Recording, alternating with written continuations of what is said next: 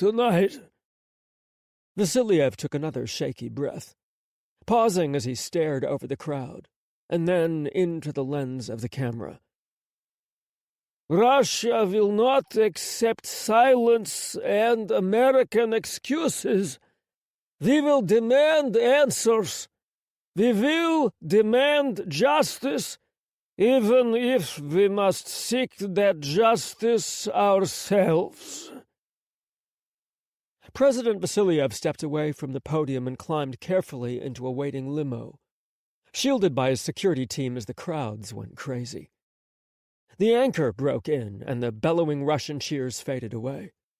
"Strong words from President Dmitry Vasiliev in Moscow today as the world waits and watches Washington, D.C., and the arraignment of D.C. sniper Bulat Dusheriev tomorrow morning." Tom rested his head against Mike's headboard and squeezed his eyes closed. Chapter 22, June 29th. Mike woke Tom gently at 4 a.m. "We need to go soon. We need to leave early." He handed Tom a cup of coffee, brewed from his coffee maker he'd moved to the bathroom, resting it on a little shelf above the toilet. Tom groaned but got up, moving through his shower and morning routine in silence. Mike laid out his miserable breakfast choices at the end of the bed. A Pop-Tart, a protein bar, an apple, and a banana. Tom grunted and grabbed the Pop-Tart and banana. Mike took the protein bar.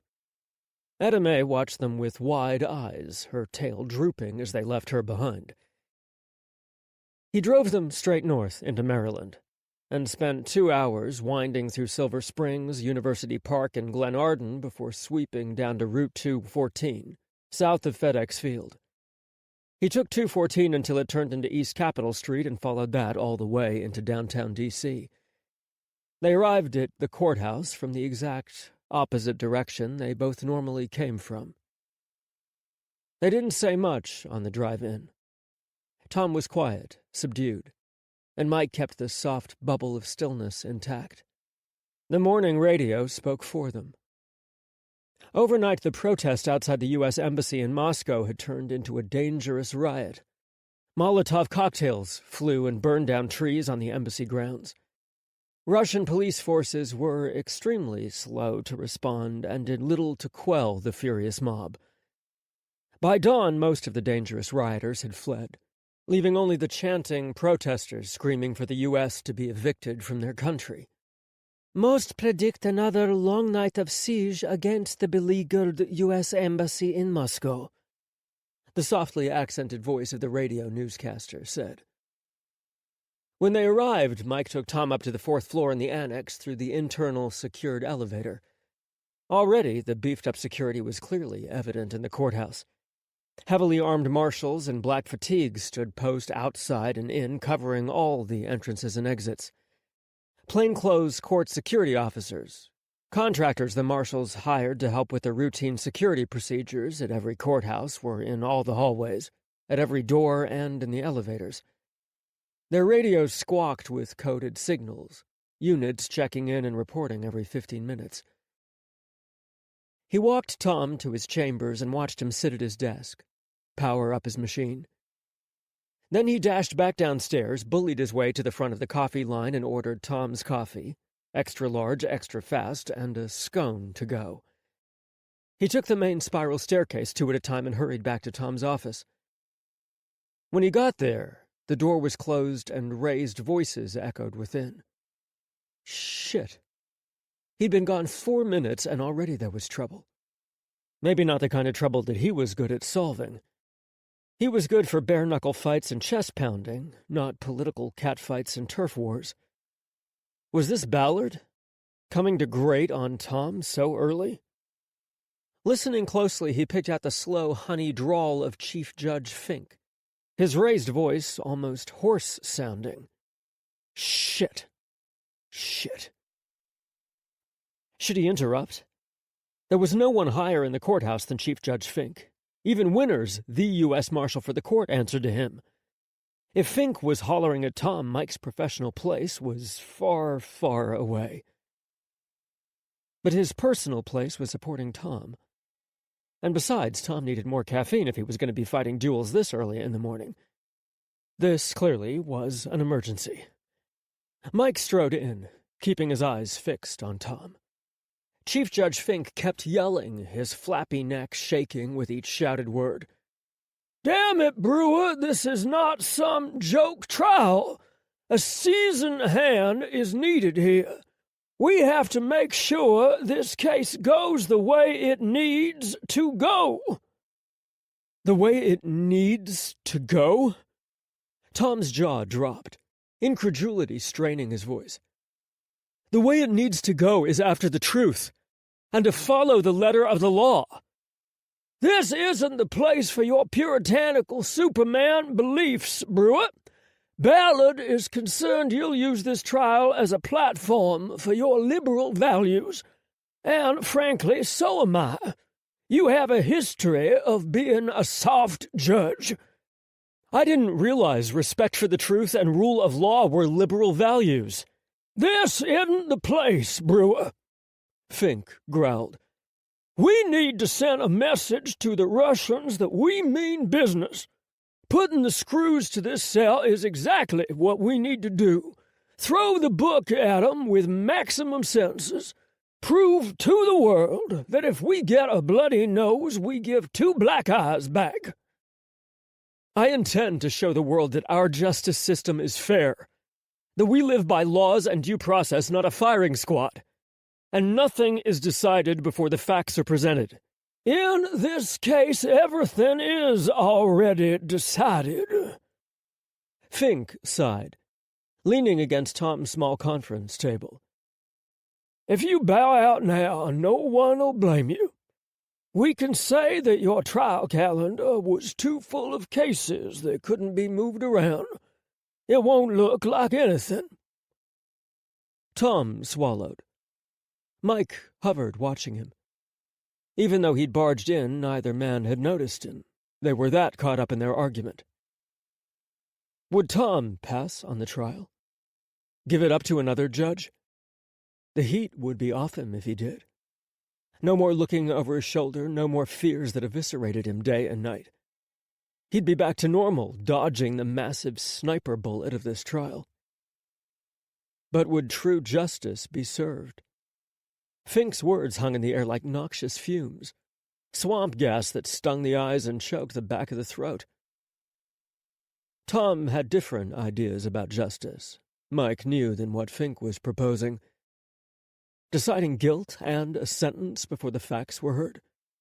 Who knew where the D.C. sniper case would go? Signing his name to a commitment to vengeance would go against everything that Tom was. It would go against his bones. I am not recusing myself from this case, Tom growled. Especially not so you and Ballard can handpick a judge who will do this administration's bidding. We aren't jury and executioner for a reason. The White House is watching you closely, Brewer.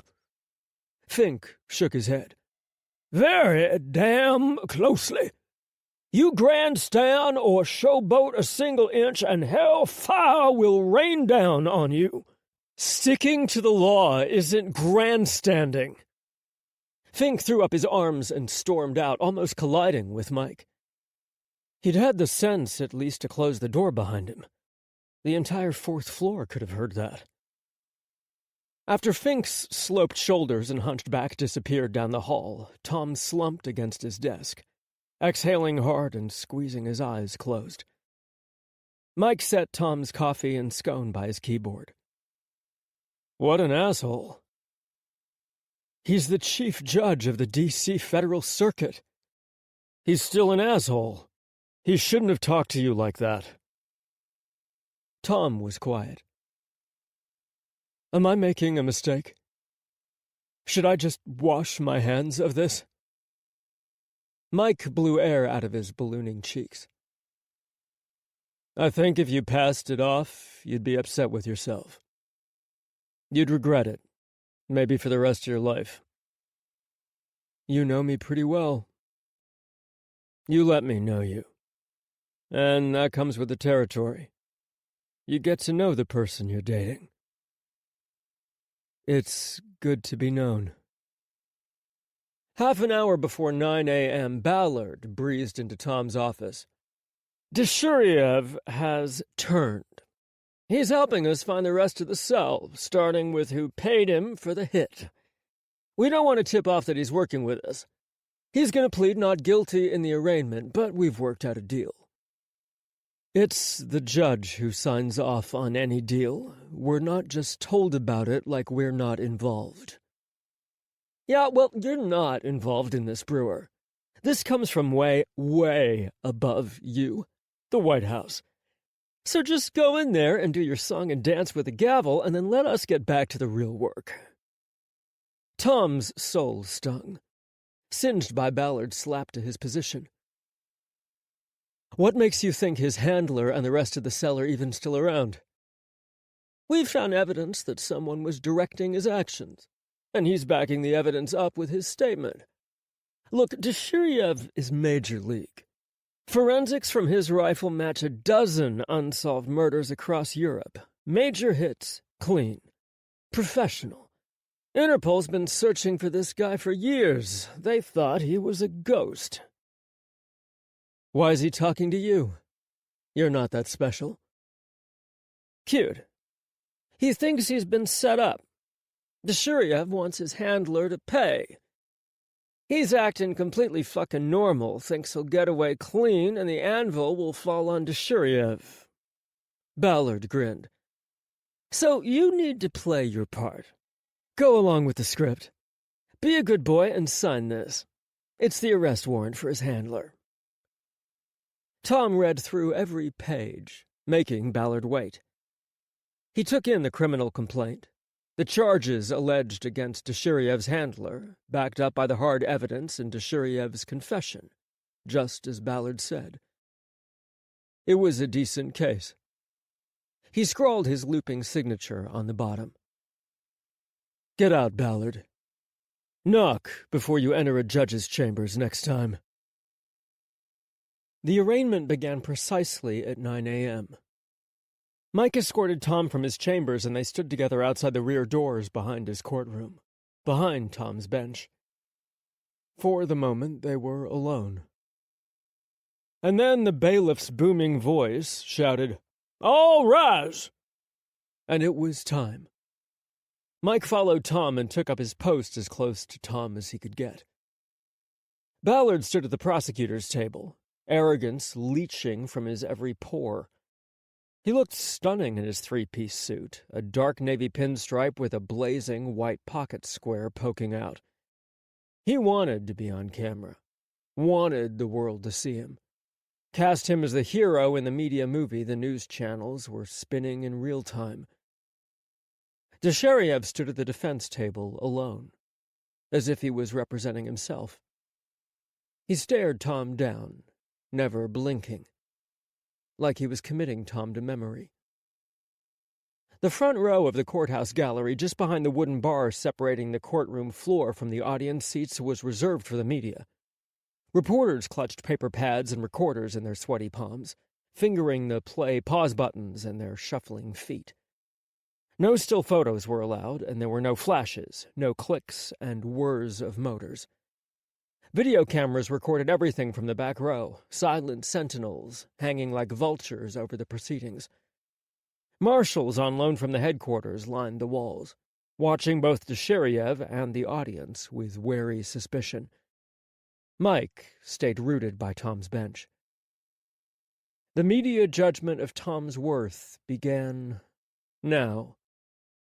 He would be hailed as an arbiter of the law, fair and impartial, or cast down as a failure, jumped on and slaughtered on the media's altar of sacrifice. It was always the notorious cases that showed a judge's true colors, strengths and weaknesses, biases and predilections exposed to the world. Fink had revealed his earlier, bending to pressure, following the political winds blustering from the White House. Ballard's were likewise on full display, arrogance and vanity in droves. Tom was sending his own signal. To Chief Judge Fink, to the White House, to everyone, by managing the arraignment himself and not kicking it to a magistrate. He was in control. This was his trial and his courtroom. He blew over for no man, not even the president. His own internal compass would guide him through this. Mike, for one, believed wholeheartedly in him. "You may be seated." Tom's voice rang out clear and strong. "The matter before us is the United States of America versus Bulat Deshiriev. Counselors, please enter your appearances. Dylan Ballard, United States Attorney for the United States." Silence from Deshiriev. Tom peered down at him. "Mr. Deshiriev, do you understand the charges brought against you?" All eyes snapped to the defendant's table. "Yes," Deshiriev growled. "You are being charged with 4 counts of violating 18 U.S.C. 1111, felony murder, and 1 count of violating 18 U.S.C. 1116, the attempted murder of a foreign official within the United States. You are also being charged under Chapter 113B, which governs acts of terrorism. Are you prepared to enter a plea?" Reporters leaned forward, and Mike could practically hear the lenses in the video cameras zooming in, irises narrowing as they focused on the next words. "Not guilty," the reports murmured, a hush going through the gallery. Pencils scratched on paper. Tom should move on to recording Deshiriev's plea. Mike knew the script by heart after watching so many trials from over his judge's shoulders. After that, bail should be discussed. But Ballard had squashed all thoughts of bail in private through his plea deal with Deshiriev. The whole arraignment was just a show, a cover for the execution of triple warrants occurring that very moment. Warrants against the man Deshiriev named as his handler, their dead-drop location, and the handler's home. The entire arraignment was phony, a way to fix the world's attention while the FBI brought down the hammer on Deshiriev's unsuspecting handler. It was the next arraignment, that of Deshiriev's handler, or the man above him, that mattered. That was the real trial. Ballard looked at his watch. He nodded to Tom. That was the signal.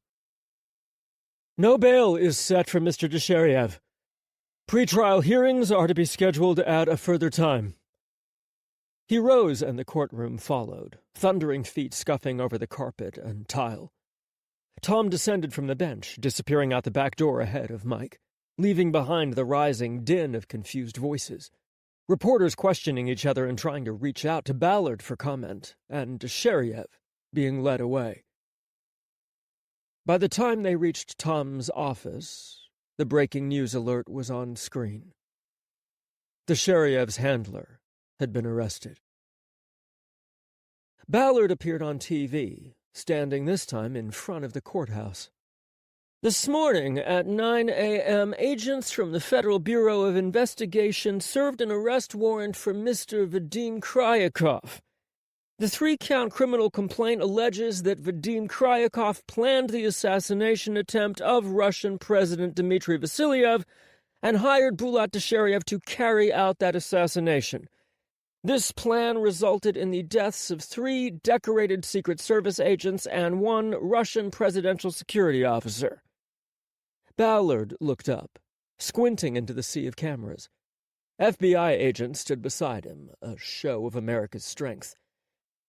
"First, we, the United States government, allege that Mr. Kryakov had political and personal reasons for planning the assassination of President Vasilyev, and that Mr. Kryakov was a member of a Russian anarchist group dedicated to the overthrow of the Russian state.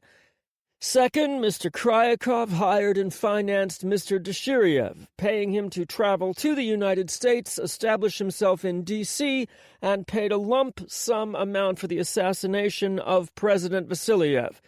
Third, In pursuit of the assassination, Mr. Kryakov communicated via cell phone and text to Mr. Deshiriev, providing him with the information and guidance needed to carry out this plot. While our investigation remains ongoing, the world should rest assured that the United States will commit its full resources to apprehending and prosecuting Mr. Kryakov, Mr. Deshiriev, and their conspirators. Ballard folded his notes and tucked them into his suit jacket. This is America's promise to the world. Our criminal justice system works. We have moved quickly to find and apprehend the vicious terrorists responsible for this heinous act. They will likewise be swiftly prosecuted as well. Thank you. He strode away, not answering any of the shouted questions from the horde of reporters crowding the courthouse steps. They were back in Tom's courtroom for Kryakov's arraignment at 3 p.m. It happened much like the first time, except the reporters were buzzed on adrenaline and pumped from being deceived before. They'd crawled all over the city, chasing the FBI as they served search warrants for Kryakov's property. They each practically vibrated as they held their pens and pencils over their notepads, voraciously hungry for the story about to unfold. Ballard was still smug, even smugger now. He acted like he'd orchestrated the entire operation, and it was his face that was on every TV. He was the man of the hour, the hero of the people. Hell, with this publicity, he didn't need to chase a judgeship. He could sail into the Senate. Beside him, Lucas Barnes, the FBI's counterterrorism #1, stood. He'd be helping the prosecution. And another man introduced himself. A tall, reedy man with thinning brown hair and a beaten-in look to his face. He looked like a pug that had run into a door a few hundred times. He growled that he was a special advisor from the Russian embassy, sent to assist the United States in this trial. Ballard never looked at him. Kryakov came in, shackled and restrained between 4 marshals. His defense attorney, Richard Renner, looked like as happy as a criminal defense attorney could. His eyes raked over Kryakov, and Tom could practically see dollar signs in his pupils. Renner had the smarmy look of a high-priced criminal defense attorney. Salt and pepper hair slicked back on the sides, gelled on top. He wore a double-breasted suit and tied a full Windsor. He had a gold tie bar and gold cufflinks, and his shoes shone like glass. Vadim Kryakov stood beside him, hunched over in his shackles, long, straggly blonde hair hanging half in his face. He wore the dark red jumpsuit of the Federal Detention Center's most dangerous inmates, those charged with the most heinous crimes. Mr. Kryakov, do you understand the charges brought against you? Kryakov looked up. His eyes were dark, darting around the courtroom before landing on Tom. Yes, he said, his voice breathy. Tom stared back. He'd seen Kryakov before. He was the man on the megaphone that Saturday, at Union Square Park outside the Capitol. He'd been bellowing at the Russian president, screaming the names of gay Russians jailed or killed. He'd shouted something in Russian, spitting fury into his megaphone. Had he been there to watch Deshiriev's handiwork? Watch his plan unfold? Are you prepared to enter a plea, Mr. Kryakov? I did not do it. The defendant pleads not guilty, Your Honor. Renner smoothly interrupted Kryakov, speaking over him and placing a hand on his shackled wrist. Mr. Kryakov's plea is entered. Tom laced his fingers together, staring Kryakov down.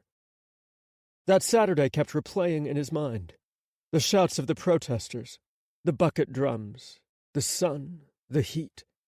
Bellowing Russian, his heart galloping in his chest. Kryakov in the center next to the Russian president's effigy in a tutu and holding a rainbow flag. Do you wish to discuss bail? Mr. Krykov is here on a refugee visa, Your Honor. He is unable to travel outside of the United States. He's not going anywhere, Your Honor. Ballard jumped in. Mr. Krykov flagrantly flouted our laws in planning this crime, Your Honor. There is no reason to believe he wouldn't flagrantly violate our laws again and attempt to leave the country illegally. Mr. Krykov is connected to the Russian mafia, the Bratva, all along the eastern seaboard. They help him move drugs, which he then turns around and deals on the streets. He will run right back to their arms if you let him out of jail. That is a libelous accusation. Furthermore, Ballard said, his voice rising over Renner's, Mr. Krykov knows more about this conspiracy. I do not. I know nothing. Renner gripped Kryakov's arm, silencing him. And the United States will not allow bail to be granted to a defendant who has been charged with a crime of this magnitude. Mr. Krykov has information to provide, Your Honor, and huge incentive to attempt an escape. We are, in fact, seeking the death penalty here. The reporters in the courtroom buzzed, hushed whispers and pens scribbling furiously. Kryakov's eyes closed as he pitched forward, almost collapsing. His lips moved, muttering something in whispered Russian. Incentive, indeed, for Kryakov to cooperate. Tom understood Ballard's move. He just didn't have to showboat so brazenly. I will remind you, Counselor, that it is the judge who decides whether to allow or not allow bail. He raised one eyebrow at Ballard. Ballard smirked, spreading his hands wide, a fake conciliatory gesture for the media's benefit only. His eyes smoldered. However, I agree with the state's argument. Bail is denied. The court will hold its first pretrial hearing in 2 weeks. Defense, be ready with your discovery request for the government. Tom lifted his gavel, ready to adjourn the arraignment and escape. The video cameras in the back were crawling on his skin. Your Honor, Renner said, interrupting everything. If it pleases the court, may I request that you hold the next hearing in chambers? Ballard arched both eyebrows across the divide at his defense counterpart. Counselor, Tom swallowed. This case requires and demands both national and international oversight. I intend to run a transparent trial for everyone's benefit. Your Honor, my discovery requests may involve national security matters and touch on classified information. My requests may prove embarrassing to both the United States and to Russia. Keeping such requests private is in everyone's best interest and for everyone's benefit. Tom flicked his eyes towards Ballard. Ballard, for once, looked concerned. He hadn't been given instructions from his masters on this. Counselor, file your discovery request under seal in 1 week. Mr. Ballard, you will respond within 3 days. I will review both your motions and make a determination at that time. He lifted his gavel and let it fall. Thank you. Mike walked him down the private hallway and into his chambers. He took the billowing black robe out of Tom's hands and hung it on the hook for him, and then turned and cupped his cheeks. He kissed him sweetly. Great job. I saw Kryakov there, at the Capitol on Saturday. So far, no one knew they had been there, either apart or together. They'd slipped out before the FBI sealed the scene. I saw him on the megaphone, shouting at President Vasiliev. Think he was watching? Making sure the hit happened? Or there to gloat? Tom shook his head. I don't know. I shouldn't think about it either. Hard knocks broke the stillness of his chambers, a beating that rattled the door in its frame. Tom jumped away from Mike. What the hell? It was Ballard. He blew in, ignoring Mike, and plopped himself at Tom's conference table. What the hell is Renner playing at? Hello, Ballard. It's not nice to see you. Why are you here? Ballard scowled at him and flipped open his padfolio. He glanced at Mike. Get us some coffees, will you, Lucciano? Tom saw Mike's shoulders stiffen, his spine straighten. Mike's jaw clenched and a vein throbbed out of his temple. He pulled out his wallet. Mike, if you please. He tried to apologize with his gaze. Mike held it together, but he refused Tom's money. Happy to help you, Judge Brewer. Ballard completely ignored them and flipped through his notes, waiting until the door clicked shut behind Mike. We need to get on the same page.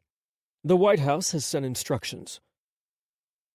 Like I told Chief Judge Fink this morning, I'm not on anyone's page. I respect the rule of law. This will be a fair and impartial trial. I'm not sentencing anyone before this trial has even begun. Did you even read the criminal complaint? The arrest warrant you signed this morning? This case is already decided. The evidence against Kryakov is insurmountable. This is an open and shut case. We should be waiting for the phone to ring from Renner, begging for a plea. Aren't you trying to work over Kryakov? Don't you want to know what he knows? Get the next higher up on the chain? Of course, we're letting him sweat a bit first. Ballard jammed one long finger into the center of his notes. But we have to talk about Renner's possible defense. National security? What the fuck? Tom sat down slowly, sighing. There's a couple of ways to approach his defense. I don't need a lesson in criminal defense theory from you. A year ago, I was your boss. And now you're not. Tom's voice was hard, harsh. If the evidence is as locked up as you say it is, then Renner will get creative with his defense. The usual strategy would be to cast doubt on your case, say the evidence isn't enough. But by invoking the specter of national security, it certainly sounds like Renner is fishing for classified information that would come from the government. What does he know that you don't, Ballard? Nothing. Are you absolutely sure? You need to check the scope of your evidence against Kryakov. In discovery, you will need to turn over everything to Renner and the defense. Everything you have. If you don't give up what you have for your case for any reason, then Kryakov won't get a fair trial. If the defense can't be guaranteed a fair trial, then Renner can move for a dismissal of charges. If there's something going on and you hold it back for national security concerns, he can use that as grounds to move for a mistrial. At the very least, it's a loaded double-barrel shotgun for appealing the verdict. Tom squinted at Ballard. What exactly do you have on Kryakov? Is everything legitimate? Ballard leaped to his feet. Are you accusing me? I will slap you with procedural misconduct in a heartbeat, Ballard. You've always played a little rough, a little too close to the line. This time you might have crossed it, and right now only you know for sure. But it will come out. It always comes out. Fuck you, Ballard hissed. His face turned purple as his teeth clenched. He stormed out, throwing Tom's door wide open. It crashed against the wall, reverberating with a bang down the fourth-floor corridor. Peggy poked her head around the door frame, her eyebrows raised, and Danny padded in beside her, his hands shoved in his pockets. Everything okay, Judge Brewer? We just need to get through this trial. Hopefully with the world still in one piece. Chapter 23. Richard Renner sat across from Vadim Kryakov in a tiny, windowless room in the Federal Detention Center. Thick, rubber-coated wire mesh stretched between them, barricading Kryakov to one side of the room. The prisoner's side. A camera watched them from the corner, obviously recording everything. Kryakov hunched on his side of the table, his hands faintly scratching at the steel surface. His blonde hair was stringy, hanging in his face, a curtain that needed to be pulled back. Are you being treated well? Kryakov flinched.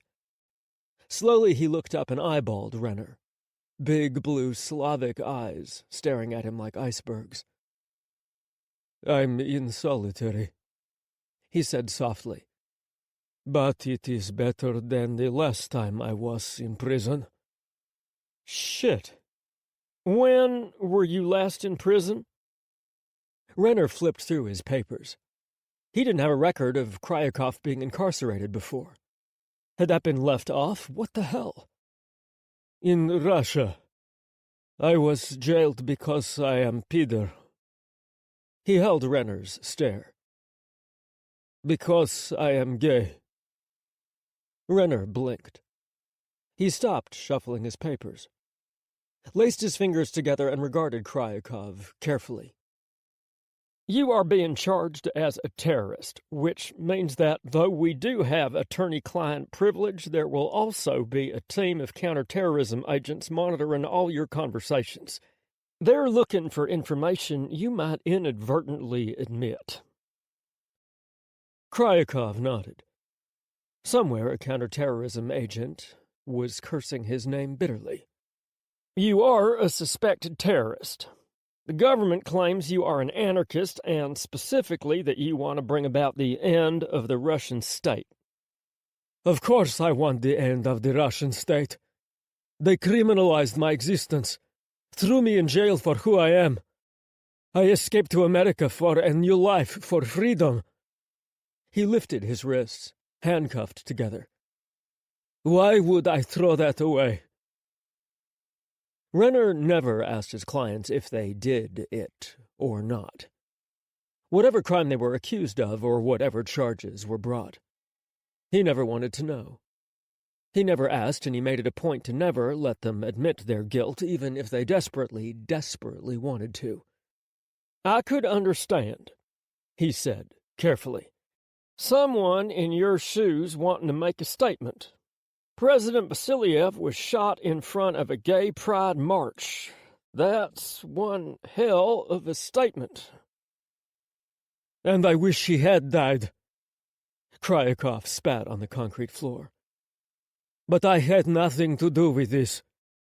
Russians, more than any others, always protested their innocence. They could be holding the bloody knife in front of a still-warm body and blame the victim, claim they were only defending themselves. Was that what Kryakov was going to say?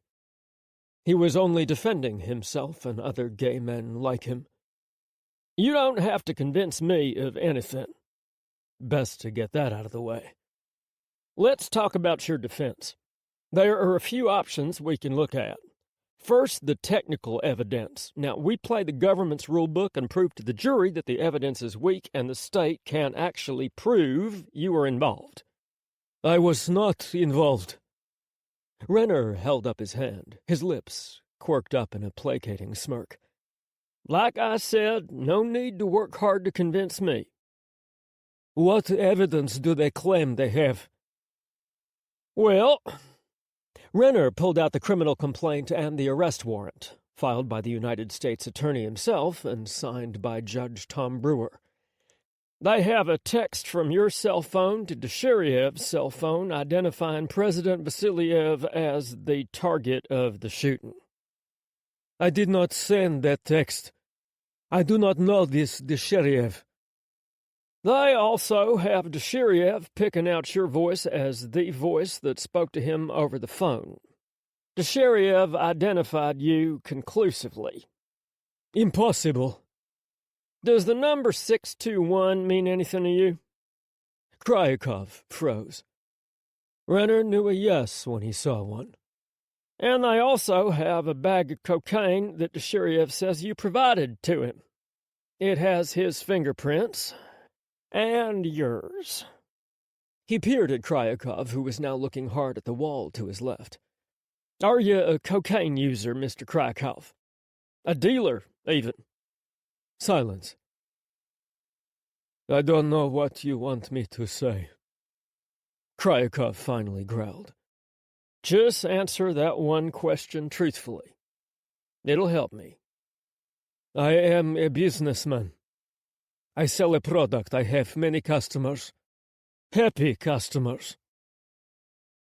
The famous Russian doublespeak and protestation.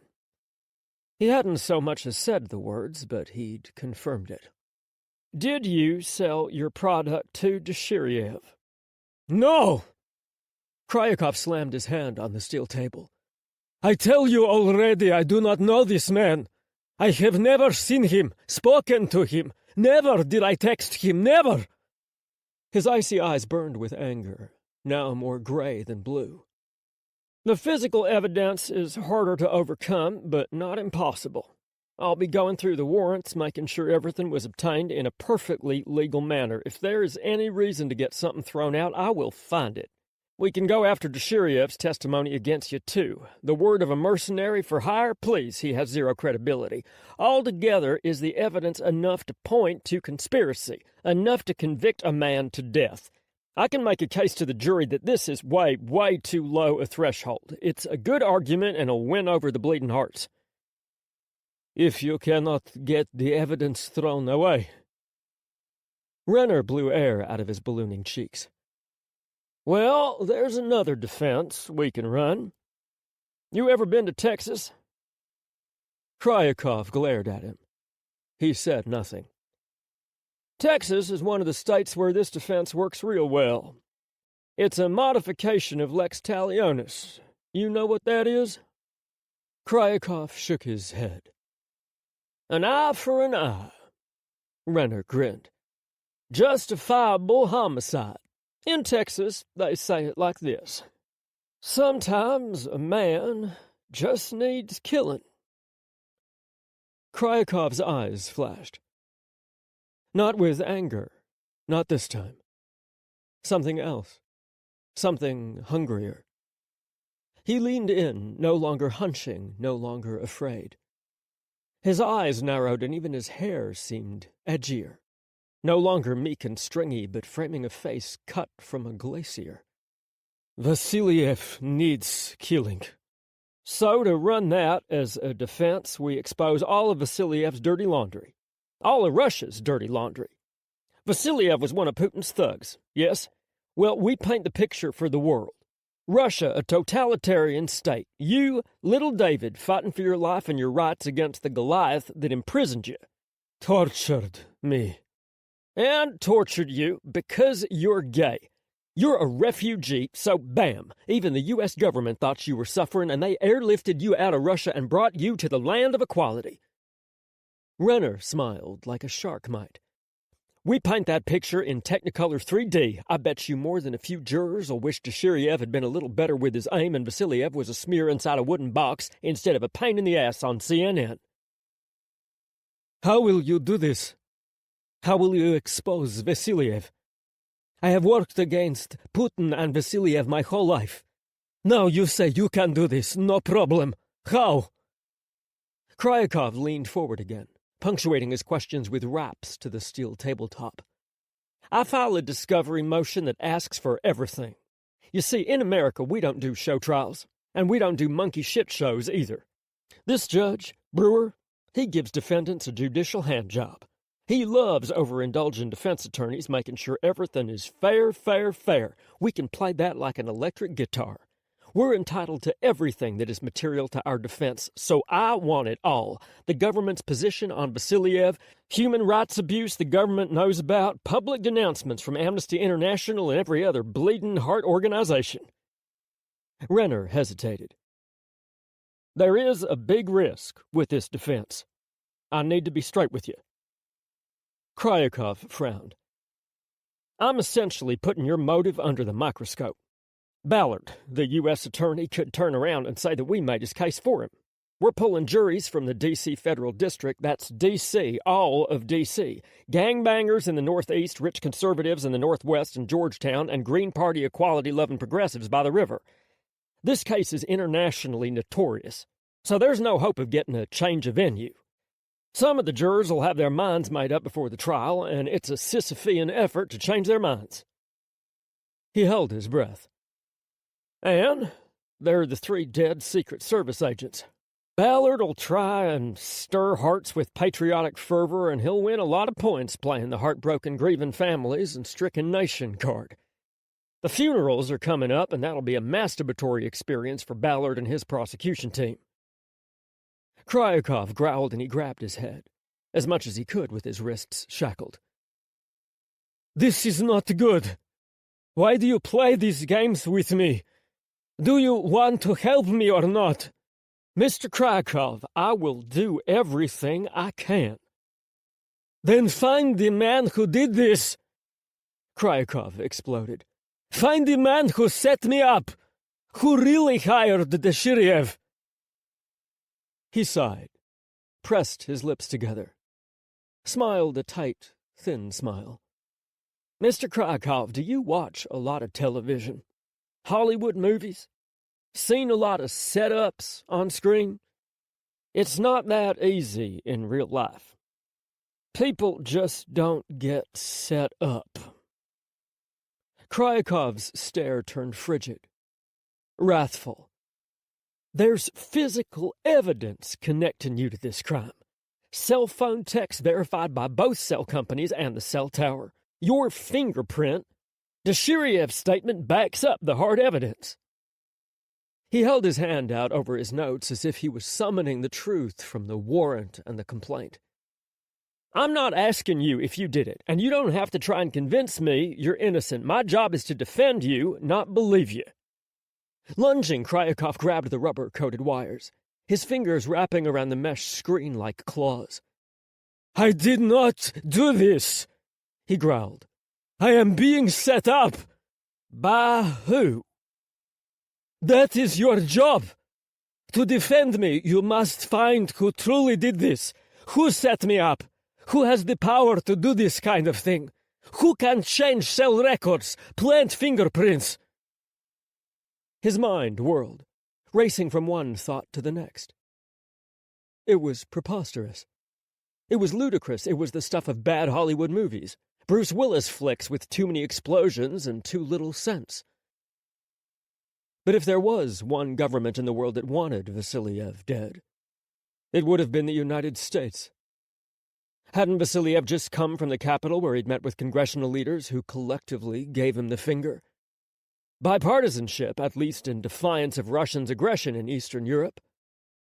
And hadn't President McDonough, the day before, supposedly told Vasiliev to fuck off? Was it possible? Honestly, probably not. Could he build a case around it, though? At the very least, could he make it excruciating for the government? Prosecute and reveal their dirty secrets, or keep their mouths shut and let a mistrial happen when they didn't produce information on discovery? Perhaps suffer their failure to assassinate Vasiliev, even. Okay. He shifted, leaning forward, braced his elbows on his padfolio and chewed on his lips. Thoughts tumbled, merged, coalesced. A strategy, a loose one, began to form. Okay, here's what we do. Forget everything I said. Our defense is that you were framed. In discovery, we're entitled to all information that exculpates you, that says you didn't do it. So, again, we ask for everything. Everything the government has on the assassination attempt, the forensics, the FBI investigation, any intelligence they've uncovered before the attack and after that discusses the attack. Foreign intelligence intercepts, internal documents, NSA recordings.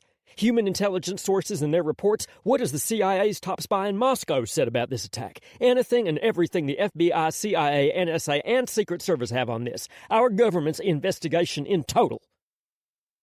Will they give you this information? Kryakov looked dubious at best. In Russia, they would laugh you off all the way to Siberia. They will have to give it to us, or I can move for a mistrial. Like I told you, we don't do show trials here. Nothing is fake. And with what I know about the judge, he'll fall right in line. We demand the information, or we move for a mistrial. Renner snapped his padfolio closed. Easy as that. But what about finding the man who really did this? Clearing my name. If you walk out of this prison, your name is as clear as it's ever gonna be. Kryakov slammed his open palm against the wire mesh. Not good enough! I did not do this! One step at a time, Mr. Kryakov. We just need to make this hurt for the U.S. government. Leave that to me. Chapter 24. That evening, Mike turned the TV off, ending Tom's obsessive watching of CNN. Since the case had been assigned, Tom had the TV on, either in his office or at Mike's place, and he stared at the screen like he was waiting for the world to worsen, for the next breaking news alert to be more terrible than the last. His face kept popping up, along with commentators speculating about how he'd run the trial, or what he was like. He was painted as a demon and a saint, a defender of justice and a pansy who gave in to defense attorneys. So far, not a word, not a whisper about his sexuality, about Friday, about him and Mike. He was desperately, pathetically relieved. "I wish I could cook you dinner." Mike wrapped his arms around Tom's waist and held him. "I'm sorry my place is such a disaster. I'm not that hungry." "You need to eat. There's a Lebanese place a few blocks up. Let me run over there. Get some hummus, some appetizer stuff. You can pick at it. Eat slowly." He rubbed his hands over Tom's arms. Concern hung in his eyes, deep pools of worry and care. Tom hadn't had someone care this much about him in decades. His throat clenched, and he nodded, afraid his voice would break if he spoke. "Can I take Edame? Give her a walk?" At the word walk, Edame perked up, rising on the couch and staring at Mike, her head cocked all the way to the right. Her tail wagged, slapping the couch like a deranged drummer. "She'd like that. I think you should stay here, though. I don't want to stumble on anyone or have anyone recognize you, or follow you back here." Mike looked like he was telling Tom that his mother had died. Yeah, I agree." Tom shoved his hands in the pockets of his jeans. "I'll wait here." He tried to smile. Mike grabbed Edame's leash and hooked it to her harness as she bounced at his feet. His giant blue eyes, telling Tom goodbye, gave Edame's puppy dog eyes a run for their money. "I'll be right back." Mike squeezed his hip and kissed him, and then headed out the door. Silence enveloped Tom. He heard his own lungs inhale, breath fill his diaphragm, heard the dust settle in corners, heard each chamber of his heart beat a fast, anxious rhythm.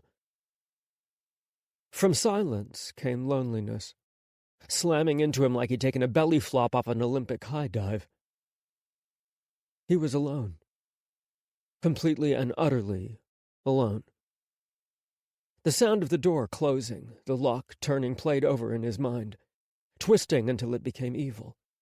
The final act of Mike leaving him for good. He was alone, and he'd always be alone. He deserved to be alone. Out of everything, out of the botched assassination attempt, Fink trying to railroad him off his trial, Ballard being shiftier and more ruthless than usual, out of all the ways the world had tipped sideways in the past week, he was most frantic over whether anyone had let slip to the media that he'd kissed Mike in public, out in the open, and had taken 1 foot out of his very deep closet. Tom sank down, crouching as he wrapped his hands behind his neck. Breathe. Just breathe. Mike would be back, and when he did come back, Tom was going to be better. Be a better man. A better partner. Before he really did end up alone. He grabbed some paper plates and plastic forks and then pulled 2 bottles of beer from the fridge. There were a few stubby candles on Mike's bookshelves, and he grabbed them and set them on the coffee table in front of Mike's couch. And then he sat, clasping his hands together, and listened to the dust settle again. Yes, he'd kissed Mike in public at the volleyball game. And yes, they'd gone to their gay bar again, and he'd been introduced as Mike's new man. He'd been happy at the time, thrilled, exuberant. Being seen and known and having Mike pick him, want to be with him out of all the gay men in D.C.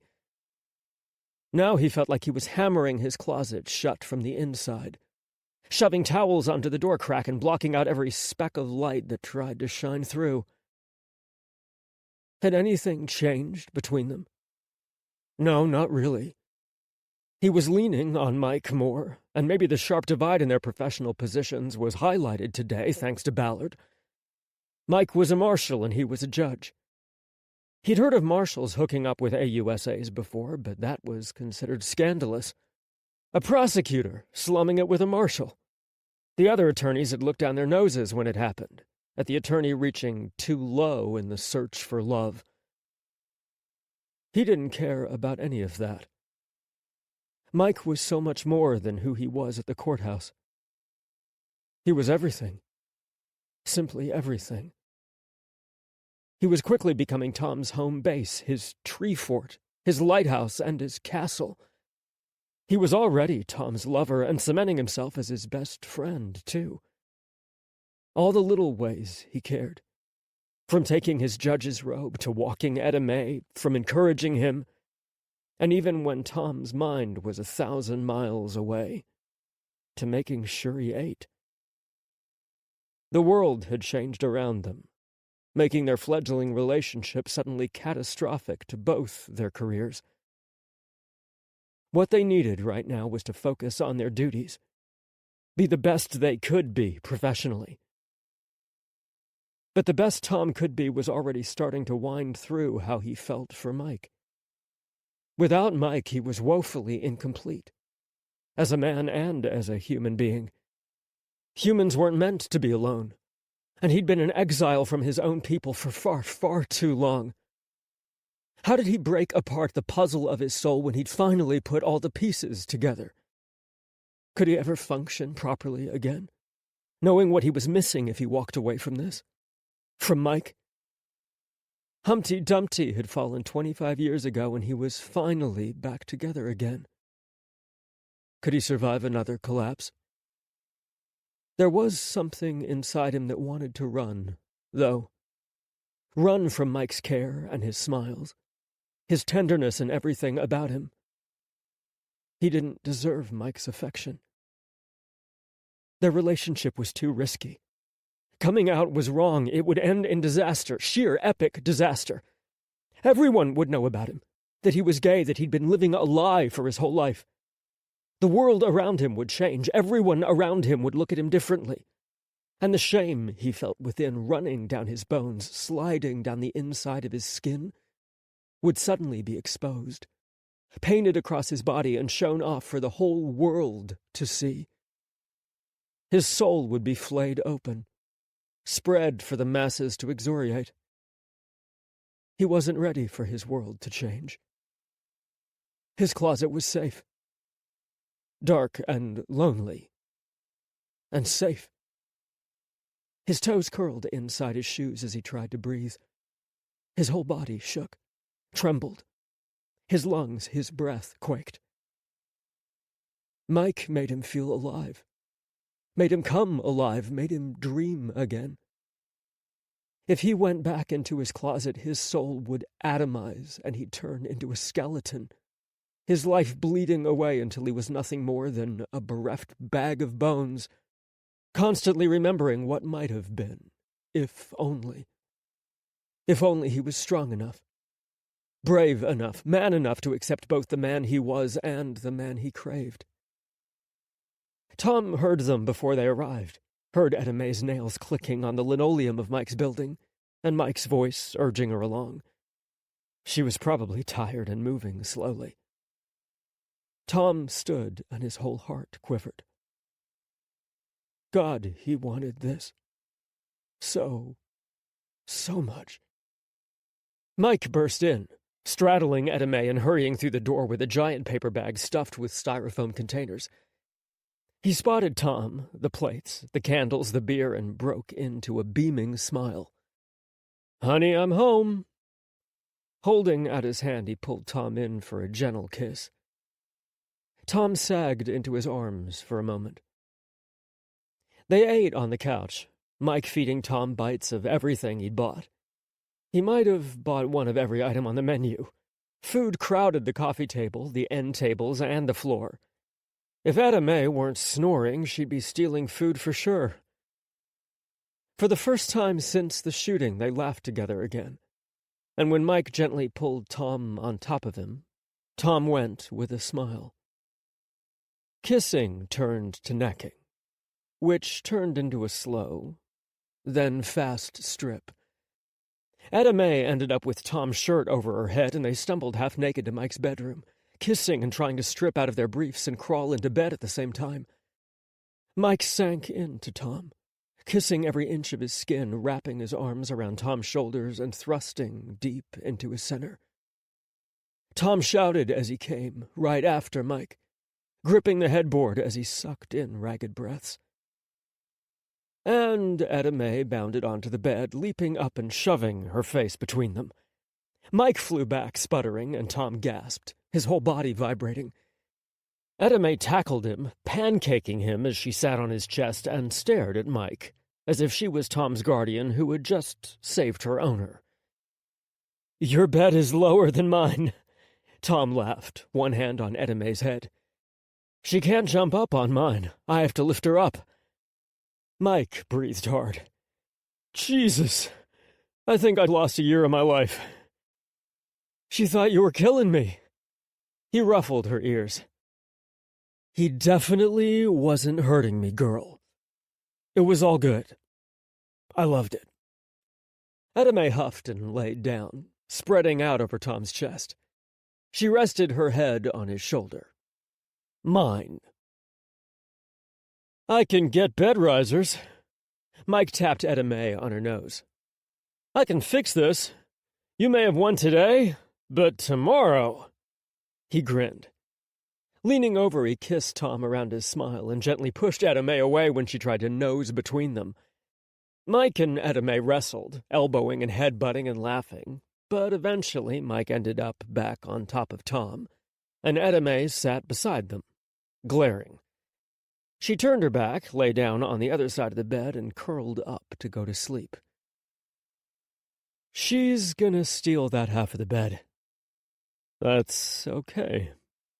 Mike nuzzled closer, as if he could crawl inside Tom. "I like cuddling." Tom wrapped his arms around Mike and rolled into him, and they fell asleep sandwiched together. A tangle of arms and legs on half of Mike's queen bed, as Etta Mae snored on the other half, completely undisturbed. Mike woke with a basset paw in his lower back and a raging hard-on. He rolled Etta Mae over first and then woke Tom, slowly. "To the shower," Tom gasped. "I'm not ready to have sex in the same bed as my dog." They stroked each other, trading blowjobs and careful fingering, and then took their time washing. Etta Mae was still snoring when they emerged, utterly oblivious. Tom fixed her breakfast while Mike made coffee and grabbed 2 blueberry muffins he'd picked up the day before for them. In the car driving their circuitous route into D.C. before dawn, they heard the news on the radio. "Overnight in Moscow, riots erupted again in the streets in front of the U.S. Embassy. Rioters threw Molotov cocktails over the embassy fence, sparking multiple blazes that overwhelmed the Marines and destroyed a section of the embassy. The embassy fence was breached later in the night, and rioters gained entry to the U.S. Embassy grounds and clashed with Marine guards. 6 people were killed and over 180 wounded. Russian police have surrounded the embassy, keeping all rioters back, but for the moment no one is sure whether the police are there to help or to harm. Statements from the Kremlin condemn the violence but place the blame squarely on the United States. Once again, the United States believes they can harm Russian citizens, this time on Russian soil. They fire indiscriminately into crowds of Russian protesters exercising their rights. The United States claims to support freedom of speech, freedom of protest, except when it is aimed against them.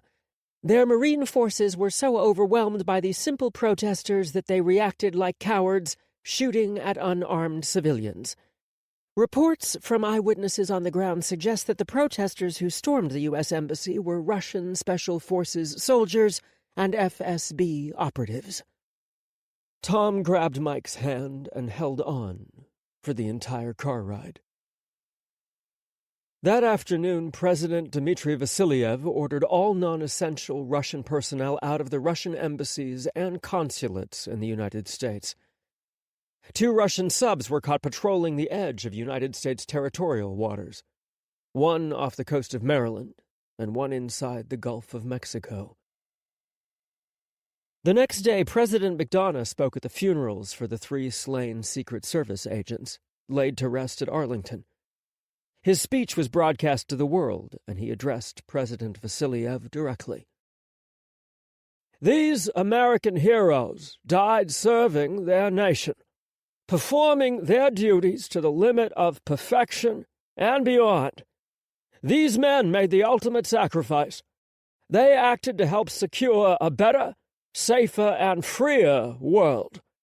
True heroes act in the face of danger. True heroes rise to the occasion. True heroes ask what they can do in that moment to better the world, whether that is to protect or to calm, to save a single life, or to speak and act to save thousands, and perhaps millions more lives. The world hungers for peace, for unity, for freedom of all mankind, but real, lasting peace in this world cannot come about while freedom is crushed by harsh words and savage actions made in retaliatory anger. The poet Aeschylus once wrote, "Even in our sleep, pain which cannot forget falls drop by drop upon the heart, until in our own despair, against our will, comes wisdom through the awful grace of God." These men, these heroes, are in the tender mercies of our Lord above today, and it is we who must endure the drop by drop of pain remembered as we live on without these great men, and it is we who must find, through all the despair of our days, the awful grace of God, and find the wisdom which these men ask of us. Their sacrifice must not be made in vain. The world is a difficult place. We are facing difficult times full of uncertainty. But together, we can create the world these men died to protect.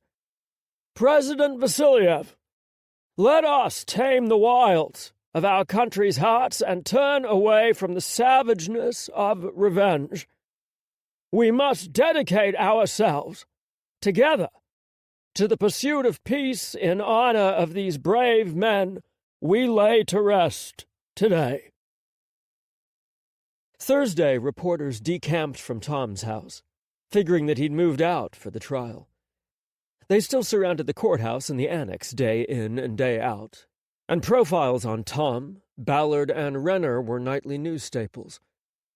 They scoured Tom's past, hungry to speak with anyone who'd ever known him, who could provide insight into how he'd managed the trial. The 24-hour news channels dissected his past federal cases, diving into his opinions and his motions and his papers, searching for clues as to how he might rule on 100 possible scenarios in the trial. Ballard, suddenly, went silent, not speaking to the cameras, not appearing on television. No leaks came from the U.S. Attorney's Office, and the news media went rabid, circling through the same information they'd already dissected 1,000 different ways, looking for a new tidbit to explore. Tom stopped watching CNN. He couldn't take seeing his face on screen 10 times a day or hear commentators that he'd never met discuss his life, his decisions, his choices as if they knew him better than he knew himself. More than half the time their commentary was wrong, and the rest was so full of superiority and assuredness that Tom almost started throwing things at his office TV. Mike moved his laptop and his files into Tom's office and worked out of the end of Tom's conference table. Winters raised both eyebrows when he poked his head in, checking up on how they were handling everything so far. But he didn't say a word.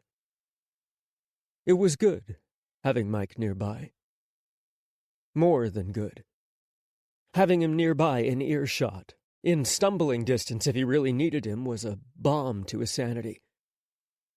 As he waited for the breaking news alert to scream across his monitor, shouting his secret to the world, having Mike nearby kept him from bolting. If he was left alone, the darkness would crawl up inside him again. The fear, and his old professor's skeleton rattling and screaming that he was a fraud, a phony and destined to die for his sins. It would be too easy to run from Mike. Hide in that darkness if Mike wasn't there all the time.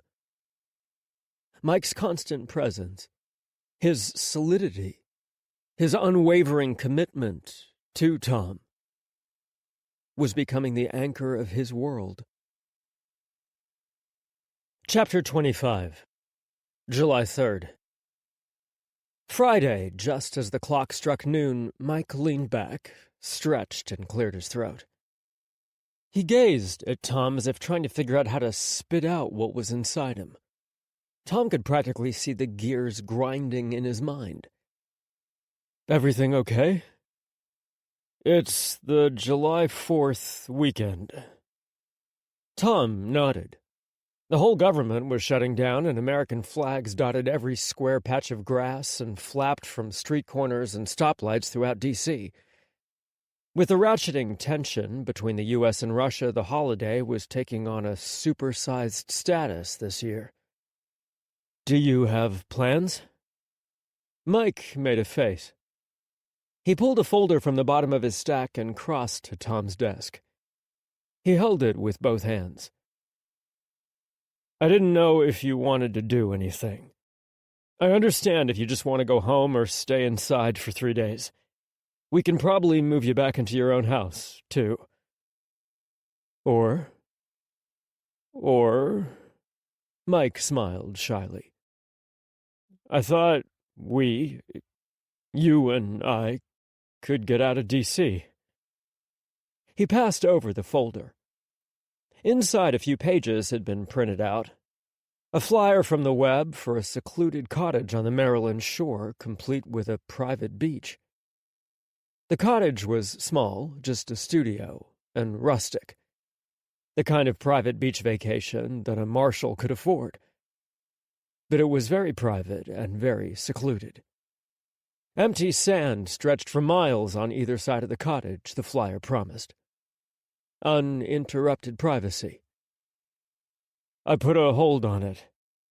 It's ours for the weekend, if you want it. They accept dogs? Of course. That was a requirement for any place I looked at. Tom's heart pitter-pattered. Once, months ago, he dreamed about Mike on the sand, lying on a towel by the ocean, letting the sun soak into his skin. He'd played the part of the indefatigable lover, constantly pouncing on him in his daydreams, licking off beads of sweat and running his hands over Mike's sun-kissed body. How many times had they made love on that beach towel in his fantasies? There wasn't a calamitous risk of being discovered, though, in his daydreams. Miles and miles and miles of privacy, the flyer said. Uninterrupted privacy. It only took one pair of eyeballs to see them. One person to recognize who he was. Into the sunlight or into the darkness?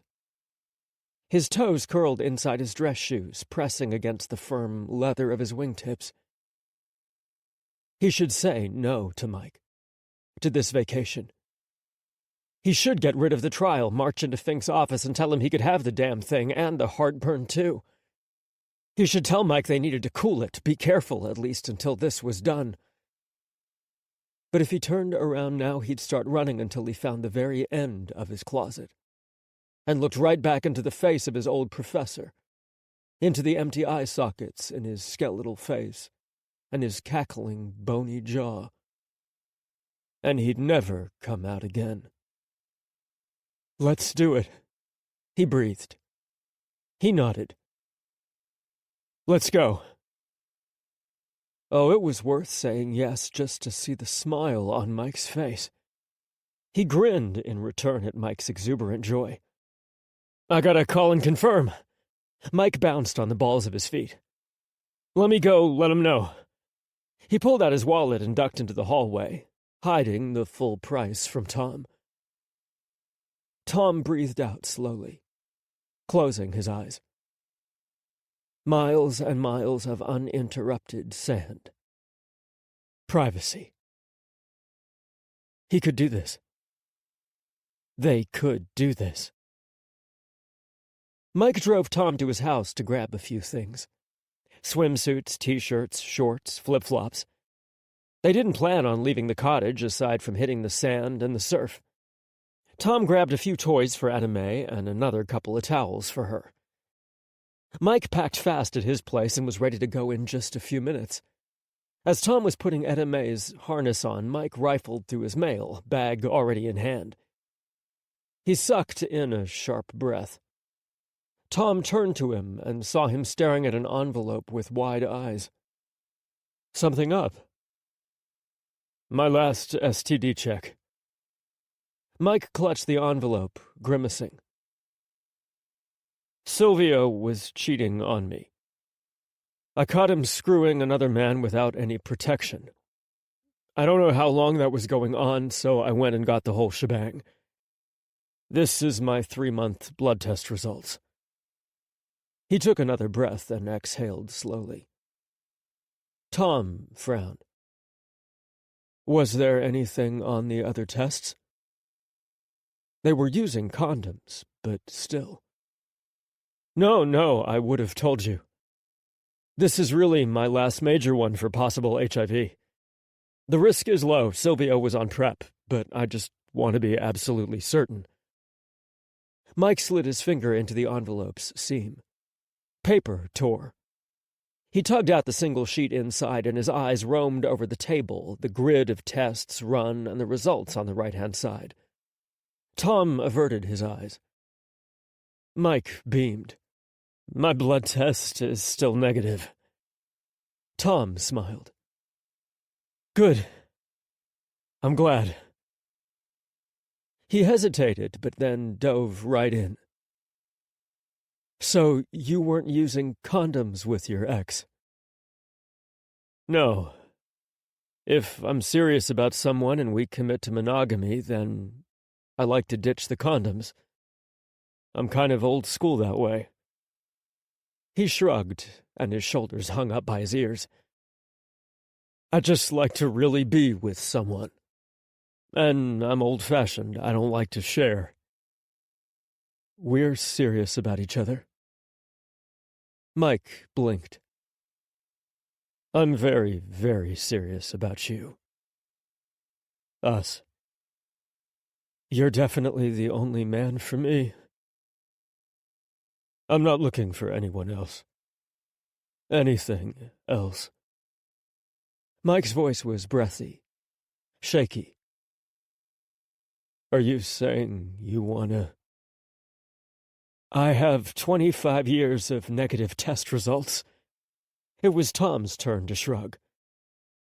"So, if we're both healthy, and we're both serious, and we're both committing to monogamy, then—" Mike smiled and dropped his bag, unzipped it and rummaged around, pulled out a box of condoms. "Guess we don't need these this weekend." He tossed them over his shoulder and they bounced on the couch cushion before tumbling onto the floor. Mike pulled Tom close, kissing him slowly. He seemed to hesitate, pausing mid-kiss as if he wanted to say something. But then he kissed Tom again and stepped back. "Ready to go? If we're there early enough, I can pick something up to grill for you. Lead the way." Mike grilled chicken wings on the cottage's patio while Tom lay back on the sand and drank beer. He was under strict instructions to do nothing and enjoy himself while he did it. The sun set behind the dunes that shielded their cottage from the private road leading to the beach, casting a pink and lavender glow over the sand. Summer heat clung to the shore, but a salty breeze blowing off the gentle waves made it comfortable, relaxing instead of like being in an oven. May sniffed every square inch of the beach and then put herself to bed, seeming to sense that this was a perfect chance to nap uninterrupted on the porch for days. This weekend is about you. Mike sat next to him after dinner, feeding small logs to a fire pit in the sand. I want to take care of you.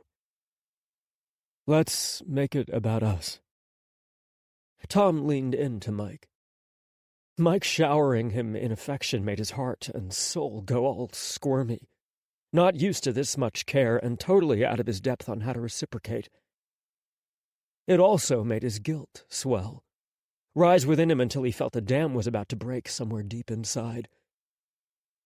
Every day he fought a war that Mike couldn't see. Stay or run. Turn into Mike or flee to the safety of his closet. Mike was making it so damn hard for him to think. He was at a crossroads, stuck trying to figure out where to go. His professionalism demanded one choice, and his heart and soul demanded another. And he was tired. So very, very tired of the choice. It was his life made large. The single choice that had the most meaning in his whole life, the only choice that truly mattered, now pressing in on him on all sides. And now the choice of his lifetime came with 1,000,000 extra pounds of pressure, clenching around his heart until he couldn't breathe. In or out, stay or go, pride or shame. Later, Mike took very good care of him, and his brain fizzled out as he finally relaxed, boneless and content in Mike's hold. The crashing waves woke them, and Mike made love to him in time to the ocean's swell and rumble.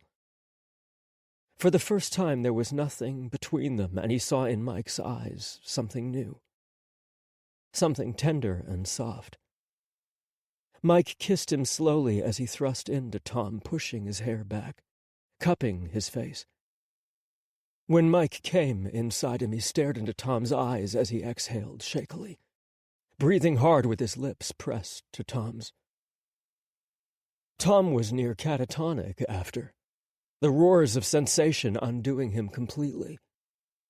He was a shell tossed on the waves, a branch mired in a hurricane, and after he just wanted to be a bottle washed ashore on an empty beach, filled with Mike and his affection. Mike prodded him out of the cottage, and they made their way to the water to wade and relax.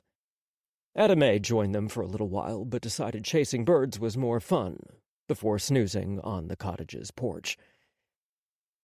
And then Mike laid out the towels, and the afternoon progressed exactly like Tom's daydreams had spelled out.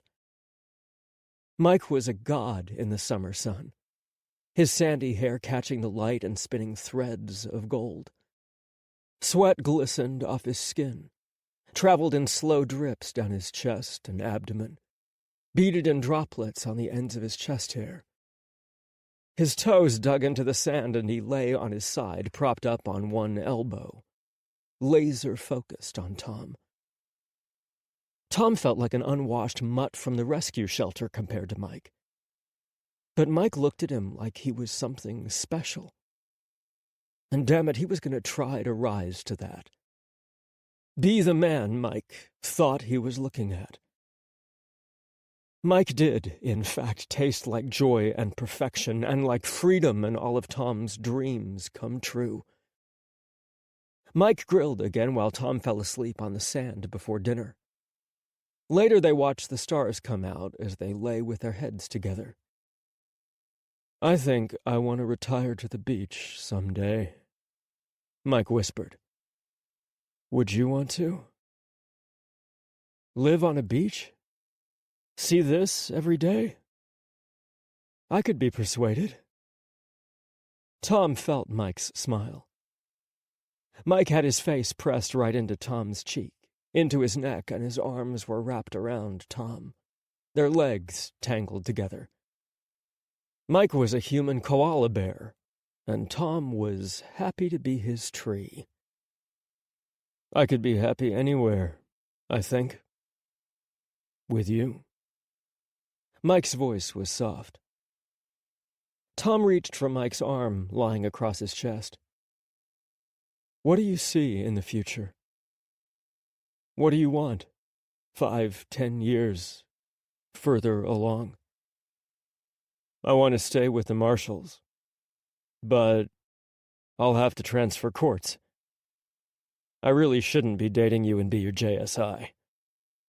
Other than that, I'm a simple kind of guy. I want to do my job, find my Prince Charming, live a good life. He swallowed, and again Tom felt it through their closeness. I want to fall in love with you, take Etta May for walks together, grill for you, spoil you on the weekends, travel when we can, see the world, make love to you every night or until my dick falls off from overuse trying to satisfy you. Tom laughed, curling into Mike. They were eye to eye now, nose to nose. Hope sprang from Mike's gaze, a flood of it enough to wrap around Tom and cocoon him, push away the outside world, push it all the way to space, to the stars above. Just him and Mike's simple dreams of their future. A future that Tom had imagined so many times, dreamt about until he could taste it in the tears he'd shed. What about you? Mike's words were a breath, edged in hope. Everything you just said. All of it. His lips brushed Mike's as they spoke. They were so close. And I want to be out. Proud. One day.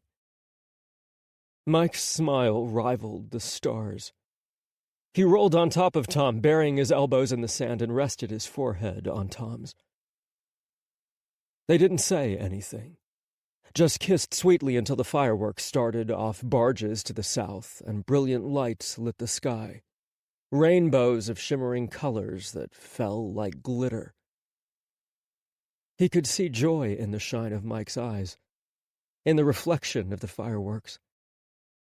The cascading colors seemed to form a rainbow, a sign in the sky behind Mike's head beckoning Tom forward. Yes, this was the way. He was on the right path. Stay with Mike. Hold this course. Be brave. You can be happy. Ringing woke them before dawn.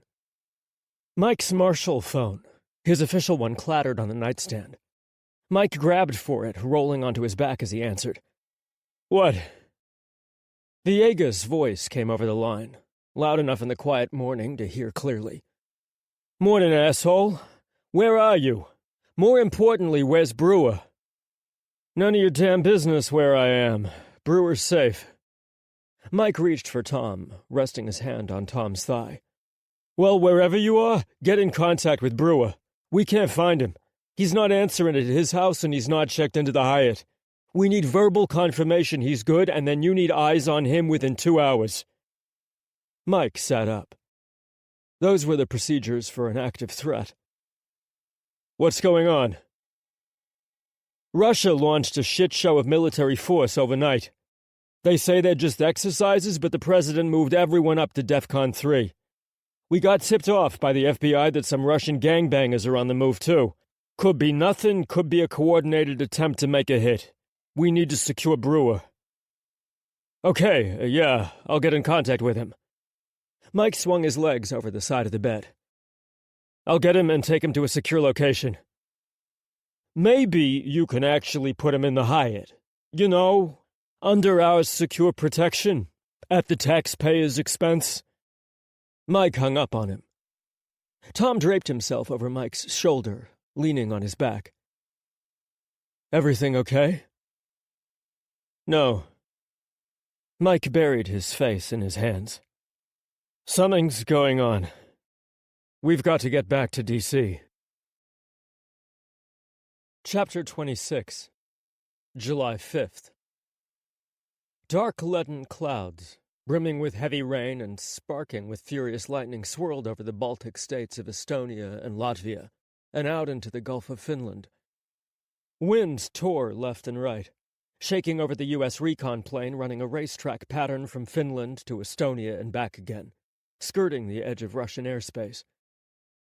They were monitoring Russian communications, or doing the best they could in the weather. For days they'd been alternating flights with 4 other recon planes, vacuuming the skies and sucking up all Russian communications they could. Geeks and analysts decrypted the data and translated the lingo, forwarding everything to the big brains back stateside. Their job was to fly and collect, no matter what. It was dull, even in the weather. Until lights flickered and the plane bounced, jerking left and right, unseating crew and anything that wasn't strapped down. Monitor banks situated in long lines, signal scanners and interceptors fuzzed and fritzed, making their multi-million-dollar scanning equipment meaningless. Sergeant Playa picked herself up and doubled over against the turbulence, staggering to her console. There was a dizzying array of dials in front of her, switches and buttons and toggles that controlled an army of fine-tuned instrumentation, all designed to grab Russian ELINT, electronic intelligence, as best it could. Voices rose throughout the cabin, panicked and frantic. "Sir, my station is dead. LT, I got nothing. We've lost power. Shit, the whole plane has lost power." The plane bucked again, jerked as if it had been rear-ended, and then started to drop. Playa saw Lieutenant Hall's eyes go saucer-wide, a full ring of white all around his irises. Alarms wailed, screaming from every console. "It was an electromagnetic burst, sir! Someone directed a microwave burst at us, fried everything!" They were starting to dive, powerless. Freefall lasted 4 seconds, but to Playa it felt like a lifetime. "This is Captain Paulson! All crew buckle in tight and stow gear! We're breaking off course and taking evasive action!" The intercom crackled, flickering to life in fits and starts as the backup batteries powered on and the engines restarted. "Find the bastards that did this!" Hall growled. "Find them now! This could be the start of a war!" Playa's hands flew over her console. "Source! Bearing! Jesus! They're close!" "Sir!" Sergeant Mitchell, down the line of scanners and hovering over the rebooted radar controls, shouted, "There's a Russian ELINT jet closing on us, bearing 151, distance less than 1 mile." Playa grabbed her console right as their plane dipped into an S-roll and banked hard, a move more accustomed to a fighter jet than their lumbering recon plane.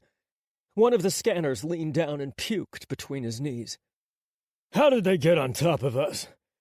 Hall wound his way to Mitchell, bracing himself on the bucking deck and grabbing the handholds above him. "They could have masked their signature in the storm, and they're not broadcasting an identification beacon."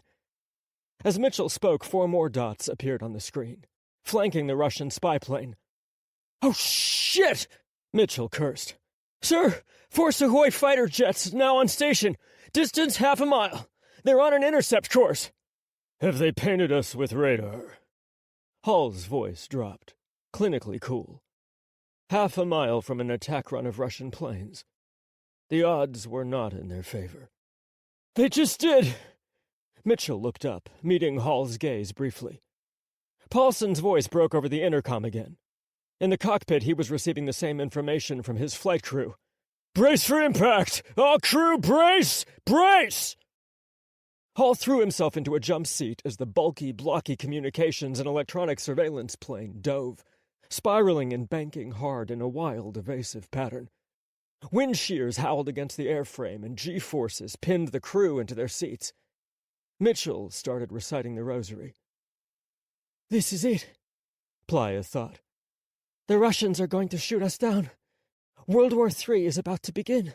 We'll be in all the history books. If there are any history books when this war is over." Heavy rattling, deep and thunderous, boomed on all sides, echoing just beyond the steel hull of their jet. Someone was shooting. 3 NATO fighter jets, 2 from Sweden and 1 from the UK, zoomed past their plane, whooshes of light and sound outside their windows. Tracer rounds illuminated the dark sky, and the lightning flashed, just long enough to glimpse their harsh outlines against the storm. The trio of fighter jets roared into the wake of the American plane, barreling forward and firing warning shots over the Russians' wings. Russian flight, you are in violation of NATO airspace. Playa's earpiece picked up the heavily accented voice of one of the Swedish pilots. You are in violation of NATO airspace. Return to Russian airspace immediately, or we will take your actions as provocation and respond accordingly.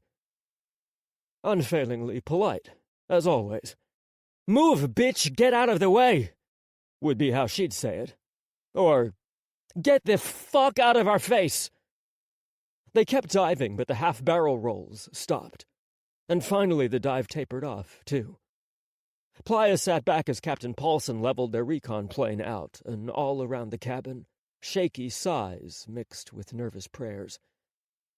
Playa kept listening over the comm unit to the NATO fighters closing in on the Russians. Russian flight, return to your airspace. This is your last warning. They're not turning around. Do we have permission to engage? Fucking start a war. Are you bloody serious? They were warned. Fucking Red, they're asking for this. A new voice broke into the channel. NATO flight, you do not have permission to engage. Trail fighters and rebroadcast our demands to the Russians to leave NATO airspace. Silence for a moment until the lead fighter responded. Understood, sir. Muttering continued on the private channel, though. There you go. Now the fucking Reds know they can do whatever the bloody fuck they want, and all we'll do is be cross with them. Cut the chatter. Playa listened until Captain Paulson flew out of range. The NATO fighters were circling and shadowing the Russian jets. 10 minutes later, Captain Paulson reported that the Russians had retreated back to their airspace, and they were on approach for landing back in the UK. She tuned into UK frequencies, listening as they came in closer. When the breaking news skewered the airwaves, she wished she was back in the air over Estonia. Chapter 27. Mr. President, we have a situation. President McDonough glared at his national security advisor, Bill Simon. A migraine had attached itself to the base of his skull the day of the D.C. sniper shooting, and it was only getting worse each day. What is it now? The Russians have launched military maneuvers around St. Petersburg on the border of Estonia and over the Gulf of Finland. They breached NATO airspace over Estonia and fired a microwave burst at an American surveillance plane. It hit them like an EMP and fried their equipment.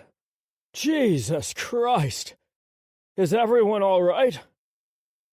Yes, the plane was forced to abandon its mission and return to the UK, though. McDonough slammed his pen down on his papers and leaned back in his chair. The leather creaked, and he propped one foot up on the lower drawer of the resolute desk. God damn it! And, Mr. President, there's this. Bill Simon turned on his tablet and passed it over to the president. It was frozen on a live stream from CNN, the breaking news ribbon curling over the bottom of the frame. The anchor, a woman, was frozen mid-word, her eyes wide. She almost looked frightened. McDonough looked from the frozen tablet to Bill Simon. I'm not going to like this.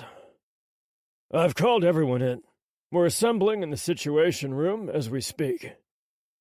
McDonough pressed play on the tablet's screen. Just in. Russian government officials say that they have found conclusive evidence that the CIA was behind the attack on Russian President Vasilyev.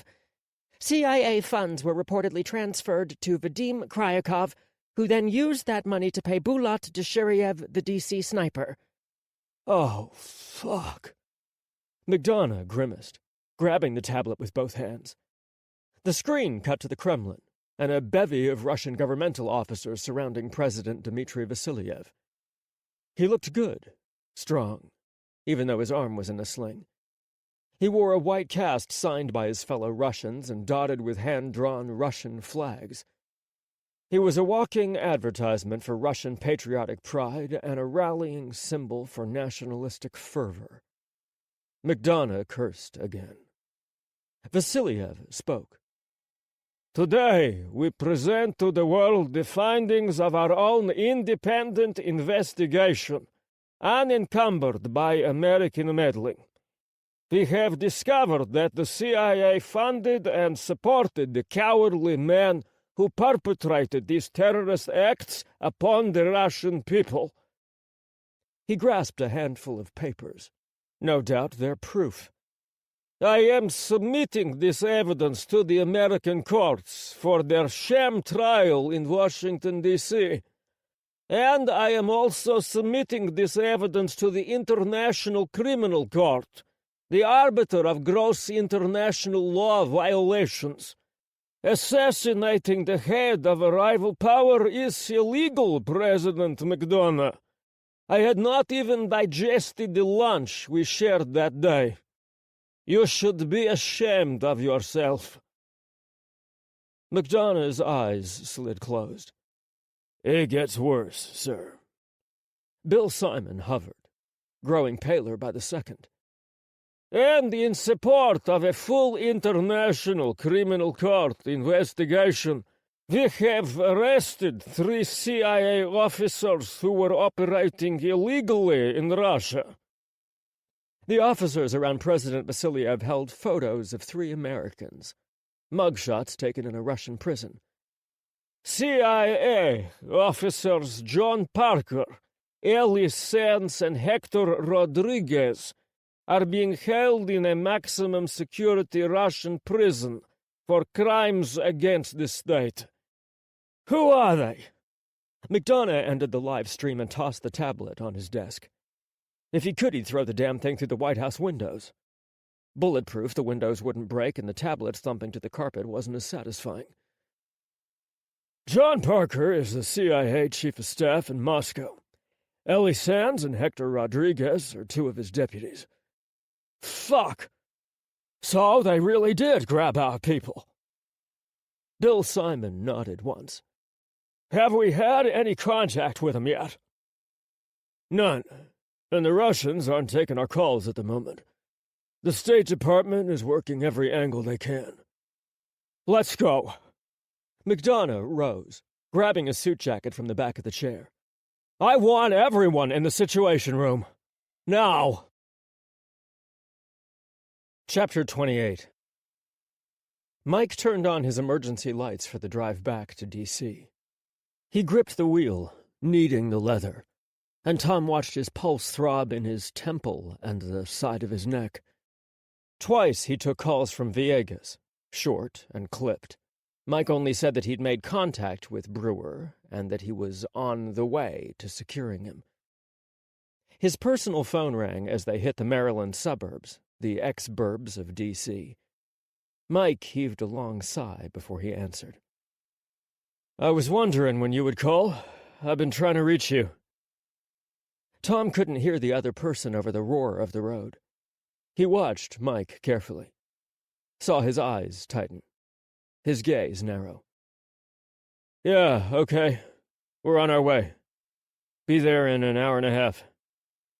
Mike hung up and turned south, skirting D.C. and taking the outer loop that would bring them south to Virginia. Chris needs to see us. Chris? Does he know something about what's going on? Something from the State Department?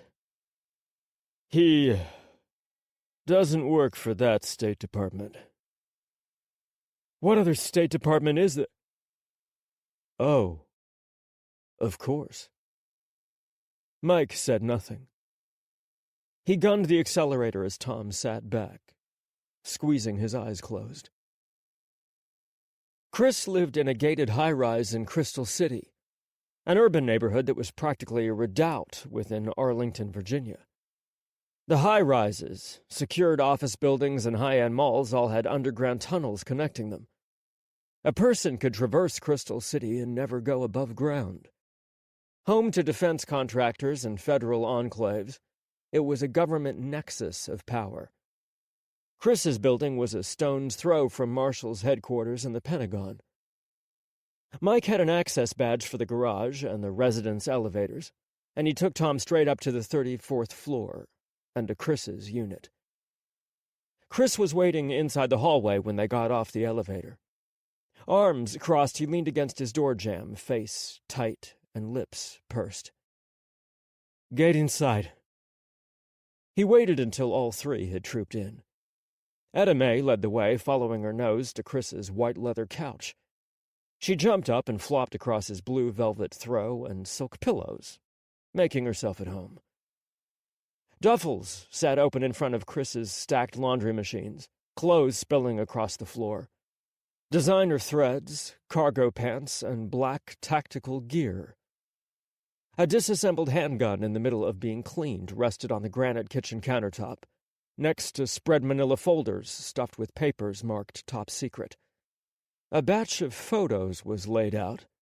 Surveillance-style black and whites of what looked like people on a European street. Mike didn't blink and went right to the counter, rifling through the photos and papers. Tom, eyes wide, followed slowly. "You heard the news on the way in?" Chris leaned against the counter, elbows braced on the granite. He looked the same, sounded the same, still had the perfect hair, glossy lips, and a touch too dramatic eyes, like they were lined with makeup. But Tom felt like he'd landed in a different universe. "Is it true? Did the CIA set this up?" Sighing, Chris dropped his head. "I can't tell. If we did, I don't have access to that information. I'm not in the director's trusted circle anymore. But I can say that when this news broke, it was like a drag queen bitch fight at Langley. Everyone had their claws out, and the director and all the pertinent heads have been at the White House since. 3 Secret Service agents were killed. I know, which means if this was CIA funded, something went very, very wrong. The CIA can't work on American soil. They can't do this." Tom finally spoke, but he stayed away from the papers and the photos. He wasn't cleared for this. Mike wasn't either. What were they doing? "The CIA can't spy on Americans, but this operation, if we funded it, started in Russia." Chris passed over a folder. "This is what the Russians sent to the White House. The White House will send it to your U.S. attorney after they go through it. They'll probably redact a bunch. This is redacted." "I can't read this." He tried to hand it back. "Tom, if the CIA planned the killing of the Russian president, if all of this is true, then you're in the center of a shitstorm that could get you killed." Mike's hands grasped the edge of the counter, hard enough to make his arms shake. "I'm presiding over this trial, Chris. I can't read this. I can't be prejudiced before the trial starts." "Everyone will read this report. Everyone. It'll be on CNN, MSNBC, Fox, and everywhere else in an hour. All of your jurors will have read this. You'll be the only one who waits until it's entered into evidence." "Then I'll wait." He pushed the papers back to Chris. "It's the right thing to do." "Tom, don't be ridiculous." Chris huffed, flouncing. "Do you have any idea what it would take to get approval for an operation like this? The director, the president, his closest staff? This would have come from the top. A presidential order to assassinate the Russian president using a false flag assassin?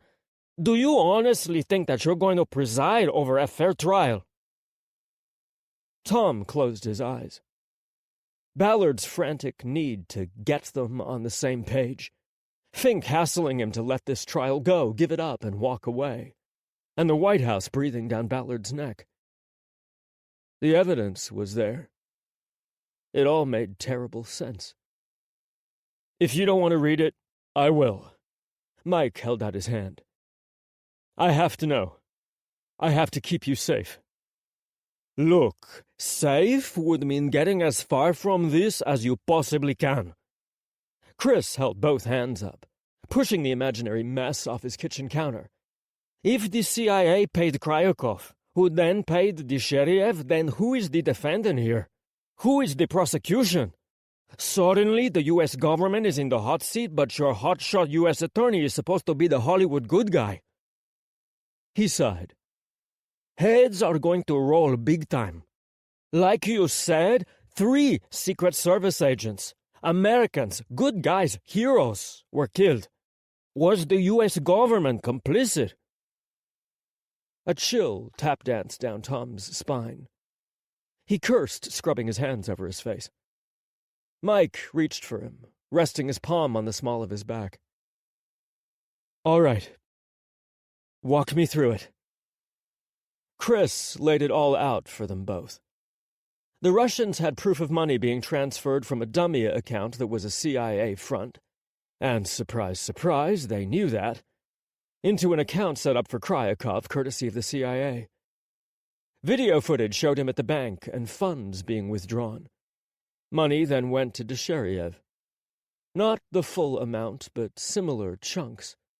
Enough to imply that Kryukov made a profit from this endeavor. Kryukov is insisting he's innocent. His attorney has been doing the news circuit tour, claiming that the U.S. government knows more than they're letting on. Could this be what he's referring to? It doesn't make him look innocent, but it does shift the blame. Tom's cell phone buzzed. He groaned at the caller ID. It's Ballard. Good luck. Chris turned away, heading for the couch in the small sitting area and giving Tom a modicum of privacy. He motioned Mike over as well, and Mike reluctantly padded to the couch and Edame. Ballard spoke as soon as he answered, shouting over the line. This is a fucking disaster, Brewer! Jesus Christ! The White House is absolutely shitting themselves. Mm-hmm. Jesus fucking Christ, we need to figure out how to handle this. Squish this so it can't be admitted into evidence. You can bounce this, Brewer. You want me to bar these documents from the trial? Yes! Jesus, Dylan. You're asking me to break the law. These documents are admissible. Find a reason for them to be inadmissible. Renner has been all over the news saying that the government is holding something back. Is this it, Ballard? Is this what you've been hiding? Are you trying to get me to break the law with you? You weren't going to turn this over in discovery. The U.S. government does not have to disclose intelligence-gathering operations or anything that would reveal sources and methods. Something has gone very, very wrong, Dylan, and people are dead. Are you helping to find justice, or are you complicit in a cover-up? Fuck you, Ballard hissed. You're gonna ruin this whole fucking thing. The documents are admissible. Federal rules of evidence state they are. They're self-authenticating. They have a seal from a foreign government attesting to their authenticity. If Kryukov wants to use it in his defense, he's allowed. Silence. How the fuck do you know the documents are sealed? Don't call me again, Ballard. You want to speak to me? You come to my chambers at the courthouse. He hung up and sagged against the kitchen island. Mike was at his side in half a second, one hand on his back. Even Edame trotted over. You heard all that? Was kind of hard not to. I should have given this trial up. I should have walked away. Every day it gets worse and worse. You're the only thing keeping this trial honest, Tom. What would happen if you quit? He shook his head. He couldn't say. Chris came back, pulling clothes from his dryer and packing them into his duffel. He started a second load. You two should stay here. This place is safe, and it'd be difficult for anyone to figure out where you are. Chris's place was gorgeous, but it was only a studio. A large one, but still. Behind a delicate paper screen off the living room was his bedroom area. A king bed, and on the wall behind it a mirror that ran the length of the room with soft golden light falling from recessed bulbs in the ceiling above the mirror. There were no decorations, no clutter. Nothing personal at all aside from one framed picture resting on the nightstand. A man in an army uniform, scowling at the camera. "I don't think we'll fit." Chris arched one eyebrow sky high. "Oh, Tom, I always like squeezing into the middle. But not right now. I'm out of here as soon as this load is done. You have the place to yourself for a while." "Where are you going?" Chris sent him another look. This one clearly said, "Don't ask silly questions." Mike jumped in. "Are you involved in this at all? In any way?" Chris hedged his answer carefully.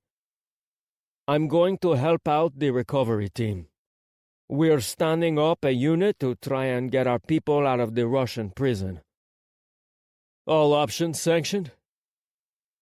"Not yet. Right now it's diplomatic. But we're prepping for everything." He straightened, fixing Tom with a hard stare. "You're right about one thing, Tom. This is only going to get worse from here. Every day, in every way. Are you ready for this?" He looked from Tom to Mike. "Yes. Whatever it takes," Mike answered instantly. "Anything. Everything." "It might come to everything." Chris, true to his word, left after the next load of laundry. He dressed in his designer threads for the plane ride to Europe. Slim tan pants rolled at the ankles, a loose orange top, tan Gucci trench coat, and his shades. He redid his hair, and Tom spotted him touching up his eyeliner and glossing his lips.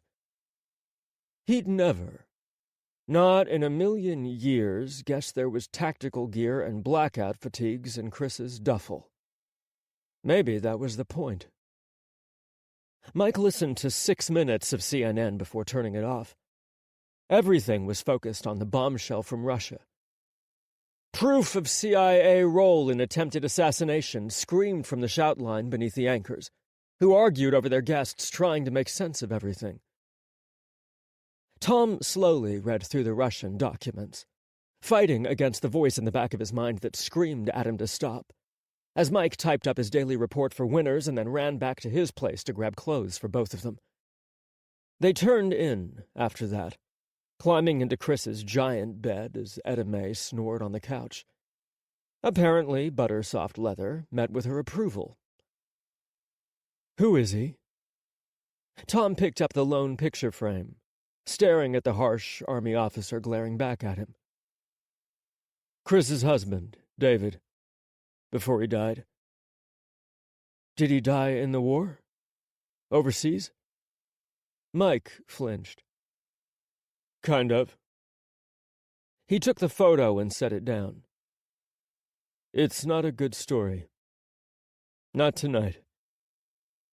Chris said he wasn't in the director's inner circle anymore. "He used to be?"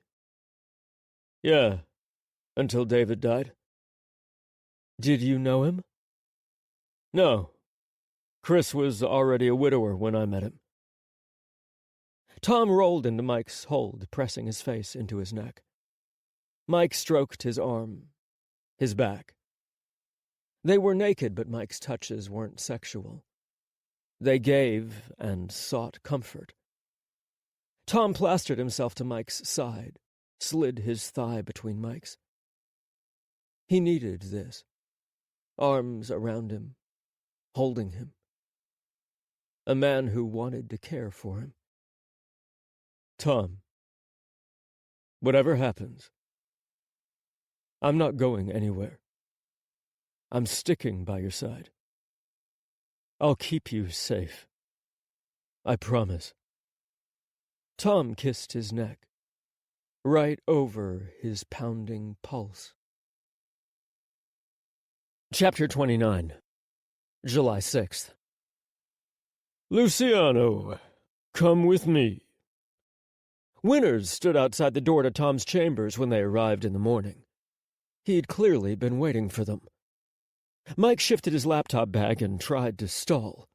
He caught Tom's gaze, shooting him a slight frown as he turned away from Winters. I'll talk to you later about the plans for the pretrial hearing tomorrow. Tom tried to stake his claim on Mike, as if he and Winters were in a game of tug-of-war. I want to make sure we're on the same page and everything goes smoothly when Ballard and Renner are here. Yes, Judge Brewer. I'll be back as soon as I'm done. Winters watched silently, his eyes flicking from Tom to Mike and back again. His expression betrayed nothing. Not a hint of emotion crossed his stern face. Mike followed Winters down to his command office.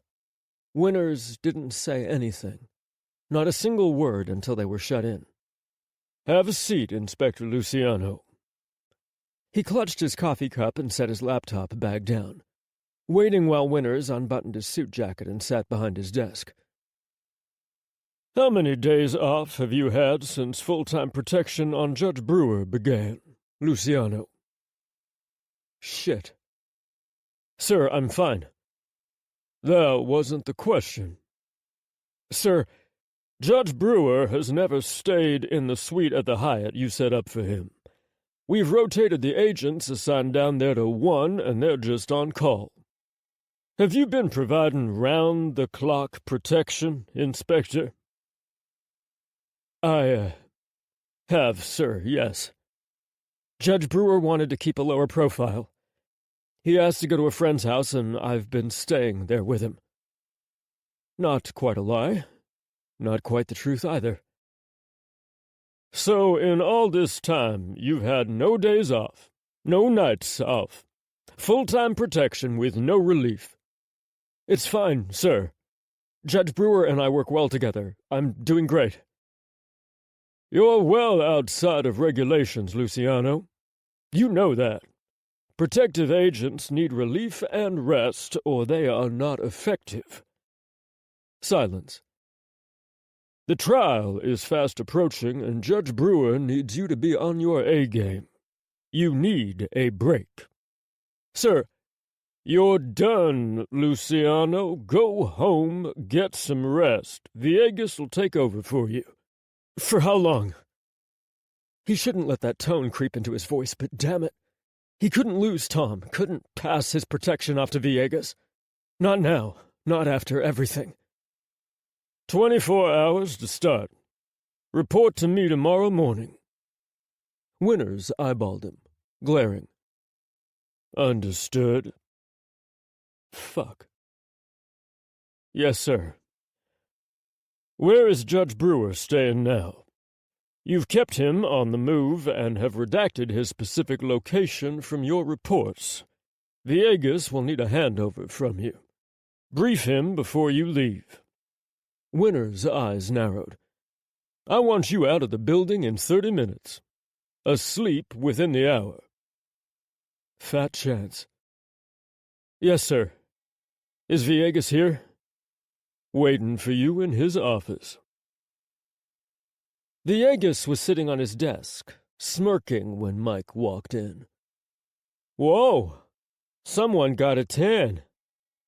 He had a folder open with all of Mike's daily reports. Some of them, every report filed from their weekend at the beach, were outright fiction. These are pretty lean, Luciano. You don't even detail Brewer's location. This is why we couldn't find him when we needed to. I'm being extra cautious. Keeping vital data from us? Your teammates? Villegas snorted. Sounds like you're hiding something. From us. He grabbed the folder out of Villegas's hands and scrawled Chris's address on the inside flap. He's staying here, with one of his friends. Do you have the keys? No. Yes, he did. But he was going up to Tom's chambers and giving them straight to him. He'd be damned if Villegas was going to have total access to Chris's place. Judge Brewer has the keys. Villegas glared at him. "What about routes into D.C.? What are you driven?" He sketched out his routes around the north and east of D.C. "I get him into the courthouse at 6 a.m. each day." He hesitated, but scribbled another note. "Here's the kind of coffee he likes." Villegas' eyebrows rose. "You're pulling all the stops out for this guy." He smirked again. "Got a crush, Lucciano? You like your guys older, don't you?" "Shut the fuck up. I don't have to take this shit from you." "Whoa, Jesus, can't take a joke. This is why I don't fucking like you. You're impossible to talk to." Mike ground his teeth together. He and Villegas were like oil and vinegar, or two pieces of sandpaper running against each other. They never came out right. "Whatever. Try not to be an asshole to Judge Brewer. Just keep your mouth shut around him. Thanks for your vote of confidence." Villegas took the folder back and stood, standing right in Mike's personal space. He stared Mike down. "Look, you're acting shifty. I know you're covering something up. Whatever it is you're doing, I'm gonna find out. Back up, Villegas, before I make you back up." Villegas kept staring, not moving before he finally stepped to the side. Mike turned and stormed out. Fleeing, really. He felt Villegas' eyeballs pierce his shoulder blades with every step. He raced up to the 4th floor, praying he wouldn't run into Winters. Meeting up with Tom when he'd been ordered to leave wouldn't look good. Luckily, he only saw Danny, Tom's clerk, flipping through a law book and scribbling on a notepad that he leaned against the wall. "Hey, Mike," Danny called out, not looking up. "Judge Brewer is in chambers. Said to tell you come right in." Mike slipped in and shut the door behind him. Tom looked up, wide-eyed. "Everything okay?" "Kind of. I'm being sent home." Tom paled. "What? Why did they?" "It's regulations.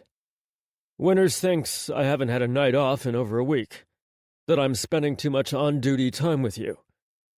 He shrugged, a helpless smile on his lips. "He doesn't know that off-duty or on, I'd still choose to be with you. That I want to be with you." Smiling, Tom visibly relaxed. "So he doesn't suspect anything?" "Don't think so." Mike pulled out Chris's keys and the badge to his parking garage. "Villegas is taking over for today and tonight. He'll stay with you at Chris's place. I told him you had the keys and everything." "He'll see your stuff there." "He won't know what's mine or what's Chris's. If you see anything out, tuck it away, but he won't be able to tell my boxers or toothpaste from Chris's stuff. It'll be okay." "You're right, but I won't see you till tomorrow." Mike shook his head. "I have to prove to Winters that I'm rested and can take you back. And I will. I'll be here for the pre-hearing trial tomorrow. I swear."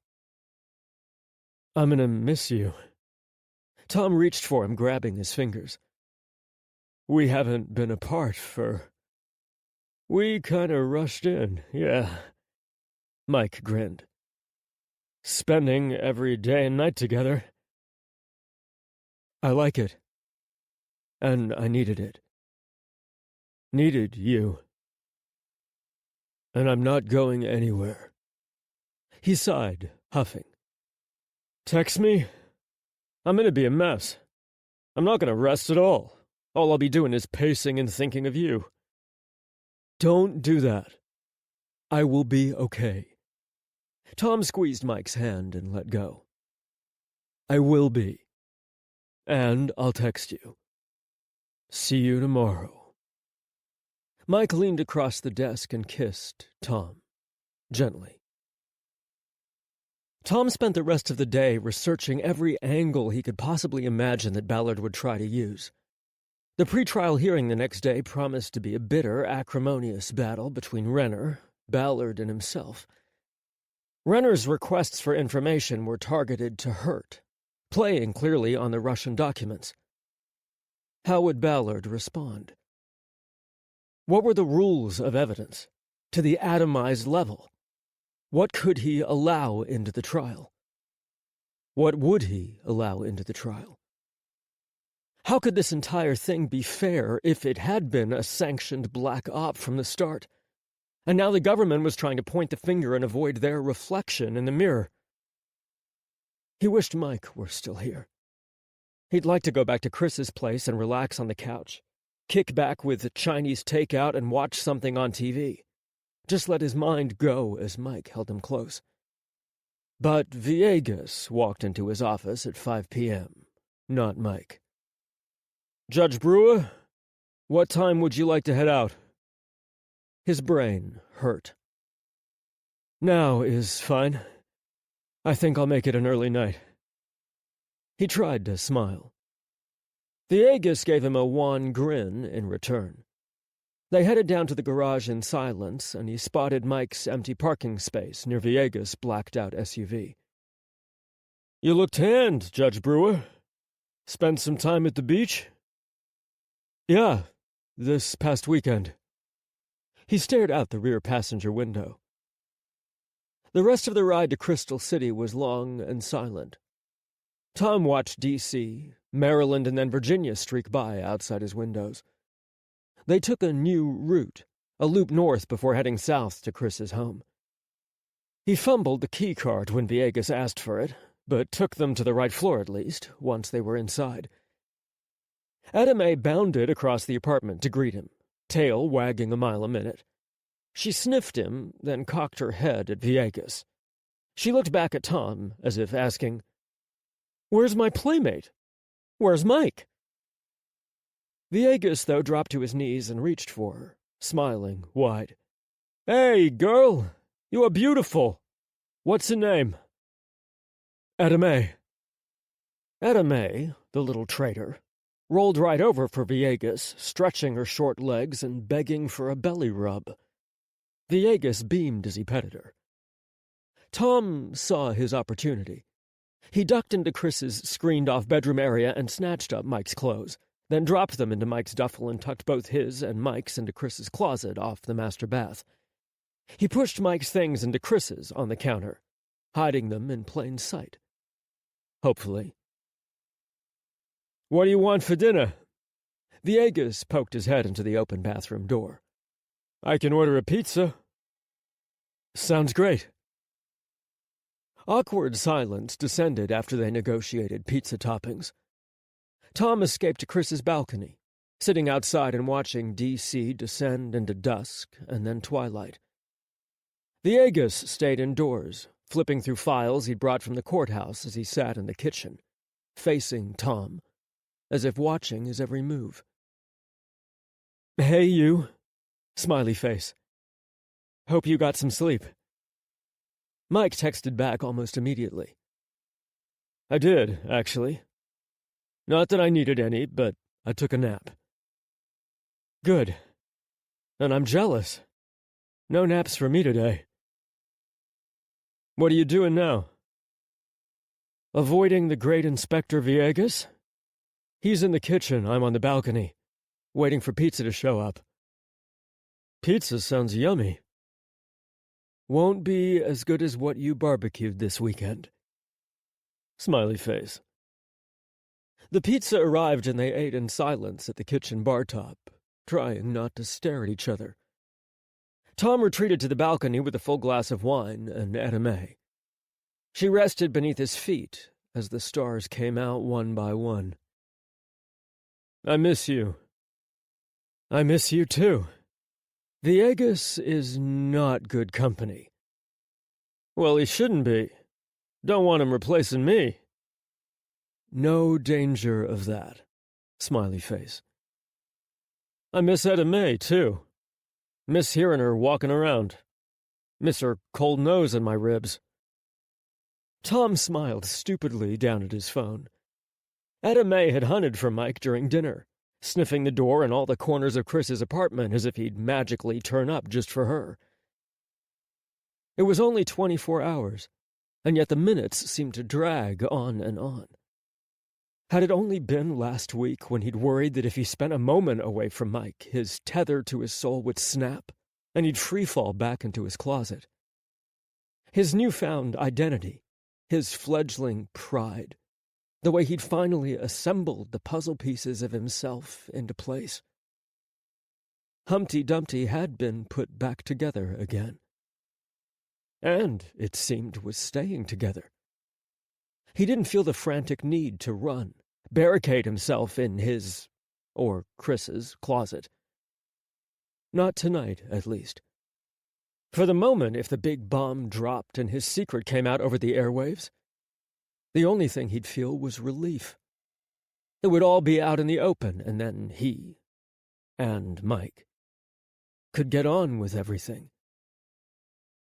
Right now, he just wanted Mike back, sitting beside him. If he were here, they'd sit together, hold hands. Mike would make him laugh. He'd try to make Mike laugh. Etta Mae would shift between them, greedy for attention from them both. And later, he'd put the moves on Mike, the few fumbling moves he had, and pull Mike into bed. Another night of lovemaking, of Mike gazing at him like he was the sun, and his body singing the ecstasy hymns. She was looking for you earlier. She adores you. Sad face. Now I feel worse. She doesn't think I abandoned her, does she? He couldn't stop his smile or his gentle laugh. Mike, for all his bluster about being just a meathead with a gun, was such a gentle soul. A puppy when it came right down to it. She doesn't. She'll be super excited to see you again. Soon. This exile won't last long. As long as you show up bright-eyed and rested, you'll be back on, right?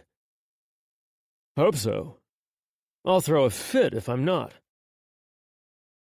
He took another sip of his wine, and then a larger gulp. So, what are you wearing? Tom! What? Isn't Viegas right there? I mean, Chris's place isn't huge. I'm saving the visual for later. Well, in that case. Mike sent a picture over. Himself lying on his side in bed in just his tiny yellow briefs and hugging a pillow to his chest.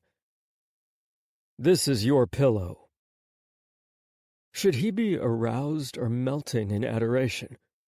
Both? Miles and miles of tanned skin, burnished from their weekend at the beach, and a tiny stretch of banana-yellow briefs. A bulge that made his cock twitch, made his mouth water. He rubbed his thumb over the screen, over Mike's face, his tiny smile and shining eyes. This was who he was. A gay man. A man who adored this other man. A man who craved Mike's touch and kiss. His texts and his handholds, and whose soul bloomed whenever Mike looked at him in exactly this way. He sent back a heart emoji. You are perfect. No, I'm not.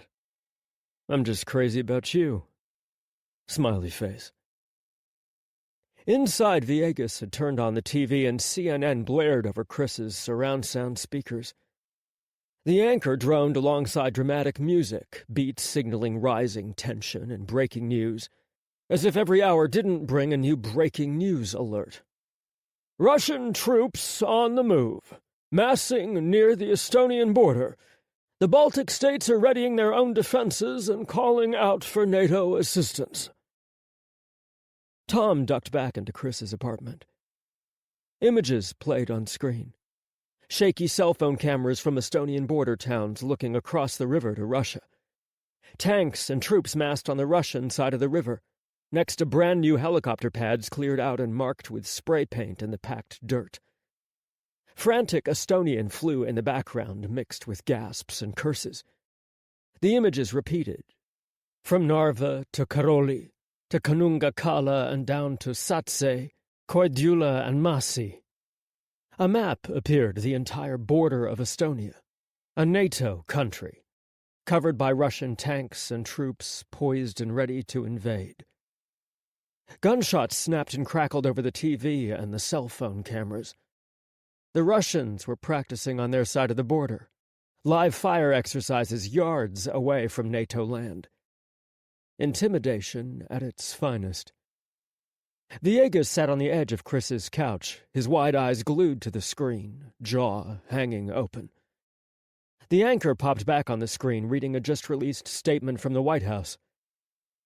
This sudden act of aggression by the Russian military and President Dmitry Vasilyev is exactly what the world does not need at this moment. We need calm, forthright peacefulness, and a willingness to compromise and come to the table with open arms. This aggression will be met with the full force of NATO. Should one Russian tow or bullet cross the Estonian border. Well, the anchor said, his eyes wide as he turned to his colleague at the CNN news table. Does this sound like we're headed to war?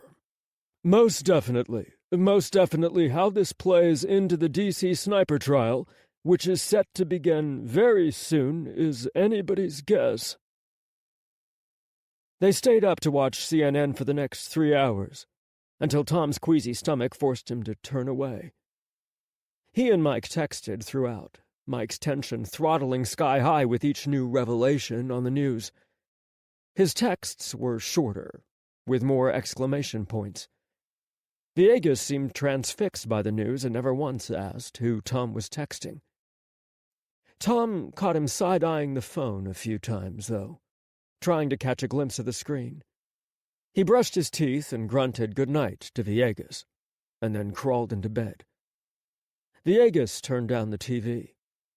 He was sleeping on the couch. May grumbled about losing her spot, but Tom lifted her onto Chris's bed and she happily stole one of the many pillows for herself. In bed now. You? Same. It's too big and empty without you in it, though. May is not as good a cuddler as you are. Smiley face. I'm in a dream about you tonight. Smiley face. Oh, yeah? Smiley face. Yep. I've dreamed about you every night, actually. And there went his heart again. His toes curled in the sheets as he beamed. He wanted to say something ridiculous, something like, when this trial is over, let's run away to Europe for 3 weeks. Or move in with me, I never want to be without you. Or even, I'm falling in love with you. 7 hours until I see you again. You'll be there at 6? Waiting for you with your diabetic nightmare. I mean your coffee. Smiley face. He sent 4 hearts, all in a row. He didn't know what else to say. He heard Viegas moving around, heading for the bathroom. Brush his teeth behind the closed door and change into sleep clothes. Head back out to the couch. Good night, Judge Brewer. Night. Night, Mike. See you in 7 hours. Good night, babe. Heart. Babe. Him being called babe by Mike. He was dreaming. He was absolutely dreaming. His toes curled again, squeezing the sheets as lightning raced through his body. Fireworks going off at the ends of his neurons. He swiped the screen and pulled up the picture Mike had sent earlier. His golden skin and tiny yellow briefs. His soulful electric blue eyes and his pouty, just smiling lips. Tom propped his phone up beside him, laying it against the pillow's edge. He blew a kiss at the screen. After a few minutes, he powered it down and plugged it in, and then rolled over to go to sleep. Viegas slipped into the bathroom holding his toiletries bag. He'd gone home in the middle of the day to grab clothes and what he needed for the overnight, and then went straight to Winter's. "Put this in Judge Brewer's belongings," Winters had said. Villegas fingered the GPS transmitter, a tiny tracker that could easily get lost in Brewer's duffel or bag. Brewer would never see it if Villegas did his job right. Brewer's toiletries bag was open on the counter, everything inside arranged neatly in rows and stacks. His toothbrush rested a perfect right angle to the sink, drip-drying. Okay, so Brewer was neater than average. Villegas turned to the closet and spotted 2 duffels tucked just inside the door. Perfect. He pulled them both out. One was unzipped and he flipped the top. Bunched-up shirts, suit pants, a balled-up tie, and spare ammo clips. A spare shoulder holster. This wasn't Judge Brewer's bag. It was Lucciano's. He rifled through everything, through Lucciano's socks and ridiculously tiny underwear. There were shorts and a swimsuit still flecked with sand. Shirts that smelled like salt and sunscreen. And at the very bottom, a half-full bottle of lube. Villegas' eyes rolled up, as if he could stare through the closet wall right to where Judge Brewer was lying in bed and texting. Texting who? Lucciano? Could they really be? He shoved it all back into Lucciano's bag and flipped open the second. Brewer's bag was neater, everything folded and in its place. Dirty shirts that smelled like sunscreen and sand. A swimsuit. Flip-flops. They'd obviously gone to the beach together. Villegas tucked the transmitter into the bottom of Brewer's bag, hidden by a seam. He slipped out of the closet and back to the bathroom, and then changed and brushed his teeth. Mission accomplished.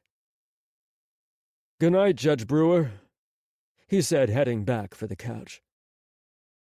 "Night." Chapter 30, July 7th.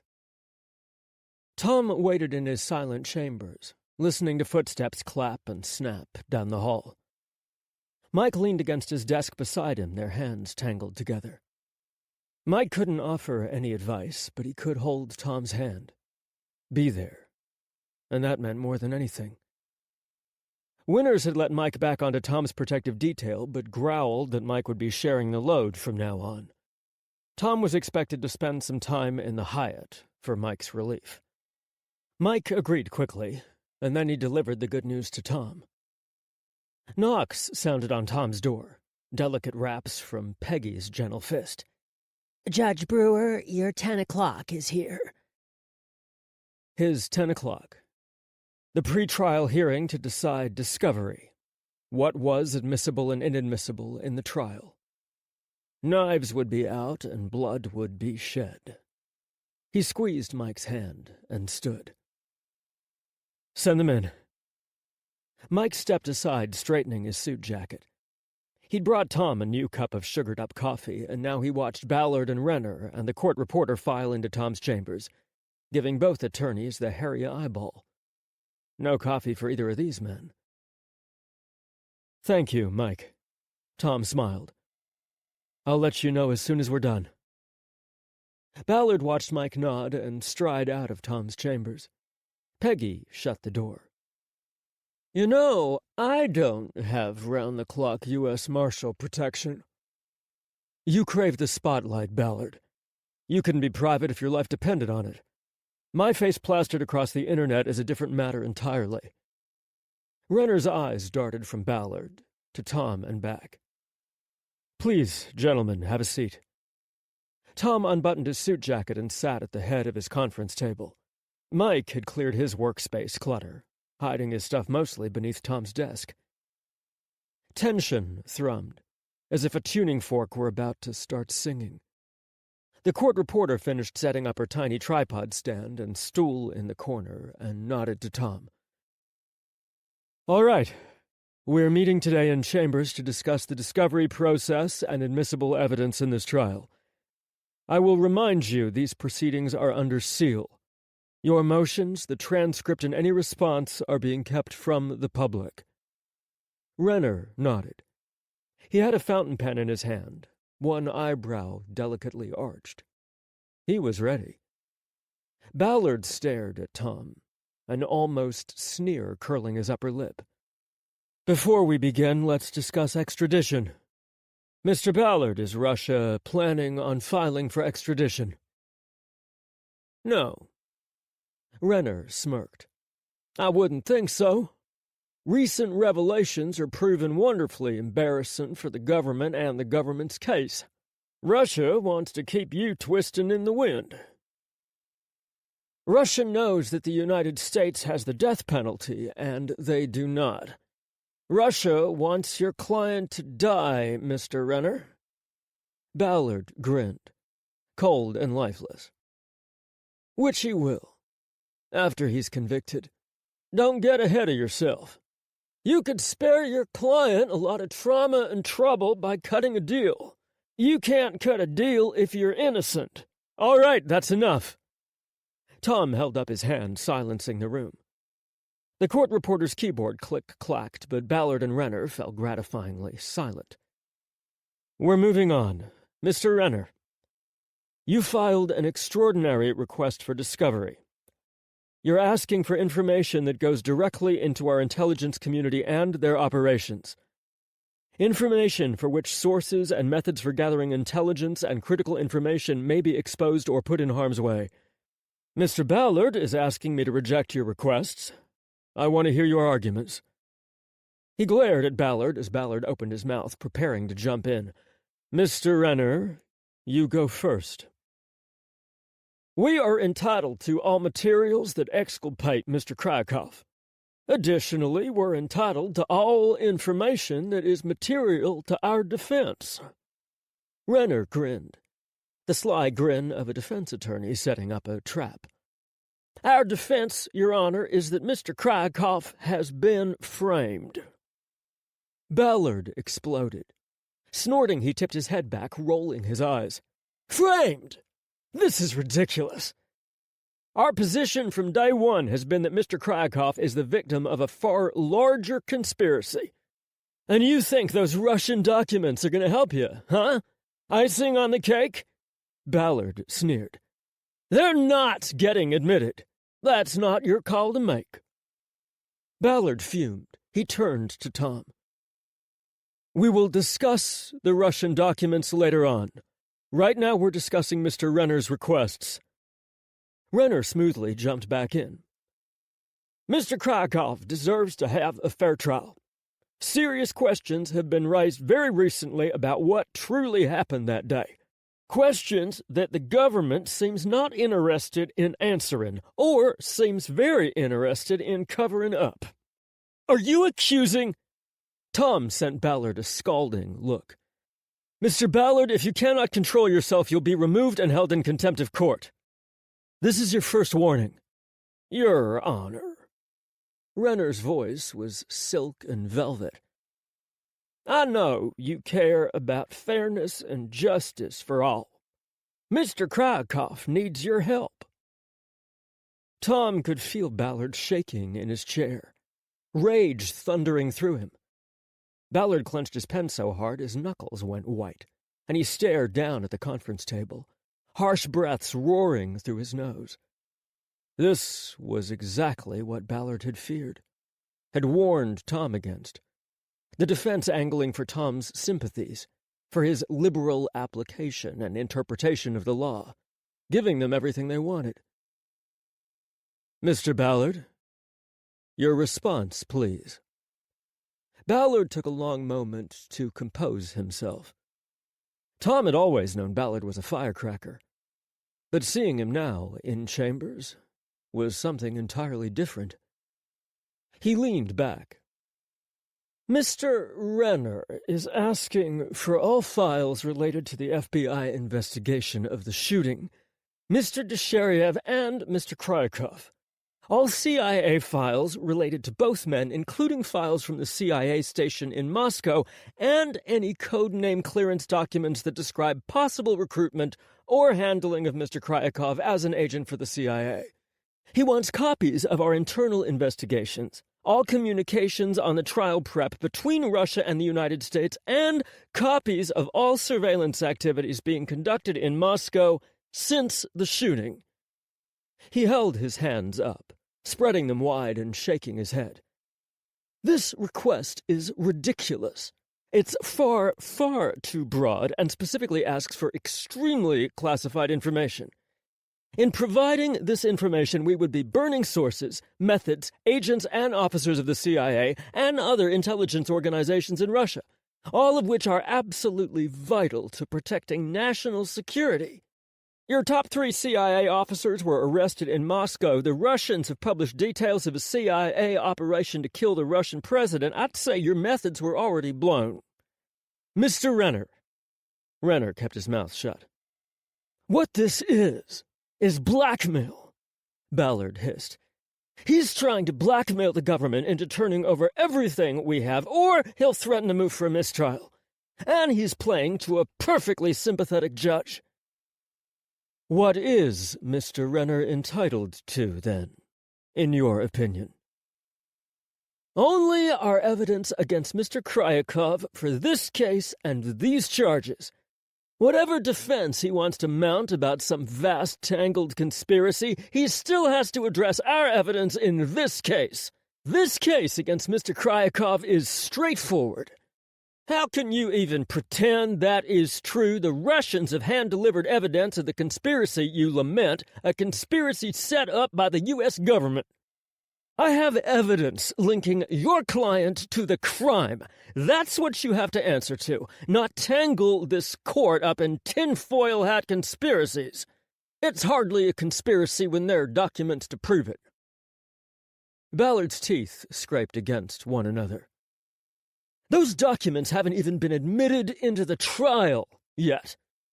He turned to Tom, his eyes spitting wrath. I don't see how any sensible court would admit documents that haven't been properly sourced and that come from a foreign, hostile government and are directly threatening the United States into any trial. Not admitting the Russian documents would be clear grounds for an appeal, possibly even a mistrial. I have a formal complaint ready to file if the documents are not admitted. While we do not know the sources and methods of these documents, they have been sealed by the Russian Secretary of State, which meets the standard of admissibility for foreign public documents. All eyes turned to Tom. The court reporter caught up with a rapid back and forth, her fingers clacking over the keys, until the strokes slowed and finally stopped. Tom could hear everyone breathing. Ballard's fast, furious breaths through his nose. Renner's measured deep inhales. The documents are admissible as evidence into the trial, he said softly. Ballard cursed, scrunching up his face and staring down at the carpet. They represent both a critical piece of information and raise questions which need to be answered. Thank you, Your Honor. Renner smiled, smarmy and slick, before sighing. The prosecutor's conduct and behavior around these documents deeply troubles me. Tom spoke before Ballard could, jumping in as Ballard's head shot up. Mr. Renner, that's your warning. I will not have you speak to the U.S. Attorney or any member of his investigative team in that manner. Mr. Ballard's case is clear, and as he stated, he has the evidence to bring this to trial, and enough confidence that the U.S. government stands behind him in seeking the death penalty. Do you, Mr. Renner, feel as confident about your client? Both attorneys blinked at him. Renner shifted, sat back. Ballard frowned, but his jaw unclenched just a fraction. I still need the items I'm requesting in discovery, Your Honor. If there is information in the government's investigations and records regarding Mr. Kryakov, then he is entitled to it. It's not blackmail. Renner shot a glance at Ballard. This is fairness. Justice. Mr. Ballard. Tom tried to soften his gaze as he looked to his old boss. How is the government prepared to compromise here?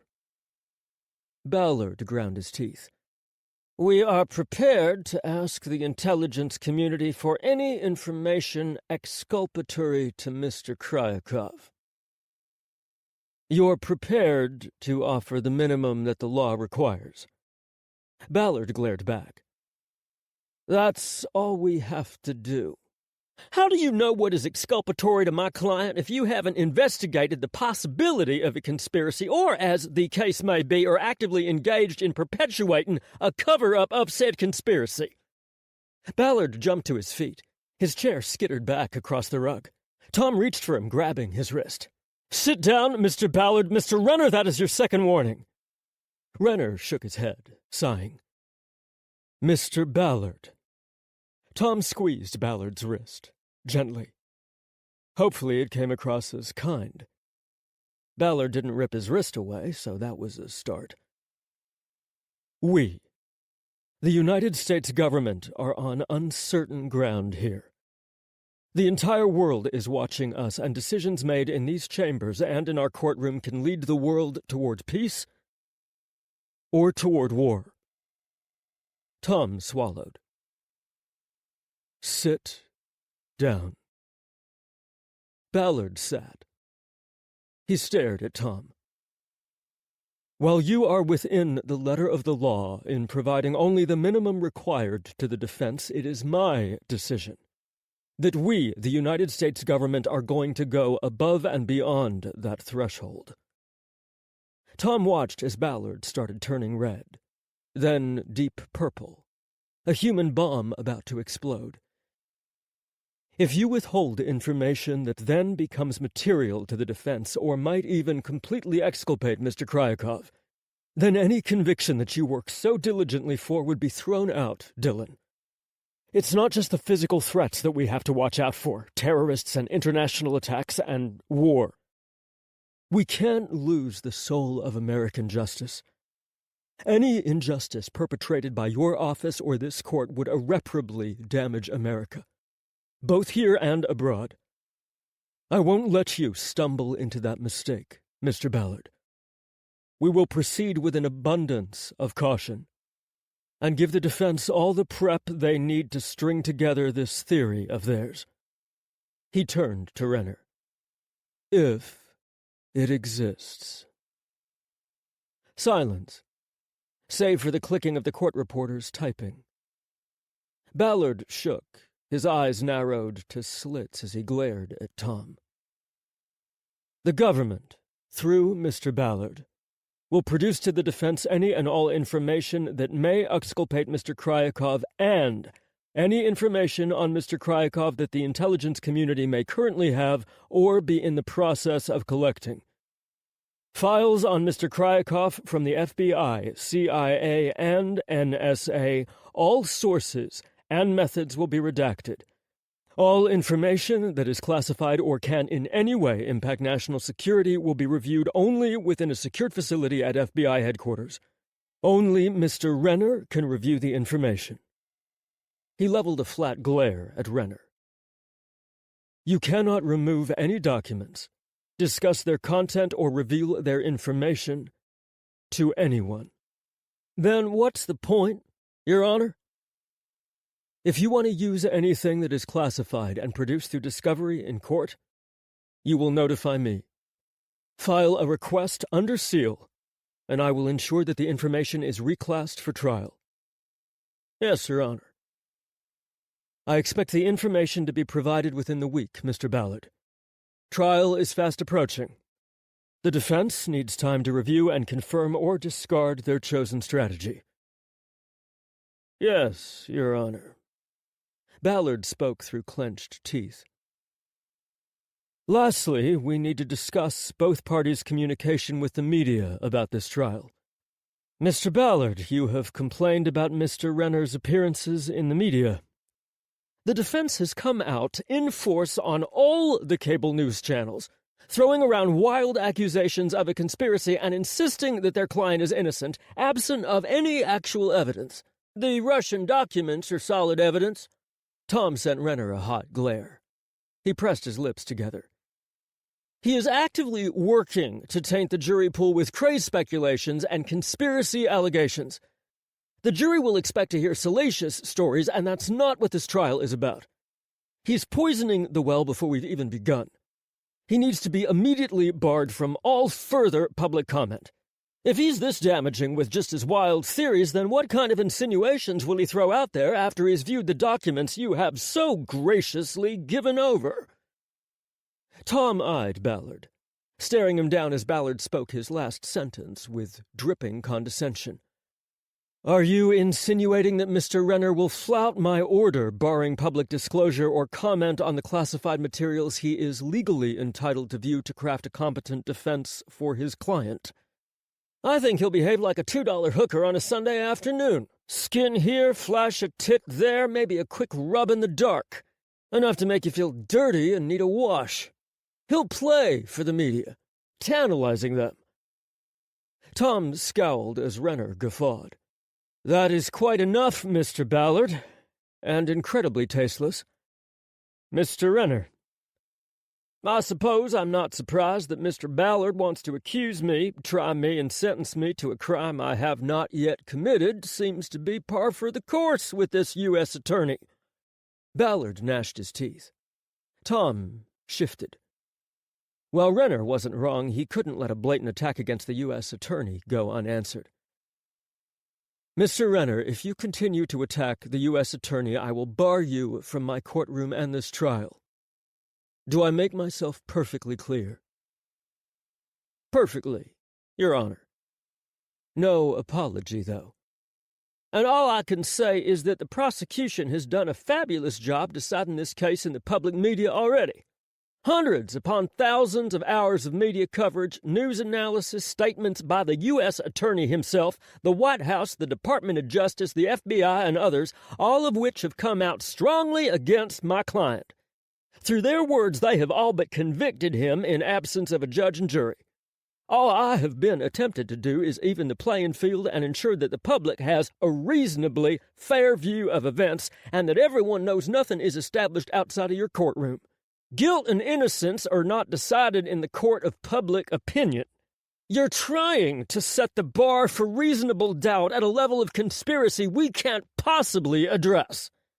Tom reached for Ballard, resting his hand on Ballard's padfolio.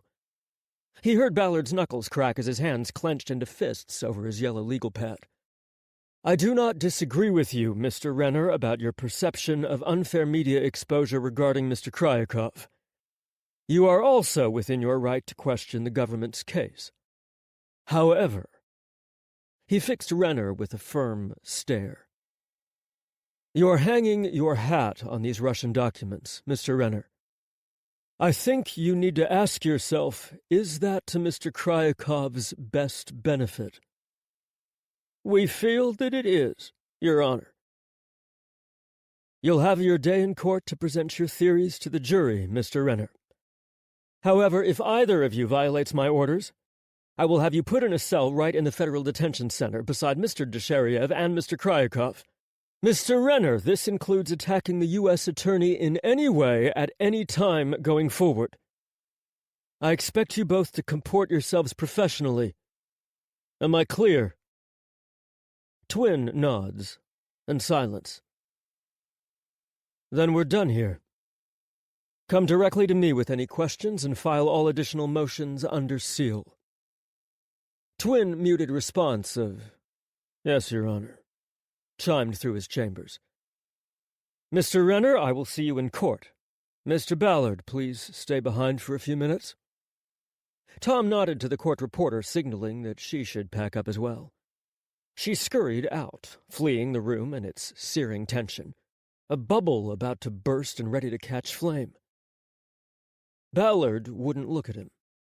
I hope you're pleased with yourself, he growled as the door shut behind the court reporter and Renner.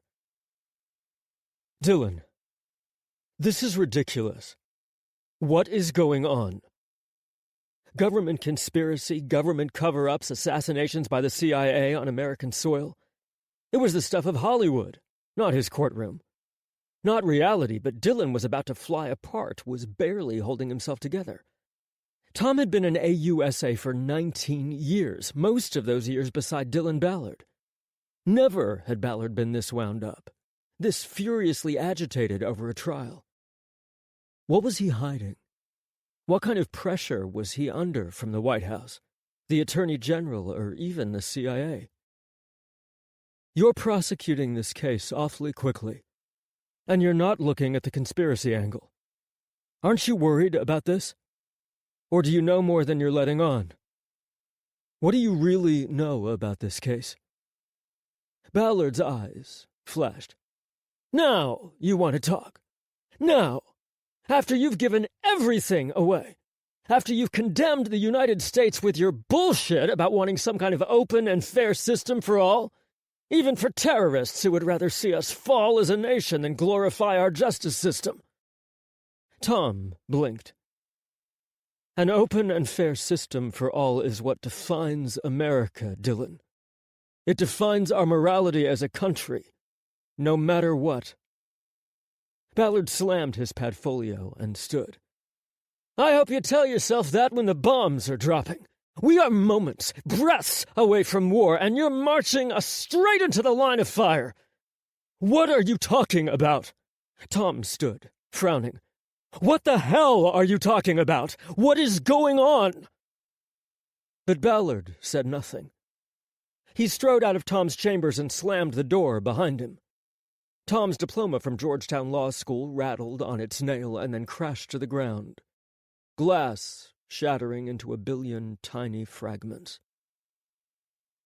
He and Mike escaped to Annapolis for dinner, after walking Edamame, secreting away for a few hours in an empty waterfront restaurant. They flirted outrageously, hidden in a corner booth, sneaking kisses and holding hands out of sight from the waitstaff. They took the 495 loop to US 1 back to Crystal City and Chris's place, and by the time they parked, Tom had one hand on Mike's thigh, squeezing, and Mike was breathing hard. They kissed the entire elevator ride up to Chris's floor and bounced off the walls as they kissed and spun toward Chris's door. Mike fumbled with the lock, and then they were inside, and Mike kicked the door closed. Clothes flew. Tom grabbed him, pulled him close, ran his hands over Mike's body until Mike shivered and curled around him. They fell into bed in a tangle, kissing wildly, stroking every inch of skin they could reach. Tom rolled Mike over and sank down in his lap, over him, taking him inside his body. Mike shuddered, his hands grasping Tom's hips as Tom went all the way down and started rocking. Tom drove the pace, slow and rolling, turning into wild and unrestrained as breathless cries fell from his lips. Mike held on and tried to breathe, watching Tom seize control. Tom was topping him from the bottom, and his brain was fritzing out, dribbling from his ears. He desperately tried to hold on as Tom made love to him. Eventually he tipped over the edge and he reached up, grasping Tom's face and pulling him forward, down, until they were kissing, panting, sharing breaths. Coming inside Tom was like sharing a part of his soul with him. There was something about ditching condoms, something beyond just the hotter sensations, the slicker feel. Something that united him to Tom, a giving of himself in a primal way. He wanted Tom to keep it, keep him, keep what he was silently offering, forever. After, Edamame glared at them both from the edge of the bed, standing on her hind legs with her chin on the mattress. They rubbed her head and let her up on the foot of the bed while they cuddled. Tom spoke about the hearing while Mike stroked his hair. And eventually Tom fell asleep. Mike stayed up, breathing in Tom's scent, kissing his forehead and silently promising Tom the stars and the moon and the rest of his life. In the morning, they came back to the world, turning on the news as they got ready together in Chris's bathroom. Russian tanks still hovered at the border of Estonia. More were appearing at the border of Latvia. Belarus, their neighbor to the south and a perennial ally to Russia, was silent about the Russian troops massing along their own border and trysting into and out of their country. "The Russian people must defend ourselves from the aggressions of the West," President Vasiliev said, speaking from the Kremlin. His arm was still in a sling. "The United States thinks they can exterminate the heart of the Russian people. Kill me, the Russian president. They and their little dogs, the countries of NATO, think they can bully Russia into submission, that Russia will meekly go away into the shadows. No!" He pounded his fist on the podium, then pointed at the camera. "Russia will never back down from American aggression, American crimes. We will defend ourselves, and we welcome any nation who wishes to join us in standing against the American and NATO hegemony." Over the next week, mayors in the Estonian towns of Narva, Kaningiukala, and Satse crossed the river and delivered letters of secession to the Russian military commanders stationed feet from their towns. Russian tanks rolled across the bridges to cheers and applause, the citizens of the border towns welcoming the Russians as liberators and not conquerors. "The people of Narva, Kaningiukala, and Satse wish to rejoin the Russian Federation," President Vasiliev crowed over the TV. "If California or Texas were to secede from the United States, would not the United States wish to help their fellow citizens in those states and bring them back into the fold of the larger nation? Did not America fight a war over this very idea? Americans belonged together, they claimed, the North and the South. This is no different. Russian people belong with Russia. It is our right and our national heritage." NATO jets buzzed the towns day and night, watching as the Russians entrenched their positions in and around the border towns and surrounding region. More towns fell, joining the secessionist movement. Estonian military units set up along the highways leading into the disputed region and held firm lines on the map, halting the Russian advance. In theory. But the Russians had already taken a bite out of Estonia, like they had before in Ukraine. They were on the move. Chapter 31, July 26th.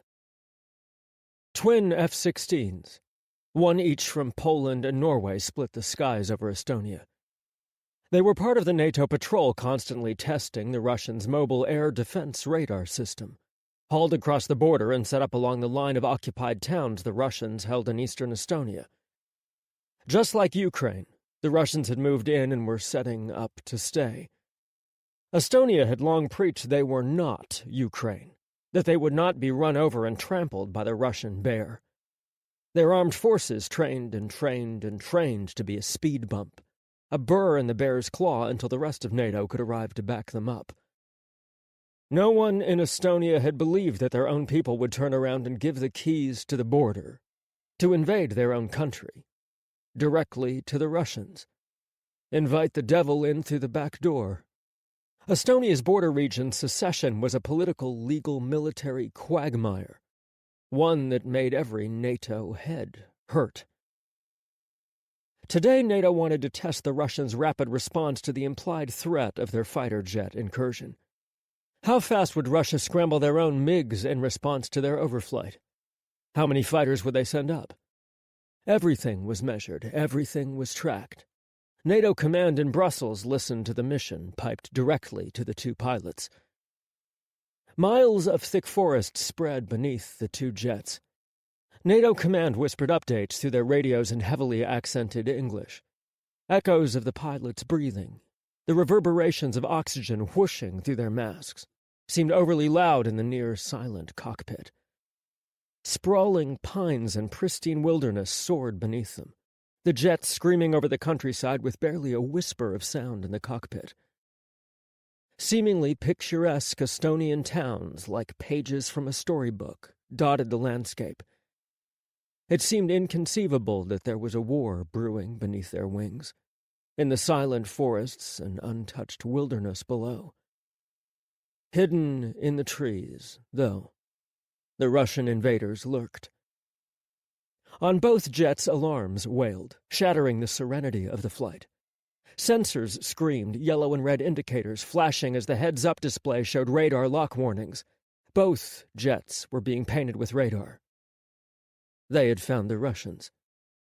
And the Russians weren't playing games. No scrambling of MiGs across the border. Not this time.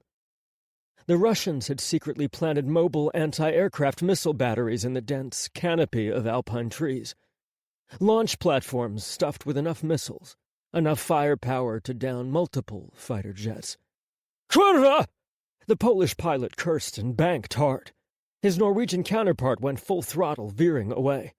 The radar kept pinging, faster and faster until it turned into one long tone. Missile lock. Courthouse, we are being painted with radar.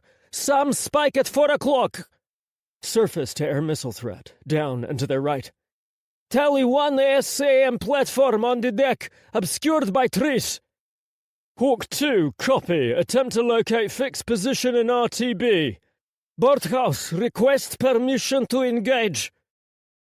Silence. Hawk 2, permission denied. RTB. Return to base. The Polish pilot cursed again, banking and rolling before spinning into a wingover, trying to slip the radar lock.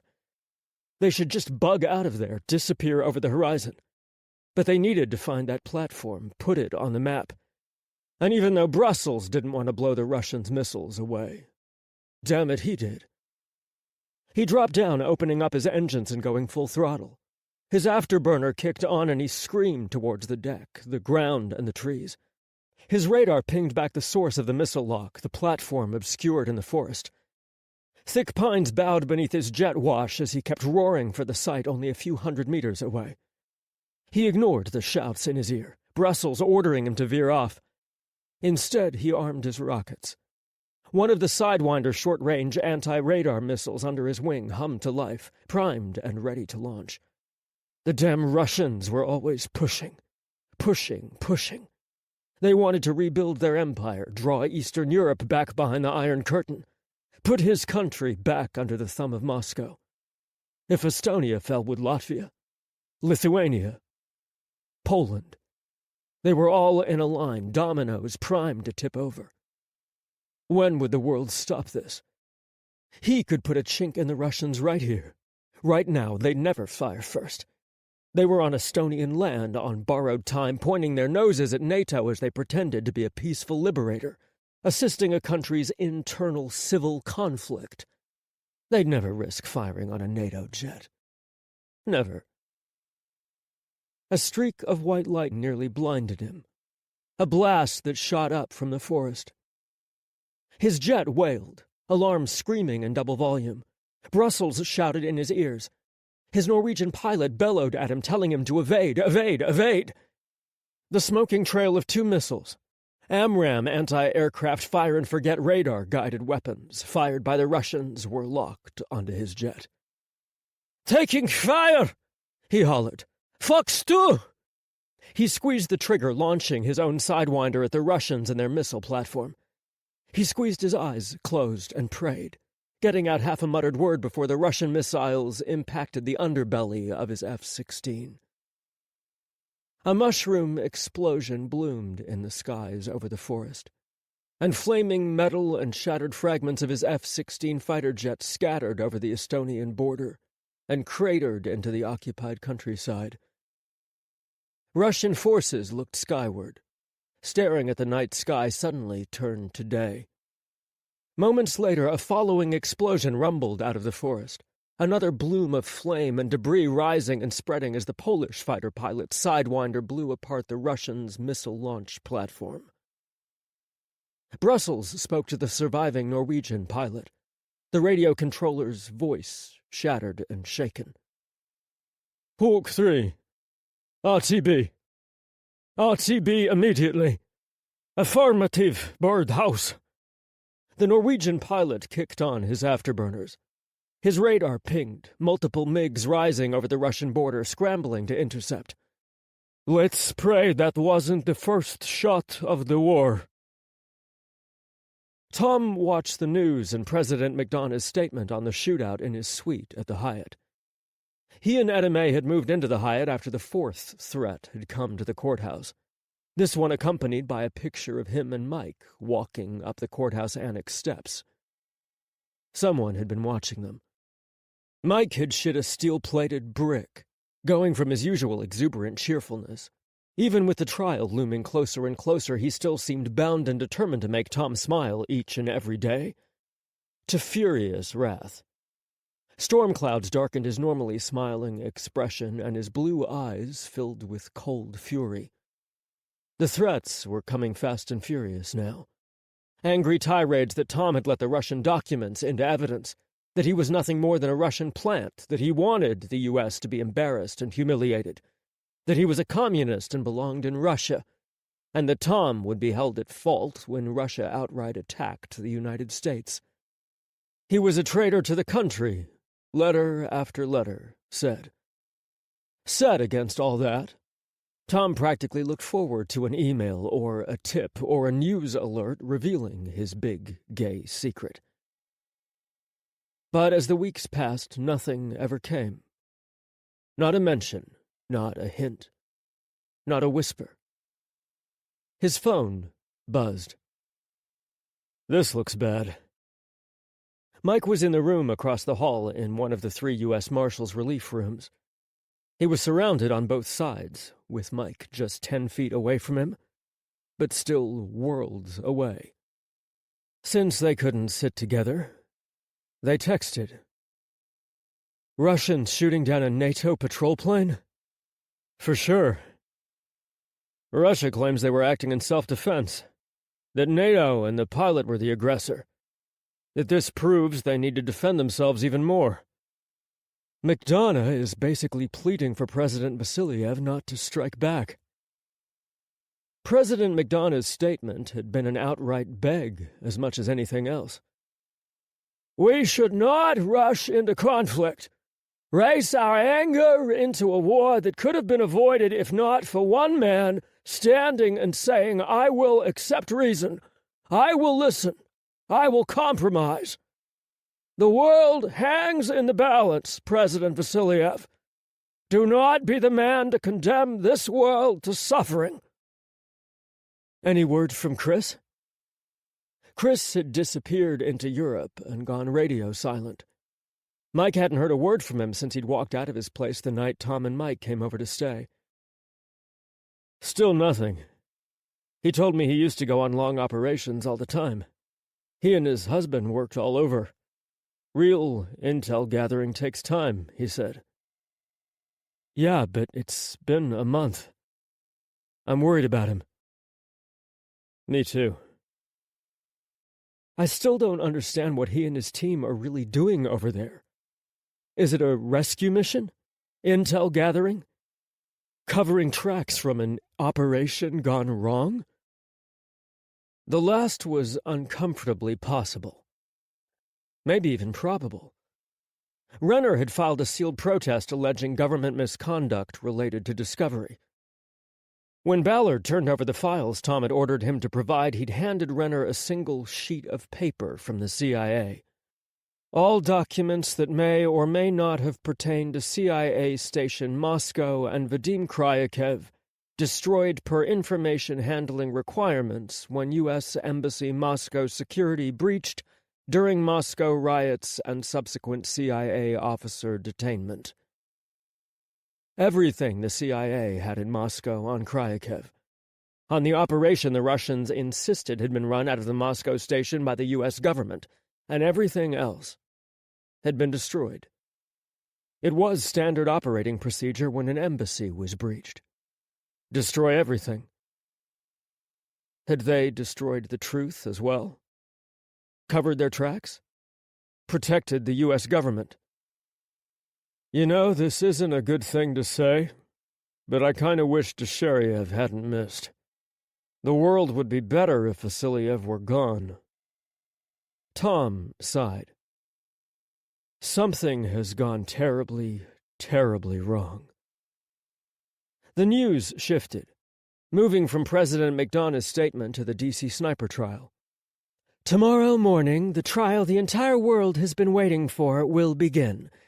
Vadim Kryakov, alleged mastermind behind the D.C. snipers' terrorist acts, will stand trial for the attempted assassination of Russian President Dmitry Vasiliev, 3 Secret Service agents, and 1 Russian Presidential Security Service officer. Kryakov has maintained his innocence, but Bulat Dushariev, the D.C. sniper, identified Kryakov as his handler. His testimony will be used in the trial against Kryakov. The anchor paused, gazing serenely at the camera like the world wasn't hanging in tatters. Russian President Vasiliev has stated that the outcome of this trial will determine all future relations between Russia and the United States. The camera cut to an interview with President Vasiliev, sitting in a chair looking strong and healthy, but still with his arm in a sling, still sporting the wound of a sniper attack on U.S. soil. This trial is the absolute definition of justice, Vasiliev said, his voice slow, his words falling like hammers. The United States will either show conclusively that they were behind this attack, were culpable, were indeed the planners behind this assassination attempt, or... He threw one hand up, scowling. They will cover up their malfeasance as they have always done for decades. But this time... He leaned forward, and his eyes twinkled. They have been caught, and they will not get away with their tricks. It was all coming down to Tom. His trial. His courtroom. You all right? Tom squeezed his eyes closed. He should have ditched this trial when he had the chance. He should have pushed it off into Fink's hands and let him have it, the entire political hot potato, and skipped into the sunset with Mike. He should never, ever have gotten involved. But if he hadn't, where would the world be now? Would the case have even gone to trial? Or would Ballard and whoever Fink had handpicked have already decided the outcome, forced a plea agreement, or even shipped Kryakov and Dushariev off to a black site for enhanced questioning, made them disappear, or have an accident in prison? Untimely accidents had a way of cropping up so unexpectedly. He hated that he could think of his fellow judges and the U.S. attorney that way. But he could. He could imagine it, them arranging darkroom deals that made his skin crawl. Was he some vanguard of liberty for all accused? The standard bearer for truth spoken in the face of unshakable power? Somehow he'd turned into one. The White House and Ballard had gone deathly silent on the trial, and he practically felt the cold stare of their eyes in the center of his back. The president's disdain like a hand pressing him down and down until they could stamp him out.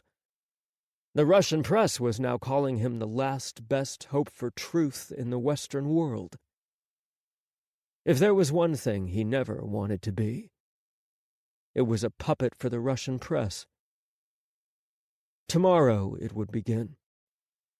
Ballard would present the United States case, and Renner would present his return. The jury would choose the victor, and to the victor went the spoils. Freedom or war, peace or disaster.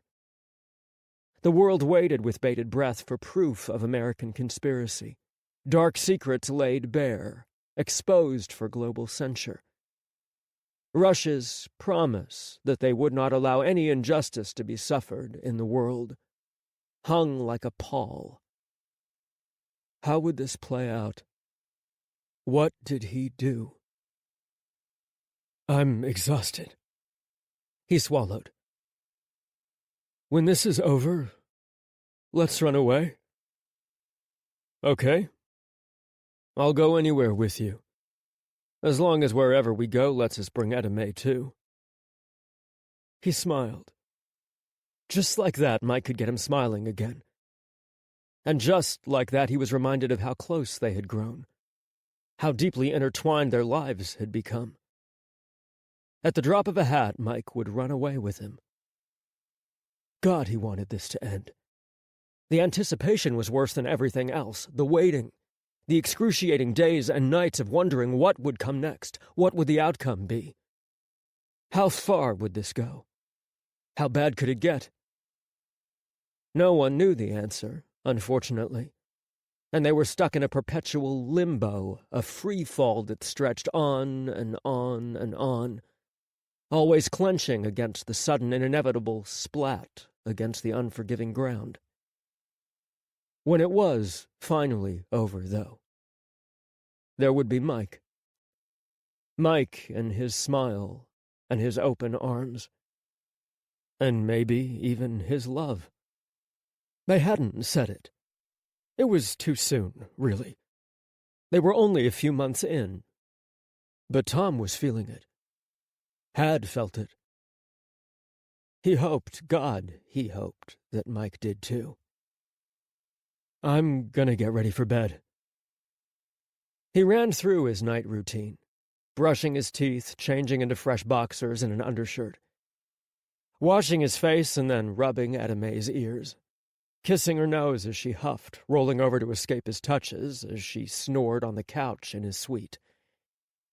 He plopped into bed and he pulled his phone close. He opened up the video caller and dialed Mike's number. Mike answered a half-second later. He lay on his back in his own hotel bed, shirtless. He smiled wide when he saw Tom, his eyes glittering. Hey, babe. Pure sunshine seemed to drench his soul, a waterfall of joy sliding down his spine and curling in his belly. Hey, sexy.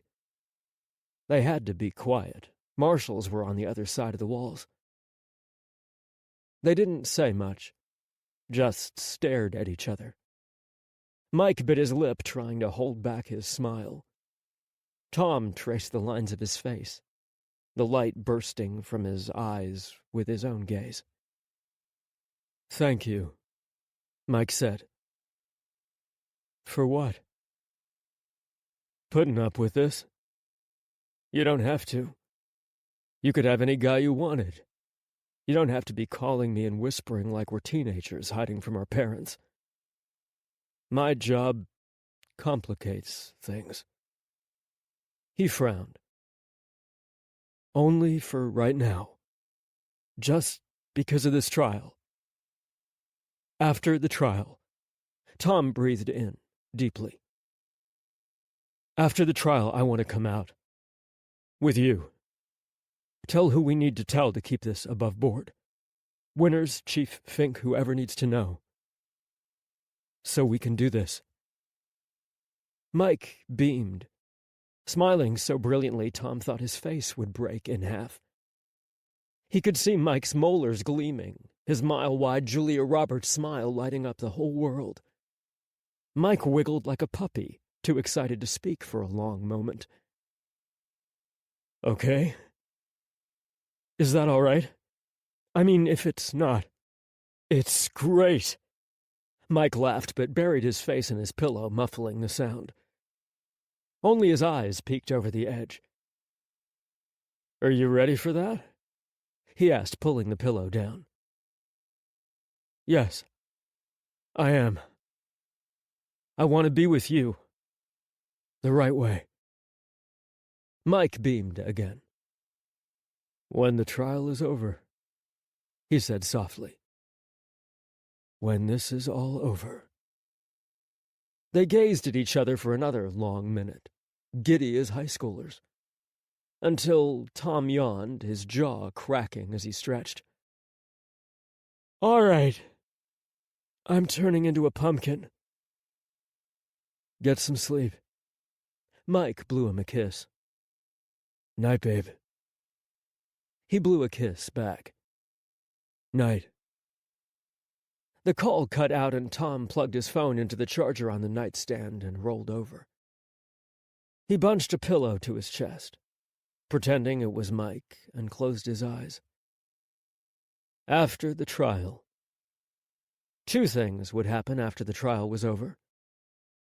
The world would be in shambles, on the verge of another war, or it would somehow right itself. Somehow, some way through the twisted path of this case, through what was about to transpire in his courtroom. He had to believe that it would work out, that truth and justice would prevail. He'd do everything he could, every single thing, to make this right. He had to, because after the trial, he was coming out. Chapter 32, July 27th. The trial the entire world was watching. That's what the news said. The perky, bright-eyed anchors reading off their script cards at 5 a.m. before dawn's first light had broken over D.C. Tom, in that hyper-alert space of too little sleep and too much caffeine, watched the morning news half in and half out of his suit. His tie lay draped around his neck, a sky-blue silk with delicate white diagonal stripes. Mike had given it to him, a present secreted beneath his pillow a few days before. For luck, the note had said with a lopsided smiley face. At 6 o'clock exactly, Knox sounded on his door. He grabbed his suit jacket and his briefcase and headed out, striding alongside Mike and behind Villegas. Villegas grumbled into his radio, communicating with marshals who held down all the exits and entrances, monitored the elevator doors on his floor and the lobby, and waited in the armored SUV in the Hyatt's basement. Winters was on the line, too, listening in from the courthouse command office. Mike slipped his hand into Tom's and squeezed, lightning fast in the elevator on the way down. In the basement, Villegas directed 4 teams of marshals into chaser SUVs, riding as escorts in front of and behind Tom. Mike pulled him aside, to the rear of the SUV, and pulled out the bulletproof vest he'd had Tom try on over a month ago. It's time to wear this. Tom swallowed, but nodded. He slipped off his suit jacket and let Mike help him into the vest. Mike smiled at his tie, his fingers gently running over the fabric. This is a level 3 vest, Mike said softly. It will stop small arms fire and sharp objects. The armored SUV is rated to withstand armor-piercing rounds, so you won't need a level 4 vest for the ride. And if anyone has a high-powered rifle inside your courtroom, we've got far, far bigger problems. No kidding. Tom twisted, trying to get the vest to relax against him. It was flexible, a soft vest as opposed to the hard ceramic plates of a level 4 vest. If anyone takes a shot at you, or anything else, they'll have to get through me. Mike was close. Too close, speaking almost against his skin. Are you wearing a vest, too? Mike nodded. He rapped on his side over his ribs. A slight puff pushed out his button-down, a blink-and-you'll-miss-it hint of a concealed vest. Your robes will conceal your vest, and it's more comfortable for you to wear over your shirt. You can take it off in your chambers, as long as you promise to put it back on. Yes, sir. Villegas appeared, looking harried and snappish and sighing at them both. Are we done yet? What the hell, Lucciano? Were you giving him a history lesson about the vest? Jesus. Yeah, we're done, Villegas. Mike slammed the rear gate shut, rolling his eyes. Then let's go, let's go. Villegas made herding motions, cursing under his breath. He had his radio in one hand and his coffee in the other, and he drank and spoke at the same time, still muttering curses as he glared at Mike. Finally, they were on the move. Villegas in the driver's seat, Mike in the passenger. Tom sat in the middle of the SUV behind them both, in between completely blacked-out windows. The drive wasn't long, only 3 blocks, but he instantly understood Villegas' security concerns as they rose out of the garage, driving into the breaking dawn. The sidewalks were packed, filled to bursting with protesters. One section of the crowd screamed with anti-Russian fervor. Posters and placards with the Russian flag and the Kremlin crossed out, and slogans proclaiming him a tool of the Russians. Images of him, dancing with marionette strings beneath Vasiliev's hands. Packed on the other side of the street, protesters waved American flags, chanting USA, USA at the top of their lungs. Beyond the frenzy, media trucks covered every cobblestone of the courthouse square, and satellite dishes rose to the sky like an urban forest. CNN, MSNBC, Fox, ABC, NBC, Al Jazeera, Russia Today, BBC, and so many, many more. D.C. Metro police were out in droves, lining the streets and enforcing their blockade, stone-faced against screaming, vitriolic protesters. Sun lamps blazed down on the reporters, the combined lights of so many news agencies making the square look like the surface of Mars, and not D.C. just before sunrise. He blinked, trying to block it all out, trying to make his eyes unfocus, let the cacophony wash over him. He could practically feel Mike vibrating in the front seat, could definitely see the way he swiveled his head, taking everything in. Every angle, every aspect, cataloging every individual as a threat or not. He mentally reached into the front seat as if he could fold into Mike's arms. They hurried into the courthouse garage, tires squealing against concrete. The marshals in the chaser SUVs flanked Tom's vehicle in case someone might try and follow them into the basement garage. No one did. Mike hopped out first, opening Tom's door. He snagged Tom's briefcase, throwing it over his shoulder, and then helped Tom into his jacket. Villegas was already on the radio. "We're heading up the central elevator now." Marshals blocked off the secured elevator to the private areas of the annex. He stepped in, followed by Mike and Villegas, and they were off, straight up to the 4th floor. He checked his phone. It was 6:15. 2 hours and 45 minutes until the trial began. The jury was seated first, taking their places in the raised box and settling into the black leather chairs that would be their thrones for the next few weeks. Most had notepads, some had several. All of them looked stern, tense, frustrated. The gallery was packed, filled with media representatives, government officials, observers from the Russian embassy, and enterprising members of the public who had slept on the steps of the courthouse to be first in line that morning. The air crackled, far more intensely than at any other trial. This was no run-of-the-mill murder trial, though. At the prosecutor's table, Dylan Ballard sat and stared at his notes, so laser-focused on his padfolio that he seemed a statue. Lucas Barnes, the FBI counterterrorism chief, sat beside him, back stiff and straight, flipping through his own notes with an eerie sense of calm. Renner sat beside Kryakov. Kryakov wore a charcoal suit, white shirt, and a navy blue tie.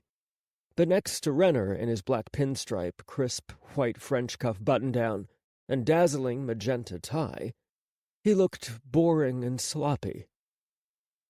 Lining both walls, marshals stood guard, their attentions focused on Kryakov and the gallery. The courtroom was awash in muted conversation. Hushed whispers and bitten-off words snapped into cell phones, bouncing around the gleaming maple-paneled walls. White fluorescent light burned down on the court, a nearly silent hum that crawled over everyone. Waiting. Waiting. Mike nodded to the bailiff and ducked out, heading for Tom's chambers down the hall. Tom paced. Careful steps from one side of his office to the other and back again. The bulletproof vest itched and pulled on his shoulders. He was hot, already sweating. He asked for the courtroom's thermostat to be lowered. His robes hung open, unzipped down the front until the last minute. They billowed around him like a vampire's cape in a cheesy horror film. Mike held out his hand. "Everyone's in there. They're ready." Tom grabbed him, stepped into the circle of his arms and rested his forehead against Mike's. Pressed together, he realized he was shaking. "You're gonna be great, Judge Brewer. I'm glad you're here. I'm glad you stayed with me through this." He would have collapsed if not for Mike, fallen to the ground in broken shambles, wrung through by the intrigue, the twists and turns, the way his entire court and the entire country had seemed to turn their backs on him. Mike kissed him, softly, a slow meeting of their lips. "The time for justice is at hand." They both smiled, and Tom managed a soft laugh. Mike kissed him again. "Lead the way, Inspector Lucciano." "All rise!" Tom took a deep breath before he strode into the courtroom after the bailiff's cry. Mike followed on his heels and took up post beside his bench, an arm's reach away. His black robes puffed out, the dark fabric wreathing him in authority. His voice was the law in these walls. Supposedly. All eyes snapped to him, watching as he climbed up the bench and took his seat. The great seal of the United States hung behind him, framed between two American flags. All eyes, except for Ballard's. Ballard refused to look at him, staring off to the side, his face pinched and tight. A few of the jurors smiled his way. He'd done his usual song and dance, his welcome to the court routine for the jurors right after they'd been seated at the conclusion of voir dire. They were all strung out, exhausted from the jury selection process and dreading the case to come. He'd done what he could, reaching out to them, explaining their importance, their partnership. By the end, he had a few smiles and one or two chuckles. But half the jury stared at him stone-faced, already convinced clearly that he was exactly what the media had made him out to be. A Russian sock puppet, anti-American and already in the defendant's corner. Tom sat. Everyone followed suit. Reporters grabbed their notepads, their pencils, leaned forward with their recorders. His gaze darted to Mike for a moment. And then he leaned forward and laced his hands together. "Mr. Ballard, are you ready to present your case for the United States?" Ballard rose and still didn't look at Tom as he crossed the courtroom to the jury box. Tom didn't require his attorneys to stand behind a lectern or restrict their movement.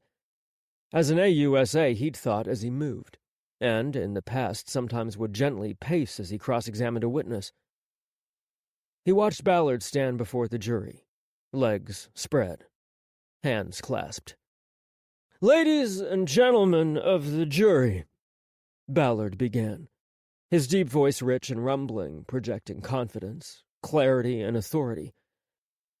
"We begin presenting a case to you today that when all the media frenzy has been stripped away, and when all the wild-eyed conspiracy theories have been set aside, is simple. This is a simple, straightforward case, and you should not let anyone convince you otherwise. A few weeks ago, we watched in horror as a terrorist struck at the heart of our nation. The terrorist, Bulat Deshiriev, shot and killed 3 members of our nation's law enforcement community. Secret Service agents Stephen Harvey, Patrick Ross, and Chad Robertson. He also killed a member of Russian President Dmitry Vasiliev's security team and attempted to murder the Russian president himself. Bulat Deshiriev did not expect to be caught. He had, in his mind, a foolproof escape plan. Something or someone went wrong and he was captured. Mr. Deshiriev has since decided to help the United States and the world and identify the individual who hired, facilitated, and directed his terrorist actions. That person is sitting right there. Ballard pointed at Kryakov. Vadim Kryakov. He turned, slowly walking the length of the jury box, looking each juror in the eye. Mr. Deshiriev asserts that Mr. Kryakov recruited him in Russia, paying him millions of dollars for this hit. He directed Mr. Deshiriev to the United States and provided him information on his target, President Vasiliev. Ballard let that hang in the air. Mr. Deshiriev's assertions are backed up by the evidence, by facts. Fact number 1. Vadim Kryakov sent Bulat Deshiriev a text in the days before the shooting confirming the Russian president's schedule and location at the time of the attack. This text came from Kryakov's cell phone and was authenticated with a 3-digit code Deshiriev had been instructed to use for secured communications. Fact number 2. Kryakov's fingerprint appears on a baggie of cocaine found in Deshiriev's house and left for him at a drop location arranged by Mr. Kryakov. In that drop, there were maps of D.C., highlighted information on the Capitol, and suggestions for locations to use as a sniper nest. Fact number 3. Deshiriev picked Vadim Kryakov's voice out of a vocal lineup as the same voice he heard on the phone. Our evidence clearly shows a connection between these two men and backs up Mr. Deshiriev's assertions. Tom shifted slightly. Ballard's case against Kryakov was not the strongest he'd ever seen in his career. Not by a long shot. And no mention of the Russian documents. How would Ballard defend against them? Tom had expected Ballard to diffuse their importance from the beginning, undermine their credibility in some way in his opening statement. So far, nothing. Mr. Renner and the defense will spin for you a wild fantasy, a world of conspiracy, intrigue, and deep state cover-ups. His defense is more appropriate for a bad Hollywood film and is irresponsible in a court of law.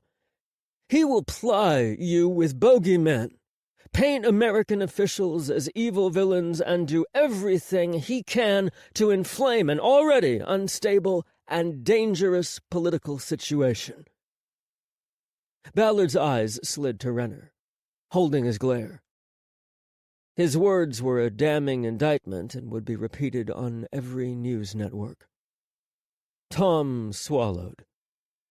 Renner's defense existed chiefly because of his own actions, allowing for the defense to build their case through discovery and admission of the Russians' documents alleging the CIA assassination attempt.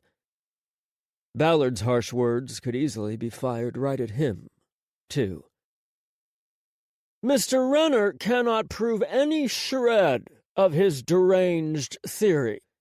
He asks you to believe that Americans masterminded an assassination attempt of the Russian president. He asks you to believe that a shadowy conspiracy of unnamed persons is attempting to frame his client.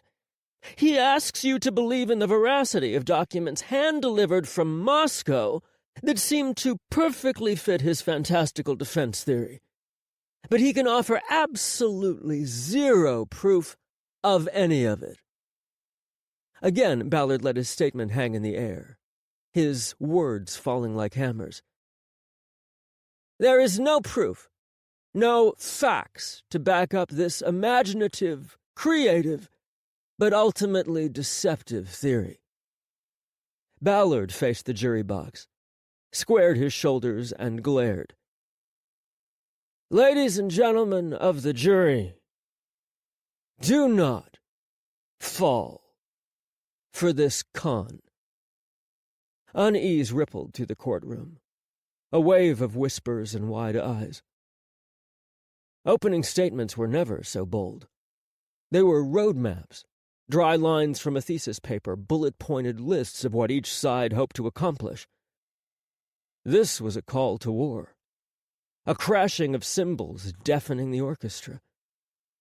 Ballard had come out with his claws and was looking for blood. Evidence is what matters in this case, ladies and gentlemen.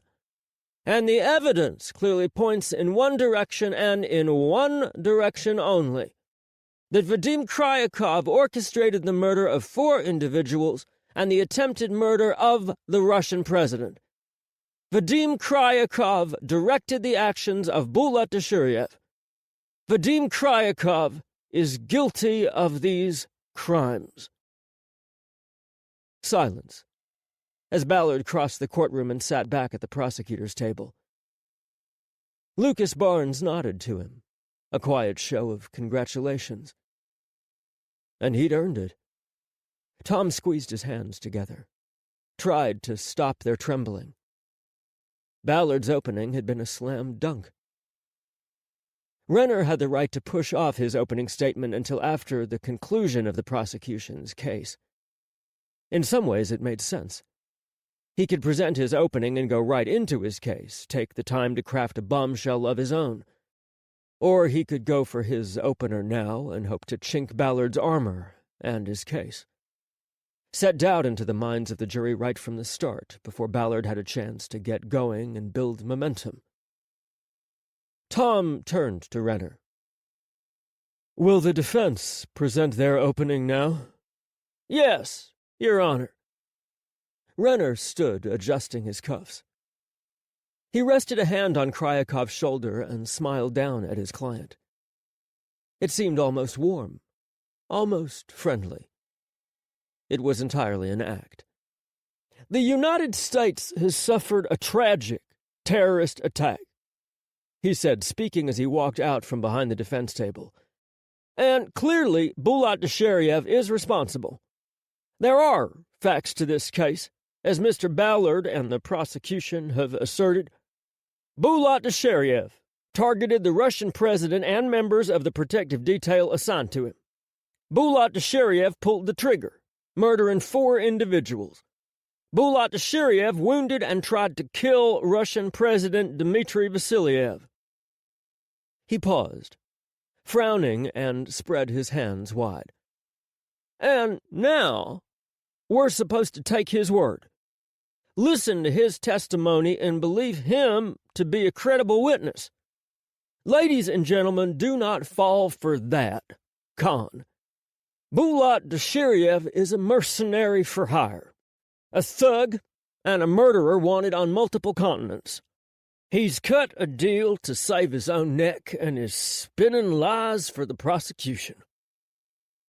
Renner gripped the low wall surrounding the jury box, leaning in as if sharing a secret.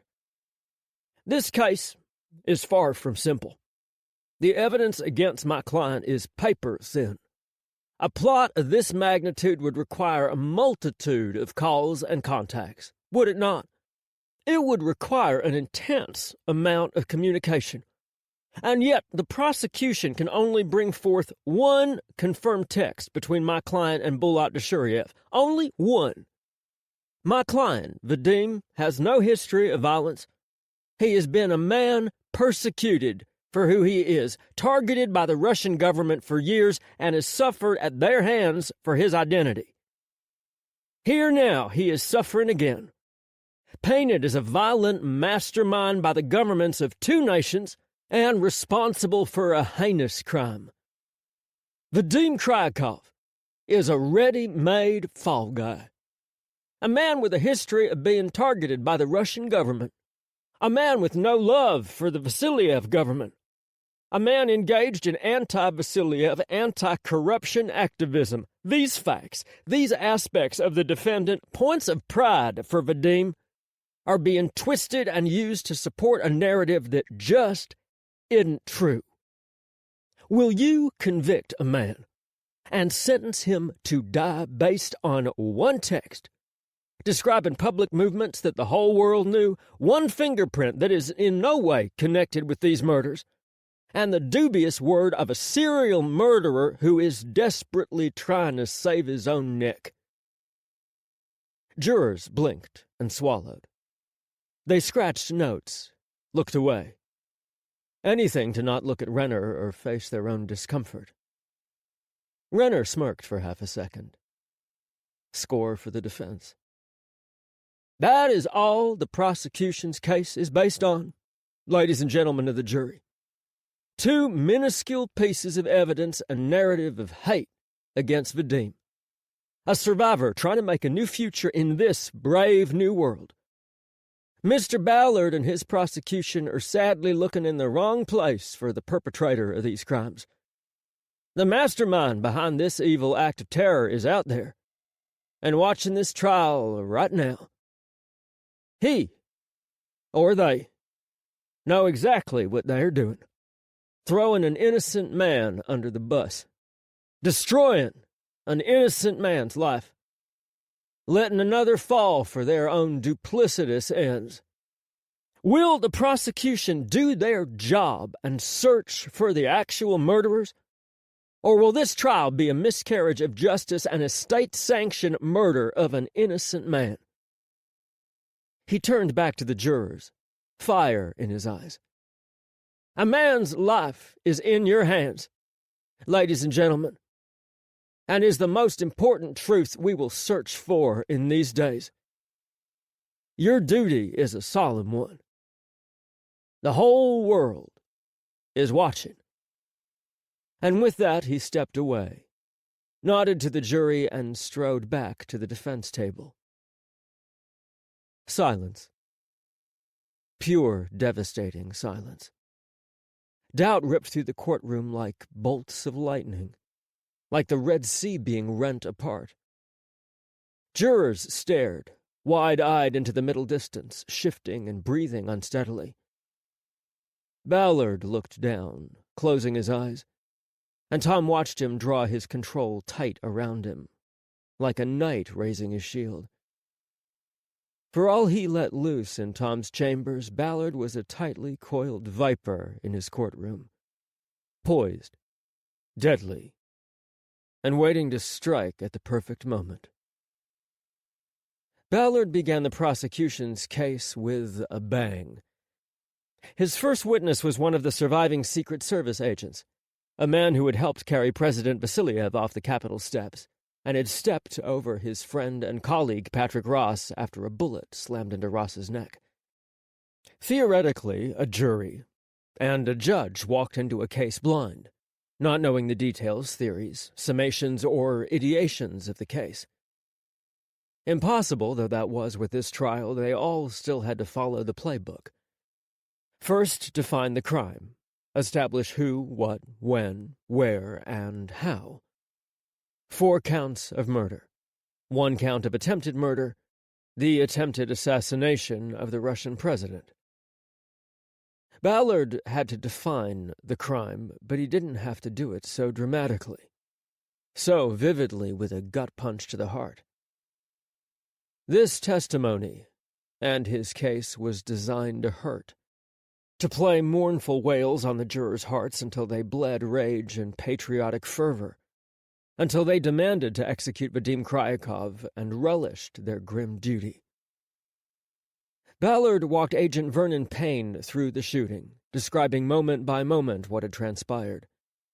Payne spoke quietly, but his voice reverberated through the courtroom, and his words, precise and chosen for efficiency, painted the horror of the day in muted memories. Tom tried to shake off his own memories, drawn forth by the testimony. Payne spoke in facts, in bleak pronouncements, but Tom's first-hand recollection was awash in primary colors. The vividness of the sky, the perfect, endless blue. Crisp sunlight warm on his skin, as warm as Mike's hand. The pure whiteness of the Capitol, the endless steps rising to the seat of American congressional power, thrumming in the air. The chanting, the pride and rage and hope merging into one roar that rose over the Capitol. his people screaming for justice as the Russian president descended toward them. Shots fired. Blood spilled. Rivers of it on the Capitol steps. Payne's voice shook as he described the series of shots, the agents who fell. Steve Harvey was shot first. The shot entered the right side of his temple. He died instantly. The bullet was recovered lodged 8 inches deep in the Capitol steps. Payne visibly collected himself, breathing in deeply. Chad Robertson was shot in the chest directly beneath his heart. He choked to death on his own blood. We had surrounded the Russian president, and we were moving him to his vehicle. Payne blinked fast. His jaw trembled. Patrick was running in front of me. The last shot sounded. I saw Patrick stumble, heard him grunt, and then start to choke. He fell at my feet. Blood was everywhere. The steps, my shoes, my pants. I couldn't stop. Payne looked down, and tears slipped from his eyes, cascading down his cheeks. I had to step over him, keep carrying the Russian president to his motorcade. I think I accidentally kicked him. Payne sniffed long and loud. Every day I hear the sounds of him dying. How he choked. I left him there. And that was it for Payne. He said not another word, just curled over his lap and let the tears silently fall. Renner and Kryakov stared straight ahead, motionless. Jurors looked shattered, and several tried to wipe their own tears away. Ballard turned and faced Tom. He held his gaze.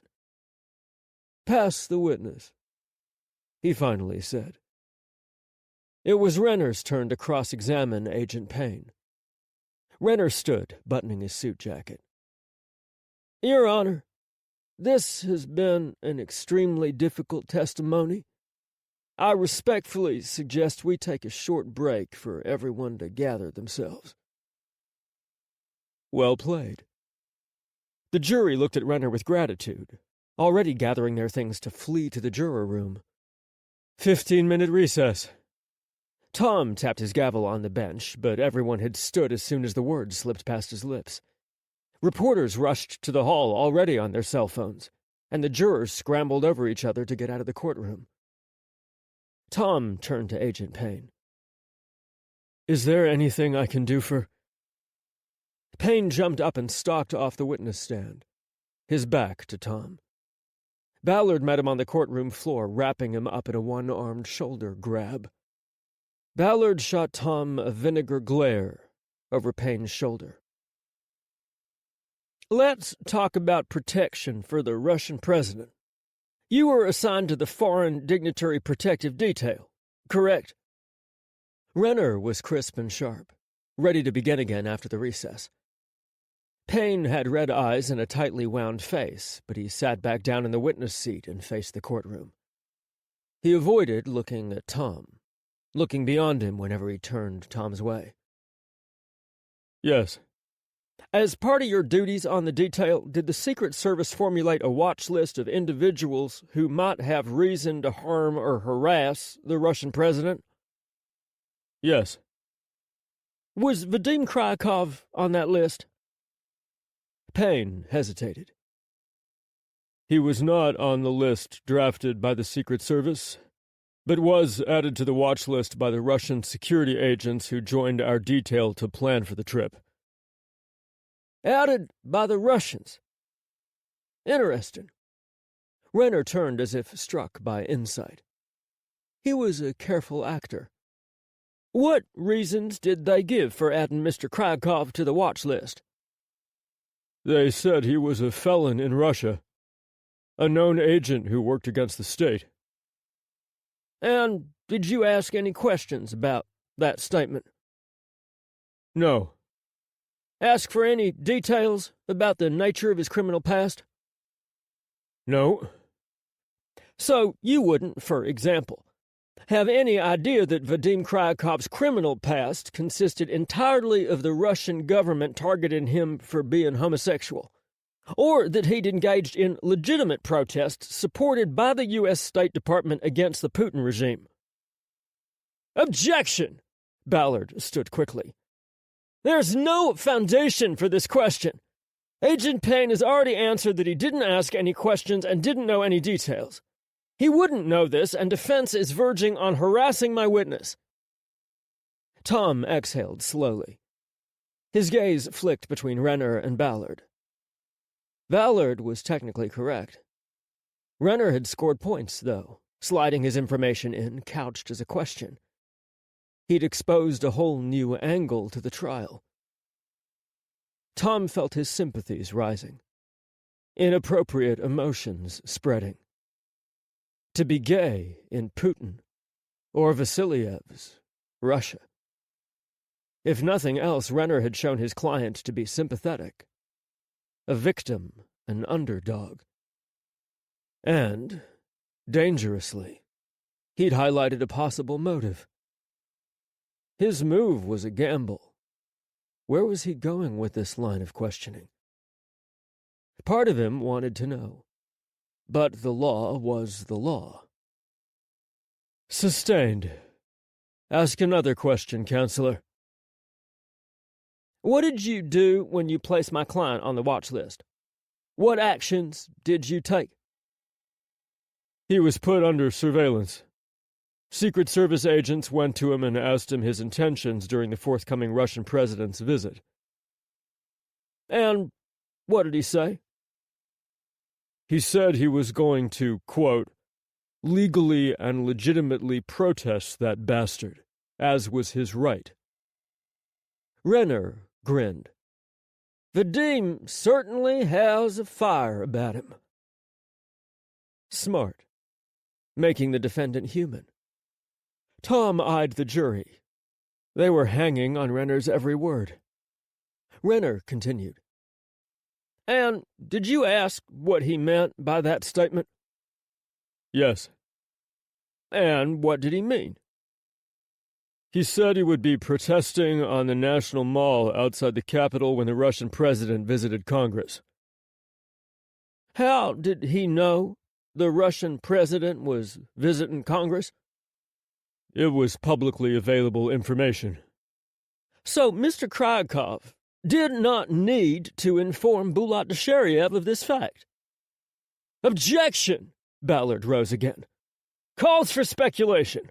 On the contrary, I'm asking the agent's professional investigative opinion about whether my client would have had any reason whatsoever to text what he allegedly texted. And, Ballard added, no predicate for this line of questioning. No predicate.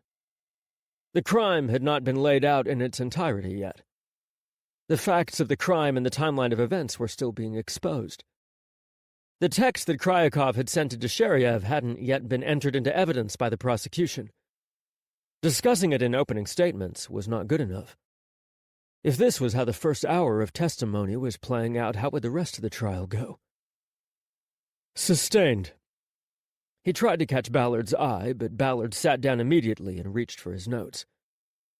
Renner smiled, totally unruffled.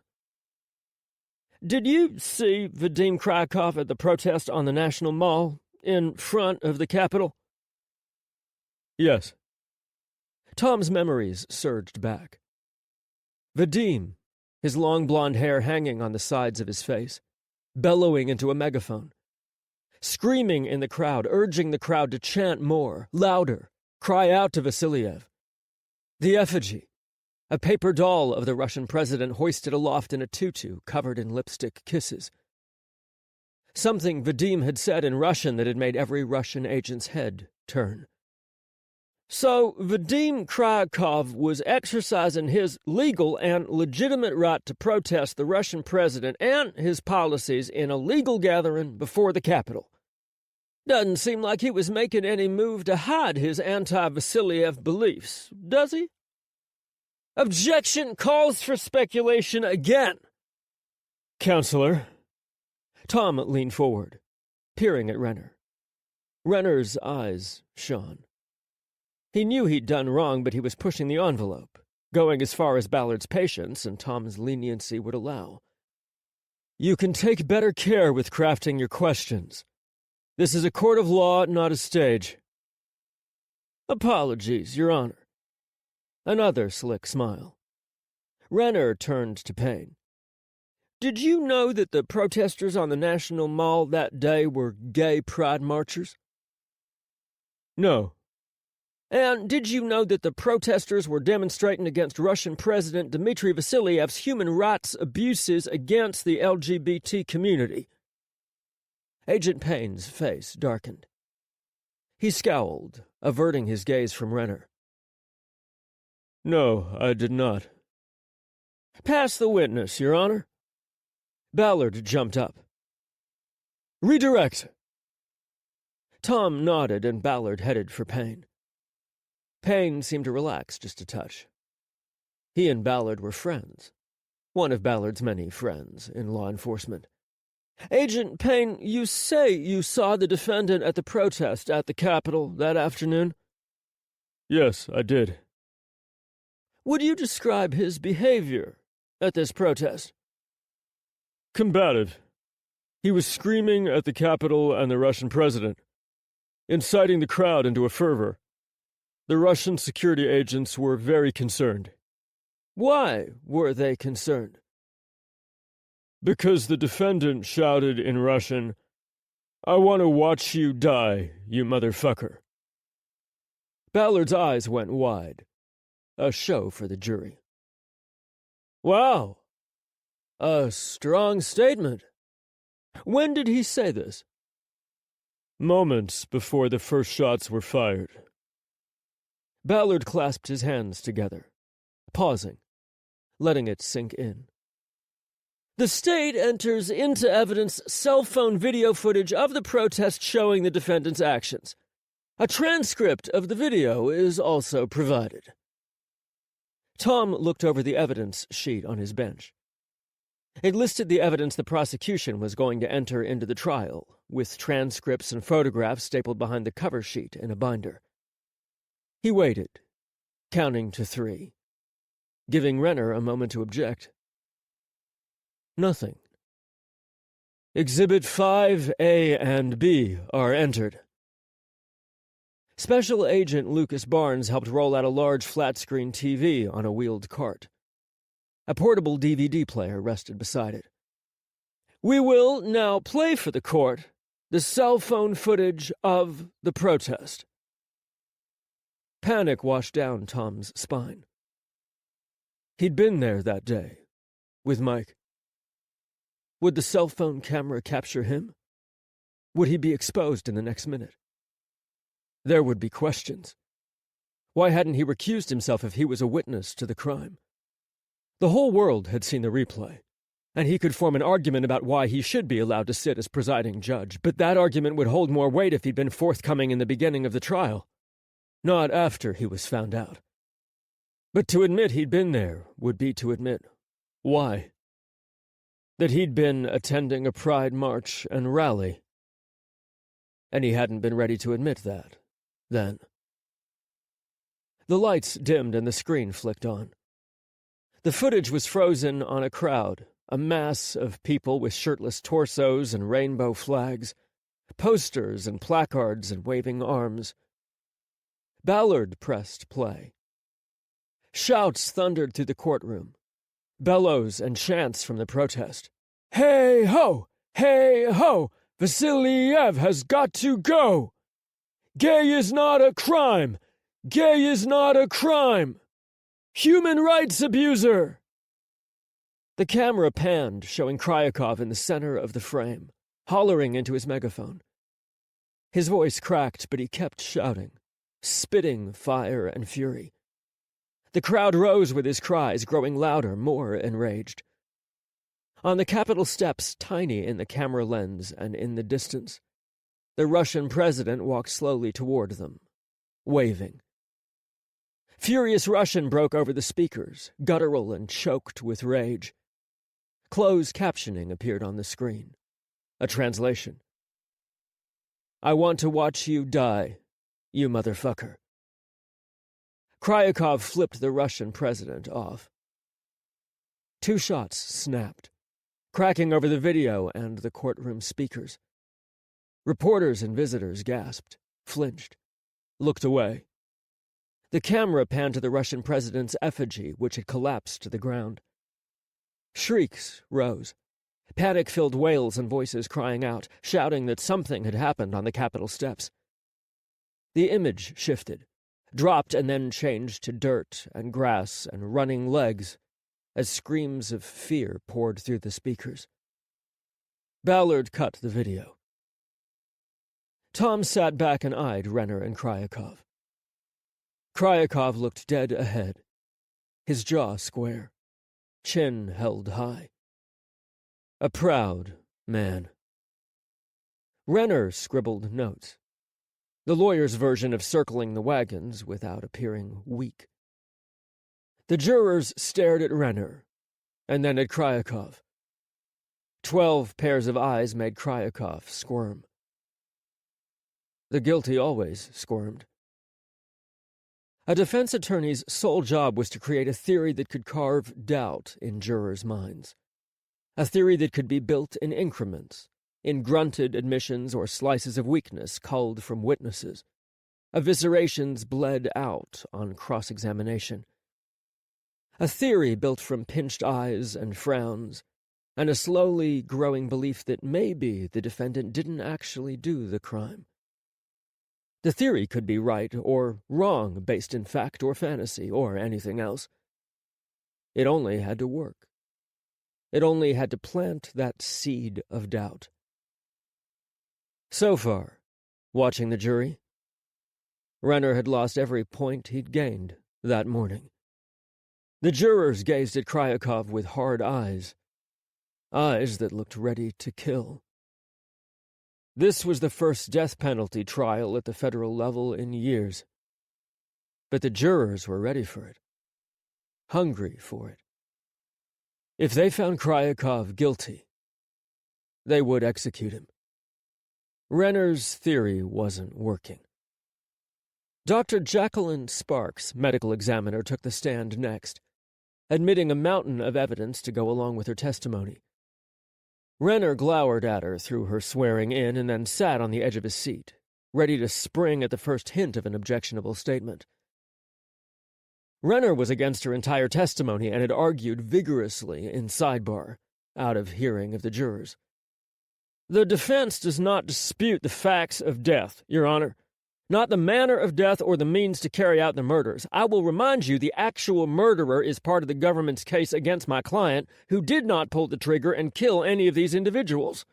No, your client just planned their murders, orchestrated the entire operation. Allegedly." Renner sent Ballard a frosty glare. "Your Honor, this entire testimony is prejudicial to my client and serves no purpose other than to upset the jurors. Testimony from medical examiners is always considered key evidence in any trial. We must establish the facts of the crime, including how these individuals died. Barring this testimony would be a grave disservice to the jurors. They would have an unbalanced view of the facts." Tom noticed Ballard never uttered the words, "Your Honor." Not once. "The defense does not dispute the facts of death, Your Honor. We request you bar this testimony." Which way to go? Both Ballard and Renner had valid points. Ballard still refused to look him in the eye. Renner implored him with his gaze. Any testimony from the medical examiner would certainly hurt Kryakov and inflame the jury, play on their already strummed heartstrings. He'd given Renner a win with the discovery of motions, though, and had given the defense significant latitude in crafting their strategy. Enough latitude that Renner should be able to recover from this testimony if he'd worked diligently. If there was anything at all to craft. "I'm allowing this testimony." Tom tried to catch Ballard's gaze, but Ballard still looked just beyond his shoulder. He didn't react to Tom's ruling. "Dr. Sparks may take the stand." Renner cursed under his breath. Ballard nodded once. Both melted back to their tables, Renner whispering in Kryakov's ears for a long minute as Sparks took the stand. Nauseating crime scene photos followed. Wave after wave of sun-baked blood on marble steps. Bullet trajectories mapped out with neon evidence straws. Shattered bullet fragments embedded in the Capitol. Autopsy records and photos of the victims laid out on steel examination tables. Agent Payne and other federal law enforcement officers watching in the gallery looked down at the floor, not watching the giant images projected on the flat screen of their friends, their bodies and murders on display for the world.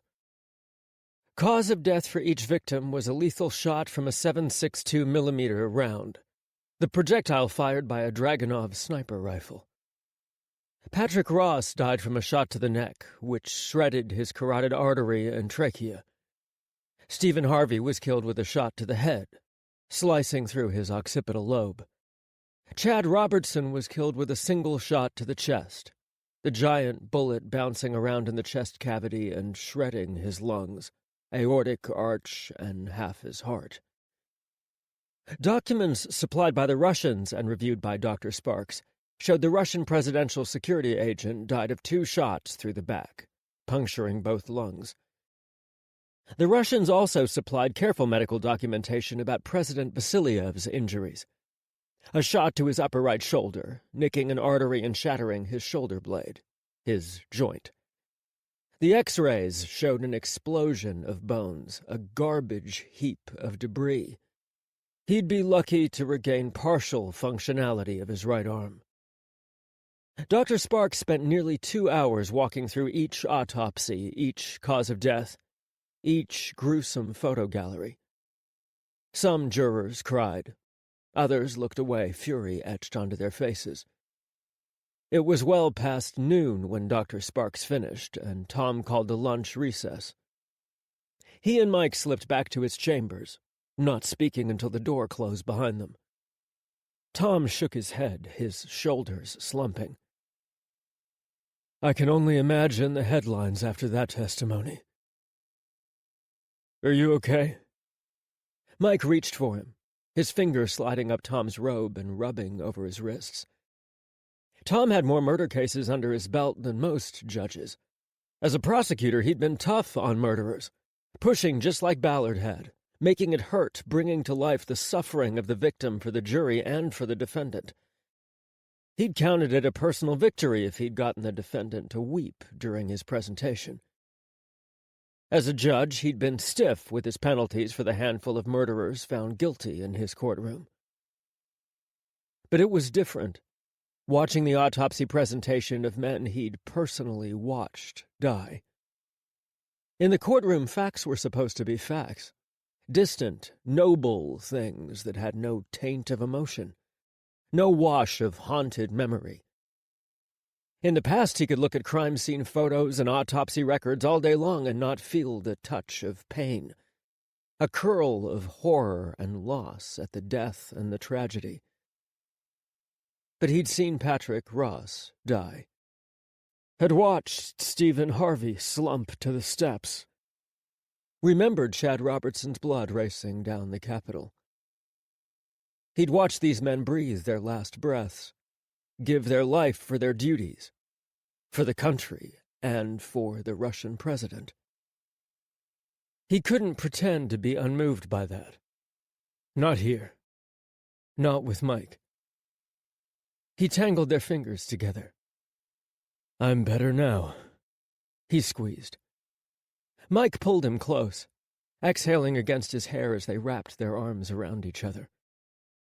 They stood silently, pressing their bodies as close as they could, letting the silence wreath them. If Tom closed his eyes, he could almost imagine it was peaceful in the world. Knocking broke them apart, and Mike pulled away, headed for the door. Peggy smiled and said hello to them both as she passed Mike a large brown bag. Tom breathed in deeply. Food. And lots of it by the smell. I ordered lunch for you during the first recess. Mike seemed sheepish as he opened the bag, unpacking enough Chinese food for a small army on Tom's conference table. I wanted to take care of you. Make sure you ate. What would he do if Mike wasn't in his life? Probably pace the lunch break away, locked in his chambers, and eventually try to force down a granola bar. How isolated he'd been before Mike, personally and professionally. Lunch with law clerks during a trial of this magnitude was out of the question, but other than them, he'd been all alone. Thank you. He shucked his robe and sat down right next to Mike, who was piling a paper plate with food for him. Mike filled his own plate and sat, and Tom reached for his hand. You take great care of me. Mike blushed and beamed, and held Tom's hand while they ate. Renner picked up immediately after lunch, like a football coach who'd regrouped at halftime and seen the face of God. Ballard was going to pay for forcing Dr. Sparks' testimony. Dr. Sparks, you are obviously an extremely competent and thorough medical examiner. Your testimony was detailed and flawless. He waited, allowing Dr. Sparks a tiny nod of thanks. I myself told the prosecution that your work was impeccable, and that we did not dispute any of the facts of this case. Dr. Sparks' lips thinned. She said nothing. Knowing that, why do you think you're here? Objection! Ballard was on his feet. Calls for speculation. I'll rephrase. Renner smiled his slick attorney's smile. Dr. Sparks, if the defense does not dispute the facts of these individuals' tragic deaths, then what purpose does your testimony serve? Objection! The same objection! This is ridiculous! Tom fixed Ballard with a glare. Outbursts from either party are not welcome in this court. Counselor, move on to a different line of questioning. Renner had made his point. The jury was squirming. Dr. Sparks, do you know anything about whether Vadim Kryakov is responsible for planning these murders? No. Do you have any information about who may be responsible for planning these murders, other than what you've read in the papers? No. You know no facts about whether my client is guilty or innocent of the crime he is being accused of? No. So, since we do not dispute one iota of your testimony and you have no information to share about my client's involvement in these crimes, your testimony then served only to play on juror sympathy. Dr. Sparks wisely did not answer. Ballard was on his feet in an instant, crying out, Objection! This question is argumentative and abusive. The defense is badgering the witness. Withdrawn. Renner smiled again. No further questions, Your Honor. Strike the last question from the record. Jurors, please treat the last exchange as if it never happened. Tom watched the jurors carefully. Some made notes. Others scratched lines out on their pad. All of them glanced from Renner to Ballard, their eyes narrowing. Special Agent Lucas Barnes took the stand next. He walked the court through the FBI's investigation, through Bulat Desheriev's sniper nest, the location he fired the fateful shots from. He spoke about Desheriev's sniper rifle, a Dragunov, a Russian-made classic in sniper circles. Hardy and reliable, it was less powerful than the American Barrett, but still extremely lethal. Barnes then moved to the search of Desheriev's bolt hole in suburban D.C., the hideout he had built up for several months, hoping to escape to and fade into obscurity in after the crime. Who would suspect the young immigrant who bought fruit every Tuesday and Saturday, and who smiled at dog walkers and little old ladies? At Desheriev's place, they discovered the cocaine baggie, most of the cocaine gone, used, drug paraphernalia, and Desheriev's cell phone. Kryakov's fingerprint was on the cocaine baggie, and a text from Kryakov's personal cell phone was on Desheriev's, confirming the Russian president's location at the Capitol on the fateful Saturday. The text was verified through phone records, and forensics were able to recover the deleted text from Kryakov's phone. Barnes was a skilled witness. He'd been on the stand in his career more times than Tom could count. He himself had used Barnes multiple times in high-profile FBI and counterterrorism cases. He faced the jury, his testimony as if he was having a conversation with them. Tom watched more than one juror smile at Barnes. After a day of hard-hitting, emotionally draining testimony, Barnes' calm, collected competence was like a salve to their wounded hearts and minds. Even Tom found himself leaning into Barnes' testimony. Ballard let Barnes testify in long, narrative explanations. Barnes was in control, telling the story of the evidence with little prodding and guidance from Ballard. "Agent Barnes," Ballard said, "how did the FBI verify Bulat Desheriev's statements after he began cooperating with the prosecution?" "We walked Mr. Desheriev through his confession, searching for physical evidence to corroborate each of his claims. We analyzed his cell phone and discovered the text message. Through checking the cellular records and subpoenaing the carrier, we established that the number was Vadim Kryakov's, which we confirmed when we arrested the defendant. We found the materials provided in the dead drop to Mr. Desheriev, including the cocaine baggie, and had it tested for fingerprints. We found Kryakov's fingerprint. The evidence clearly backed up Mr. Desheriev's statement and confession. Was there any discrepancy between any physical evidence and Bulat Desheriev's statements?" "None." "Did the FBI investigate the possibility that there might have been conspirators beyond Vadim Kryakov?" "We found no evidence to indicate that there was any other conspirator beyond Vadim Kryakov. In order to verify that, we asked Mr. Kryakov to cooperate with the investigation. We offered a similar deal to Mr. Desheriev if he was truthful and cooperative with the investigation. He refused." And then it was Renner's turn. Cross-examination was a battle, and with an opponent as skilled and likable as Barnes, Renner had his work cut out for him. Renner had to seize control, wrest it back from Barnes, but not look dominant in front of the jury, not appear like a bully. He had to make himself seem more competent than Barnes, and sincere, too, likable, enough to plant a sliver of doubt in Barnes' testimony, make the jurors hesitate, start the dominoes of doubt, falling slowly. Or he could go the other way and try and rip Barnes a new asshole. Tom watched and waited. Renner put himself squarely in front of the jury, forcing Barnes to look right at him.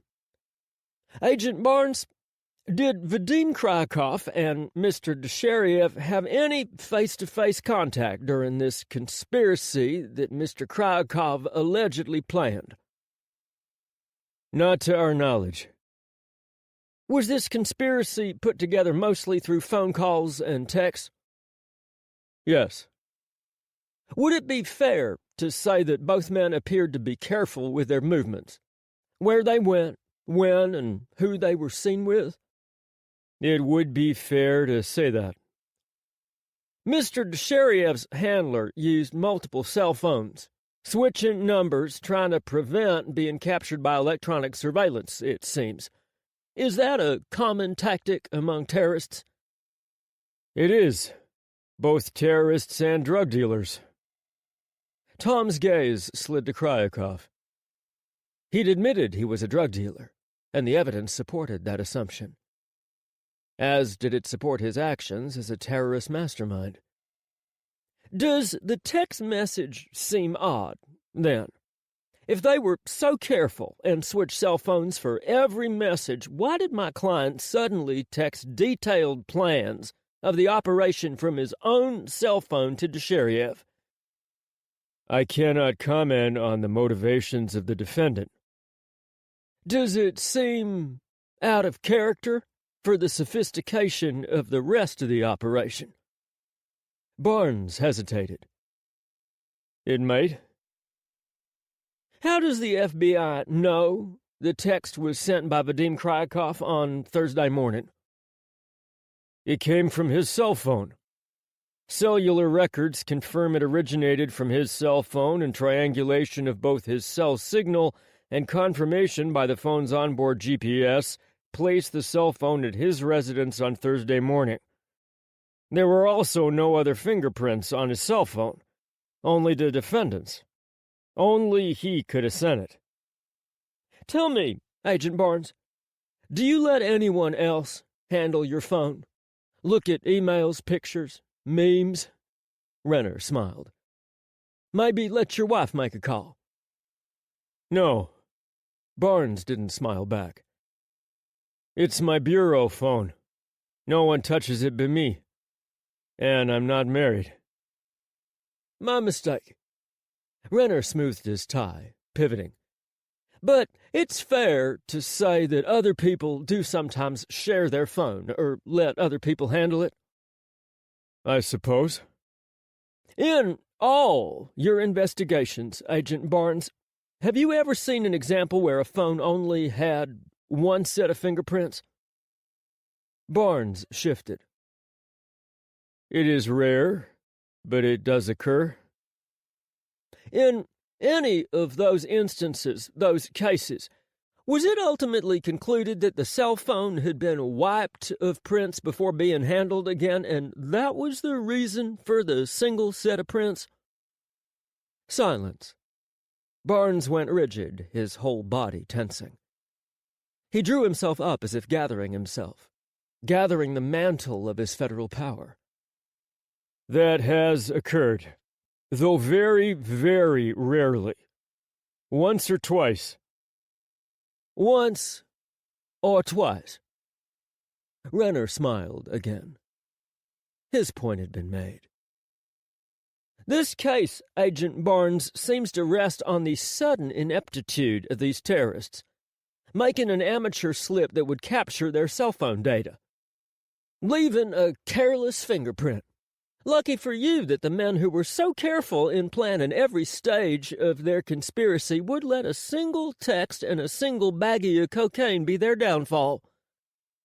Barnes waited for Ballard's objection. Objection! Defense is arguing with a witness and putting on a show. This isn't theater. Sustained. Tom arched his eyebrows at Renner. He was pushing hard. If the men never met face to face, Agent Barnes, then how did a cocaine baggie with my client's fingerprints end up at Deshiriev's house? As we understand it, the baggie was left at a drop location, along with maps of the capital and of D.C. It seemed to be a bonus payment to Mr. Deshiriev. At least that is how he took it. Were Vadim Kryakov's fingerprints on any other material in the drop? No. The only proof of Vadim Kryakov's involvement, then, is his fingerprint on this one bag. Barnes hesitated. The only proof of his involvement in the drop, yes. But there is other evidence tying him to the case. So no one watched him put the baggie in the drop? No. Is Vadim Kryakov a known cocaine dealer? He is. To a group of Russians, a select group of individuals mostly tied to Russian organized crime rings and nightclubs, correct? Yes. And as a dealer, his fingerprints would necessarily be on all the baggies he dealt. That would be a fair assumption to make. So, isn't it possible, then, that my client could have been framed? The baggie could have been placed by anyone into the drop. Objection! Ballard scowled. Speculation and calls for a legal conclusion. Agent Barnes is not here to present the defense's wild conspiracy case. Your Honor, Agent Barnes is a recognized investigative expert. His testimony is crucial to establishing the facts of this case. As an expert in the case, he should have ruled out all possible lines of inquiry. My line of questioning is not a wild conspiracy theory, but an exploration of the prosecution's own case. Is this possible, and has the investigation team ruled this out? Ballard silently fumed. He kept staring over Tom's shoulder, his glare burning into the seal of the United States. Dylan, look at me. Give me something to work with. Overruled. Tom's gut clenched as Ballard's lips twisted. An almost curse breathed out as he sat. Please answer the question, Agent Barnes. Barnes scowled. He refused to look at Tom. There were no other fingerprints on the baggie. If another person had placed it there, their fingerprints should also be present. That is not the question I asked, Agent Barnes. Please, is it possible that another person placed the baggie in the drop, incriminating Vadim Kryakov? Silence. It is possible, though extremely unlikely, Barnes finally said. It is possible. Renner smiled, and before Ballard could object, he said, No further questions. Redirect. Ballard strode around his table, facing Barnes, but allowing the jury to gaze on their favorite witness again. Perhaps not the golden boy from before Renner's cross-examination, though. A few jurors wore deep frowns. Both Deshiriev and Vadim were cocaine users, correct? Both men's blood tested positive for cocaine use. That's a fair assumption to make. In your professional experience, Agent Barnes, are drug users reliable people? Not always. Do they make decisions that are in their own personal best interest? No. A drug user leaving his fingerprints on a baggie of cocaine while covering up all other aspects of their crime would be par for the course for a drug user and/or dealer. It absolutely could be. An experienced drug dealer might not even think of the fingerprints in the context of the larger crime, especially if he has a routine to his dealings. Do most drug users dispose of the baggies, Agent Barnes? Yes. Most baggies are flushed down the toilet. Which would imply that Vadim Kryakov, a known user and dealer of cocaine, expected this baggie to be flushed, which would then eliminate his fingerprint. He'd have no need to conceal his fingerprint then, correct? Tom waited for Renner's objection. Renner stayed seated and said nothing. His eyes shone. Correct. Which would make his behavior, leaving his fingerprint on the baggie, not unusual or odd at all. Not at all. Ballard nodded. Pass the witness. Recross. Renner stood. Agent Barnes, you said that most cocaine users will flush their empty baggies down the toilet. Did Mr. Deshiriev give a reason as to why he did not? Yes. What was his reason? He forgot to. Oh. Renner smiled as he spread his hands. How convenient. He forgot to dispose of a major piece of evidence tying my client to the shooter, the only man in this entire trial who is unquestionably guilty. How fortunate for the prosecution. Objection argumentative. Withdrawn. I'll rephrase. Renner bowed his head as if apologizing. Tom knew better. Is it possible Agent Barnes, that one of your key pieces of evidence, which inexplicably survived destruction, is meant to frame Vadim Krakow.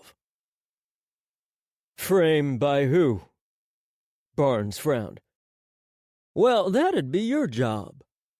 Renner smiled indulgently. As the chief investigator, to uncover. Barnes' lips thinned and he glared at Renner. He shifted, his neck turning tomato red. Agent Barnes, is it possible? It's possible. Barnes grunted through gritted teeth. It's also extremely unlikely, he added. Extremely. Did the FBI, prior to the shooting, have any information on Vadim Krakow that would have indicated he was capable of planning a violent terrorist act? Barnes hesitated again. No. So, out of the blue, Vadim Krakow plans an elaborate assassination plot, makes contact with Bulat Dushariev, a world-renowned assassin, and directs his every move to the United States, including his actions up to the afternoon of the shooting. How did he find Dushariev anyway? We don't know how they initially made contact or how Mr. Kryakov knew how to reach out to Mr. Dushariev. Mr. Dushariev only answered the phone when the first recruitment call was made. And when he did so, he heard Vadim Kryakov's voice. Was this a complex operation, Agent Barnes? Seems like it to me, moving a shooter from Russia to the United States, keeping him in hiding, predicting the exact travel plans of the Russian president and lying in wait for him at the perfect place and time, concealing the activities with a high degree of sophistication. It was characterized as a complex operation during the investigation. The conspirators used sophisticated counterterrorism techniques in order to avoid interdiction. In your experience, as a counterterrorism investigator, does Vadim Krakow have the background knowledge or life experience to pull off an operation like this? Barnes squirmed. One corner of his mouth pulled down. Not that we have uncovered so far. Are you saying that the FBI was stumped by an amateur? That Vadim Krakow bested the counterterrorism chops of the best law enforcement agency on the planet? Now Barnes really frowned. He scowled at Renner and looked beyond him to Ballard. Ballard had a death grip on his pen, his knuckles white. Tom knew the feeling. Terrorists only have to get lucky once. We have to be lucky every single day, and it's not just luck. It's skilled, dedicated investigations. We work hard to protect this nation, very hard. I'm sure you do. But isn't it possible that Vadim Krakow, with no experience in the military, no experience planning any major operation, or any connection to any terrorist group, might not be the one who planned this assassination? Vadim Krakow was associated with a terrorist organization. He was an anarchist. That's not the question I asked, Agent Barnes. There is hard evidence against Vadim Krakow. There is physical evidence that cannot be explained away. Yes, the very fortunate two pieces of evidence that seem to be gifts on high graced to the prosecution, with no possibility for either the fingerprint to have been planted or the text to have come from anyone other than the defendant. Incredulity strained Renner's voice. Objection, Ballard spat. The defense is repeatedly harassing the witness. He's argumentative and trying to testify in place of the defendant. There is no place for this conduct or behavior in a court of law. Please leave the rulings to me, Counselor. Tom eyed Ballard carefully. The prosecution does have a point, though. You've been warned twice, Mr. Renner. Don't make me do so again. Please, Agent Barnes, the question I asked, I would like you to answer it. Barnes sighed, shaking his head. If there were other conspirators, then Vadim Krakow had an opportunity to give them up. He was offered the same deal as Desheriev. If there are more people involved in the conspiracy, then why didn't he save himself? What if he can't? Renner leaned forward. What if he knows nothing about this? And there's no way to offer up any conspirators because he had nothing to do with the entire case. Objection!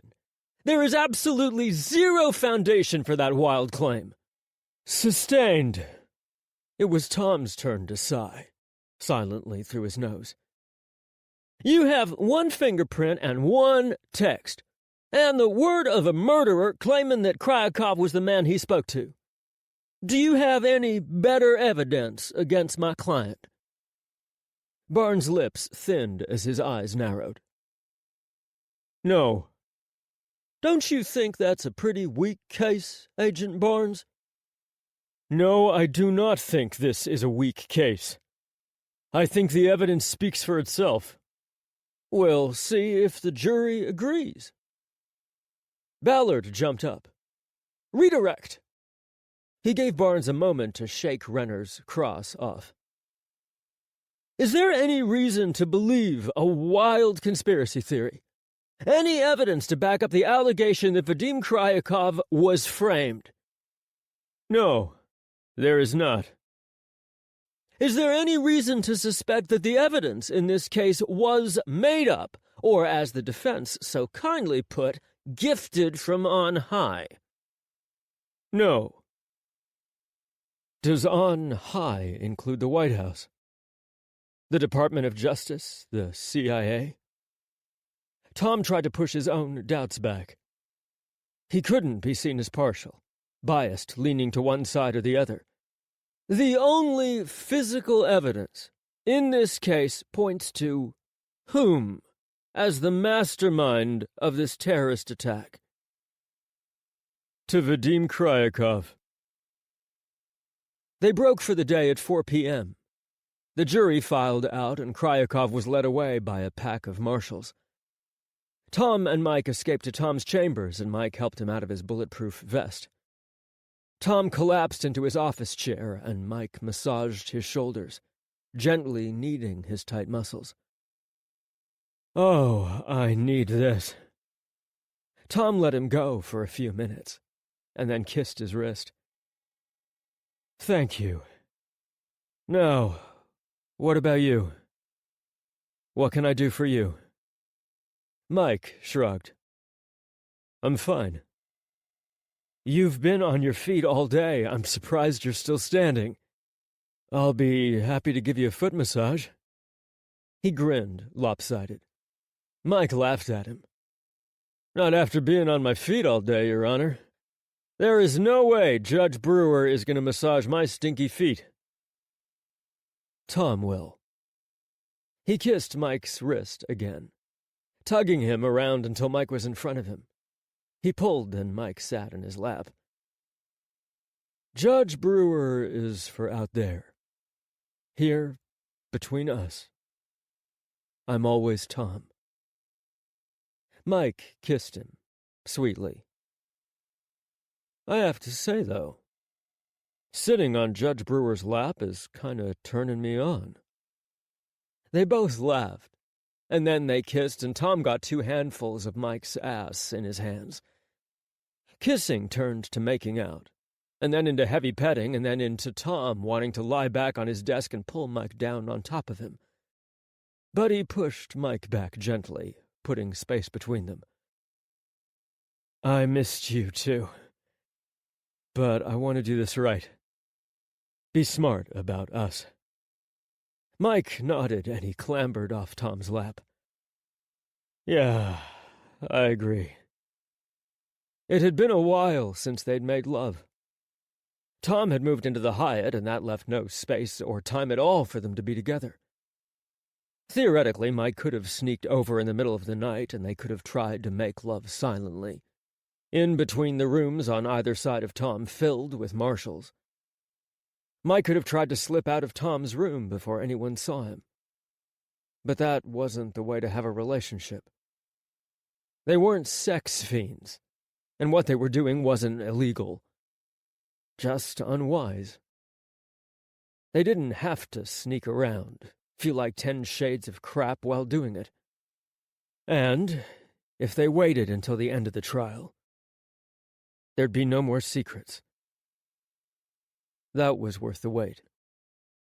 Dinner together at the hotel? Tom grabbed Mike's hand. I have some emails I have to send. I'll meet you at the restaurant an hour after we get back. It's a date. Chapter 33. Mike ran his fingers through his hair, trying to fluff up his pompadour after the long day. He ditched his tie and undone his top shirt buttons. Did he look all right, or just tired? Day 1 of the trial was over. Thank God. He spun in the mirror trying to catch his reflection. Tom had seen him all day, stern and sentinel by his side. But still, he wanted to look good for Tom. He spruced his hair once more and gave up, tossing his comb on the hotel counter before heading out the door. Marshals were milling in the hall, stretching and chatting and drinking coffee as they relaxed while Tom was out of his room. One was writing down everyone's food order. "Hey, Mike." Gordon, one of the guys he knew from headquarters, nodded to him. "Want to grab dinner with us?" "Thanks, but I'm going downstairs. Eating dinner with Judge Brewer." Eyebrows rose, but no one said anything. Last week, he would have tried to spin it. "We're discussing the trial today," or "just reviewing security procedures," or "walking him through the next few days." But he didn't say anything. When the trial was over, they'd be coming out. The questions would be answered. The raised eyebrows would stop. He didn't need to lie anymore, cover up their relationship with heaps of bullshit. He could have dinner with Tom. Maybe it looked weird to the guys right now, but in a few weeks, everyone would understand. It was dinner. Just a blurry line being crossed. Not high treason. Tom was waiting at the bar, sipping on a margarita. Marshals hung back, shadowing him around the hotel lounge, but not crowding him. The TVs were all tuned to the news. Russian tanks paraded in long rows in Moscow, and Russian radar painted NATO jets over Europe. Carriers were scrambling fighters every hour, responding to suspected Russian missile launches. The Gulf countries were talking about reducing output of oil exports amid the uncertainty. Oil prices had skyrocketed. OPEC rumbled about cutting output, their attempt at strangling a war before it even began. Doom and gloom poured from the screen, cascading bad and worse news. He slid in beside him, pressing his shoulder to Tom's. "Hey." "Hey." Tom leaned back, almost rested his cheek on Mike's arm. "Can I get you something?" "Not while I'm on duty protecting you." He winked. "I'll just have water." They moved to a corner booth in the hotel's upscale steakhouse.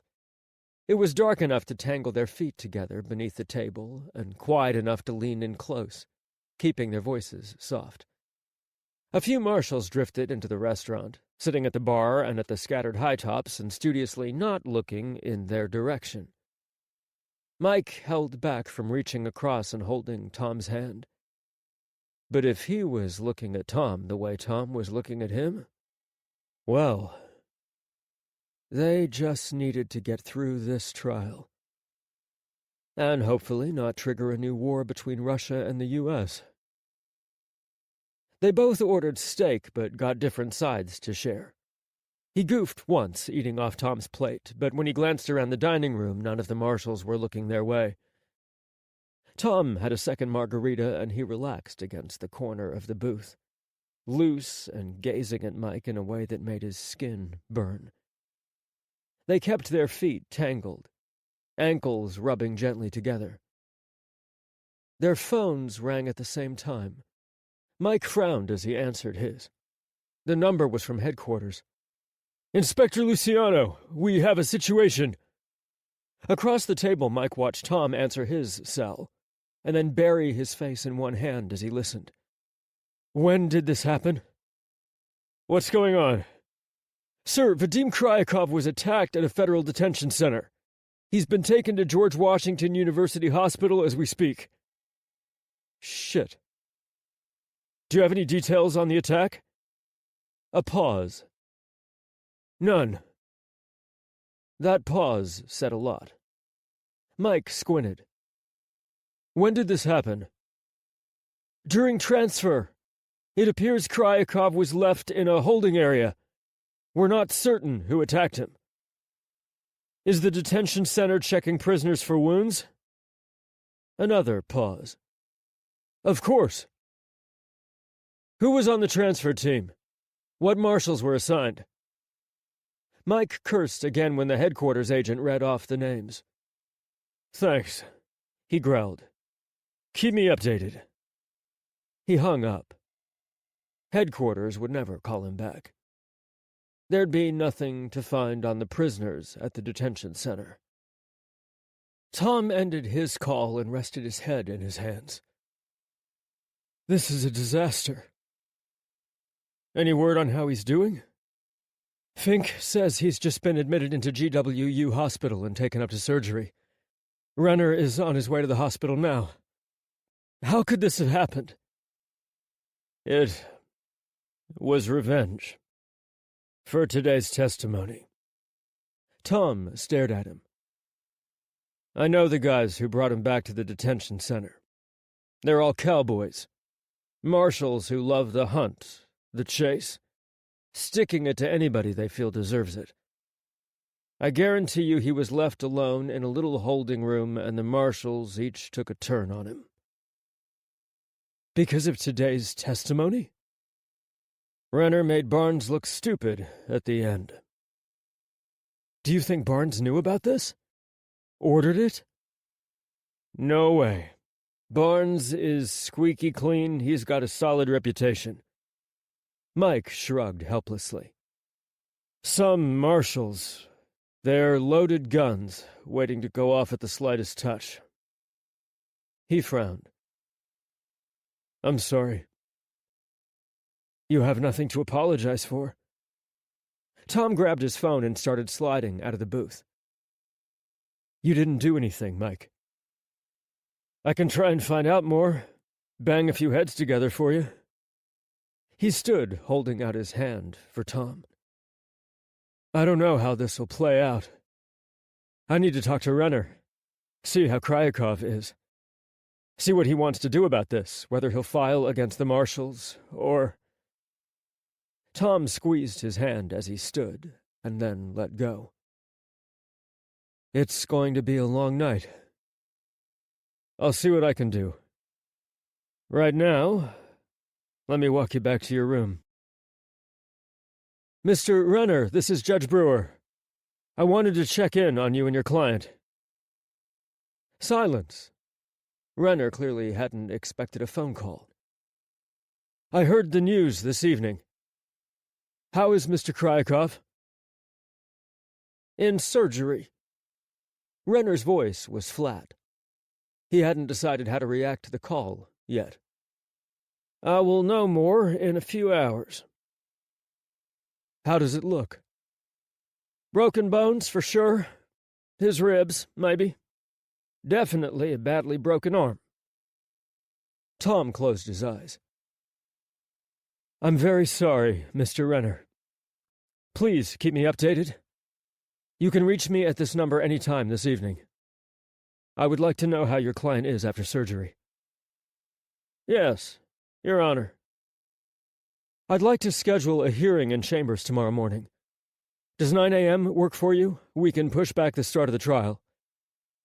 Yes, Your Honor. Renner sighed. Apparently, he decided not to be combative. And thank you for reaching out. I appreciate it. I was in the middle of a scathing press release ripping the court a new one for lax security and an attitude of acceptance about violence toward my client. I do not accept what has happened, Mr. Renner. I'm horrified that this took place, and I will do what I can to right this wrong. If you'd like a continuance, please prepare a motion for tomorrow morning. Your Honor, my client is an innocent man who has been imprisoned for a crime he did not do. A continuance would keep him detained even longer. Mr. Kryakov wants his freedom. I'm sure you can understand. Tom bowed his head. A passionate plea from a defense attorney. How many times had he heard similar words over the years? Every defendant was innocent until they were proven guilty. And many were proven guilty. As long as we're not pushing your client too hard. I'll get back to you as soon as I can, Judge Brewer. Hours later, Mike dropped by his hotel room and shared everything he'd found out. Rumor was some of the marshals had done exactly what Mike suspected. Kryakov was unaccounted for 6 minutes in the transfer papers. 6 minutes was an eternity at the wrong end of fists and kicks. No one was willing to say for sure that they knew it had happened. At least not to Mike. But they'd all seen Mike hanging out with Tom, and Tom had felt the sidelong glances sliding their direction from Mike's colleagues. Mike had been somewhat of a lone wolf in the marshals, and now he was even more so. Who would fess up to Mike about a couple of marshals illegally beating up Kryakov in a demented revenge plot against his defense attorney? They stole a few minutes together, hanging out in Tom's hotel room doorway. Much as he wanted to, he couldn't bring Mike into his suite. Around them, doors opened, marshals wandering into the hall to check on them, to see if Tom or Mike needed anything. Their attempts to eavesdrop were obvious and unsubtle. So they changed the subject. Mike complimented him on his tie. Tom flushed. He thanked Mike for lunch again, and Mike asked what he wanted tomorrow. They grinned at each other, bashful, flirty smiles. Villegas appeared at the end of the hall as if summoned.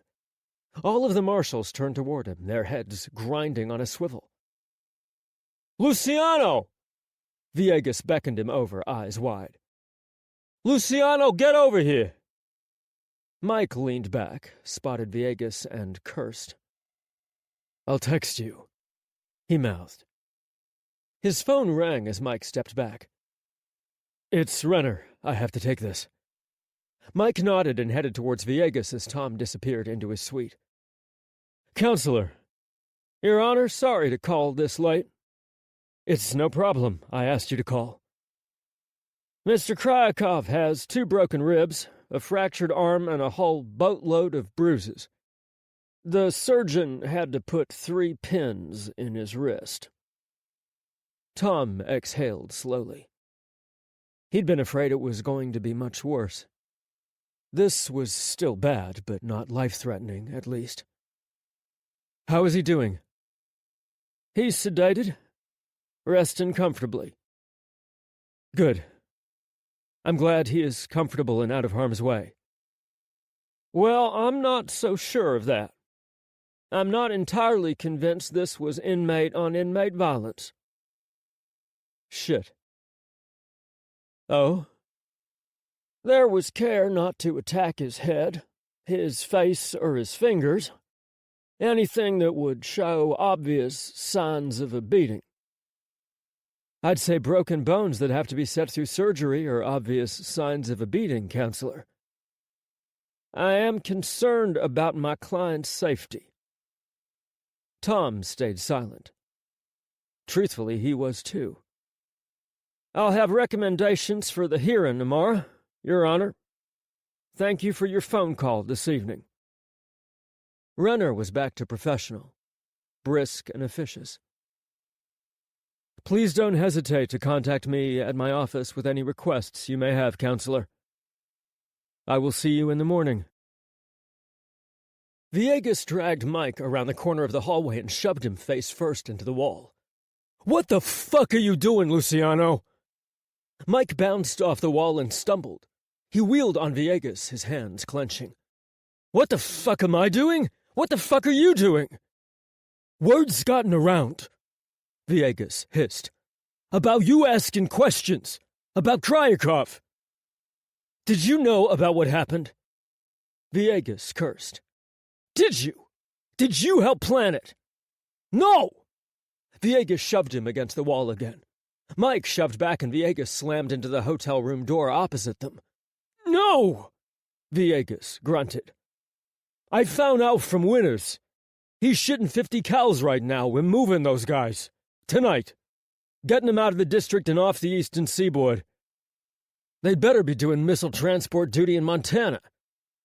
One of the Marshal's unsung, unknown duties was guarding the Air Force's movements of ballistic and ICBM missiles from silo to silo in the wastelands and far-flung nowheres of Montana, Wyoming, and the Dakotas.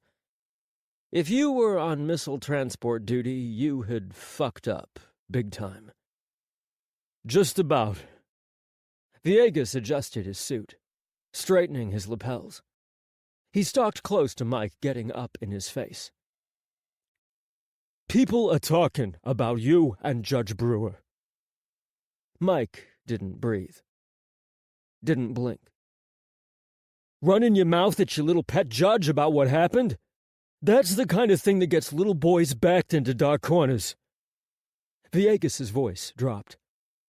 Do you understand what I'm telling you? You do not want this shit being spread around. And what shit is that, Viegas?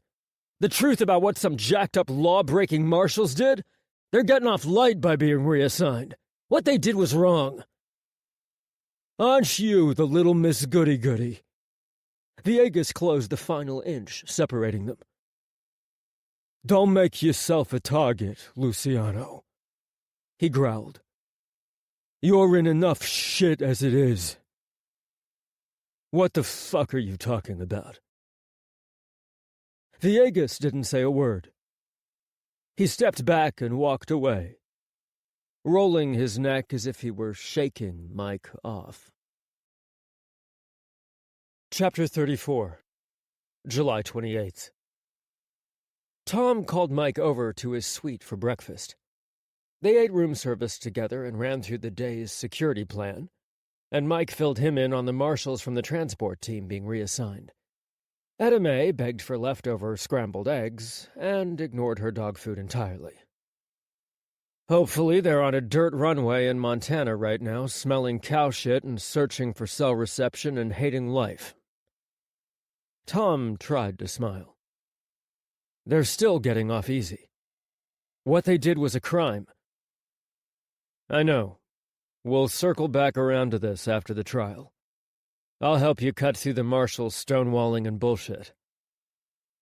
Going against his own agency. Turning against the ultra-tight closed-loop society that was the U.S. Marshals. A Marshal bending, or breaking, the law wasn't, unfortunately, an unusual occurrence.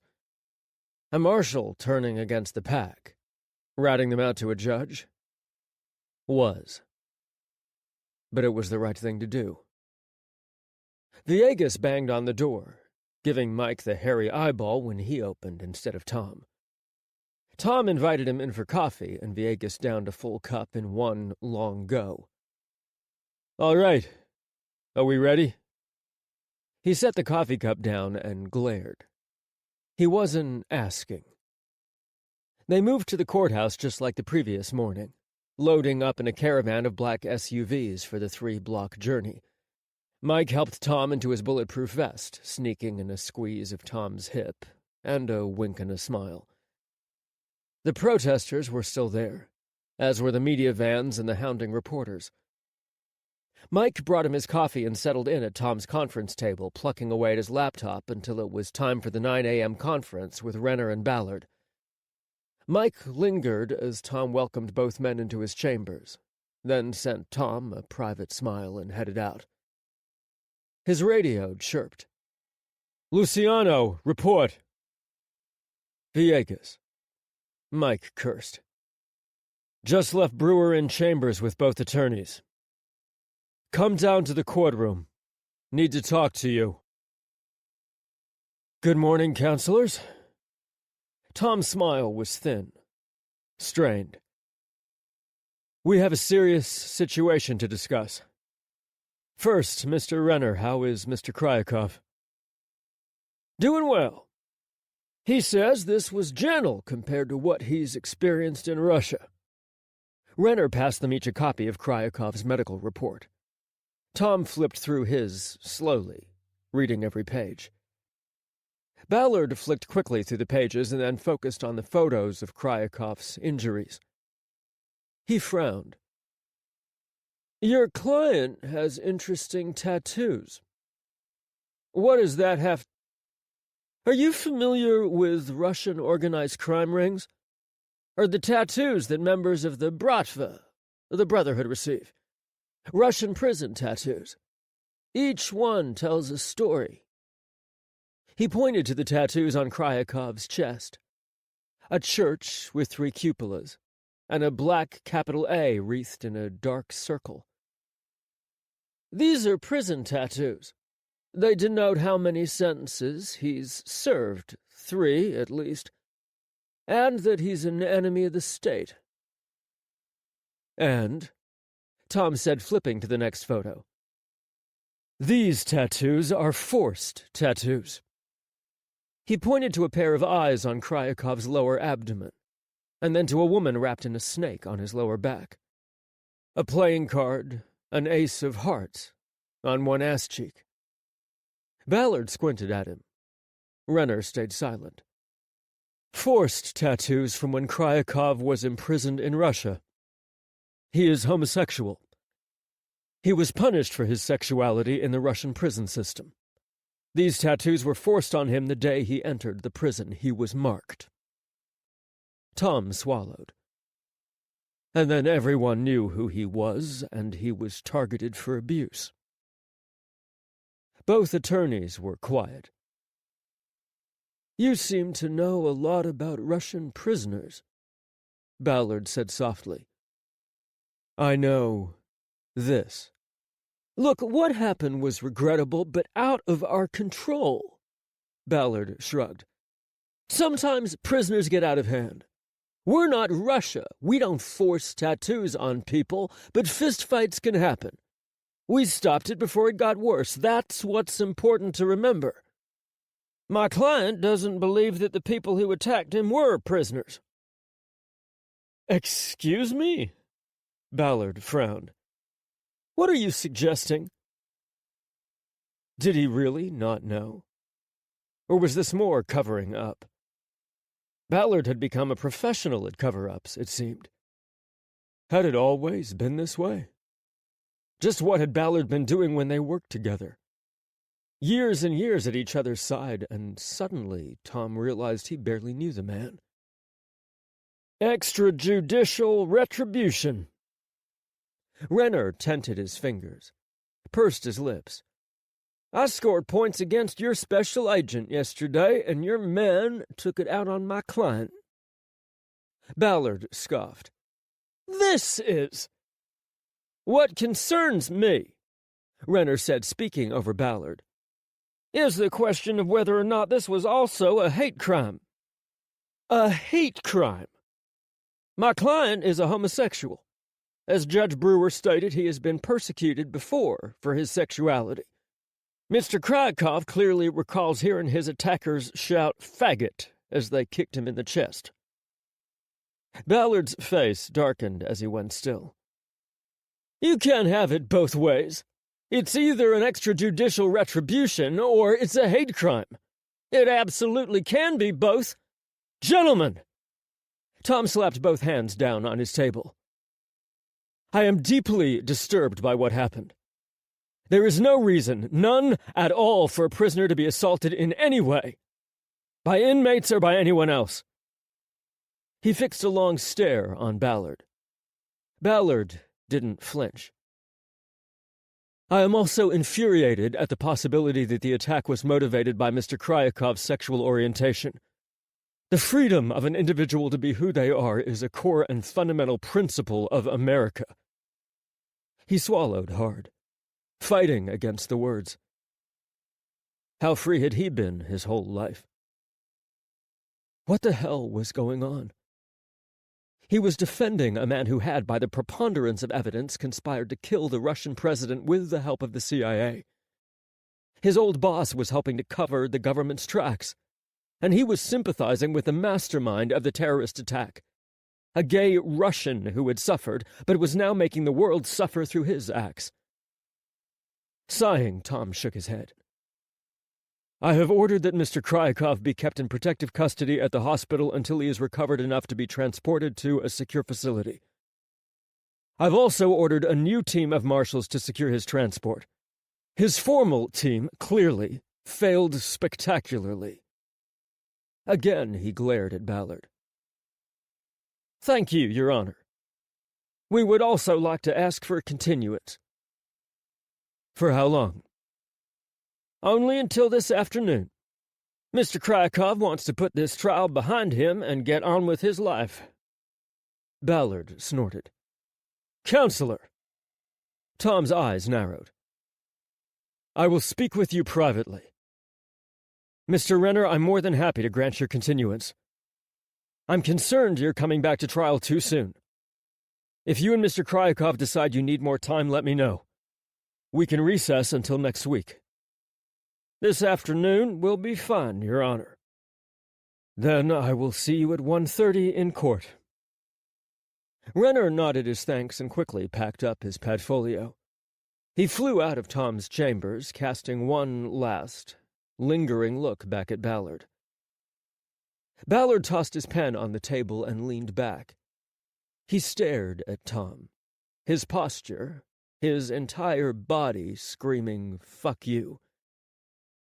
You are way out of line, Dylan. Way, way out of line. Your behavior is beyond the pale. Don't think I haven't noticed you've dropped the Your Honor business, too. You're pissed at me for following the law, holding to the Constitution, believing in the principles of America. Ballard snorted again, laughing to himself, utterly dismissing everything about Tom and his speech.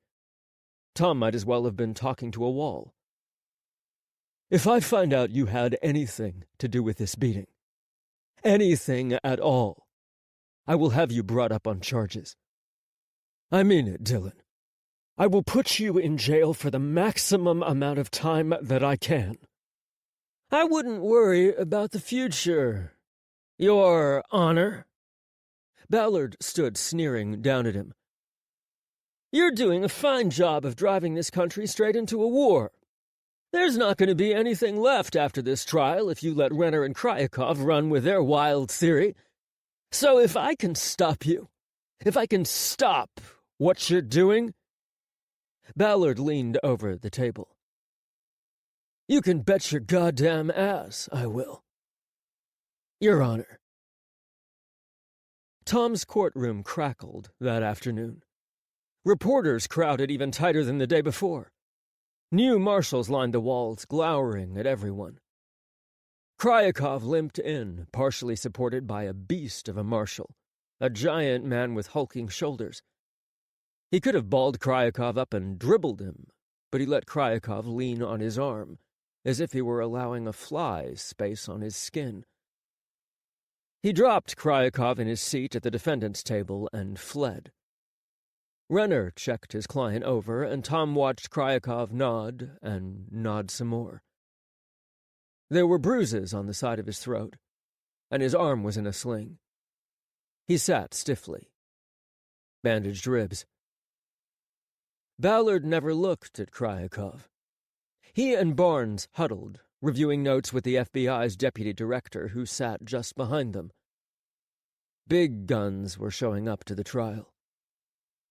The jury was wired, strung out on mystery and intrigue, caffeine, and too many questions. Their minds were whirling, and he saw half of them frown with the beginnings of a headache. Tom tried to impart a measure of calm. He gazed over the courtroom, his shipwrecked island of doubt and conspiracy. He was the captain of the ship, and they'd gone aground on day one. Swallowing, he gazed at Ballard. Ballard stared right back at him. His gaze was frigid. "Counselor, Please call your next witness. Bulat Desheriev's arrival brought a murmur and a lingering hush of whispers, trailing behind him like a rippling wake. Desheriev was a large man, obviously fit and muscular. He'd worked out before landing in the federal detention center and was clearly keeping up with his routine in prison. The red jumpsuit strained against his shoulders, his biceps. He had a shaved head, a bulldog face, and dark eyes. He looked like an Eastern European criminal, a hard man spat out by the Russian machine, and a man easily capable of assassinating the dozens of targets he was accused of by Interpol. Now he'd confessed to 4 murders and the attempted assassination of the Russian president and pointed the finger at Kryakov. He walked to the witness stand and waited for his escort to uncuff him. He had the right to testify free of shackles, despite his guilty plea. Desheriev was sworn in. Ballard stood in front of him, hands clasped. He started slowly, building the basics. Who Bulat Desheriev was, where he came from, a small town in Chechnya, his service in the Russian army and his departure from the ranks. Did you enjoy your time in the Russian army? No. Desheriev's voice rumbled, a deep bass growl that ran down Tom's spine. His accent was thick. And after you left the Russian army, what did you do? Went home. Made a name for myself. Jobs were offered. I took them. What kind of jobs? Jobs where I was hired muscle. A mercenary? Yes. You were considered a very good mercenary. Yes. Desheriev smiled. I had many jobs. Many kills. Tom's stomach clenched. A cold-blooded killer sat feet from him. He spotted Mike edging closer to him on the bench. You were known as a man to hire if there was an assassination someone wanted. Yes.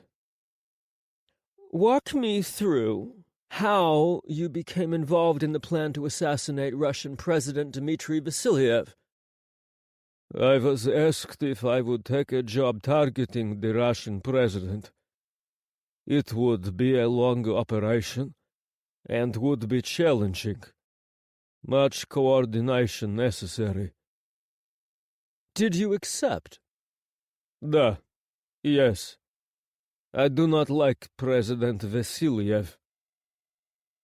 You agreed to take a job to assassinate the President of Russia. Da. Yes. You understood that this was going to be an ongoing operation, with further information coming from the individual who hired you. Yes. Who were you contacted by? He did not say his name on the phone. How were you able to coordinate operations with someone you did not know by name? I was given information on how I would be contacted. And that was? I would receive text messages, phone calls from different cell phone numbers, to avoid spies eavesdropping. If text was authentic, it would contain the code 621 after the message. If we were to speak on the phone, I would receive text before with same code. How many of your actions were guided by this voice on the phone? Nearly everything. He instructed you on how to get to the United States and where to go once you got here. Yes. He provided you with the funds to establish yourself here in D.C. Yes. He provided you with a safe house where you could practice with your rifle to keep your skills honed. Yes.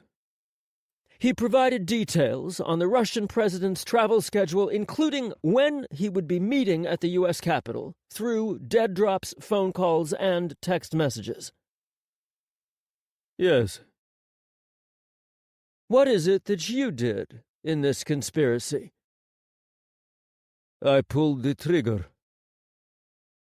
Silence. If you were never told the identity of the man who hired you, how did you come to know his identity? I recognize voice. Vadim Krayakov is very famous dissident in Russia. His hatred for Russian regime and Russian president, Putin before, Vasiliev now, is well known. I suspected it was him. I looked up videos online. Many speeches he has made in Russia and here. It was him. It was obvious. And did we ask you to listen to voice samples and identify the one that matched the voice you heard on the phone? Yes. Do you know the identity of the voice you said matched the voice on the phone? Dushariev pointed to Kryakov. I know his voice. Again, I know it immediately. Ballard nodded. He turned back to the prosecution table and came back with a blown-up photo on a poster board. Entering into evidence Exhibit 53, photo of the cocaine baggie found in Mr. Dushariev's apartment. Tom nodded. So entered. Ballard passed the oversized photo to the bailiff, who handed it to the jury. Mr. Dushariev, do you recognize the item in the picture? Yes. His empty cocaine bag from dead drop. Did you ask for the cocaine? No. I complained. I was very frustrated with how long operation is taking. I was unhappy being here. I do not like America. I wanted to leave. He said he give me something that make me feel better. That I should go to dead drop at the Union Station. The lockers by train platform. Something would be waiting for me. And you went there and picked up the cocaine? Yes. What else was in the locker? Maps of U.S. Capitol. Schedule for Russian president at the Capitol. Road closures. A march permit showing where the march was allowed to and not go, based on the president's movement. A march permit? The same march that Mr. Kryakov was seen at and was demonstrating at on the National Mall on the day of the shooting. It was a Peter thing. Gay thing. Lots of rainbows. The courtroom murmured, scowls and whispers and glares all mixing together. Tom's heart clenched and his breath shorted out. His lips moved soundlessly before he found his voice and called the court back to order. A part of his soul felt singed, though. Casual indifference to something so meaningful, so deeply fundamental to Tom's identity. He felt like his entire existence had been swatted like a fly, an irritation. That would be the same march, Pride in D.C., in June. Ballard's voice was cold. He headed back to the prosecution table and grabbed another evidence board. Entering into evidence Exhibit 54 through 56 as cell phone, cellular phone records, and photos. So entered. Tom caught Mike's gaze and spared a tiny, hidden smile. Ballard kept going. Mr. Dushariev, can you identify the cell phone pictured here? Yes, my own. And you communicated with Mr. Kryakov on this phone? Yes. He would text and phone you from multiple different numbers, each authenticated with the code 621. Yes. Is this a common practice in your line of work? Using burner cell phones, constantly rotating numbers being used, authentication codes to verify the messages? Yes. You didn't think this was unusual? No. Did you get a message from Mr. Kryakov on the Thursday morning before the shooting? Yes. It contained information on the march and Vasiliev's schedule on that day. It also had final instructions. Ballard reached for yet another photo board. Entering into evidence Exhibits 55 and 56, transcript of text message sent from Mr. Kryakov's phone to Mr. Desheriev's phone. So entered. What were those instructions that you received in this text message? The jury listened to Desheriev as they each received a copy of the transcript, the exact message sent that Thursday morning. It said to be in position, ready to shoot the president when he walked down Capitol steps the afternoon of the march. I was to shoot him before he got into his motorcade. To shoot him in the chest. Renner rocketed forward, scribbling on his legal pad. Kryakov glared into space, scowling. He refused to look at Desheriev. Was there anything else discussed? He wanted to know where I shoot from, where my sniper's nest was. I told him. Did you recognize the number that the text was sent from? I did not. It was a new one. You did not know that that was the defendant's personal cell phone number? No. But it had the verification code, 621. Yes. So you knew it was from your handler, Mr. Kryakov? Yes. Will you walk us through what happened on the day of the shooting, Mr. Desheriev? The courtroom went deathly silent, still as a tomb. Tom watched motes of dust dance beneath the fluorescent lights. Most people held their breath. Reporters leaned forward. The jury watched with the sick fascination of watching a car crash before their eyes. A blooming horror show simply too terrible to turn away from. Even Tom breathed fast. Quiet, quick pants through his parted lips. His memories pushed against the back of his eyes, clamoring for attention. His heart raced. His palms went slick. Swallowing, he forced himself to listen to Desheriev and locked down his mind. Mike shuffled closer. Tom could see him out of the corner of his eye. Feel the bubble of his presence pressing on him. Thank God. He sent a silent thanks, wishing he could turn and grasp Mike's hand, tug him close. He'd been strong for 25 years. He was strong still and would be strong through this and everything else. But he didn't have to be alone. Not anymore. It killed him that he had to pretend to be. Desheriev seemed to grow, becoming more than the D.C. sniper, a multinational murderer, a professional killer for hire, as casually arrogant as he was violent.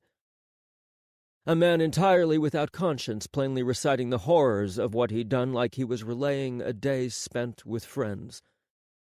Almost relaxed, he described each step of his murderous terrorist act. Behind Ballard, Agent Payne and others from the Secret Service and FBI watched from the gallery, their eyes ablaze, fury pouring from their rigid bodies, and their stern, purposefully blank expressions. Nothing could erase the wrath, the anguish from their gazes. I set up my sniper's nest in the cupola on the tower of the building at Pennsylvania Avenue and 6th Street. I arrived early, before the morning traffic, before the march, before the rainbows. I watched everything. The crowds form, the traffic, the people gather. I could see the west end of the mall and the Capitol steps. I waited for the Russian president to arrive. I saw him park and go up the steps and into the Capitol. I saw the march come down the grass and head for the Capitol. Why did you not shoot President Vasiliev when he arrived? Instructions said to shoot when he left. Ballard motioned for Dushariev to continue. I watched him come down the steps. I had to calibrate my shot, test my range. I fired first at the march. Took out their puppet, President Vasiliev. Dushariev grinned. Then I moved back to the steps. I breathed out and brought the trigger back. Straight back. No hesitation. I fired. Fired again. And again. I got him in the upper chest with the first shot, but I wanted to hit him again.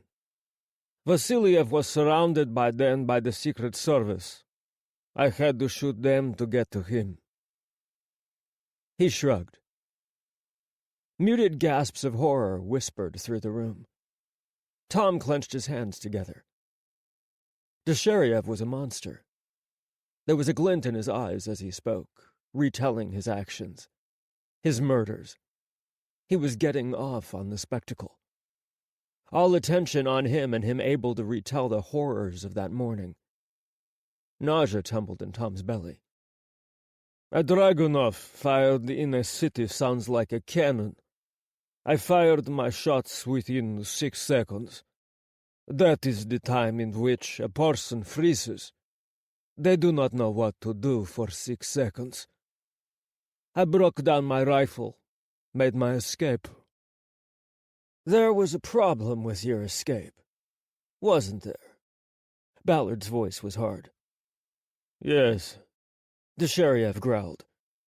My exit plan was cut off. I was supposed to drop down and cross the roof, go down over the fire escape and disappear into the crowds on Indiana Plaza, then into the metro station. I had rehearsed. I knew how to escape perfectly. But that day the doors were locked. The fire escape was blocked. I was trapped. Why did this occur? Do you have any idea how it happened? I was set up. Dushariev growled again. His voice dropped, growing harder, his accent thicker. Anger colored his vowels, crashed on the harshness of his consonants. The only person who knew where I was that day was him. He pointed at Kryakov. Mudak! He set me up to take the fall. Why would he do that? He did not think I would turn on him. But you did. You're helping the government prosecute him. Dushariev snorted. He looked away. Aren't you, Mr. Dushariev? Yes. In exchange for a lot. Ballard quickly changed topics, stepping away from the statuesque pose he'd been frozen in through most of Dushariev's testimony. Mr. Dushariev, do you have any idea what the verification code meant? 621? Yet, no. It was chosen by Kryakov. I do not care. Would you be surprised to learn that the code 621 is the number of the law passed in Russia that deals with LGBT propaganda? The so-called anti-LGBT propaganda law? Dushariev shrugged. He is well-known Peter.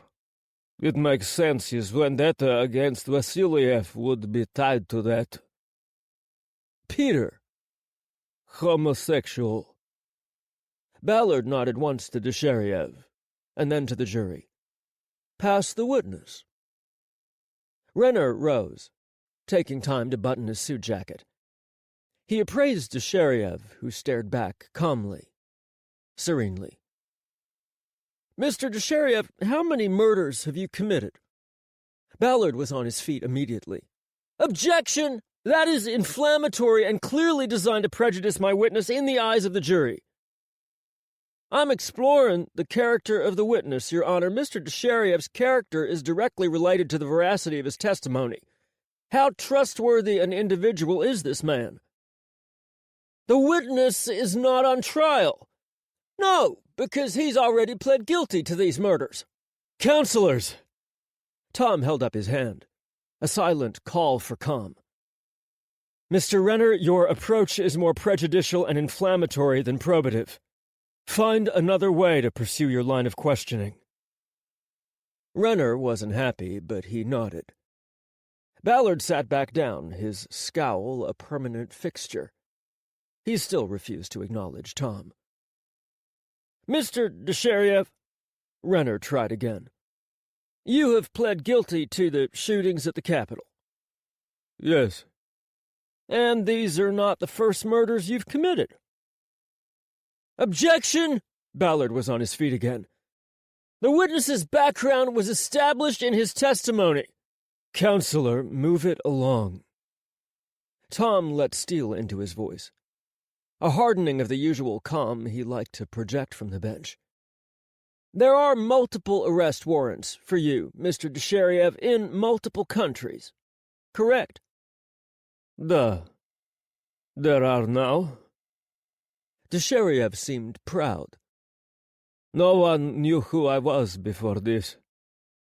I was Ghost. His rifle ballistics had matched a dozen unsolved murders across Europe. As soon as the FBI identified him as the owner of the rifle, Interpol came forward with a flood of warrants and requests for extradition following his trial.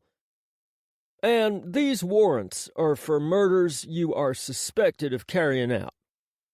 Ballard gritted his teeth, but stayed seated. Yes. Again, Dushariev seemed proud. He smiled. Is it fair to say you've lived one step ahead of the law? Covering your tracks? Hiding? Yes, I fooled the police all the time.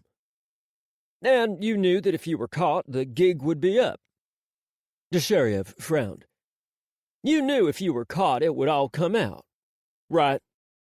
Renner pressed again. I mean, how long could you run from everything? Ballard tensed, ready to rise. Dushariev answered, his eyes narrowing. I was never supposed to be caught. But you were. Dushariev growled. He turned a murderous glare on Kryakov, who refused to look back at him. What did you think would happen if you were captured one day? Dushariev shrugged. Depends which country I get caught in. In Russia, torture. Probably die in prison. In Europe, I would be given private apartment, and they call it a jail. He grinned widely. But Europe would also speedily extradite you to Russia, would they not? He glowered. Is possible. How fortunate, then, that you were captured here. Renner spread his hands, smiling. We don't like to extradite to Russia for exactly those reasons, unless someone isn't being helpful or cooperative. We don't believe in torturing people. But we do have the death penalty. He stared at Dushariev. You seem like a guy who likes to survive. Did you cooperate with the prosecution in order to avoid both the death penalty and the possibility of extradition to Russia? Dushariev, for the first time, shifted uncomfortably. He glanced to Ballard as if hoping for escape via an objection. None came. Duh, He growled. And your deal, like all deals, was contingent upon providing the state with information to further their case, was it not? yes, So you were powerfully motivated to provide information that the prosecution could use to arrest another individual and charge them with this crime. duh, yes. Ballard tensed again. Tom watched his jaw clench, his temple throb. Motivated enough to lie? Objection! Ballard, jumping up. This question is abusive in its insinuations. Your Honor. Tom stared hard at Ballard. You seem to be forgetting something, Counselor. More than once. Ballard just stared. Tom arched his eyebrows. The courtroom shifted, whispers passing from lips to ears. Your Honor, Renner said smoothly, I'm probing the witness's veracity and honesty, which gets to the heart of the case against my client. Mr. Desheriev's cooperation with the prosecution is the basis of the prosecution's case. The court has an obligation to uncover whether Mr. Desheriev told the truth. His statements were backed up by the evidence which Special Agent Barnes has already testified to. Ballard again left off the honorific, refusing to address Tom directly. Tom saw several of the jurors' eyebrows rise. The witness's veracity in this instance has been established. Again, fair points raised by both Ballard and Renner. Tom wanted to overrule Ballard's objection because of his attitude, his seething rage that was so poorly covered, his obvious ire at Tom that was infecting the courtroom and had already poisoned the prosecution. Bulat Desheriev, by all measures, was a terrible human being. A murderer. Possibly a liar. The evidence had backed up his testimony. I'm overruling the objection. Ballard's glare spat daggers toward the bench. I believe the evidence stands on its own merits. He finished. Truth is found in evidence, counselors, not razor-sharp repartee. Several of the jurors nodded. Renner pretended to look contrite.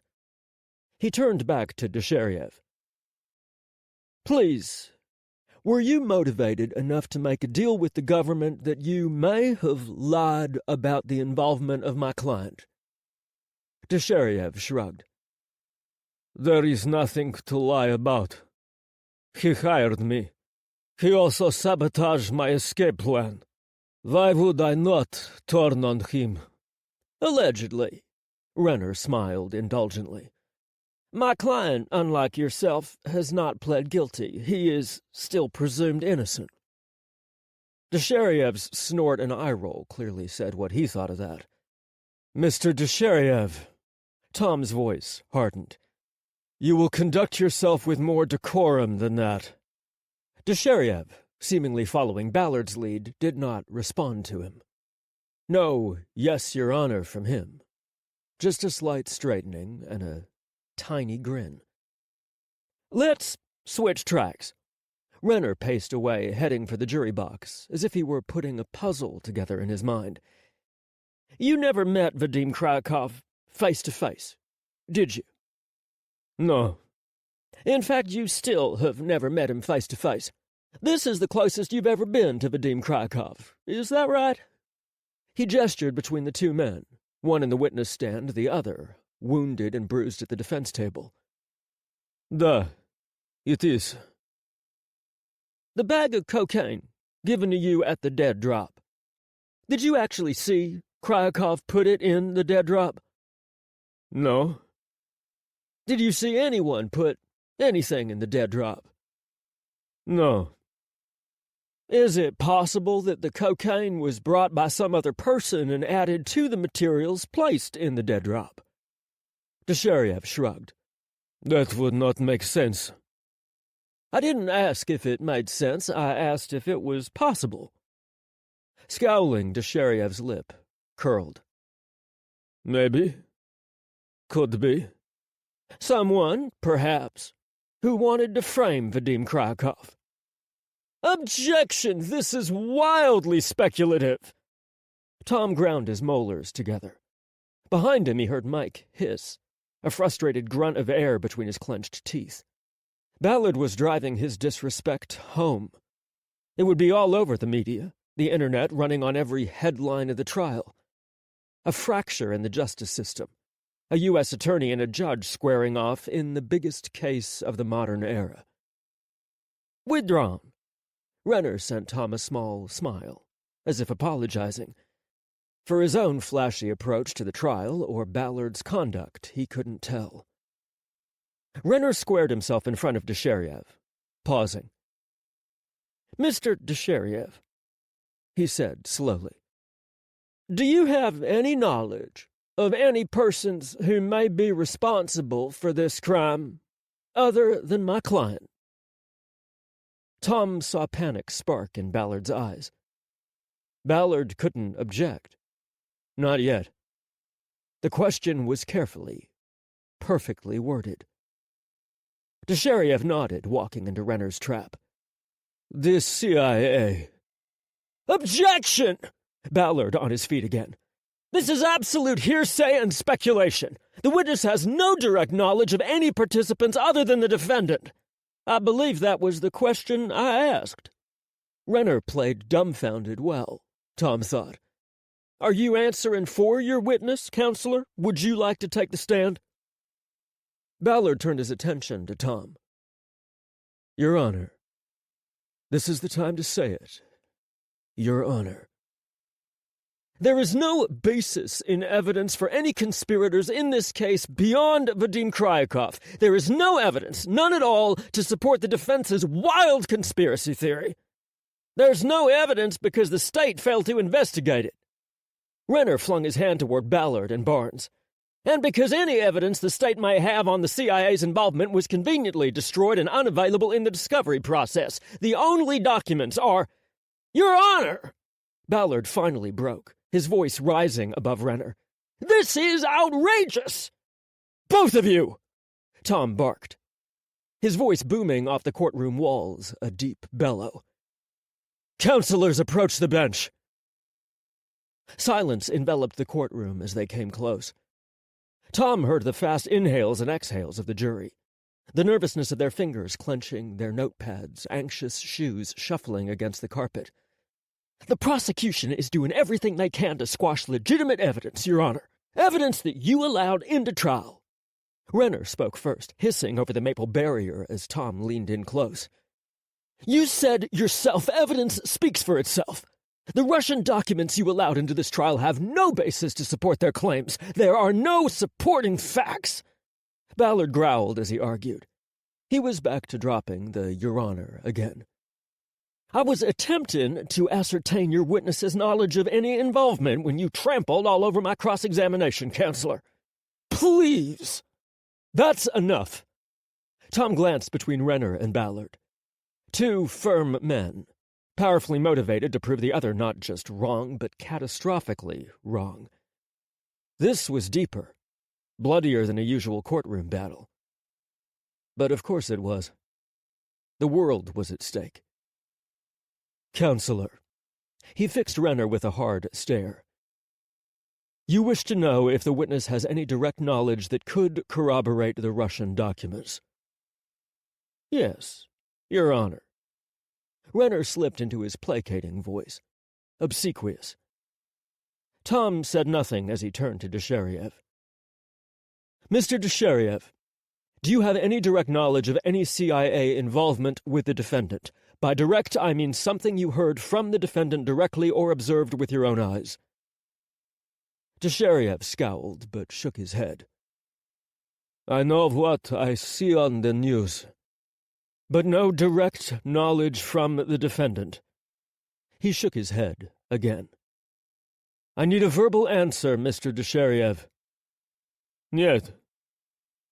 Tom turned back to both attorneys, still huddled by the bench. "Counselor, I trust this satisfies your curiosity." Renner looked like he'd taken a shot of vinegar. "Your Honor, if I could—" "Your question has been asked and answered, Counselor. Move on to your next line of questioning." He nodded to both Ballard and Renner, dismissing them. Ballard spun on his heel and stalked back to the prosecution table. Every federal law enforcement officer gazed at him. Pride, support, brotherhood, and affection mixing together. The deputy director of the FBI leaned forward and squeezed Ballard's shoulder as he sat back down. Renner took a moment to gather himself before walking back to Desheriev. You testified that you and your handler were careful with your communications, changing cell phones, authentication codes, and dead drops. If you were so careful with your actions, then why would Vadim Krykov use his personal cell phone to communicate with you via text? Doesn't that sound careless? Objection! Ballard sounded drained as he stood, and a sigh crept into his voice. Calls for speculation. The witness can't testify to what the defendant was thinking. I'll rephrase. Renner shook his head, seemingly shaken from the last exchange. He straightened again as Ballard sat down. Day 2 and the trial was already exhausting everyone, wearing on all of their nerves. Tom felt it too, a weariness that tugged on his sanity. He could feel the migraine building behind his eyes. Is it a breach in your operations security to have your handler text you from his personal cell phone? Yes. And this single text on the Thursday before the shooting is the one time that such a direct connection was made between you and Vadim Krykov? Yes. Which means that this is the one text that can tie Vadim Krykov to you and forms one piece of the prosecution's very slim evidence against my client. Doesn't that seem strange? Desheriev blinked. I cannot know what that man was thinking. He practically parroted Ballard's words, and a few chuckles rose in the gallery. Even Ballard cracked a tiny, tiny smile. Are you absolutely certain that my client sent that text message? Who else would send it? It had code. It talked about the plan. A perfect text, then, to frame someone. I'll ask again, are you certain that my client sent that text message to you? Yes, it came from him. You watched him type it? Watched him send it? No. Then how are you certain? Ballard stiffened again. It had the same code. Desheriev spat. It had to be him. And never in the history of communications has anyone impersonated another or cracked a code or sent a message that claimed to be from one person when it was, in fact, from another. Objection! The defense is attacking the witness, not asking questions. Withdrawn. Renner put his hands in his pockets, suddenly casual, as if just thinking out loud. He squinted, looking up. Doesn't it seem very strange, Mr. Desheriev, that my client would send you a text message from his own phone, especially when you testified that you believe he was planning on burning you and making you take the fall for his crime? Doesn't that seem nonsensical? Objection! This was asked a minute ago and answered. The witness can't know what was going on through the defendant's mind. Renner shook his head. Withdrawn. He buttoned his coat, side-eyeing the jury. Tom saw several peering at him, others scribbling notes, drawing diagrams and charts, trying to piece it all together. One juror had a timeline going and wore a deep frown. Renner smiled. Pass the witness, Your Honor. Ballard stepped forward. How do you know that the cocaine given to you in the dead drop was from Mr. Krykov? Because he said he would give to me. Along with materials related to the shooting? Yes, it would all come together. And again, how do you know that you were speaking to Vadim Krykov? I knew his voice. It was him. He is famous in Russian dissident circles. There are many, many videos of him online making speeches.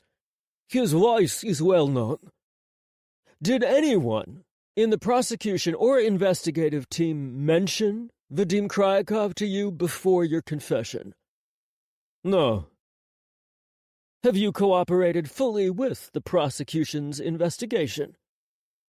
Yes. And why did you choose to cooperate with us?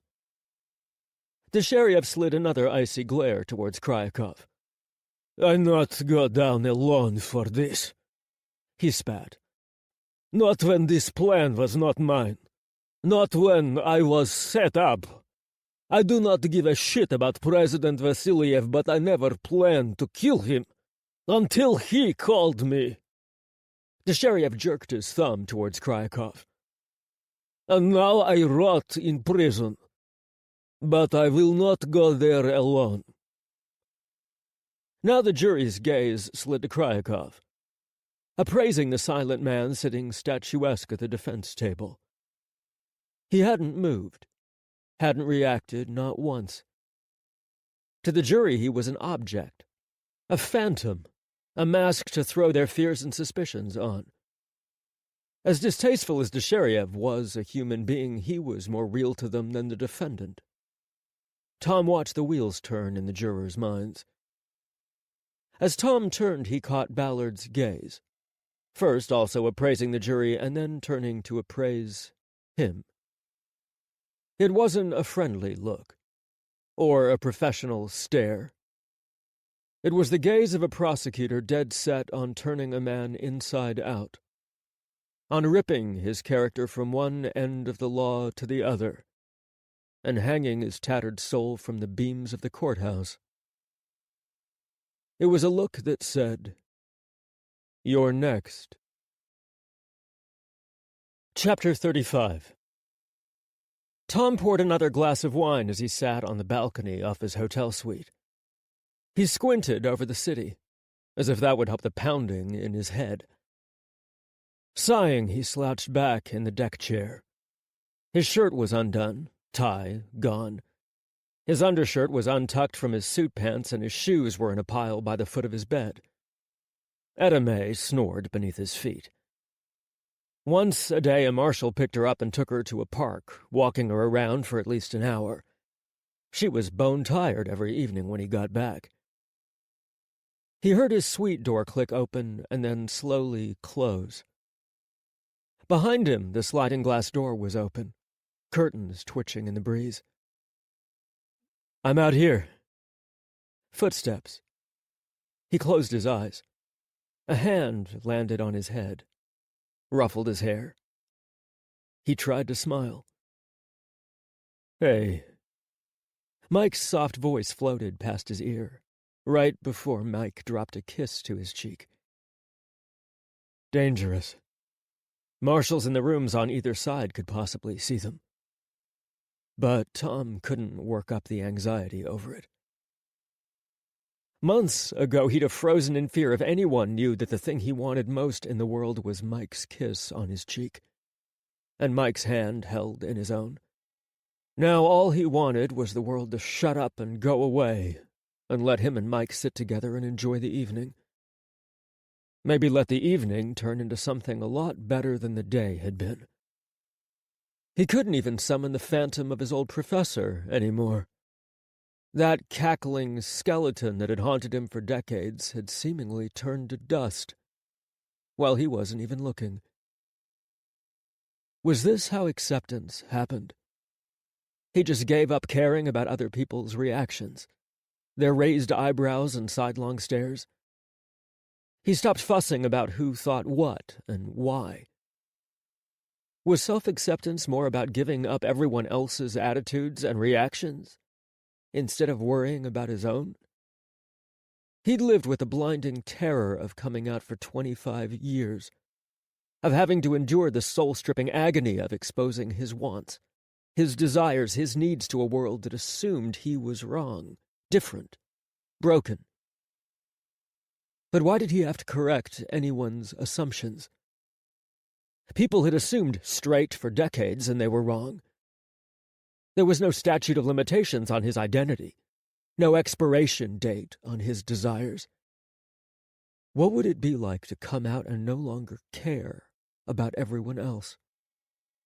Society was still trapped in his mind like a snow globe of 1991. The haters and the baseball bats. Once he hadn't cared about the world. He wanted to fight it, live his life, turn his very existence into a form of protest. Live with Peter, loving him in that eternally optimistic way young men viewed the world. They were going to move to New York together, and Tom was going to be an attorney while Peter kept chasing his dreams. What would his life have been like if his soul hadn't been shattered? Dreams crumbled in the face of hatred. His professor had torpedoed his life with Peter in a few sentences. He realized that day that the world, and how the world viewed him, mattered. Had the world changed? Or had he? Was the soul of a 46-year-old man different than that of a 21-year-old man?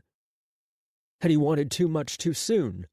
Or should he have had everything he wanted from that very first summer, have been given the life where he could love Peter and pursue his dreams? He couldn't second-guess the winding path of his existence. Couldn't get lost in what might have been an if only. He was here, now. And he was, for the most part, happy. Not with the trial, and his career that seemed to teeter on the edge of shambles, but with Mike, and his decision. He was counting down the days until he came out of his closet completely. For the first time in a long, long time, the thought of standing up and saying he was gay, that he wanted the world to know that he loved a man, this man, didn't make his skin shrivel up off his bones. Tom grabbed Mike's hand as Mike pulled the other deck chair close. He let their hands hang in the space between their chairs. Tom held out his glass of wine. Mike shook his head. I went with the team taking Kryakov back to the hospital. They were perfect gentlemen. Mike stretched and rolled his neck. He's back in his hospital room. Good. They sat in silence, fingers laced together. Mike relaxed back in his seat, closing his eyes as Tom sipped his wine. He stroked his thumb over Mike's palm, trying to read the future in the lines and calluses of his skin. Those hands could touch him for all the rest of his days. He'd be just fine with that. Whatever happened to your volleyball tournament? You were going to the finals. Mike shook his head. Chris is gone, and the trial happened. We forfeited. I'm sorry. There's always next season. Mike grinned, glancing sideways to Tom. And I'll have my own personal cheerleader, right? Of course. Tom winked. Every single game. Mike sighed. Crazy day in court. It's only day 2. What's going on with the U.S. attorney? What's Ballard's problem? If he told Mike, what would Mike do? Was the real threat not from Kryakov or the protesters, but from someone much closer? What about Ballard's threat that morning? He's convinced I'm leading the world to the apocalypse through this trial. What? Mike twisted, skepticism coloring his tone. How? By being overly conciliatory to Kryakov's defense, I am somehow empowering the Russian narrative and conspiracy theory that the CIA was responsible for the murders, and that will allow the Russians to invade. I'm, in fact, paving the route for their tanks straight up Pennsylvania Avenue, all the way to the White House. He caught Mike's gaze. Mike stayed quiet. Any word from Chris? Nothing. Tom leaned back and gulped down a mouthful of wine. I don't think you're being overly conciliatory to them. Tom shrugged. I'm fighting my own doubts pretty hard. I'm second-guessing my gut reactions to rulings on testimony. Who wouldn't? Trial today was a circus maze mixed with a boxing match. I don't think I've ever seen a courtroom that tense. Neither have I. Not in the mob cases he prosecuted, the organized crime hits, or even the other terrorism cases he'd been a part of. Ballard is wound tighter than I've ever seen. He's gonna blow, and he's gonna try and take me out, too.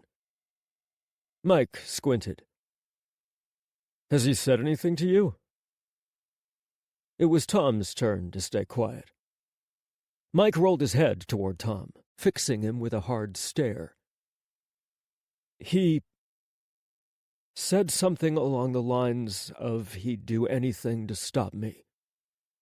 Jesus Christ! Mike pitched forward, clasping his hands together. He breathed out slowly, carefully. Tom, it's Dylan Ballard, Mike. I've worked with him for years. He's a hothead and he's an unmitigated asshole, but he's not a violent guy. You said yourself that you've never seen him like this. If he's pushed over the edge, who knows what he's capable of? People snap. Badly. He's definitely being pushed. This isn't him. He's not this bad. Not normally. Honestly, Tom, I really don't care what he's like normally. I only care that he's a potential threat to you. He made a threatening statement. He's disrespecting you. This isn't appropriate. But I can't do anything about it. I can't remove him from the prosecution, not because he's an ass. A whole lot of U.S. attorneys would be fired if that was the standard. I also can't interfere with this case. I can't. I can't let you get hurt. Or be in any kind of danger. Their gazes met. Tom sighed. He reached for Mike. You're at my side every possible moment. I believe I am safe. I don't want you alone with him anymore. What about when you're in chambers? I haven't been there. He stopped short and then cursed. Damn it! What? This morning, when you and both attorneys were meeting about Kryakov's attack, Viegas called me to the courtroom. He wanted to talk about the security plan, go through things we'd already discussed, ask me questions about information for your detail. You think he was trying to probe for weaknesses? No. Everything he asked was in my daily reports. I think he was trying to keep me away from your chambers. Mike's eyebrows rose. And Ballard, you two were alone in there? For 5 minutes. It only takes 10 seconds. Tom stroked his thumb over the back of Mike's hand. What do you recommend, Inspector Lucciano? I don't want you alone in chambers with him anymore. I want to be there. I need to be a deterrent. Okay. Mike smiled weakly. Okay? Just like that? Yes. I trust you. Personally and professionally. I can't say that and then undermine your advice. Mike blushed and he looked down. I'll keep you safe. I know you will. Movement in the windows. Off the balcony in the room next to Tom's. One of the Marshal's rooms. Mike dropped Tom's hand just before his cell phone buzzed. Mike swiped the screen on. It's Viegas. He told us to turn on the TV. Us? Yeah. Mike frowned. They headed inside together and Mike grabbed the remote. He turned the TV on to CNN. Breaking news now, and we have to warn you these images may be disturbing. The anchor's voice droned, that half-sedate, half-adrenaline-laced tone of newscasters everywhere. Russian state TV has released footage of the American CIA station chief admitting his involvement in the attempted assassination of President Vasiliev and the D.C. sniper terrorist attack. The video cut to a white room, and a man Tom recognized from the Russian documents and the news release of the kidnapping of the CIA officers. He swayed just slightly. One eye was puffy, the skin around his eye socket too light, as if he was wearing makeup or concealer and it wasn't blended right. "I financed Vadim Kryakov," he grunted. His words were stilted and his jaw barely moved. "The CIA and myself are responsible." The video spun, and then the image cut back to the anchor and the swirling red background of the breaking news alert. "Shocking statements from the former CIA station chief in Moscow. Kidnapped and held under arrest in Russia. Questions have been raised about the veracity of his statements and whether or not his admission was made under duress or whether he has been tortured." Two inset boxes appeared, and the anchor introduced his special guests, an expert on Russian interrogations from some indecipherable think tank, and a legal analyst for the network. "Tell me, do you trust this video?" The Russian expert, a rumpled middle-aged man who looked like a college professor, spoke first. "It's hard to say. I can see signs that point to possible use of force or what we would call enhanced interrogations. It seems like his jaw might be wired shut, or is he just struggling with a very public admission of guilt? An admission that will change the balance of international power in the world. If this is true, the United States is unquestionably guilty of a major international crime." "Do you think it's true?"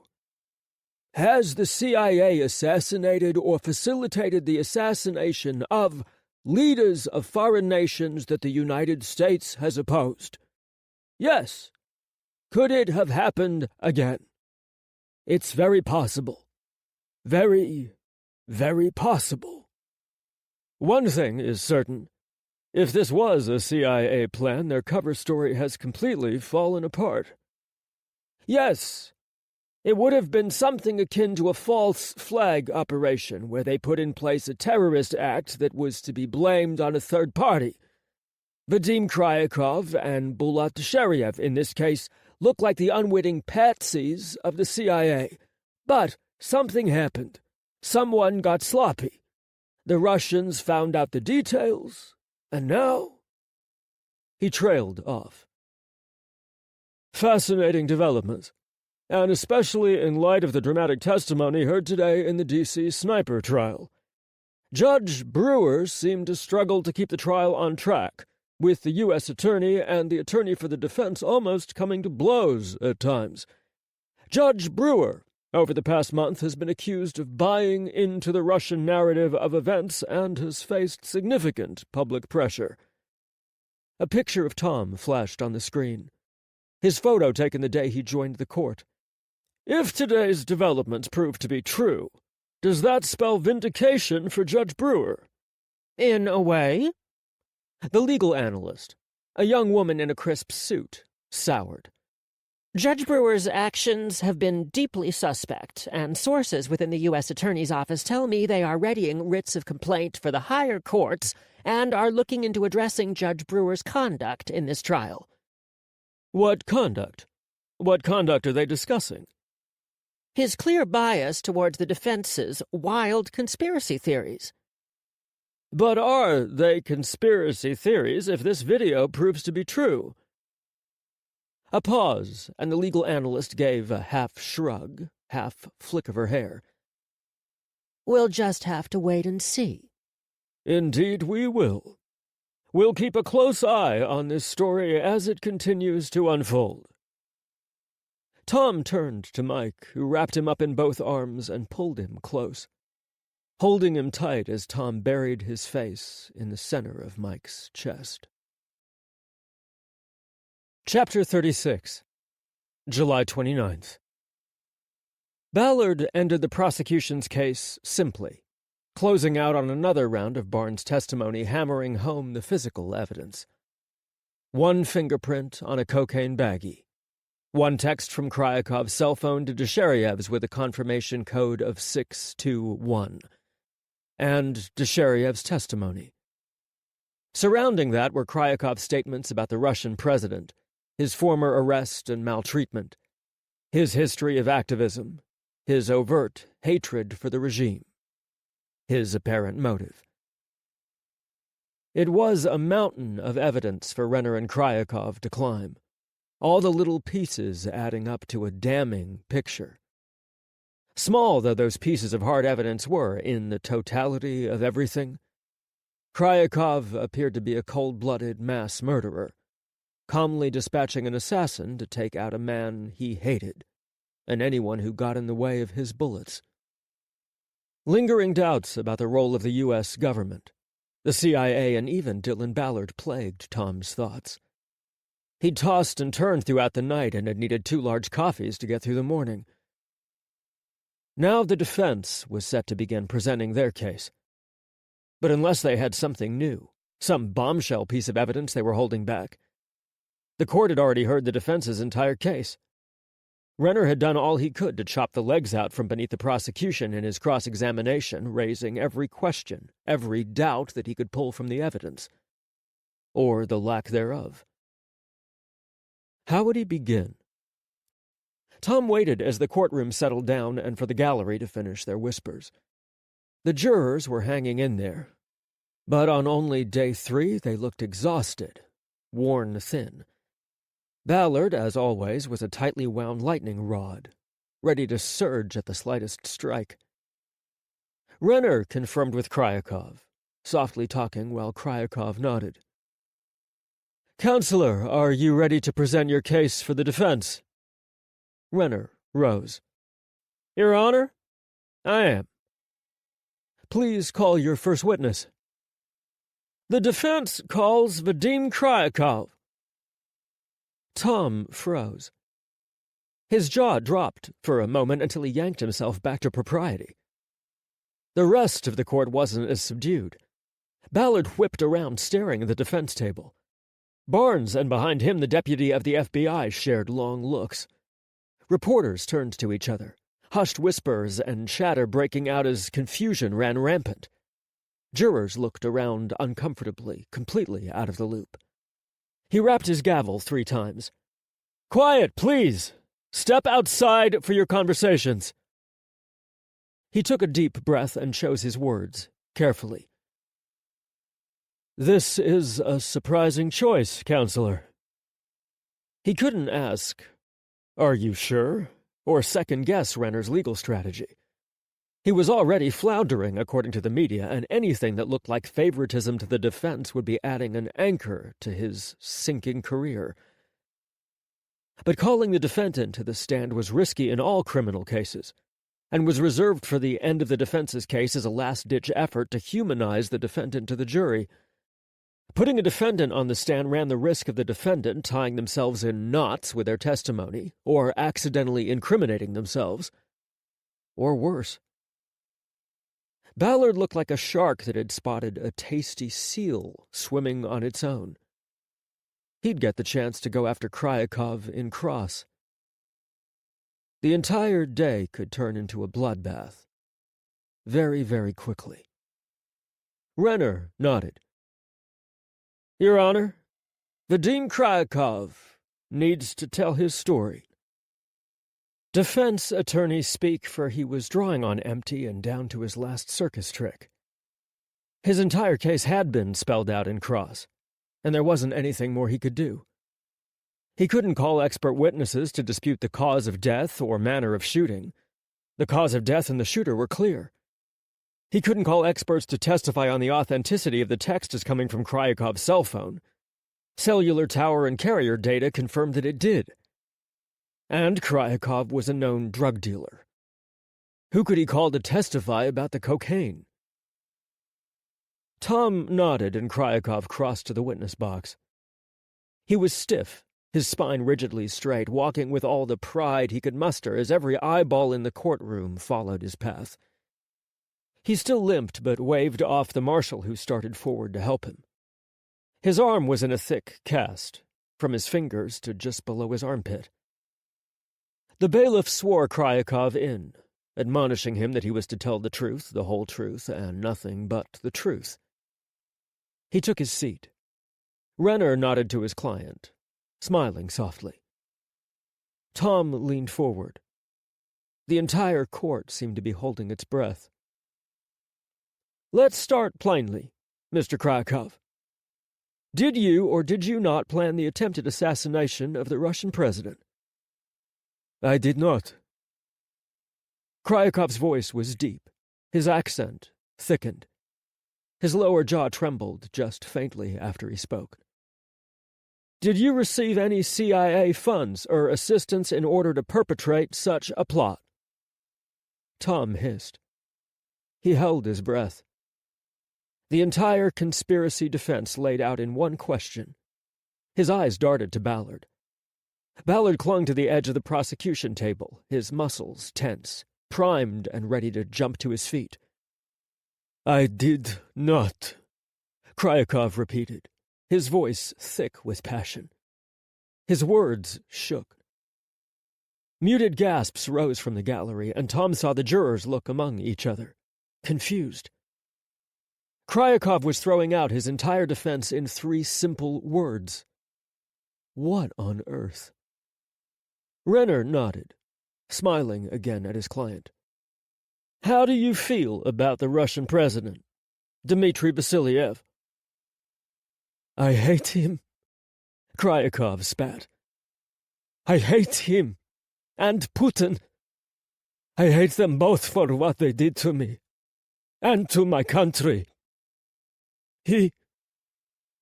Kryakov's voice cracked and he looked away, glaring at the far wall as he blinked fast and swallowed. Vasilyev was a friend of Putin's. He continued Putin's policy on homosexuals. Our existence was a crime in everything but the law. We were harassed, beaten and trapped, arrested. I was beaten by Putin's thugs over and over again. They used to follow me. One police officer pretended to want to meet up with me. It was a trap. Kryakov swallowed again. I was in the hospital for 3 weeks. I was arrested for organizing protest in Moscow. I went to Lubyanka first, and then to prison camp in Siberia. I was marked in Lubyanka. They said they were getting me ready for Siberia, that it was cold in the camps, and I should be ready to keep everyone there warm. Tom's stomach lurched, turning around and tying itself into a Gordian knot.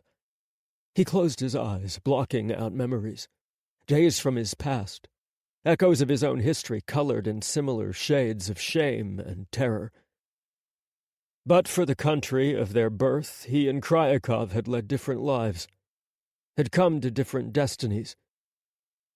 He, the judge in Kryakov's trial, and Vadim Kryakov, telling his story to a room full of people who believed he was a murderer. Was Tom his judge because he'd stayed in the closet?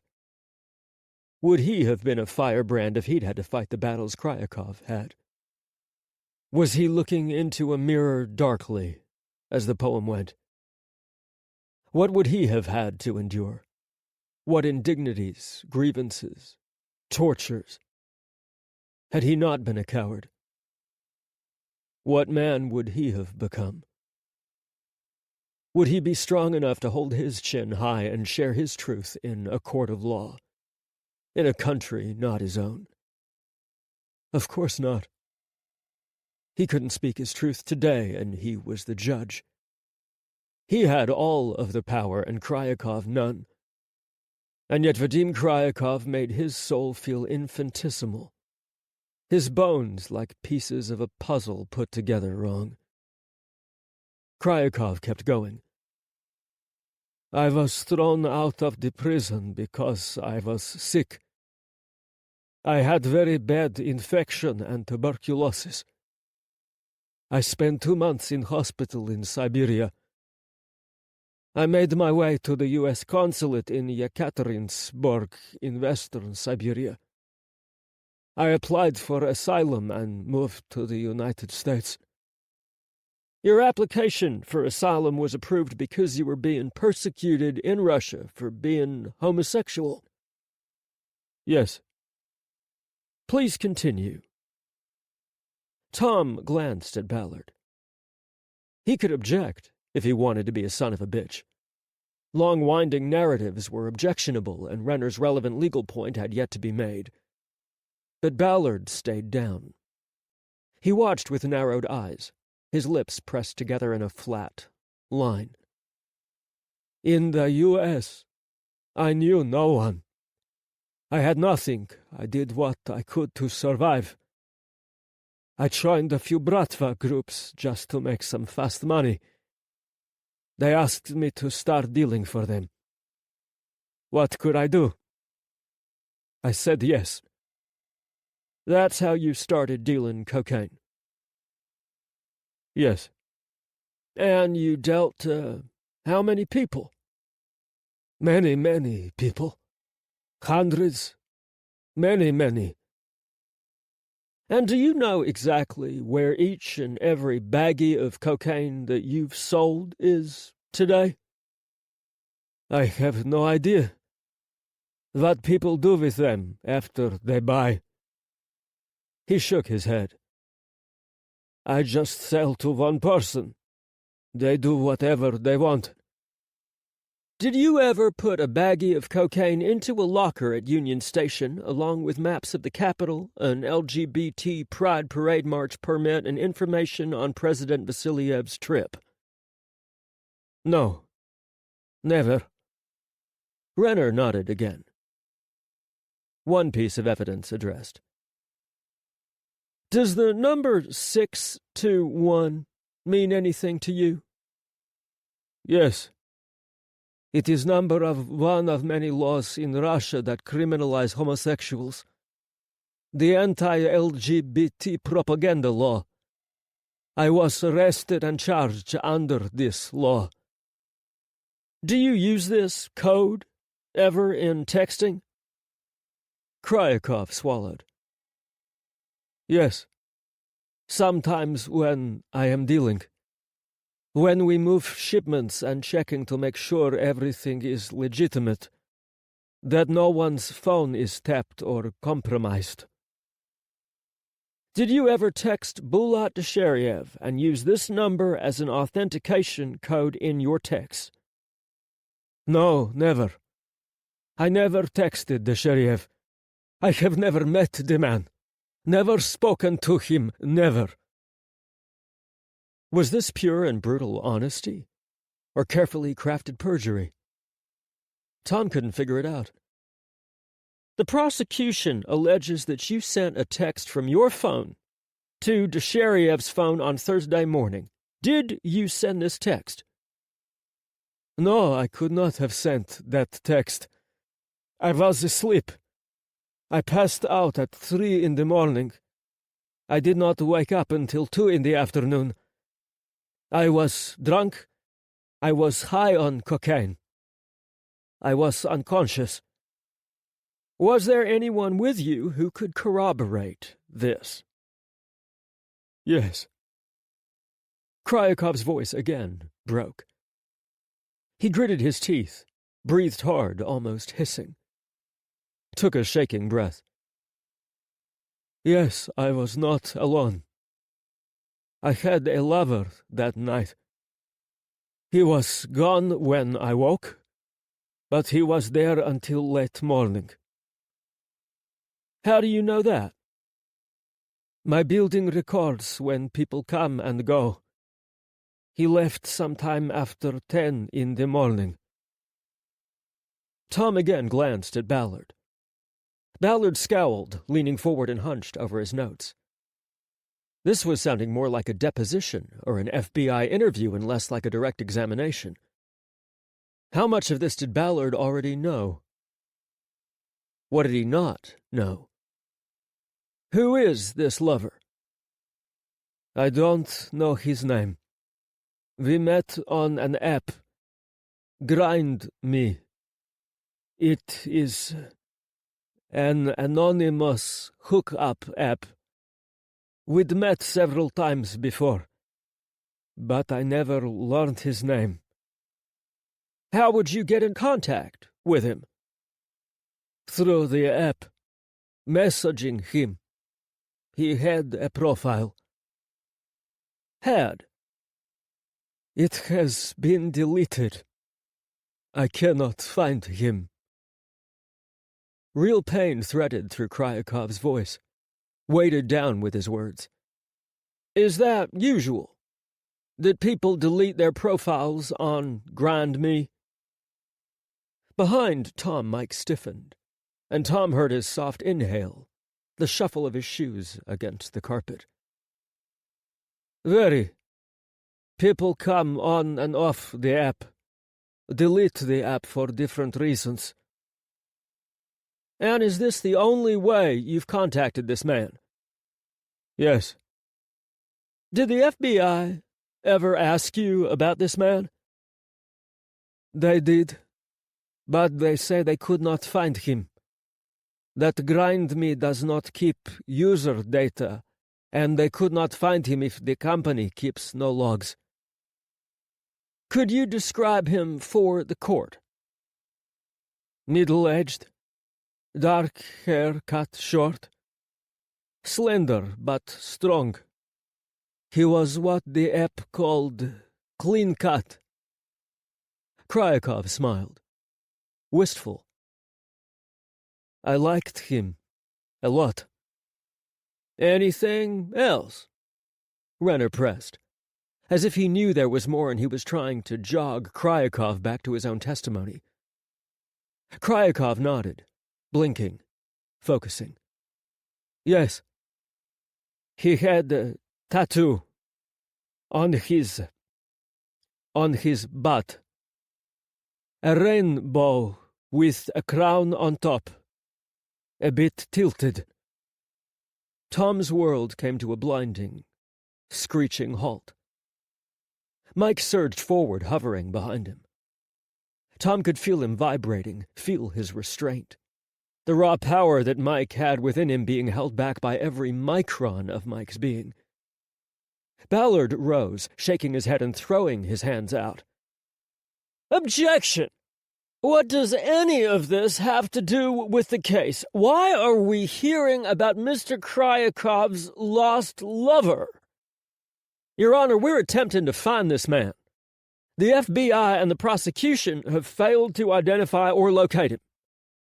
We're not a dating service. Your Honor, this man may represent the only individual who knows if my client sent that text or not. Renner hesitated. Your Honor. Renner's voice, Ballard's voice, the hushed whispers of the courtroom.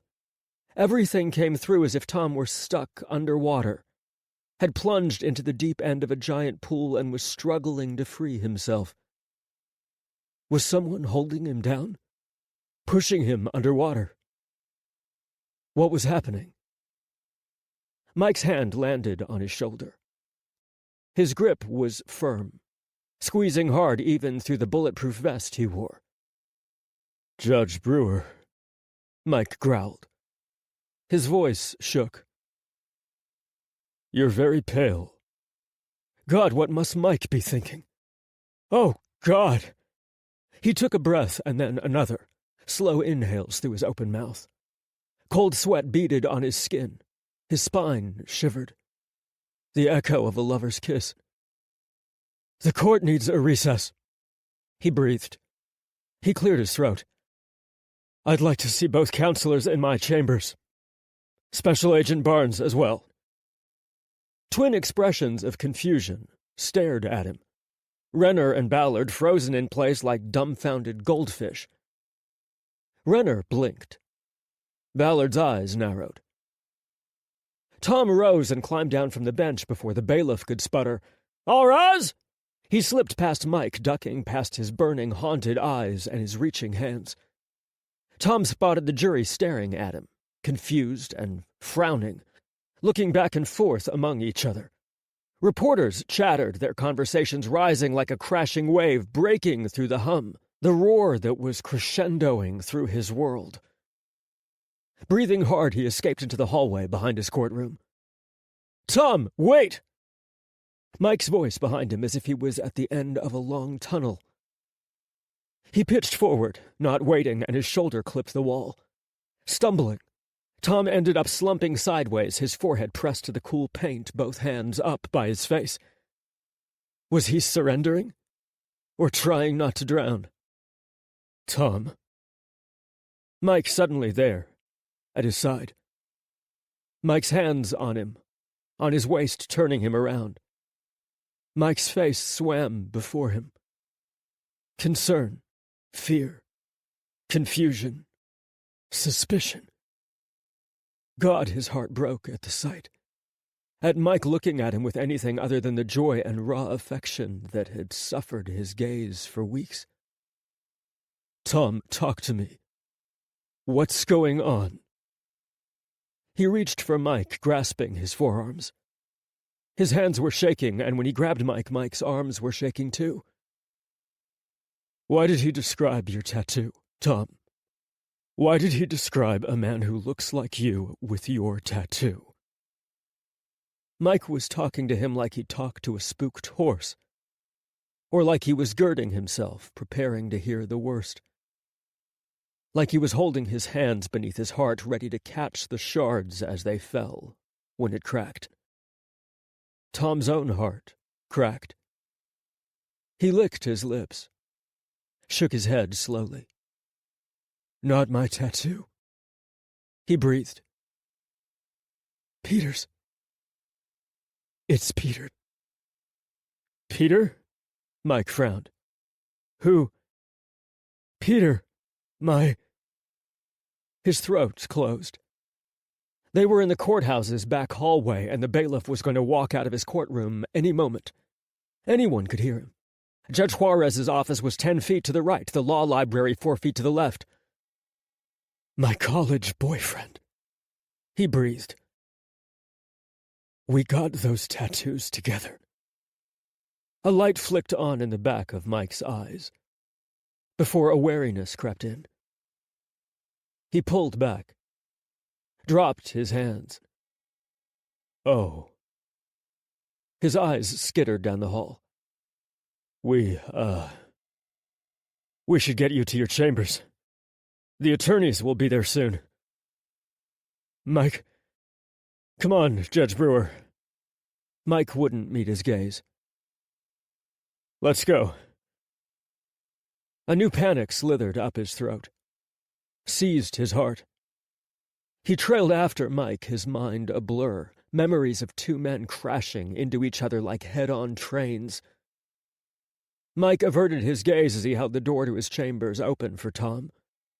But as soon as Tom was inside, he turned back to Mike. "Mike, He had no clue what to say. Mike flinched. Tom's heart shredded. He reached for Mike. Knox broke through the silent office. "Your Honor, Mr. Ballard and Mr. Renner are here for you." He winced and shook his head. "Mike, I'm staying here, like I said I would. I don't want you alone with Ballard. I don't care if Renner is here too. I don't trust him to save your life if it comes to that." "Okay. Yes, stay." Keeping Mike close, even though it meant Mike thought Ballard was a threat to his life. What world had he been dropped into? What rabbit hole had he fallen down? What mirror had he fallen through? Clearing his throat, he called for the attorneys to enter. Barnes trailed after them both and took up position near the back. Tom shucked his robes, buying time. He moved to his conference table, standing behind his chair. "I believe I know the identity of Mr. Kryakov's missing lover." Renner perked up. Ballard scowled. "What? How could you possibly?" "The how isn't important at the moment." He spoke with a steely conviction he did not feel. If, in fact, the man that I believe is the man the defense is searching for, we can discuss the details then. And he'd have to talk to Chief Judge Fink about a recusal. In the end, was he going to lose this case anyway? And all because of his past. Could he ever escape who he was? Who do you think it is? Barnes stepped forward. He had his notepad out, pen ready to take notes. An FBI agent to the core. He went by Peter, but his name was Pasha. Pasha Baryshnikov. We went to the same university. We were friends. Barnes eyeballed him. Friends. Right. Friends enough to recognize a man from a bland description, aside from one vividly identifiable tattoo on his ass. He was Russian, too? Renner frowned. Krakow didn't mention that. He came over when he was young. Before going to university, he was a refugee in the late 80s, I think. He didn't care much for Mother Russia. By now he's probably shed everything he could of his Russian past. Approximate age? Barnes was still taking notes. My age. 46? Maybe a year older. DC local? He was at the time. He intended to move to New York right after graduation, but said he wanted to return to DC sometime later. Barnes nodded. We'll start looking. Ballard sent Tom a sour glare. How long will the court be in recess for? Searching for some long-lost boyfriend? Tom flinched, and out of the corner of his eye he saw Mike step forward. Agent Barnes, if I recess the court until Monday, will that give you enough time to search for Mr. Baryshnikov? The rest of the day and Friday, and the weekend if they needed it. More than enough, Your Honor. Then we'll recess until Monday morning at 9. If it's him, we'll address moving forward on Monday. If it's not him, then we'll resume with Kryakov's testimony at 9 a.m. He nodded to Renner and ignored Ballard. I will see you all then. As they filed out, Tom grasped the back of his chair, squeezing the leather until his fingers burned. Finally, the door shut and he pitched forward, almost collapsing. Arms wrapped around him from behind. Hey. Mike's soft voice rumbled behind his ear. Tom. Turning, he buried his face in Mike's neck. Mike held him. That was brave, Mike murmured. That was really brave, revealing that. I had to. If he's a witness, if he knows that Kryakov is being set up, if he can prove that Kryakov didn't send that text. Tom pressed his face against Mike, cheek to cheek. My secret is not worth another man's life. This isn't how you wanted to come out, though. He shook his head. No? Is there ever a right way, though? I just want it done. I just want to be free of this. This. Living in the closet. Hiding. Having this secret. Secrets and lies. Cover-ups and denials. Always circling around the truth. What was true? What was really true? Mike kissed his cheek. His nose. Pulled back and cradled his face in both hands. I'm sorry. You have nothing to apologize for. I shouldn't have closed down like that. I was being stupid. Tom frowned. Mike tried to smile. I thought about asking you if I could get a tattoo to match yours. A rainbow crown on my ass, too. I thought... Shrugging, he sighed. Doesn't matter. Someone beat me to it. Tom's bruised heart didn't know what to do. He ached in every way. He wanted to cover up a prison tattoo. He'd been thrown in jail for having sex with an older man in a park in St. Petersburg. He was a teenager, but they still sent him to some big Russian jail. His first day, he was held down and attacked. Tom closed his eyes. One night, Peter, Pasha, had told him the story. They'd been huddling in Tom's bed, one stubby candle on his desk, the only light in the room. Pasha had spoken softly, describing the horrors of the Soviet Union. How much freer he was in America. How freedom tasted like Tom's kiss. After the attack, they tattooed him on his ass. It was a playing card, the Ace of Hearts. He said it was a prison sign, telling everyone that he was gay and that they could use him if they wanted. For anything they wanted. He had no say at all. I've never forgotten that. How could you? Mike stroked his arms and looked like he wanted to puke. Jesus. He wanted to cover it up. We kept joking about what to cover it with. He decided on a rainbow and a crown. He was the king of his own life, he said. When we went to get it, he asked if I wanted to get one with him. Be a king, too. His king. I thought. A shaky inhale. I thought I was going to spend forever with him. I thought this was our version of a proposal, or something young and dumb like that. I get it.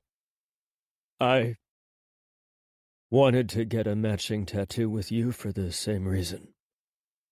Mike looked like he was collecting the shards of his heart in both his hands, like he was swallowing back his own bitter pill.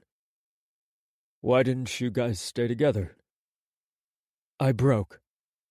Tom squeezed his eyes closed as a sob tore through him, a lightning blast that shattered his heart. I thought I was strong enough to love him, to love myself. But I wasn't. And I broke apart. Whatever else he wanted to say, whatever else he needed to say, he couldn't get it out. Not past his tears, the sobs that ripped apart his heart, made his soul bleed down the inside of his ribs.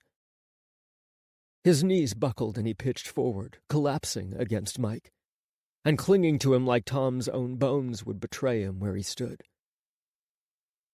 Mike pulled him closer, as close as he physically could, until if they pressed any harder, their cells would merge. You're not broken.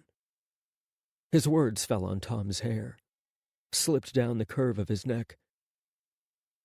You're not broken, Tom. You're not. They stayed wrapped together until Tom's tears ran out and his soul had scraped itself raw against the wreckage of his past.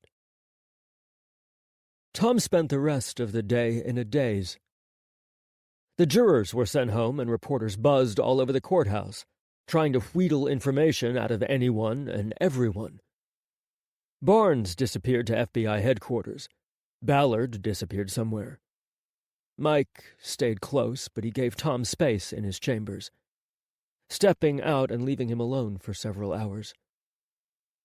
Tom spent each of those hours with his head in his hands, trying to comprehend the Mobius strip shit show that was his life. Eventually, it was time to head to the Hyatt. Mike slid into the back with Tom, even though Villegas spun all the way around in the driver's seat and stared at him for a solid 5 seconds before putting the SUV in gear. Tom laced their fingers together, hidden in the press of their thighs, side by side. What are your dinner plans, Judge B? Mike spoke softly, but even still, Villegas glared at Mike in the rearview mirror. I'm not hungry. Mike arched one eyebrow at him. Tom chuckled. "What do you suggest, Inspector?" "How about I get takeout from the Mexican place? Queso and both soft and crunchy tacos together?" This time Tom actually smiled. The dinner they'd shared when Mike first asked to take him out. Granted, it was a professional thanks for not chewing me out dinner, but still. It was theirs. And Mike apparently remembered it just as fondly as Tom did. He nodded, leaning his head against Mike's. "I'll go get it and bring everything up. You relax." "Thank you." "No problem." Mike smiled. Villegas watched them in the rearview mirror until the darkness of the Hyatt's parking garage stole through the SUV, washing Villegas in shadows and obscuring his harsh glare. Upstairs, Tom scrubbed his face and waited on his balcony, after getting his hugs and slobbery kisses from Etta May. She hung nearby, seeming to sense he needed the comfort, and trotted outside with him. He stared over the city, letting the heat, the humidity, and the hum and buzz of the capital work through him. His whole life, he'd worked for the capital, for the district and the nation as a whole. Was it all coming apart now? Was the puzzle of his life so meticulously put together finally breaking apart? Was Humpty Dumpty falling again? Mike texted him from the Mexican restaurant, sending a picture of the corner booth they'd eaten in and a heart. "Our first date." Circles upon circles upon circles. He'd loved Pasha as a young man, more a boy than a man, on the cusp of his own existence. He'd given up Pasha in exchange for the life he thought he wanted. And now Pasha was back, at the edge of the life Tom had worked so hard for, and was willing to give up to be with Mike. His sob hit him again, out of the blue with the force of a tank, and he doubled over, gut-punched with the slam of his realization. He wanted Mike. He wanted the life they were building. He wanted freedom, the freedom he'd tasted as a younger man. What had happened to Pasha in the years since? He'd looked at Tom like Tom was his life, his liberty and his personal pursuit of happiness. He used to practice the Pledge of Allegiance and called America the United States of Freedom. He'd been drunk with happiness, giddy at the liberation he felt in America. Tom had only seen a prison cell made by words of hate and violent discrimination. Paths that led only to a tomb, the grave of both his dreams and his life. His hopes, his plans were too big for 1991. Pasha's dreams had been the dreams of a refugee. To live simply, to love deeply, to laugh often, to stay safe within his community. Did Pasha still think America was a glorious refuge? A home away from people who hated who he was? Had he ever found the hate that Tom had? What had his life made him into? How had he come to be Vadim Kryakov's lover? In all the ways, in all the days that he ever imagined seeing Pasha again, he never ever thought it would be in his courtroom. Certainly not in the most important trial heard on the world's stage. Mike arrived as the tears were drying on his cheeks, blown off his skin by the hot winds of summertime D.C. Mike said nothing, just kissed him sweetly, thumbing his damp cheek before he pulled out dinner. Tom picked at the chips and ate a taco, and managed to smile and even laugh as Mike distracted him with stories. He felt better after eating, and told Mike so. Mike beamed. "What now? We're in recess until Monday?" Are we locked in this hotel until then? Mike frowned. According to Viegas, yes. According to Viegas? Slowly, Mike smiled. In my professional opinion, I think you need a break. I think we should get out of D.C. for the weekend. You need to get away from all of this. Barnes is looking for Baryshnikov. Ballard is... well, I don't know where he is. No one has seen him since this morning, but there's nothing we can do until Monday. Except if you stay here in these four walls, you'll be spinning your wheels and running your mind in circles. You do know me well. I try. Are you proposing a jailbreak? I am. Any thoughts on where we should go? My parents had a place in the mountains. Far enough to be away, close enough to get there in a few hours' drive. We used to go there when I was a kid. They turned it into a winter rental for backcountry skiers and hikers. I kept that going after they passed. I haven't been there in years. Will anyone be there now? No. It was never rented in summer. That was their time to go. The town postman would act as a caretaker when they were gone. He still watches over the place. The keys are in the post office, in their mailbox. Sounds like a plan. We need to leave around 4 a.m. to get past Viegas and the rest of the guys. You sure this is all right? I'm in charge of you. Viegas is in charge of the trial. Viegas has no real say over your protection. He just likes to pretend that securing the courthouse and the Hyatt means he can order you and me around. Doesn't work like that. I'm above him. All right. Jailbreak it is, then. Mike laughed and kissed him, and then said he had to get everything ready.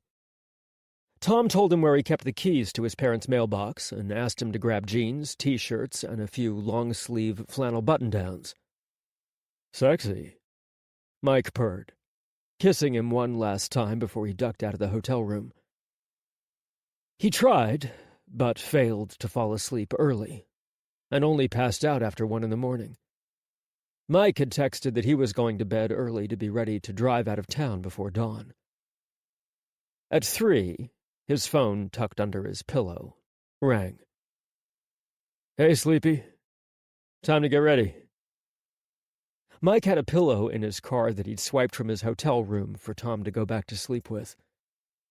Tom grunted directions for the first half of the drive, guiding him west on Interstate 66 to the West Virginia border. He, like Etta May in the back seat, was asleep before they made it to the outer loop around D.C. Hours later, he woke with the morning sun shining on his face and Mike holding one of his hands. Hills rolled by on either side of the car, with thickening trees rising from both sides of the winding blacktop. Morning, beautiful. Mike squeezed his hand and then passed him a cup of coffee. I picked this up for you when we got gas. They didn't have any fancy sugar syrups, but I did my best turning it into a diabetic nightmare.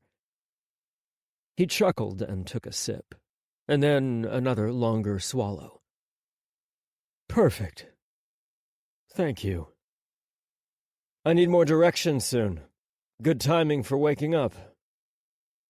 He turned Mike onto US 48 West, and then West Virginia Route 28 South. Oceans of forest rose into the mountains on either side of the winding road. Waves and waves of pine and spruce dotted with oak and patches of rolling meadow where trees had died years ago. And the sunshine let in had drawn forth bursts of wildflowers, riots of color that speckled the endless greenery. Tom rolled the window down, and the fresh breath of the forest rose on a cool wind, wild as it whipped through his dark hair. A hawk glided on a thermal far in the distance, the only sign of life. Mike shifted, glancing sidelong at Tom. I, didn't think we'd be going down West Virginia's spine. Into this area. Problem? Mike gripped the steering wheel. I used to work here," he said. "On the task force." Here? The Whitmore search was here? I thought it was farther south in the Carolinas. We had some leads that took us north. I helped run this end of the hunt. What town are we going to? Lonely Pine Gulch. Laughing, Mike shook his head. Jesus, I had contacts there. Leads. Oh, my God. Should we turn around? No, it's okay. They were friendly. He shrugged. As friendly as associates of sovereign rights groups can be to a federal marshal, the embodiment of everything they hate. Tom squeezed Mike's hand. I guess both our pasts are coming back this weekend. Mike squeezed back. He kissed Tom's fingers. I like my future more than my past. Me too. Tom smiled. Really smiled as he gazed at Mike, lit by the sun falling through the pine branches, wisps of gold and emerald light dancing over his skin. Me too. They got the keys from the post office and said hello to Mitch, the ancient postman who had been delivering mail to the town and the surrounding warrens for decades. Tom remembered him as an old man when he was a child.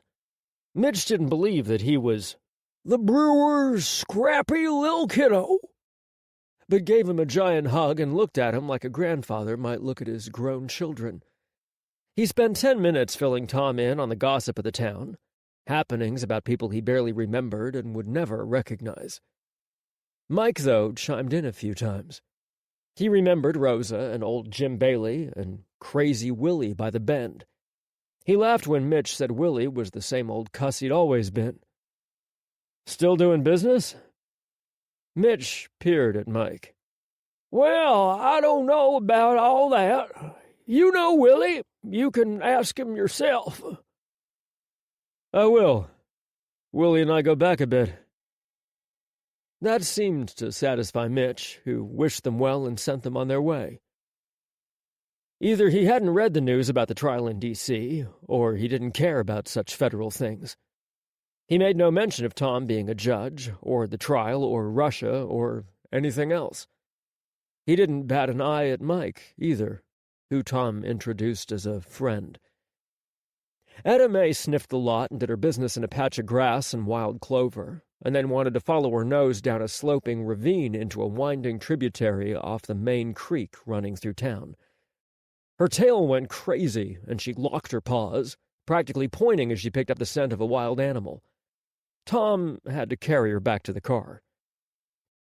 Finally settled, Tom turned a bemused gaze to Mike. You and Crazy Willie by the Bend go way back. My parents' neighbor, Willie. Crazy Willie with the rattlesnakes? Mike grinned wide. Those rattlesnakes are something else, huh? They live in the gulch between his and my parents' place. It's a small world after all. Mike winked and backed out of the post office's gravel parking lot, as Tom groaned. Tom's parents' place was a small log cabin built into the forest at the start of a long curve winding around the middle of a rising mountain. Spruce and pine surrounded the cabin on all sides, and a long gulch split the right side of the property. Bright signs and triangle placards warned of rattlesnakes in the gulch, timber rattlers that lived in the rocks and the gullies. They didn't climb up and try to escape, and as long as no one went down there, the rattlers and the people were just fine with each other. Years ago, Willie had bred timber rattlesnakes and kept them in the gulch, feeding them rats and mice and bragging about his herd. As a child, Tom had played on the left side of the cabin only. A hill sloped to a gentle creek behind the cabin, a tributary off the main creek through town. Sycamores and poplars crowded the banks, mixing with tall river fronds and swaying grasses. At the end of the meandering creek, a golden meadow stretched to the edge of the next mountain that crowded in close to the town, as if both peaks were cupping lonely Pine Gulch between them. Mike carried their duffels in and took them both to the master bedroom as Tom opened the windows and started to air out the place. Ada Mae went crazy, following her nose over every inch of the cabin, the porch, and the yard. There were too many smells to smell, and her tail beat a small windstorm behind her. She stayed close, though, always whipping around and looking for Tom or Mike and staying within eyesight. She was, at her little adventurous Basset heart, kind of a wimp. Crisp mountain air floated through the cabin, clean pine and riotous wildflowers, fresh water and mossy fern. He ended up on the back porch, built just above the creek, and watched the water tumble over ageless river rock. Mike followed, and he wrapped his arms around Tom's waist and rested his chin on Tom's shoulder. "Can I ask you something?"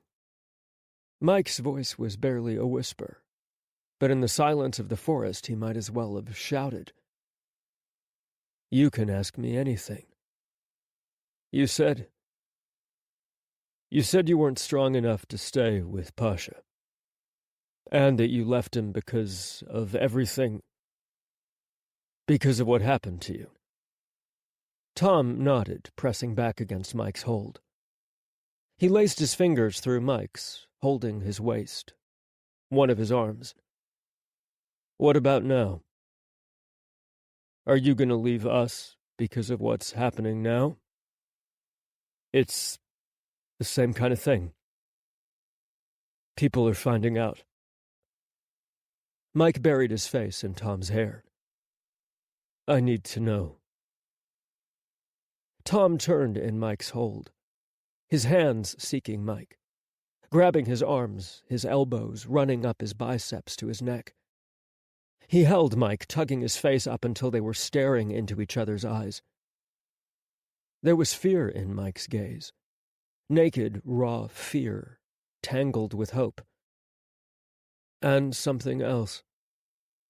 Something that made Tom's heart go wild. "It's different now. And I'm a different man than I was back then. Back then, I was just starting my life. I thought other things were more important than following my heart, being who I was. I didn't have any role models. There was no one I could look to and say, 'Yes, that's how it works. That's what I'm going to do. I can be like that.' I was petrified of myself more than anything else." He smiled, and his thumbs brushed Mike's cheeks, his gently growing stubble. "You've shown me how to live, Mike. How to be truly alive." "I haven't. You did it just by being you. By being the gay man I always needed to see. You're everything. You're proud, you're confident, you're happy. You're in control of your life. You are everything I ever dreamed of. In so many different ways." Mike swallowed slowly. Tom watched the fear in his eyes turn to a blaze, an inferno, as his jaw clenched hard. "What are you trying to say to me?" "I'm saying that I want you. I want this. Us, a life with you. Even if it means I'm no longer a judge. That's not the most important thing in my life. Not anymore. Maybe he should go be a lawyer for the gays and their organizations, as his old professor had once said. It was time to embrace himself. Everything about himself, and stop running away. He was still scared. Still terrified, actually. But it was worth it. Surging, Mike captured his lips. A kiss that was all of Mike's restrained longing. His desire, his fear, and his hope mixed into one. His hands rose, cupping Tom's face, and he moaned as they kissed. Half sobs that made him tremble. "Tom," Mike breathed. Tom. He started to say something but kissed Tom again instead, holding him close as he could. Tom kissed him back, pouring every hope, every dream, every bitten-off whisper he'd uttered for 25 years into the meeting of their lips, the press of their bodies. This is exactly what I want. And who I want. Mike was shy after, nuzzling his forehead against Tom's and stealing kiss after kiss as songbirds chirped and the creek babbled on and on. Villegas stormed into Winter's office, fuming. He hurled a balled-up sticky note onto Winter's desk. "They're fucking gone!" "Gone." "Lucciano took Brewer in the middle of the night. Left that goddamn note on my door."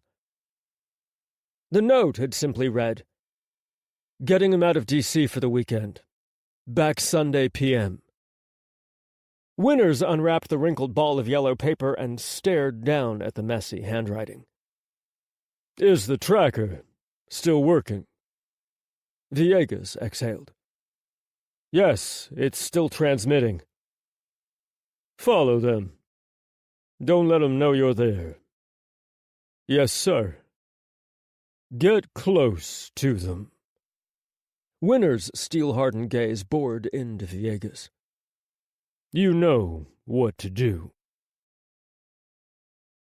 Chapter 37, July 30th. "Hey, Willie. Remember me?" Willie glared over the barrel of his shotgun at Mike and Tom. He had a raggedy beard, stained overalls, no shirt, and an orange trucker's hat pulled over his thin hair. "Marshal? That you?" "Sure is me." Mike held out his hand and smiled wide. "Been a while, Willie." "Hell!" Willie slung his shotgun over his shoulder and grabbed Mike's hand. "Thought you was getting on back to the city, leaving all this behind you." Willie smiled back at Mike. "I did. I'm working in D.C. now." "Ooh, big D.C. fit!" Willie glared again, but snorted. "Who's with you?" "You probably don't remember me. The last time you saw me, I was 10. Tom Brewer." "You're the Brewer's boy?" Willie reared back, taking in Tom from head to toe. "You used to pet the turtles in the creek and stare at the fish for hours." Tom laughed. "I did, and my mom warned me about your rattlers every single day." "Those old things, they wouldn't hurt a fly, unless you went into their gulch." Willie winked. "What brings you both out here? How do Marshal and my neighbor's gangly little kid meet up?" Tom eyed Mike, but Mike spoke first. "We work together in D.C. It's hotter than hell out there right now, Willie. Thought we'd escape for a weekend." "I told you there ain't nothing good in that city." Willie wagged one dirty finger at Mike. "Not a damn thing, I told you." "You did." Mike grinned at Tom. "I'm doing all right, though." Willie harumphed. "Hey, you still in the business, Willie?" Willie's eyes shone, and he glared at Mike, lips twitching. His beard, a mix of gray and white and dirt, trembled. "Depends on who's asking. Marshal, you here as a fed?" "No, I'm here as a friend." Willie stared at him for another long minute. Tom glanced between the two men, worry starting to chew at his stomach. "Course I am, Marshal. You think I'm dumb enough to give that up? No, hell, I've expanded." Willie waved for them both to follow him around his porch and down a set of old steps made of half-rotted railroad ties, built into the hillside. They descended into a grove on the far side of Willie's house, shaded with thick branches.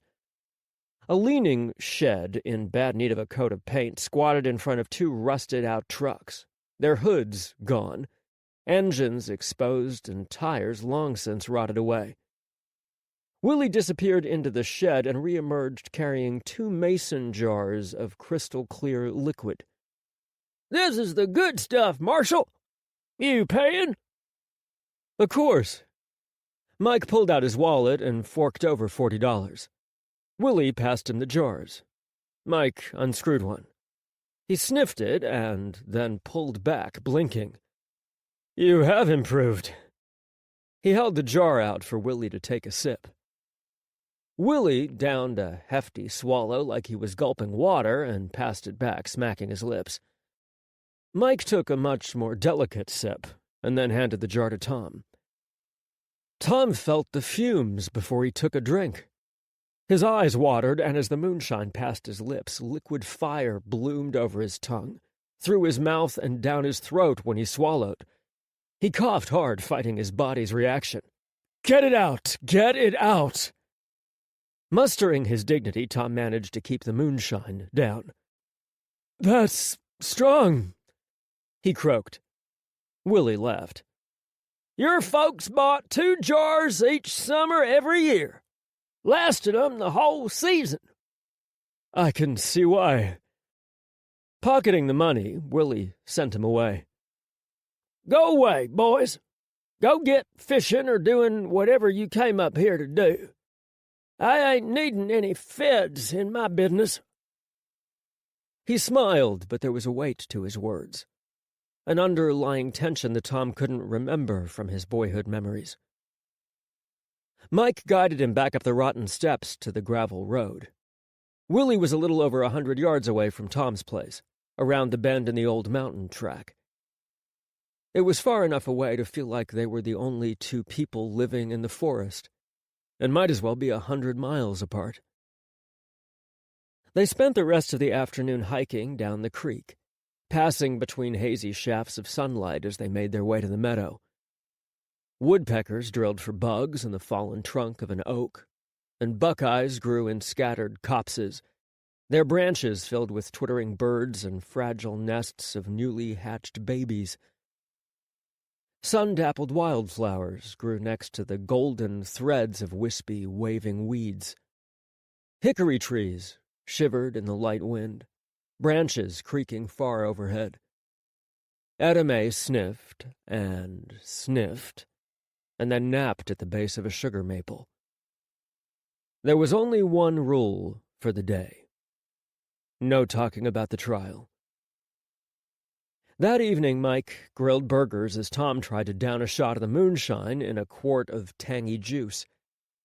It still burned going down, but they shared the drink and a plate of burgers on the back porch by the glow of the old buzzing porch light, its yellow gleam droning away and pushing off the impenetrable darkness of the woods. Edame lounged on the deck, eyeing the plate of burgers before she fell asleep and started to snore. Eventually, they made their way inside. Mike guided Tom to the bedroom. He spun Tom into a slow dance, cheek to cheek, humming an old-time love song as he sneaked kisses. They stripped slowly, trading clothes for long, lingering kisses and soft caresses, the feel of fingers ghosting over each other's skin. Mike trembled as Tom wrapped his arms around him, swayed him gently, and kissed the skin beneath his ear. They ended up in the sheets, silver moonbeams falling through the pine branches and leaving trails of light on their skin. Ribbons of cream and scattered starlight flitted through the bedroom, curled around their arms, legs, faces. In the whole world, it seemed like all the light had fled, vanishing from the hushed forest and leaving only the twinkling stars and the occasional firefly. A glow curled over the bed, tickling toward Tom's cheek, and Mike reached for it. For him. The pads of his fingertips shaking against Tom's skin. He was buried inside Tom, making love to him slowly, slower than they ever had before. Tom. There was something in Mike's eyes, Something that looked like a dam was cracking in half. Something was pouring out of Mike, something he'd held back. Tom, he breathed, wincing. Jesus, Tom, I love you. I love you. He surged against Tom, kissing him, whimpering, trembling. I love you. The last piece of Tom's broken heart and broken life slipped back into place, finally finding a perfect alignment. His soul caught fire, bursting with too much love, too much joy, too much happiness that had suddenly flooded his existence.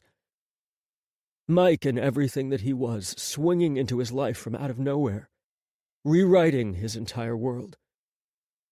Mike, I love you too. He grabbed Mike, trying to pull him closer, deeper, tried to wrap his arms and legs around him so he never had to let go.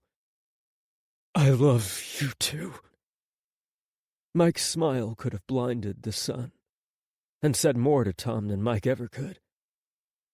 He cradled Mike's face, trying to show him how he felt, trying to pour every dream, every hope, every moment of happiness Mike had given him into his touch. He loved Mike in every single way. Would love him for every single day. I will never stop loving you. Chapter 38, July 31st. Tom woke to the sounds of birds chirping in the trees and fluttering behind the curtain. He opened his eyes and saw Mike already awake, watching him with a soft smile. Hey. Morning? Morning. Mike ran his finger down the side of Tom's face. A feather-light touch. How'd you sleep? Perfectly. Tom scooted closer and reached for Mike's hand. You? Pretty good. He kissed Tom's hand, his knuckles. About last night. Tom frowned. I meant it. I really love you.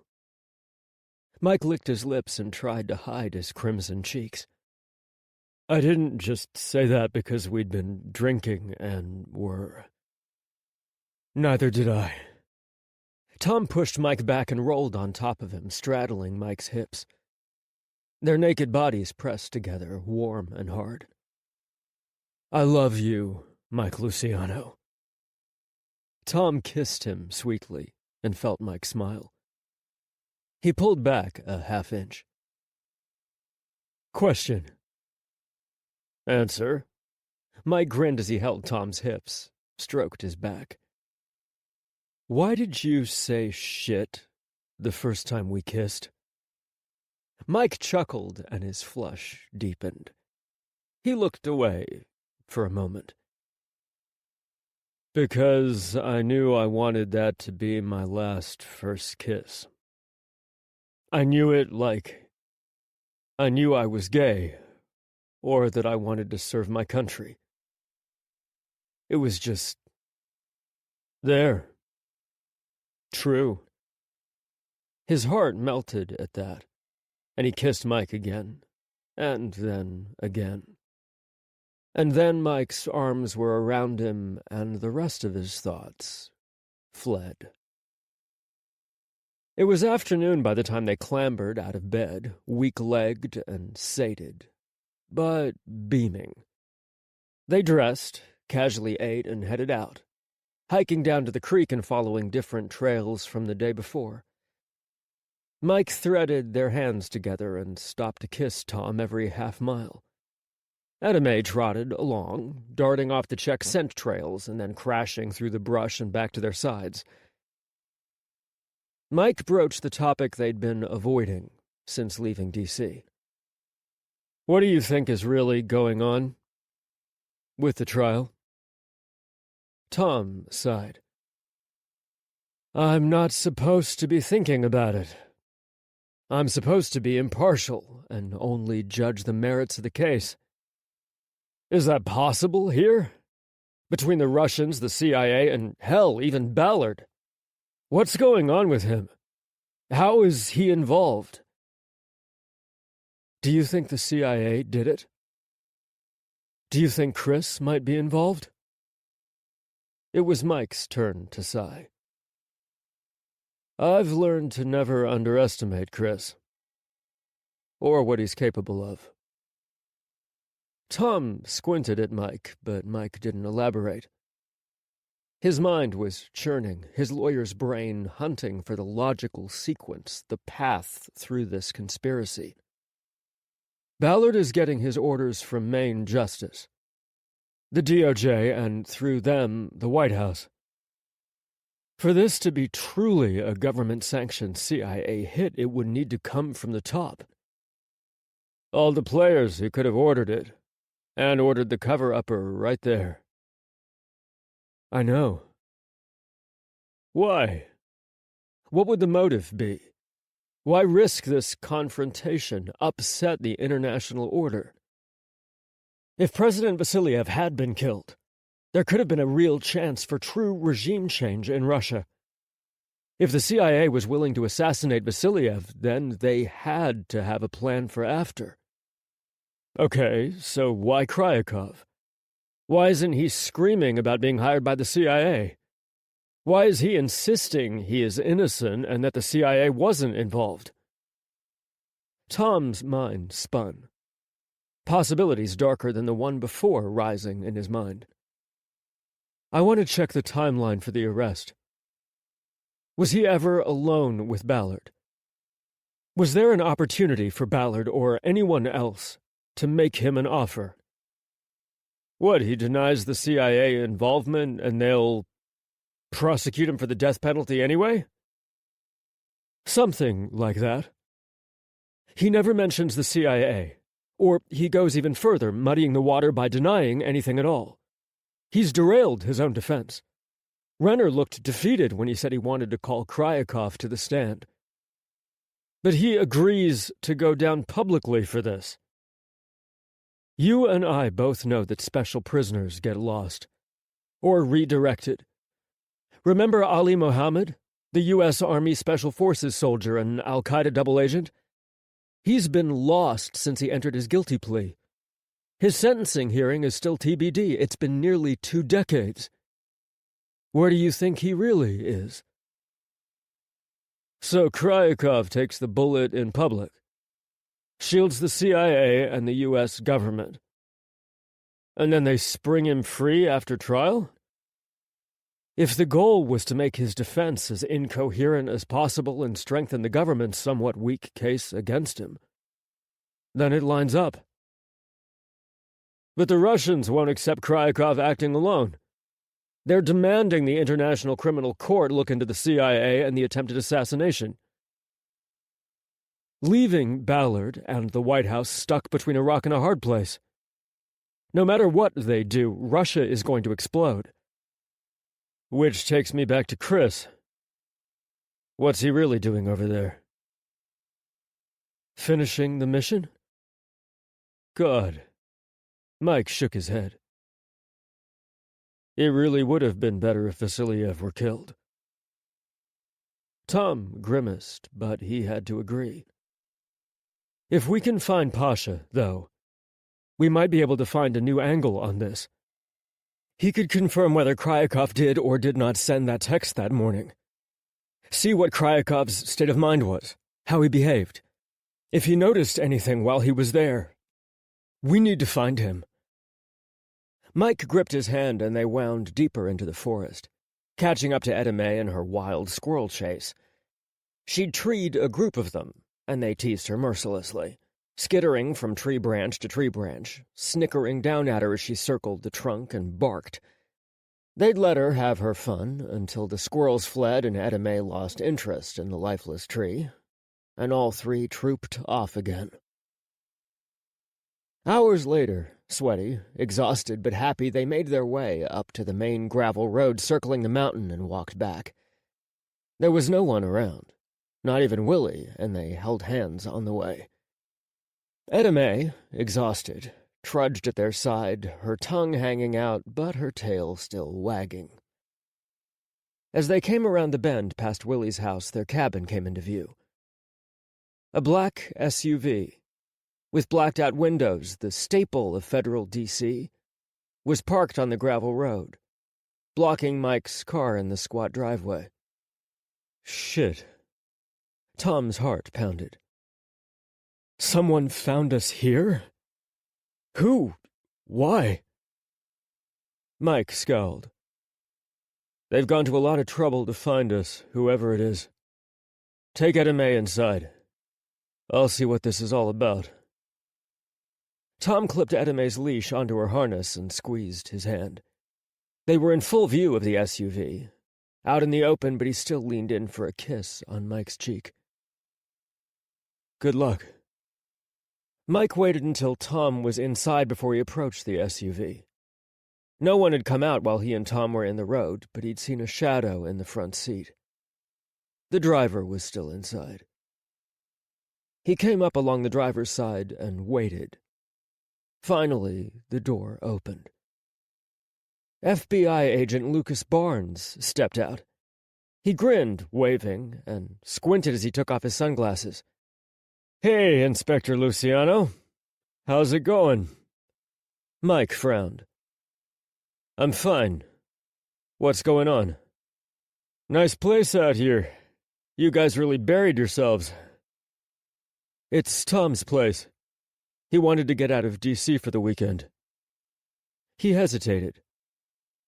What's up? Do you have information on Baryshnikov? Why had Barnes driven all the way out here? Barnes started walking, a slow amble as they headed for the cabin. Yes, I do. We've been searching for him. So far, we're coming up empty. I thought I could ask Judge Brewer if he had any more information about Mr. Baryshnikov. Anything else he knew at all. Mike's cheeks puffed out as he exhaled. Tom knew a lot. A whole lot. But would it be helpful? And was he ready to come fully out of the closet today? Right now, on this summer afternoon in lonely Pine Gulch?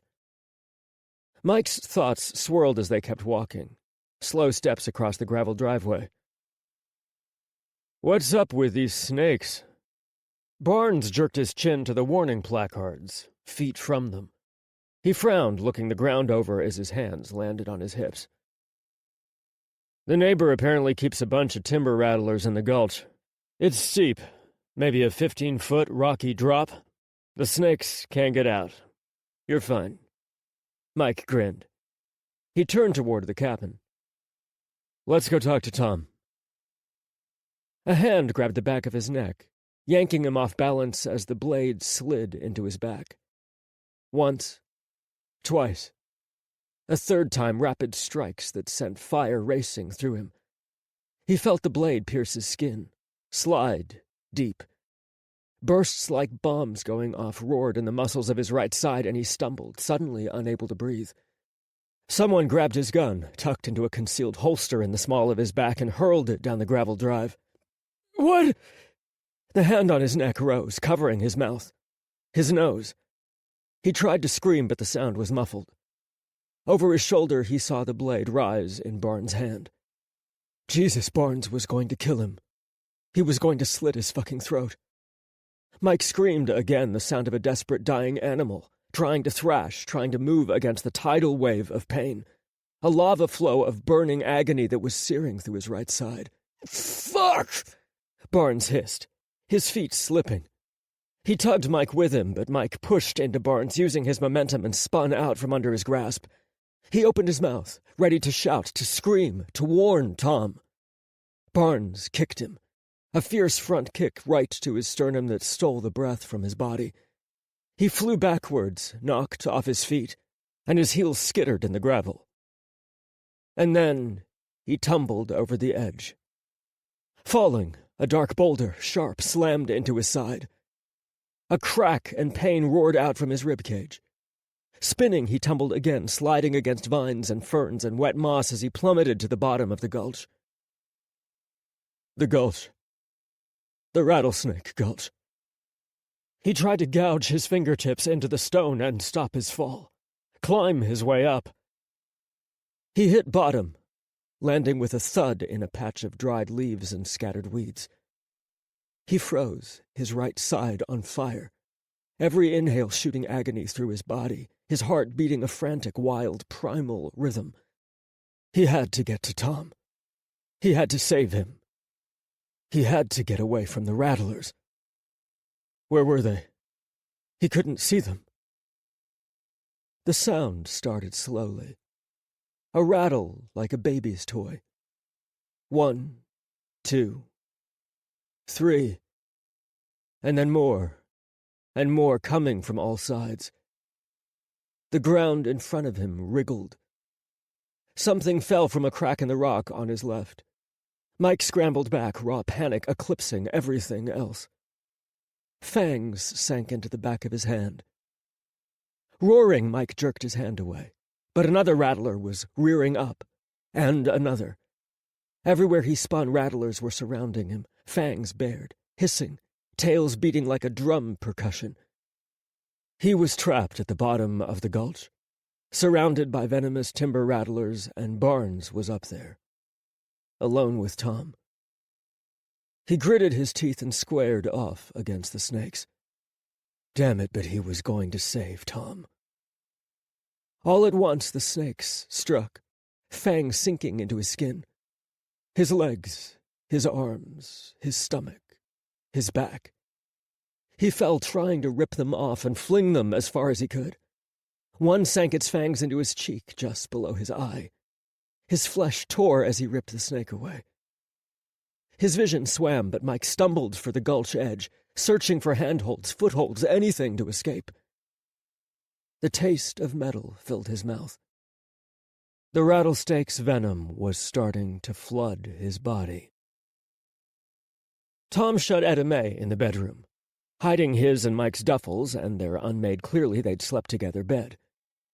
He waited, fidgeting in the kitchen. He tucked the moonshine away, too. A noise made him turn, a sound like a bird screeching somewhere far away. He froze, trying to hear it again. Nothing. The front door opened, the old hinges creaking as the heavy wood swung. "Mike?" He padded towards the front hall, crossing his arms as he peered into the shadowed hallway. "Hey, Judge Brewer." Lucas Barnes waved, coming out of the darkness. He smiled and put his hands in the pockets of his cargo pants. "Mike said to come in. He's looking some stuff over in the car." Tom relaxed and smiled back. He'd always liked Barnes. He was warm and affable where other FBI agents had been cold and officious, or stern bruisers who liked to pretend they were in the military. Barnes was a straight shooter, passionate about his job, and he'd always been good to work with during cases when Tom was a prosecutor. "Agent Barnes, to what do we owe the pleasure of your visit?" Barnes' grin widened. "Just wanted to ask you a few questions." "Come in." Tom invited him into the kitchen, pulling out 2 chairs. "Have a seat. Is this about Pasha? Did you find him?" "We've definitely made progress, Judge Brewer. We've got a plan now." Footsteps sounded down the hall, by the front door. Tom turned in his chair, smiling, waiting for Mike. His heart stopped. Pasha Baryshnikov stepped into the dappled sunlight streaming through the windows. His gaze swept the cabin and landed on Tom. Just like 25 years ago, his eyes were filled with an intensity Tom couldn't explain. A passion that had seared through Tom's body from the first time they'd met. He'd felt Pasha's eyes strike his soul again. A bolt of lightning that hit him right in the chest. "Pasha? Damn it!" Barnes glared at Pasha. "You were supposed to wait in the car." "I told you I needed to see him." "And I told you that we needed to do this right. Needed to make it look good." Pasha spat something in Russian. A long string of harsh, angry words. Barnes' mouth snapped shut. He grimaced and his skin flushed, turning maroon, but he said nothing. Pasha snapped again and Barnes headed for the front door. He stopped, though, next to Pasha. "Make it quick," he growled. "We have to go." Pasha didn't look at him. Barnes snorted, stomping out of the cabin. Slowly, Tom rose. He couldn't think. Couldn't put two and two together. Pasha. Here? With Barnes? Why? And Mike, where was Mike? Dread flooded his soul. His and Mike's conversation from the creek coming back. Oh God, they'd had it wrong. They'd had it all wrong. "Hello, Tom." Pasha's voice was smooth, devoid of any accent. He smiled, looking Tom up and down. "It's been a long time." The world spun and Tom almost staggered, thrown sideways by all the many ways they'd been wrong. "Pasha, you and Barnes." He shook his head. "You're helping the CIA?" Pasha laughed. "Oh, Tom, I thought out of everyone you might have put it all together. You're helping the CIA cover up the attempted assassination of President Vasiliev. You must be. You've always hated Russia. Is this how you're striking back?" Pasha laughed again. He stepped closer, holding his hand out. "You know, after we broke up, I went to New York, like we'd planned. I thought maybe you'd still go, and I'd find you and convince you that we could get back together." Tom swallowed. "But I didn't find you there. Instead, someone found me." "Who?" "Dmitry Vasiliev, head of the New York KGB office." All the air fled from Tom's lungs, ripped out of his body, his soul. "You hated Russia. They tortured you. You wanted to be free." Sadness stole over Pasha's face, an echo of history, memories of the past. "There is no such thing as freedom. You found that out. You left me because you chose to be a slave to your fears, to society's fears. I was young and dumb and thought that I could find a better way." He shook his head. "You just learned sooner than I did there is no freedom for men like us." Panic leached beneath his skin, crept over his bones. He started to breathe fast, quick pants that left him lightheaded. "The best we can do is find others who will protect us, who will look the other way in exchange for our utility. We can live in the shadows, in the negative spaces. If we're not seen and not heard, we're not cared about." "Is that how Vasiliev treated you?" "That and much more." Pasha smiled. He stepped forward again, close enough to touch. He reached for Tom's hand. His skin was cold like ice, and Tom shivered. Pasha laced their fingers together. "Do you still think I work for the CIA?" All he could hear was the sound of his own breath, his own hyperventilating. He blinked, slowly. His brain wouldn't work. He said nothing. "You have been so consumed with the thought of what went wrong that you never looked at what went right in everything. Who has benefited the most from this attack?" Jesus. It was all there, suddenly, blindingly obvious, staring him in the face. The one man, the one nation that had benefited from this attack. President Dmitry Vasiliev.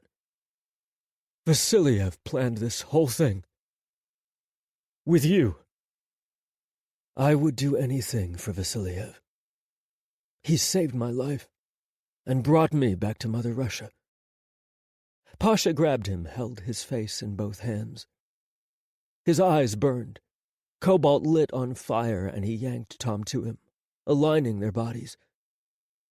25 years vanished, and Tom was suddenly back in college, pressed close to Pasha, about to kiss him. He gritted his teeth. No. No. Come with me, Pasha growled. Tom, come with me. We can go to Moscow. Tonight. We can start again, pick up where we left off. You do not have to be a slave anymore. We can be together, live in the shadows, have our freedom, what little we can have. At least we can be together again. He smiled, and his eyes traced Tom's features. It can be like the past. You can love me again. As for me, I have never stopped loving you. Mike. Where was Mike? What had they done to him? He tried to pull away, but Pasha wouldn't let go. His hands tightened, gripping his skull. The pretense of tenderness had fled. You're hurting me.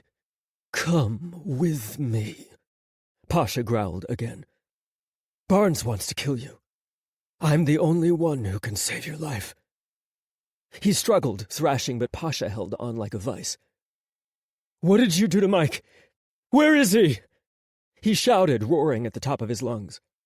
No, God, no, please. Mike couldn't be. He's gone. Tom's knees buckled and he collapsed against Pasha, sliding to the floor, screaming. No! Tears blurred his eyes, searing hot. Behind the closed bedroom door, Edame started whimpering and scratching at the frame, frantically trying to get free and get to Tom. Shh, shh.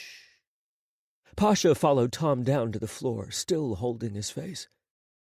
He hovered over Tom, gazing at him like he was seeing a shooting star for the very first time. I couldn't believe it when they said you'd been given this trial. I'd thought I'd lost you forever.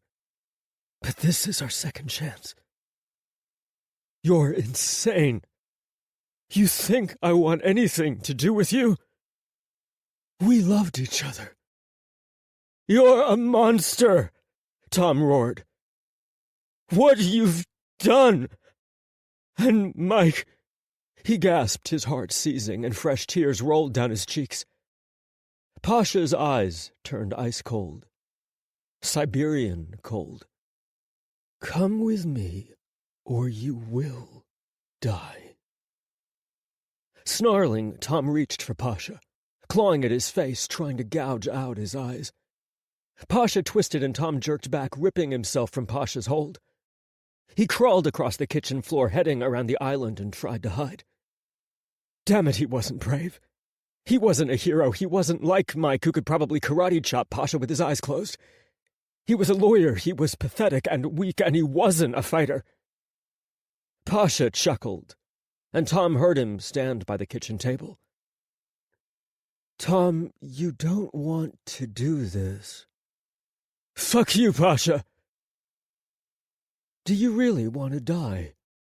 Is this how you want to end your life? Footsteps, slowly coming closer, creeping over the wooden floor. Edame scratched and scratched at the door, her whimpers turning to mournful howls. Tom thunked his head against the oak cabinet and closed his eyes. What do I do? What do I do? He opened his eyes. His gaze landed on the sink. He'd chopped a tomato last night for the burgers. Pasha's measured steps came closer, and he stepped on the creaky board, the one 4 feet from the kitchen island that he'd always had to avoid as a child whenever he sneaked in for a midnight snack after his parents went to bed. I'm gonna fuck you again before I kill you. Tom scrambled around the side of the kitchen island. He breathed in, counted to 3, and lunged. The knife he'd used the night before was still in the sink, an oversized chopping knife he'd had to sharpen before using. They'd left the dishes, not caring about the mess, more interested in getting into bed. Thank God. He heard Pasha rushing for him. He had his back to his former lover. Former lover and now Russian spy. Co-conspirator of a mass murder. How had it all come to this? Spinning, Tom gripped the knife handle in a fist, raising it high over his head. Pasha was only a foot away, lunging for him, his face twisted in a lecherous sneer, hands outstretched. Tom plunged the knife into Pasha's chest, just to the right of his sternum. He felt bones crunch and crack as the thick blade slammed through his ribs, plowed through cartilage and entered Pasha's lung. In his long career as a prosecutor, Tom had seen his share of stabbings. And stabbings to the chest, he knew were most often fatal. His first love. His first murder. Pasha's eyes went wide. He stared at Tom and then down at the knife. He reached for Tom again. Tom heaved the knife from his chest and stabbed him again, lower. Again the crunch of bones, the slice of soft tissue. Pasha coughed. He stumbled back, clutching at the knife, falling to his knees as he reached for Tom. Ada Mae howled, wailing inside the bedroom, scratching frantically at the casing. The front door burst open, banging off the wall. Pasha! Barnes shouted. What the fuck is going on? Pasha's gaze landed on Tom. His eyes watered and he stared at Tom wistfully. He opened his mouth, croaking out a pained grunt. Tom heard Barnes curse. Heard him start to run. Jesus, he had to move. He had to escape. He had to get out of there, now. Tom stepped over Pasha, running for the back door, fleeing to the porch and then over the railing into the tangled brush around the creek. Behind him he heard the back door swing open again, and then Barnes shout his name. He kept running, heading for the cover of the forest. A gunshot cracked the air, splitting through the forest, and a tree trunk just to his right spat bark and debris as a bullet slammed into the side. Another shot. Tree bark and wood splinters sprayed him from the left. Tom turned deeper into the thickening woods. Villegas peered through his binoculars as he lay in his blind on the mountainside, watching Brewer's family cabin below the bend. He was wearing camouflage and had set up a small blind in the trees and boulders, obscuring himself from the road below. He didn't have a perfect line of sight on the entire place, though. There was a giant boulder by his right shoulder, digging into his side, and beyond the boulder a drop-off into a ravine that gouged into the mountain. He was as close as he could get without being seen, and as far over as he could get without plunging into the ravine.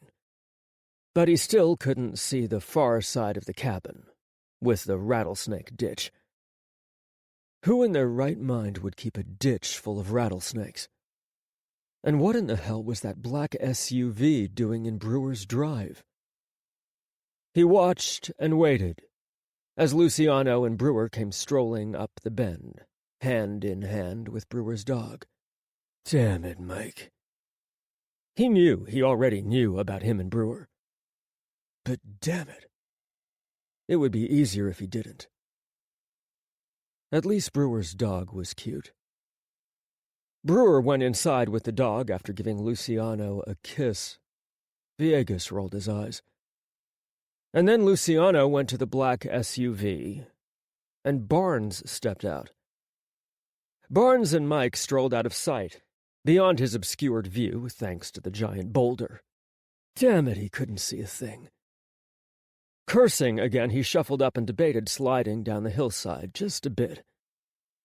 He'd be exposed, and if they saw him, it'd be game over. Damn it! He had to see. He slid on his side, landing behind a tree trunk at the same time a wild animal shrieked. Every hair on his neck stood straight up. He whipped around, staring down at the cabin where the shriek had come from. It had been crazy, fear-filled, desperate-sounding. All he saw was Barnes, striding up the drive to Brewer's front door and walking inside. Moments later, another man got out of the SUV and headed for the cabin.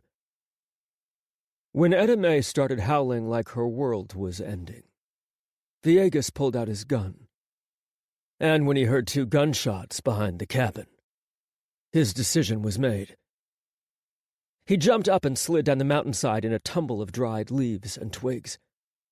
Crouching low, he ran for the cabin's front door. Chapter 39. Willie! Mike clawed his way through Willie's front yard, a scrap heap of car debris and overgrown weeds. He'd staggered from the gulch to the yard, weaving from tree to tree as his vision faded in and out. He spat blood as it filled his mouth. Finally, he'd fallen right after 2 gunshots split the forest, coming from the cabin. He'd screamed and tried to crawl faster. Willie! Willie's shadow appeared on the porch, shotgun in hand. Jesus H., Marshal! What in the hell is going on? What happened to you? Shouldering his rifle, Willie ran to him and helped him up, guiding him up the porch and into his ramshackle house. Was attacked. Mike coughed, collapsing onto a couch, more blood filling his mouth. Internal bleeding. From the venom. Or the triple stab wounds. Somewhere deep in his body he was bleeding. Kicked into your snake pit. Willie paled beneath his beard, and Mike saw the yellowed whites around his eyes. How many times you get bit? Mike shook his head, and a wave of dizziness rolled over him. He put his head between his knees, lost his balance, slumped off the edge of the couch and onto the rough wooden floor. Shit, Marshal, you need a hospital. Now! No, I need to get Tom. What's happening with the Brewer boy? And who attacked you? Willie stomped across his den to a toolbox he had on his brick fireplace mantel. Inside, he rifled through antique glass bottles and pulled out a syringe, filling it from one of the bottles. Barnes, an FBI agent on the case that Tom is overseeing. Tom, he's a judge. A federal judge? Willie turned and stared. Mike nodded. Federal judges, like federal agents, were enemy number 1 to the sovereign rights groups that Willie was suspected of being friendly to. Or, at least, he knew members of the groups. He'd been a contact for Mike during the Whitmore hunt, passing on gossip from the grapevine of sovereign rights terrorists and rabble-rousers. Barnes must be dirty. He stabbed me and then kicked me into the gulch. His breath rasped and he coughed, trying to drag in deeper breaths. Willie grabbed his shirt and lifted it, scouring Mike's back, his sides, and then rolling him roughly over. He cursed. You've been bit at least 8 times on your trunk alone, Marshal. Got my arms and legs, too. And your ugly face. Willie stabbed Mike's arm with his syringe and emptied the liquid into Mike's vein. This is anti-venom. I just gave you a double dose, but you need at least another 4. If you don't get to the hospital soon, you'll die. I can't leave Tom. Was he already dead? Were those shots Tom being executed? He couldn't think that. Damn it. It couldn't have happened. Some Fed is trying to kill a Fed judge, huh? That why there all that shooting and running going on? Running? Someone ran down the creek a bit ago. Heard 'em like they was a herd of elephants. Then the shots, and then you crawled over here and tried to die. Running. Tom had to be alive. He was trying to escape, trying to survive. Mike grabbed Willie's arms and tugged him close, pushing their faces together. Already he was starting to feel the venom ebb from his system. His vision was still blurry and he felt blood rising in his mouth, but the fire spreading through his body had cooled. Willie, we have to help Tom. We have to save him. Willie arched one eyebrow at him.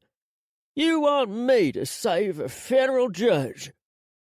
Damn it, he's Tom Brewer. You knew him as a kid. Kids grow up, become feds. Willie, I'm a Fed. Are we friends? You were useful to me, Marshal. To us.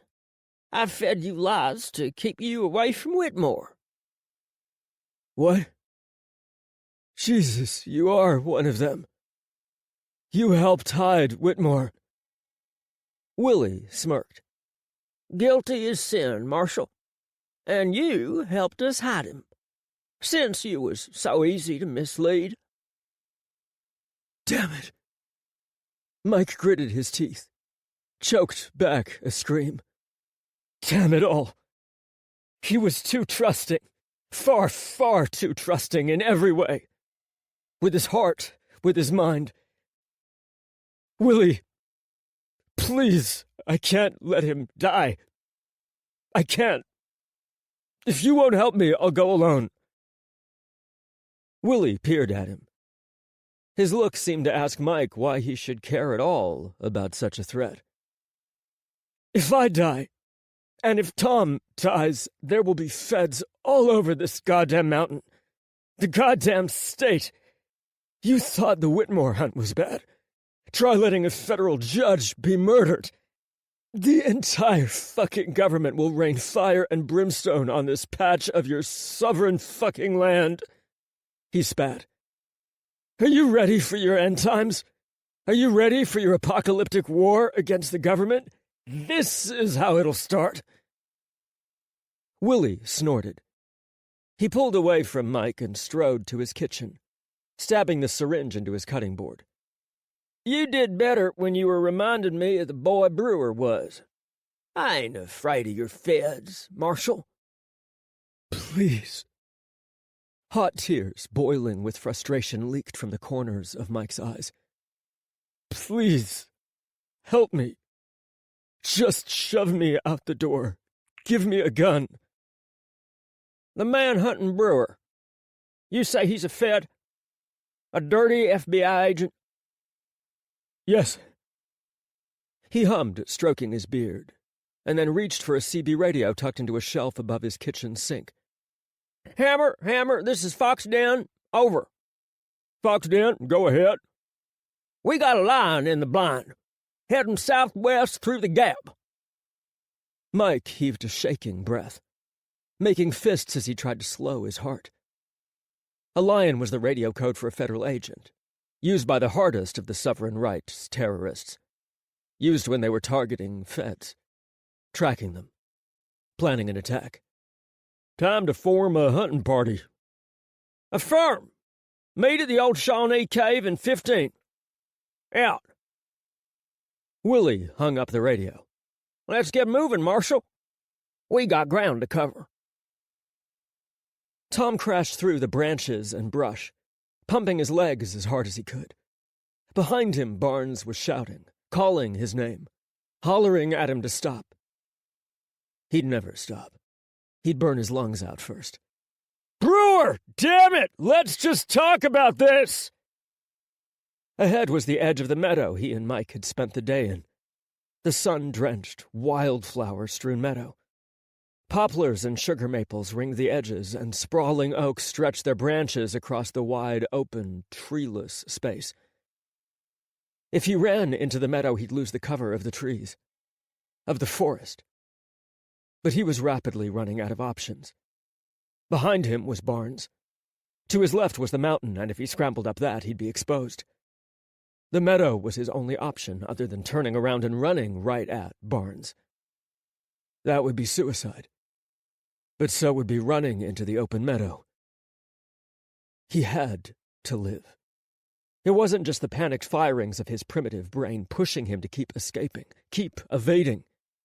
He had to live so he could bring these killers to justice. Bring Mike's killers to justice. Had Barnes killed Mike while he was in the kitchen? Had he been fidgeting while Mike was dying? He had to live. Breathing hard, Tom veered into the meadow, sprinting as hard as he could, as fast as he could propel his body. Behind him, the sounds of Barnes' pursuit faded. Was he pulling away? A gunshot exploded. Fire burned across his right shoulder, slammed into his shoulder blade, his armpit. He screamed and went down, thrown to the ground by the shot tearing into him. He got a face full of dirt as he rolled, arms and legs akimbo as he tore through the golden meadow grass. Screaming again, he reached for his shoulder. Blood soaked his hand. He felt warm drops slide down his chest, his back, soak his shirt. Sounds swam, and the meadow grass went triple, fading in and out of sight. He'd been shot in the back. Barnes had shot him. Barnes was going to kill him, right here, in the meadow. He staggered to his feet and tried to run. A second gunshot cracked, and he dropped reflexively, trying to become one with the dirt. He shouted as he fell, his wounded shoulder slamming into the ground. "Judge Brewer!" Breathless, Barnes jogged up behind him. "Damn it, Judge! Why did you have to run?" Tom rolled over. Barnes was moving in close, his gun at the low and ready. "What did you do, Lucas? You're working with the Russians?" Barnes sighed, long and low. "You shouldn't know that, Judge. I told Pasha he couldn't talk to you." He shook his head. "I'm sorry. You weren't supposed to get hurt in all this. But when you identified Pasha..." Barnes shrugged. "It's really just dumb luck that you got this trial. You're the only one who could have identified Pasha Baryshnikov based on Kryakov's description." He squeezed his eyes closed. Of course. All the people who told him to let this trial go, get rid of it, were they all in on it? Had the whole world gone bad? What about Kryakov? Why did he even give that description? Isn't he in on it too? Barnes shook his head. He kept his gun trained on Tom, but fished out his cell phone from his pocket. A few swipes, and then he pressed the screen. Tom's own voice blared from his phone's speaker. "No! Mike! Please! Don't do this! Don't do this! No!" Muffled scuffling followed, and then a crash, and a scream. The audio ended. "That's not me. I never said that. I never said anything like that." Voice hacking. It's the new thing. We can clone any voice these days. As long as there's enough audio with the target's voice, the computer can analyze your pitch and intonation, recreate your voice, and synthesize a perfect copy. We can make you say anything. He waggled the phone again, and then shoved it back in his pocket. There were enough videos of Kryakov giving his speeches against the Russian government to clone his voice. Then we hired Dusheriev. He smiled. Got rid of two problems at once. Kryakov and Dusheriev will go down for this. They're the perfect cutout. They don't know a damn thing about what's really going on. You won't get away with this. How many hopeless victims had spouted those words before? Were they the universal last words of the desperate who knew their demise was imminent? Who were staring at death, straight down the literal barrel of the gun? But his words were all he had. As an attorney, as a judge, and now bleeding in the dirt. Worthless words. You'll disappear.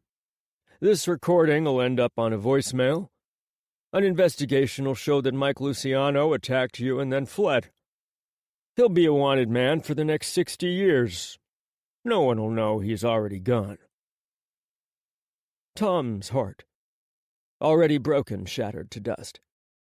He gasped, closing his eyes, and let the tears fall. Mike, I wanted forever with you. I should have walked away from the trial. You'd still be alive.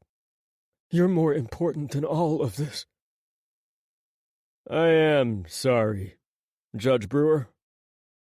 Barnes raised his weapon, aiming for Tom's head. I'll make it quick. Tom flinched. He whimpered, waiting for the end. Would he feel it? Or would there just be sudden blackness? Never-ending darkness? A gunshot rang out. He held his breath. Barnes cursed and dropped to his knee. Tom heard it, heard him fall, hit the ground. He opened his eyes. Barnes was kneeling, looking back over his shoulder. This was his chance. He started to scoot away, crawl back on his elbows. His shot shoulder gave out and he crumpled to the dirt, but still he tried to scrabble away. Barnes fixed his gun back on him. "Come out!" he shouted, "or I'll kill him right now!" Tom followed Barnes' line of sight back to the tree line. For a moment, he hoped.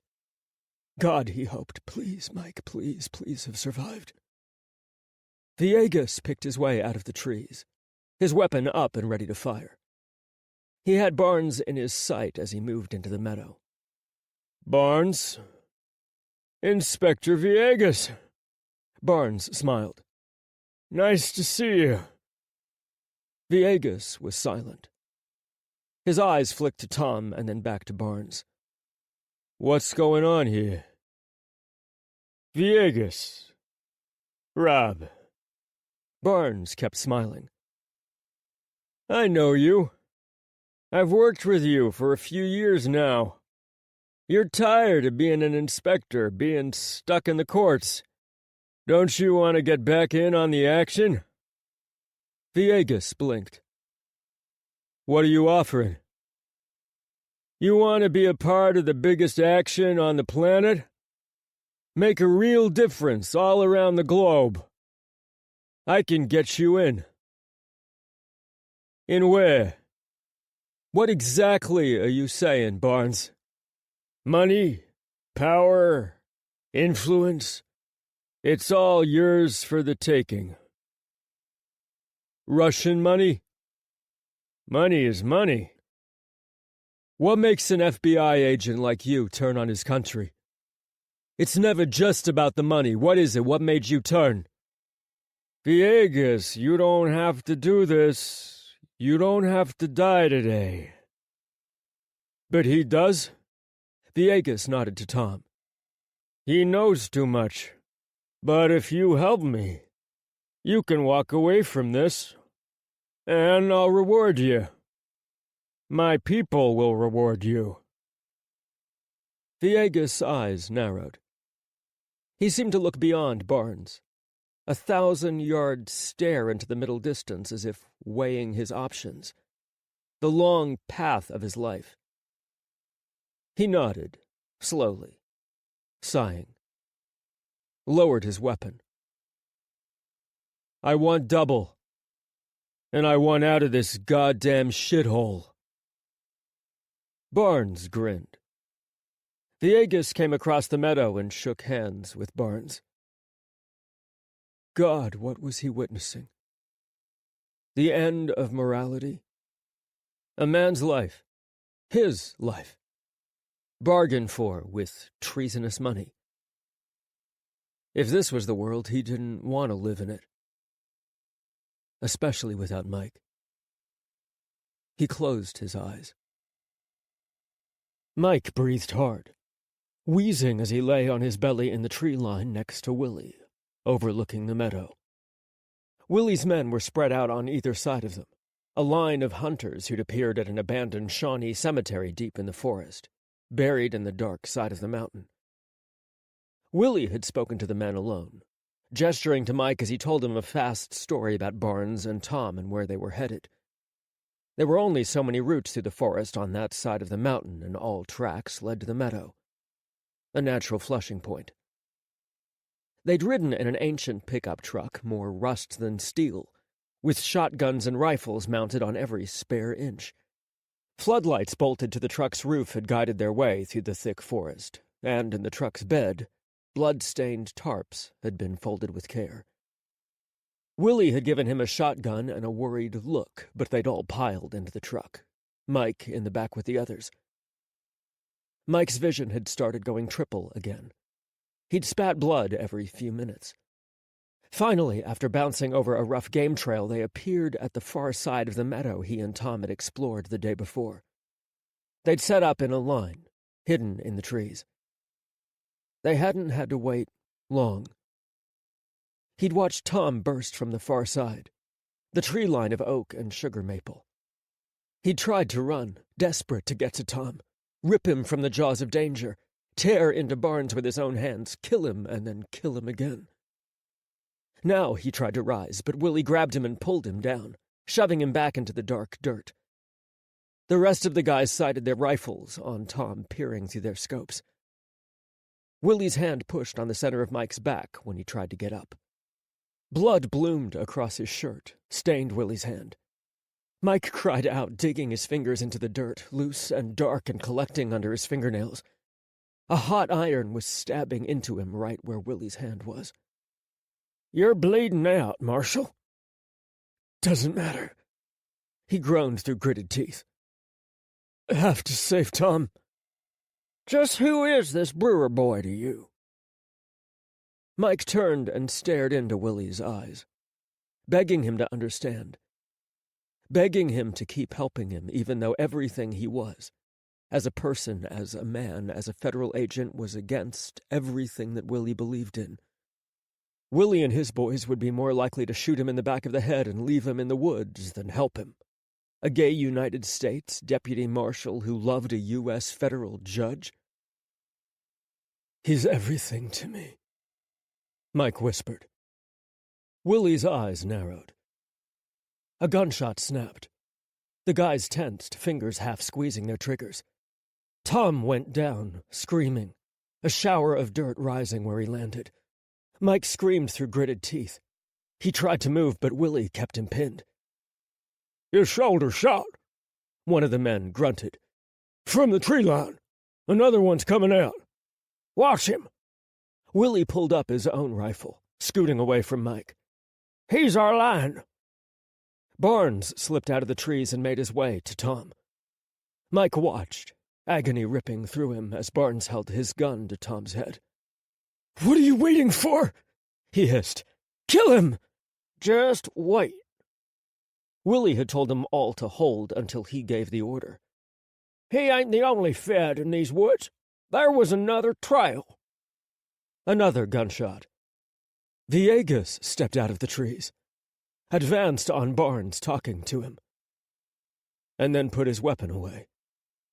Mike cursed, kicking the ground where he lay, furious and heartbroken and utterly betrayed. How many of his people were working against them?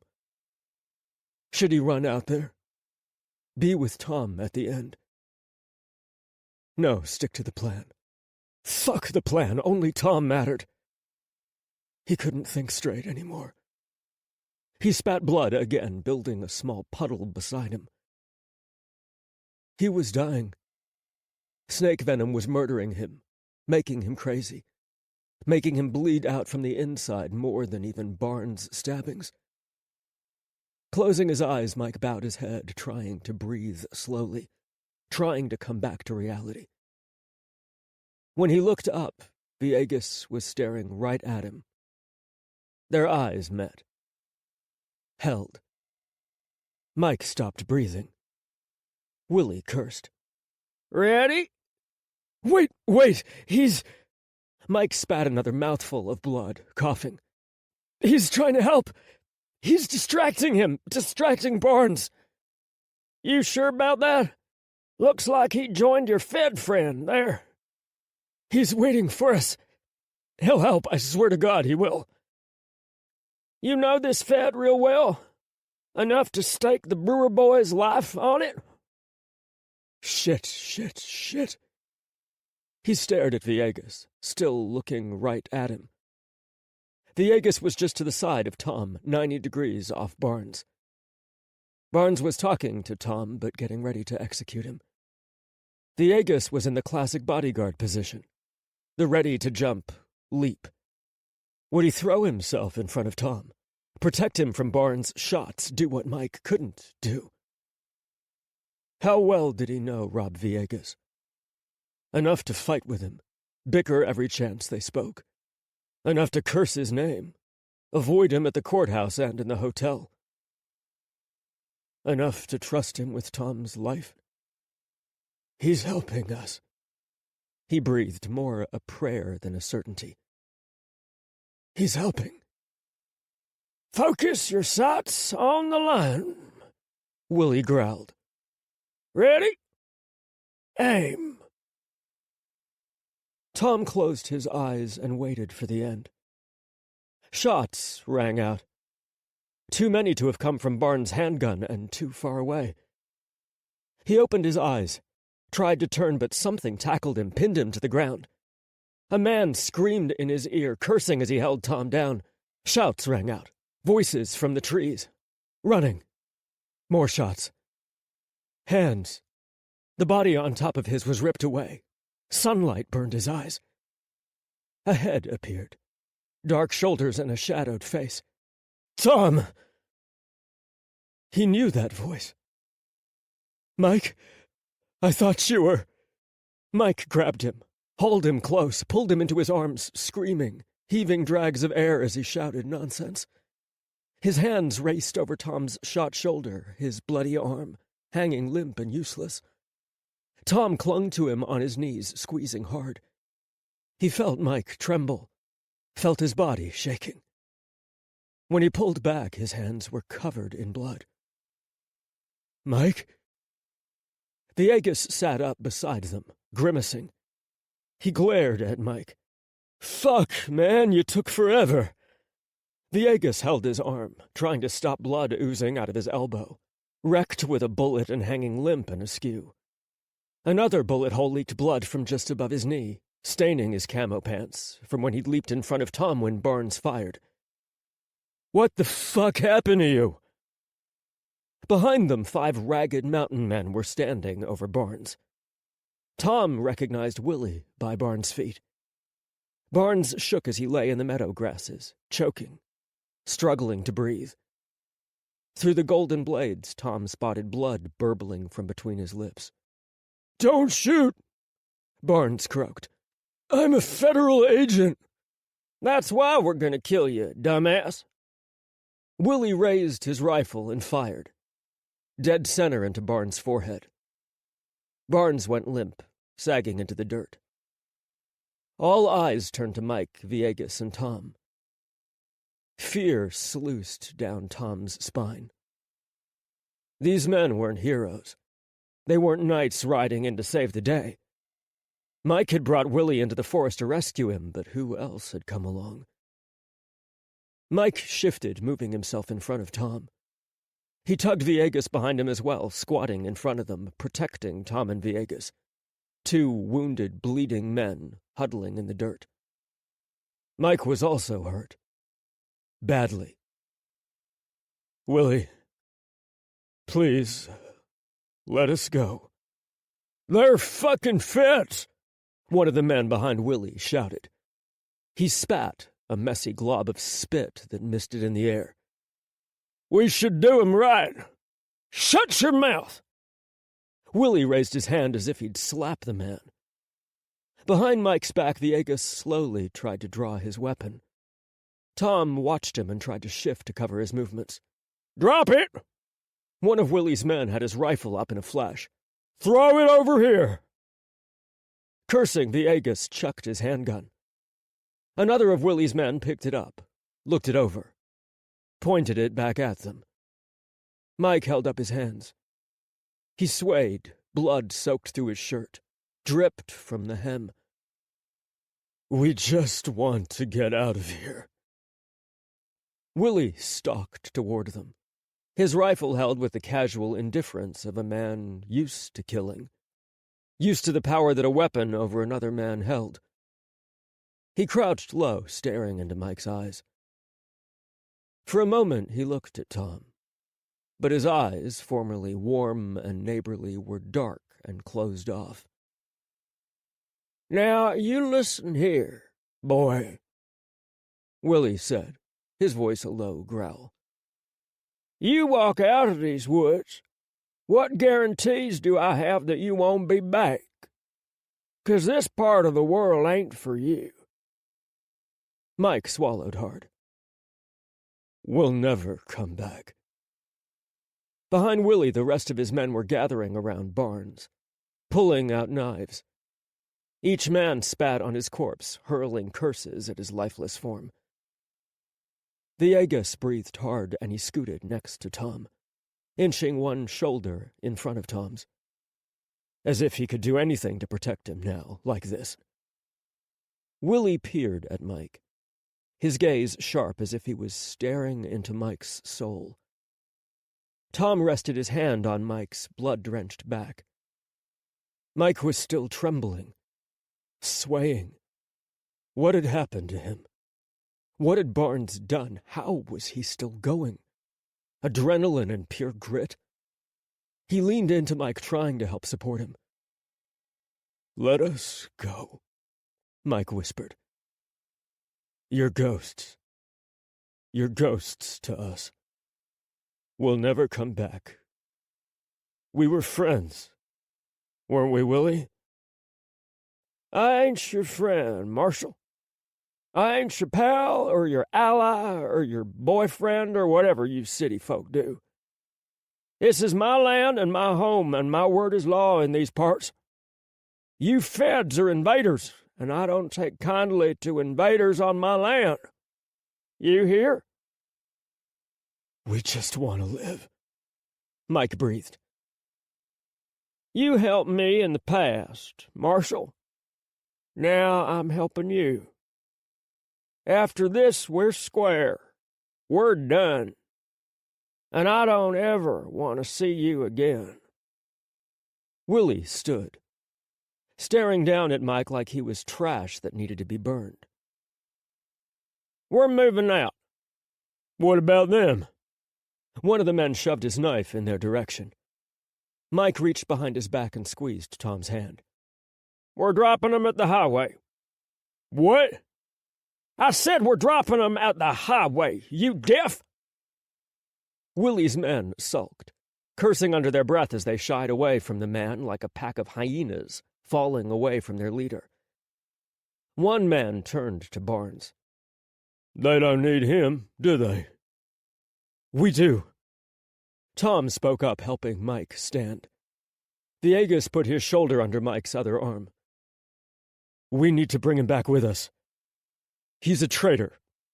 "You don't need all of him." The same man spun his knife in his hands and dropped to one knee. He grabbed Barnes' hand and pulled back his middle finger. 3 hard saws were all it took, and Barnes' finger was gone. He rose and pocketed the finger. "My F you to the feds." "Get moving!" Willie waved them all back to the trees. Tom and Villegas helped Mike limp along, even though they were both bleeding from their own bullet wounds. Mike, by far, was worse than both of them combined. His breath rattled in his chest with every inhale, and blood dripped out of the corner of his mouth, slipped down his chin. Tom stumbled more than walked and braced Mike with a hand on his belly. Eventually, they made it back to Willie's truck. Villegas helped Mike and Tom in, and then one of Willie's men tossed Barnes' body into the truck bed beside them. His corpse stared, eyes wide and sightless, up at the canopy. In the truck cab, Willie called someone on the radio, but his voice was muffled by the roaring engine and the bouncing of the tires as they rumbled over the dirt track. Tom huddled over Mike, holding him close, propped up between his legs, their hands laced together and folded across Mike's rattling chest.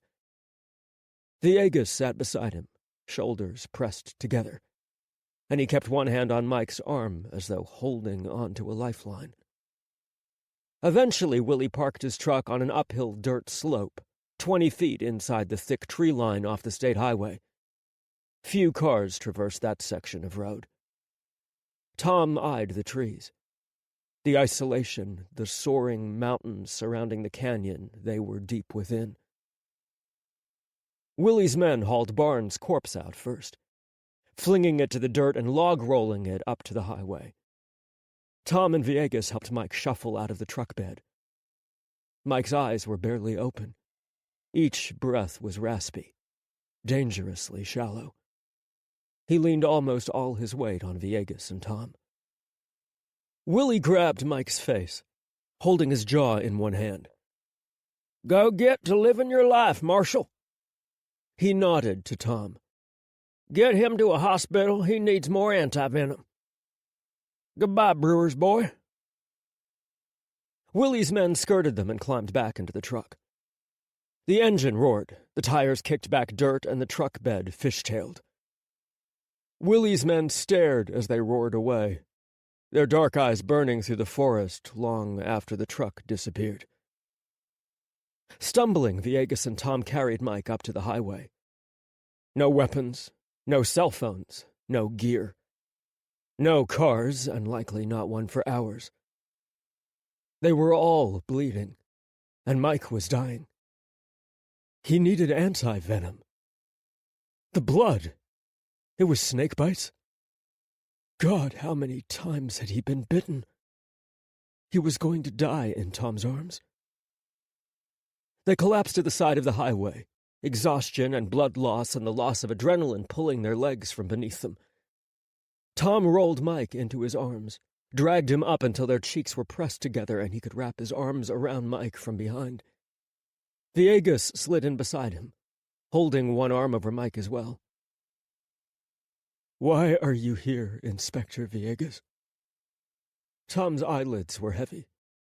He wanted to close them, but tried to blink them open. "Winters asked me to follow you. I put a tracker in your bag that night I took over from Mike." "Why? Why follow me?" "That's way above my pay grade. All I know is Winters is working with Ballard." Fear made Tom freeze. Ballard and Barnes were close. Colleagues and friends. Co-conspirators? Again he felt that nausea-inducing sense of vertigo, of standing above the edge of a dark chasm, and wondering how far the drop to the bottom was. How deep did the betrayals go? "I hear something." Villegas shifted and sat up. He frowned as if he could force his ears to work harder. "Sirens. I hear sirens." A few seconds later, Tom heard them too. Sirens screaming up the highway, the roar of tires, brakes squealing around the hairpin mountain turns. "Willie. He radioed it in." Tom sagged over Mike, watching the ragged rise and fall of his chest. He smiled and let his eyes slide closed as Villegas struggled to his feet and waved down the cavalry. Chapter 40. August 2nd. Tom went from the hazy nothings of sleep to adrenaline-fueled wakefulness in a split second. Gasping, he surged upward, staring wildly around him. Where was he? What had happened? Where was Mike? He was in a hospital, in a private room. Monitors beeped steadily beside him, and an IV pole held a bag of fluids. A line went into one arm, a steady stream of who knew what pumping into his system. His other arm was in a cast, his shoulder wrapped in bandages and immobilized in a sling. "Whoa, easy, easy!" Tom whipped around. Dylan Ballard was rubbing his eyes, sitting up from a chair pushed next to his bedside. His suit was rumpled, jacket gone, button-down untucked, tie loose and the top buttons undone. He looked like shit, and Ballard never looked like shit. He tensed. Was Ballard there to shove a pillow over his face? See how much he'd found out? Where was Mike? Ballard sighed, scrubbing his hands down his face before holding them together in front of his lips, as if praying. "Jesus Christ, Tom," he muttered. "Jesus H. Christ." "What's going on? Where's Mike?" Tom coughed after he spoke, his voice raspy and dry. Ballard passed him a cup of water from his bedside table. "Inspector Lucciano is in ICU. It's not good. Between the stab wounds and the 14 rattlesnake bites, it's a goddamn miracle he even made it out of West Virginia. The monitors beside Tom beeped faster, the tones spiking in time with his racing, pounding heart. Is he? He's not gonna die. That much I know, but everything else is being kept quiet. Ballard sighed. Medical privacy, you know. Only his family, his next of kin, can see him or know any of the details. Ballard swallowed. Are you his next of kin? Tom squeezed, his eyes closed. The monitors kept beeping, a frantic, panicked pace. He breathed in as deeply as he could, though his lungs seemed frozen. They didn't work. He couldn't breathe. He shook his head. They hadn't gotten that far. Jesus, would he ever be able to see Mike? Who was taking care of him? Would he be shoved aside? Medically, legally, politically inconsequential in the eyes of the law as far as he and Mike were concerned. Was he alone? Who was with him? Marshal Winters is acting as Mike's healthcare proxy. His surrogate. Tom nodded, blinking fast. The marshals, like all law enforcement agencies, had systems in place, procedures to take care of their people. Mike was being taken care of. He'd be all right. Tom had to believe that. He had to. He's not going to die, Ballard had said. After everything, after all that they had been through, after finding the love of his life, he couldn't lose it all now. Taking a slow breath, Tom forced his mind to switch tracks, like a giant train engine lurching from one rail line to another. What's going on? He almost didn't want to know. Didn't want to face the way the world had completely and totally unraveled. What is it? Ballard muttered. The FBI processed your cabin. They found Pasha Baryshnikov with a knife in his chest. Your prints on the blade. Is he dead? No. Ballard eyeballed him. But he's not talking. Won't say a word about what happened. Rob Villegas is our only witness right now, and he didn't see anything. Ballard held out his hands, defeat in the lines of his shoulders and the deadness of his eyes. Why is Lucas Barnes dead, Tom? Why did he drive out to your cabin with Pasha Baryshnikov? What the hell happened? If Ballard was in on it, he was covering his tracks well. Tom hesitated but started talking, starting from him and Mike heading out for the weekend and going to his cabin. He skimmed the first day and skipped to the second, when they were coming back from their hike and found Barnes' SUV parked in their driveway. Mike, staying outside. Him inside with Etta May. "Where's my dog?" They brought her back from the cabin. She's fine. Worrying. Wondering. Waiting, Pasha showing up. Shock, and then the horror of realizing just how they'd all been duped. Betrayed. The sickness, the agony, the raw hate and sheer dread he'd been washed in when Pasha told him Mike was gone. His desperate escape and flight through the woods. Barnes on his heels. Villegas appearing out of nowhere. Mike, aided by his crazy old neighbor and a gang of domestic terrorists who wanted more than anything to kill all three of them. Ballard hung his head as he listened, his hands laced behind his neck.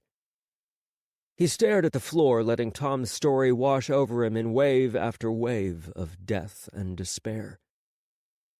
Jesus Christ, he finally muttered. How far does this go? Barnes was working with Pasha. He offered to turn Villegas, bring him into their operation. He was a double agent for the Russians. Did you know? No, I had no fucking idea. Ballard heaved a sigh, like his lungs were cracking in half. We knew there was a mole, though. he said slowly. That's why Viegas was following you. We thought someone might try and take a shot at you, especially since you were sticking to your guns with this trial, making it so damn hard for everyone. Tom frowned. Now it's my turn, Dylan. What the hell is really going on here? We're still trying to put it all together. Figure it all out. Ballard spread his hands, helpless. I only know my part. The White House didn't know what the hell was going on after the shooting. We all really thought it was Kryakov. The evidence was there. Tesheriev was righteously pissed, and his confession stood up to scrutiny. We thought we had it nailed. But the Russian documents...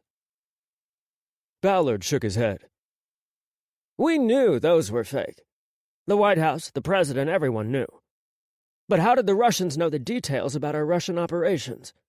How did they know exactly what they did to be able to create that forgery? So many details about the Russian CIA station, the embassy, hell, even the bank accounts used for clandestine operations. We knew we had a mole. But who? Were the arrests of the 3 officers just a cover for extracting a double agent? Or was it someone here? How deep had we been penetrated? We had a CIA team on the ground trying to find out more. I know about the CIA team. I'm friends with one of the guys who went over there. You? Friends? Ballard smiled pathetically at his weak joke. But then he winced as if preparing to deliver bad news.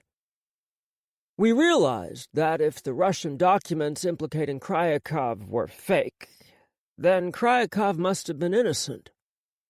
Ballard winced. It was the only logical answer. You prosecuted an innocent man? You forced an innocent man to endure a trial when you knew he didn't commit the crime? I never claimed to be an angel, Tom. That's your specialty. He clasped his hands together, wringing his fingers. You needed to be clean. You needed to be above everything. We can't mix intelligence operations and the judicial system. But I knew I could wind you up. Treat you like shit and turn this trial into a disaster. I knew I could build in openings for Kryakov's appeal if I just acted like a monster. You certainly did that. I know. Ballard looked down, stared at the floor. I know, Tom. He shook his head. We were trying to find the mole and trying to make it look like we weren't on to them. Trying to keep the protection of Kryakov going so they might slip up. Jesus, Barnes was in on it. He was helping to find the mole. He was throwing the investigation from the first moment. He shook his head, chuckling at himself darkly. Winters thought you might be a target, since you were being so damn unimpeachable through the whole thing. He looked up. You never once buckled. Never once compromised your principles. That's what judges do, Dylan. They uphold the law, no matter what. They respect the Constitution and due process.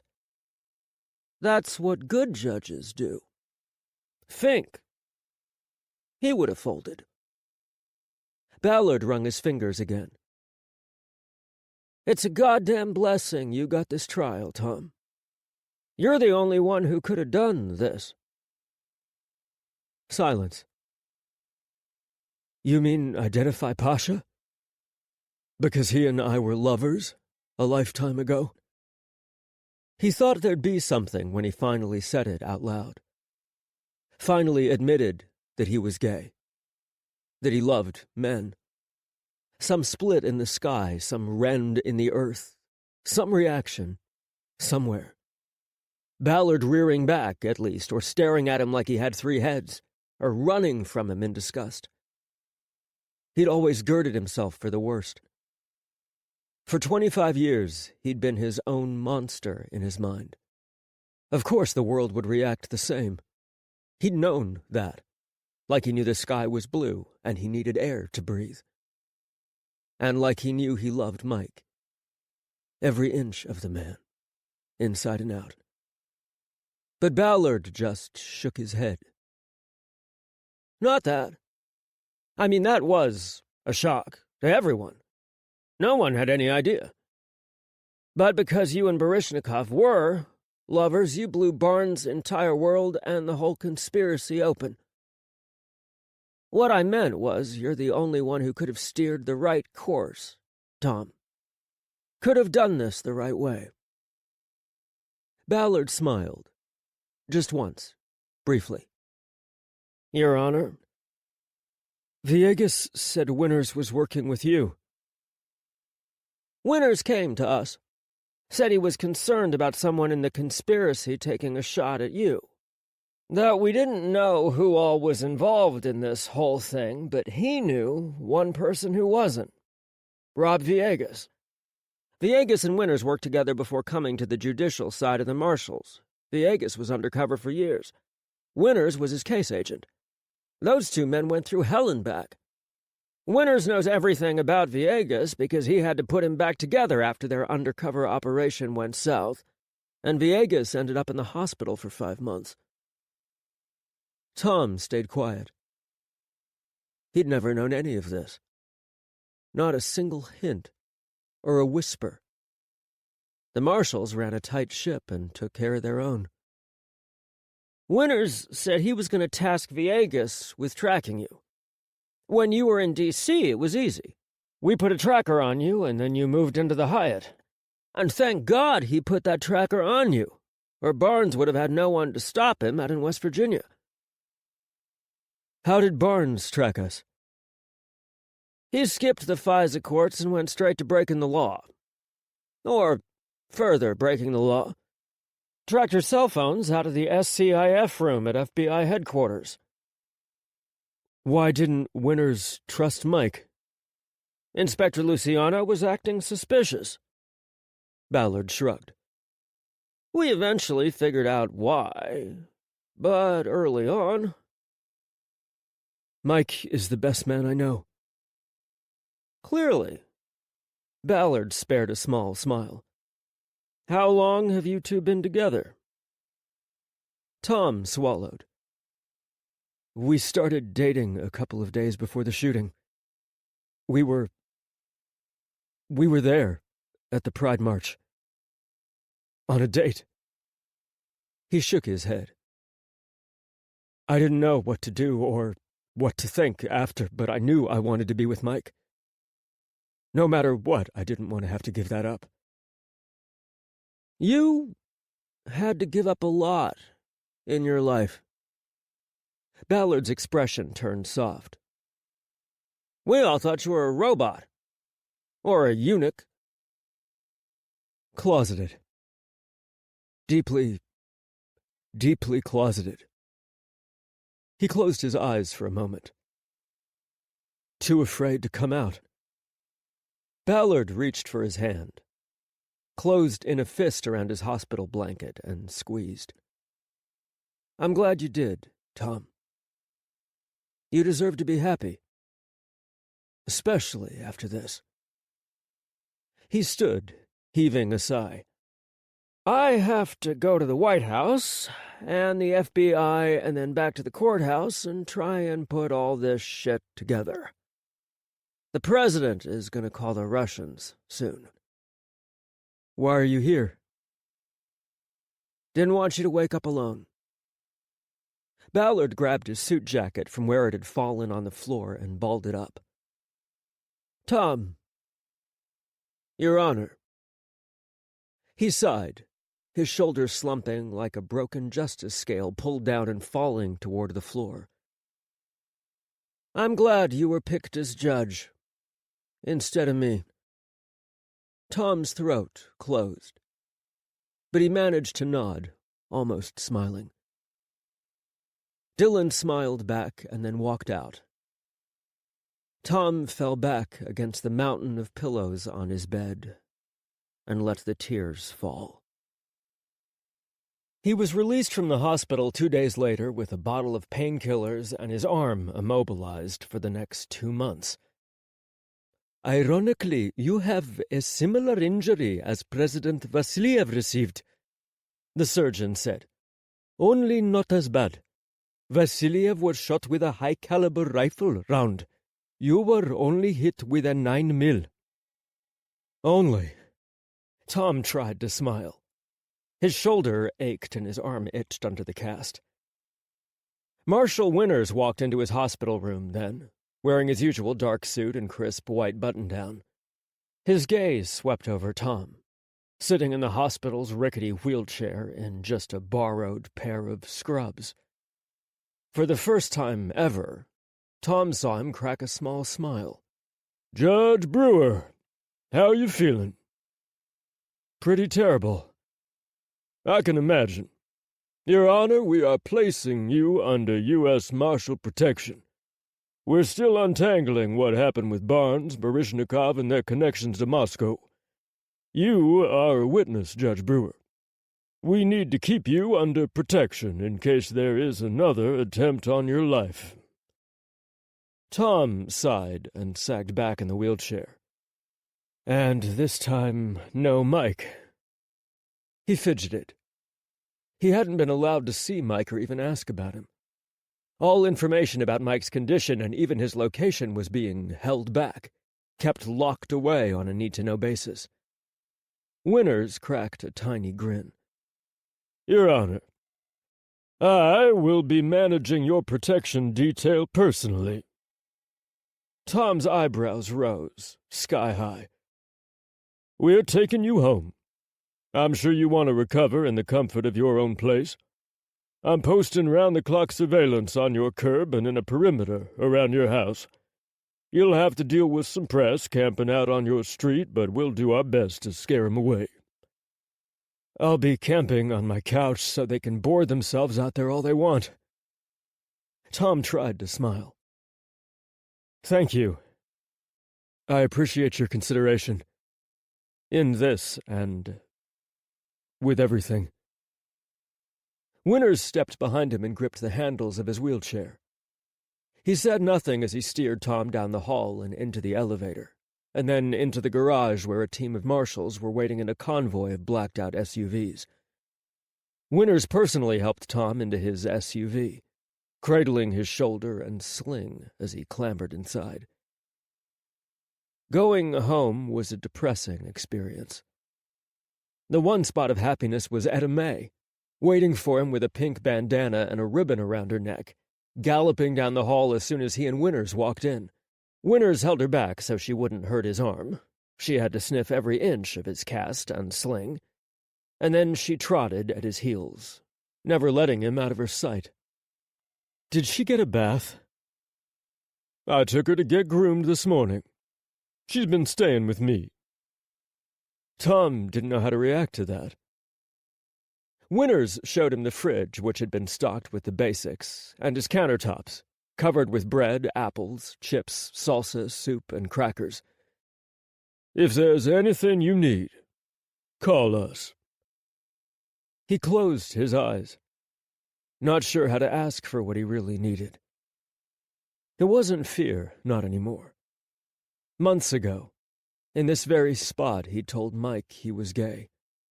Now he was staring at Mike's boss and trying to figure out how to keep his heart from breaking. "I need to see Mike." Winters frowned. "That's not a good idea.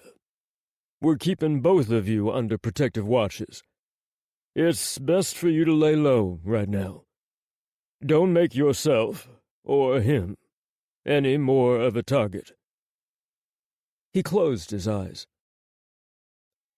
"How is he? Really?" "Not good. But he's a fighter. Every day he's getting a bit better." "Please. There has to be a way I could see him. Even just for a few minutes. Anytime, even if it's in the middle of the night. Whatever you think." Winters sighed. He's in a coma, Judge Brewer. The doctors have put him in a medically induced coma. He won't know you're there. His heart shattered. He wanted to vomit, wanted to collapse to the floor, wanted to scream and shriek at Winters to just let him go. Let him be at Mike's side. Damn it, Mike would know he was there, he would. And he'd wake up and the first thing he'd see would be Tom. They'd smile and kiss and everything would be fine. It would all be fine. He's in isolation. The hospital isn't letting us in to see him either. Every day I call for an update. I will call you immediately, every day, and tell you everything they tell me. He mumbled something and walked Winters to the front door. Winters looked like he wanted to say more, but didn't. He stared at Tom for a long moment before stepping out. Shutting the front door felt like he was closing a tomb. His shutters were all closed, blinds drawn, curtains pulled shut. Dust had settled over his bookcases and end tables, his granite countertops and glass light shades. He hadn't been in his house for months. When was the last time he'd slept here? Oh, right. The night of the shooting, when he'd watched the news for hours and frantically clung to his phone, praying that Mike would be safe. Upstairs, his bed was unmade, blankets tossed akimbo as if someone had gotten up in a hurry. Mike's clothes, tactical gear, were on the floor. What he'd worn the night of the search for Dushariev. Tom plucked out Mike's old T-shirt and held it to his nose. God, Mike. Gently, he folded himself into the space Mike had left. The empty tangle of sheets and an indent on the pillow. Etta May whined to jump up next to him, but she settled for resting her chin on the edge of the bed, right next to his face. He could practically feel Mike's arms around him. Feel Mike holding him close, cradling him in the safety of his arms. Gasping, Tom buried his face in Mike's T-shirt, breathing in Mike's stale scent after a night of searching for Dushariev. Adrenaline and action. It was all Mike, and to Tom it was heavenly. It was home. Mike had promised to keep him safe through the trial. Had promised over and over again, and Tom had always believed him. He knew Mike would go to the ends of the earth, do anything to keep him safe. And he'd never felt more protected. Never felt more cherished or loved than when Mike took his hand in that reassuring way, or sat beside him, silent and sentinel and supporting. But keeping Tom safe wasn't supposed to come at the expense of Mike. That wasn't how this was supposed to go. That wasn't how this was supposed to go at all. The tears came swiftly, searing rivers that melted from his eyes. He wailed into Mike's shirt, trying to huff his scent, as Etta May licked every one of his tears from his cheeks. The trial did not resume on Monday, and a nervous public watched and waited. Speculation about the events in West Virginia and the death of an FBI agent and the wounding of a federal judge sent the media into a frenzy. True to his word, Winters called Tom every day with an update from the hospital. Mike went from critical to serious, and his vitals were slowly improving. He'd had multiple surgeries, patching up internal hemorrhages from the envenomation of the multiple snake bites, as well as Barnes stab wounds. He was still in a coma, though, and his blood pressure was still too low. On Wednesday, Winters and Ballard came back to his house. "We need to talk to you about Pasha Baryshnikov." Ballard and Winters sat outside with Tom on his deck, watching as Etta May strolled in the yard. His rose bushes were dead and the flower beds overgrown, but he'd hired a gardener to tame the savanna that had sprouted in his absence. Tom squinted at Ballard. What do you want to know? It's not that. Your business with the man is all in the past, right? Ancient history.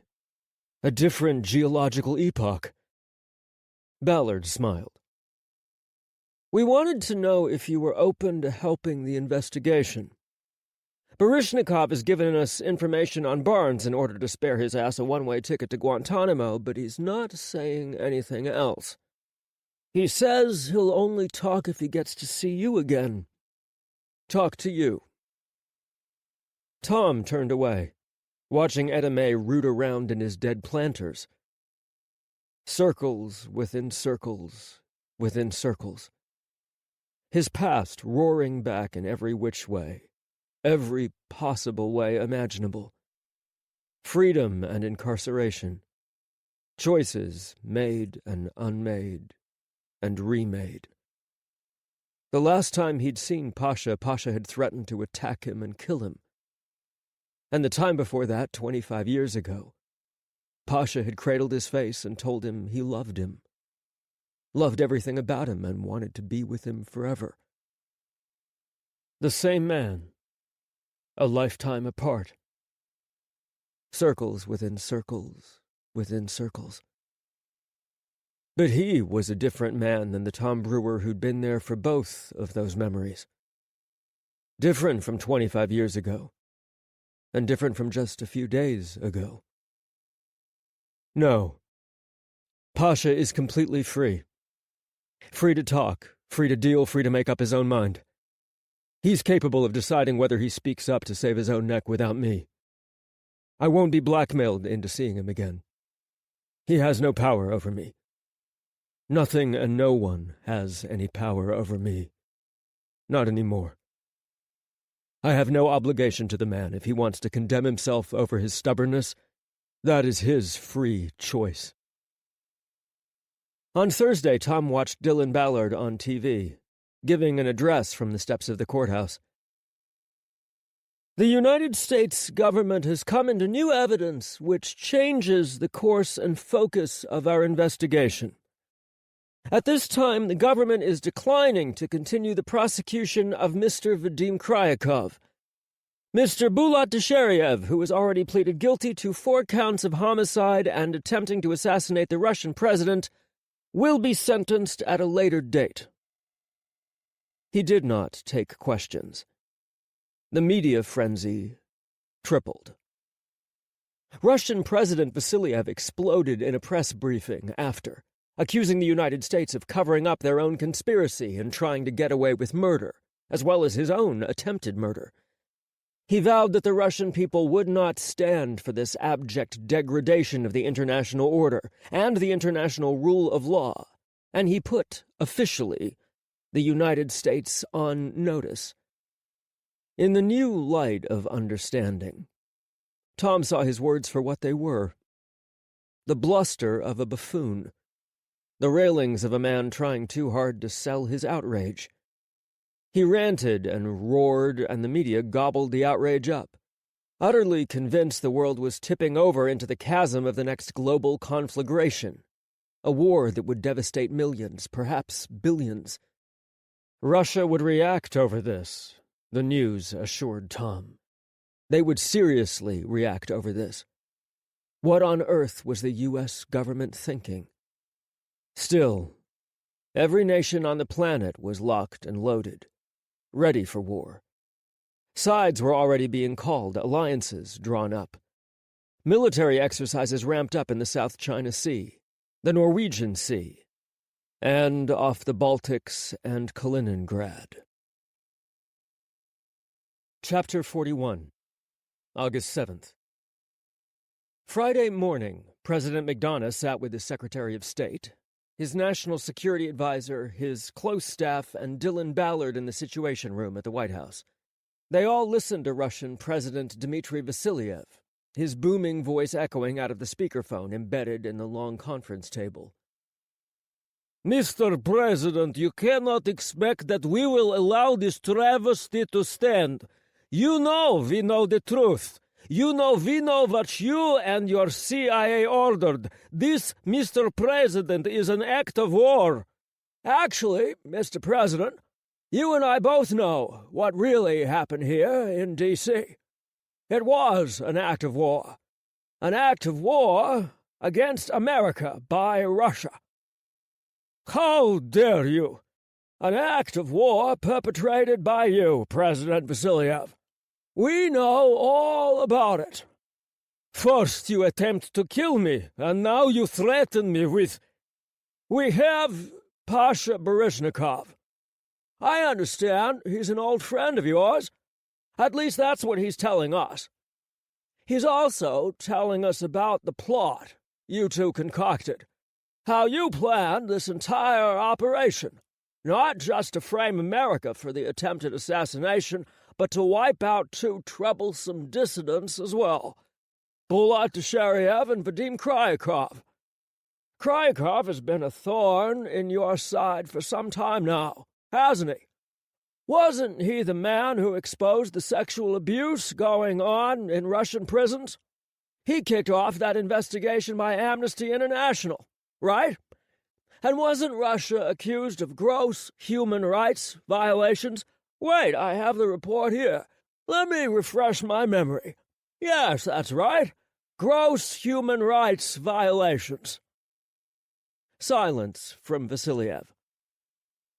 Let me be perfectly fucking clear, Dmitri. We know everything. We know that you cloned Kryakov's voice and hired Dushariev. You used Pasha Baryshnikov as your footman, planning evidence against Kryakov. The cocaine, the text from his phone. You even had Baryshnikov order Dushariev to shoot you in the chest instead of the head. You were wearing a vest, weren't you? A level 4 vest to catch the rifle rounds. But that doesn't cover the head, does it? No wonder the Secret Service thought you were a heavy fat ass when they carried you to the motorcade thinking they were saving your life. With a rifle that powerful, you're lucky all you walked away with was a shattered shoulder. More silence. You tried to frame an innocent man, the CIA, and plunge the world into war. Your plan cost the lives of 3 Americans, 3 brave men who were doing their duty. You, Dmitri Vasiliev, are a murderer. You murdered Americans, and that is an act of war. You have also used this entire conspiracy to invade NATO-allied countries.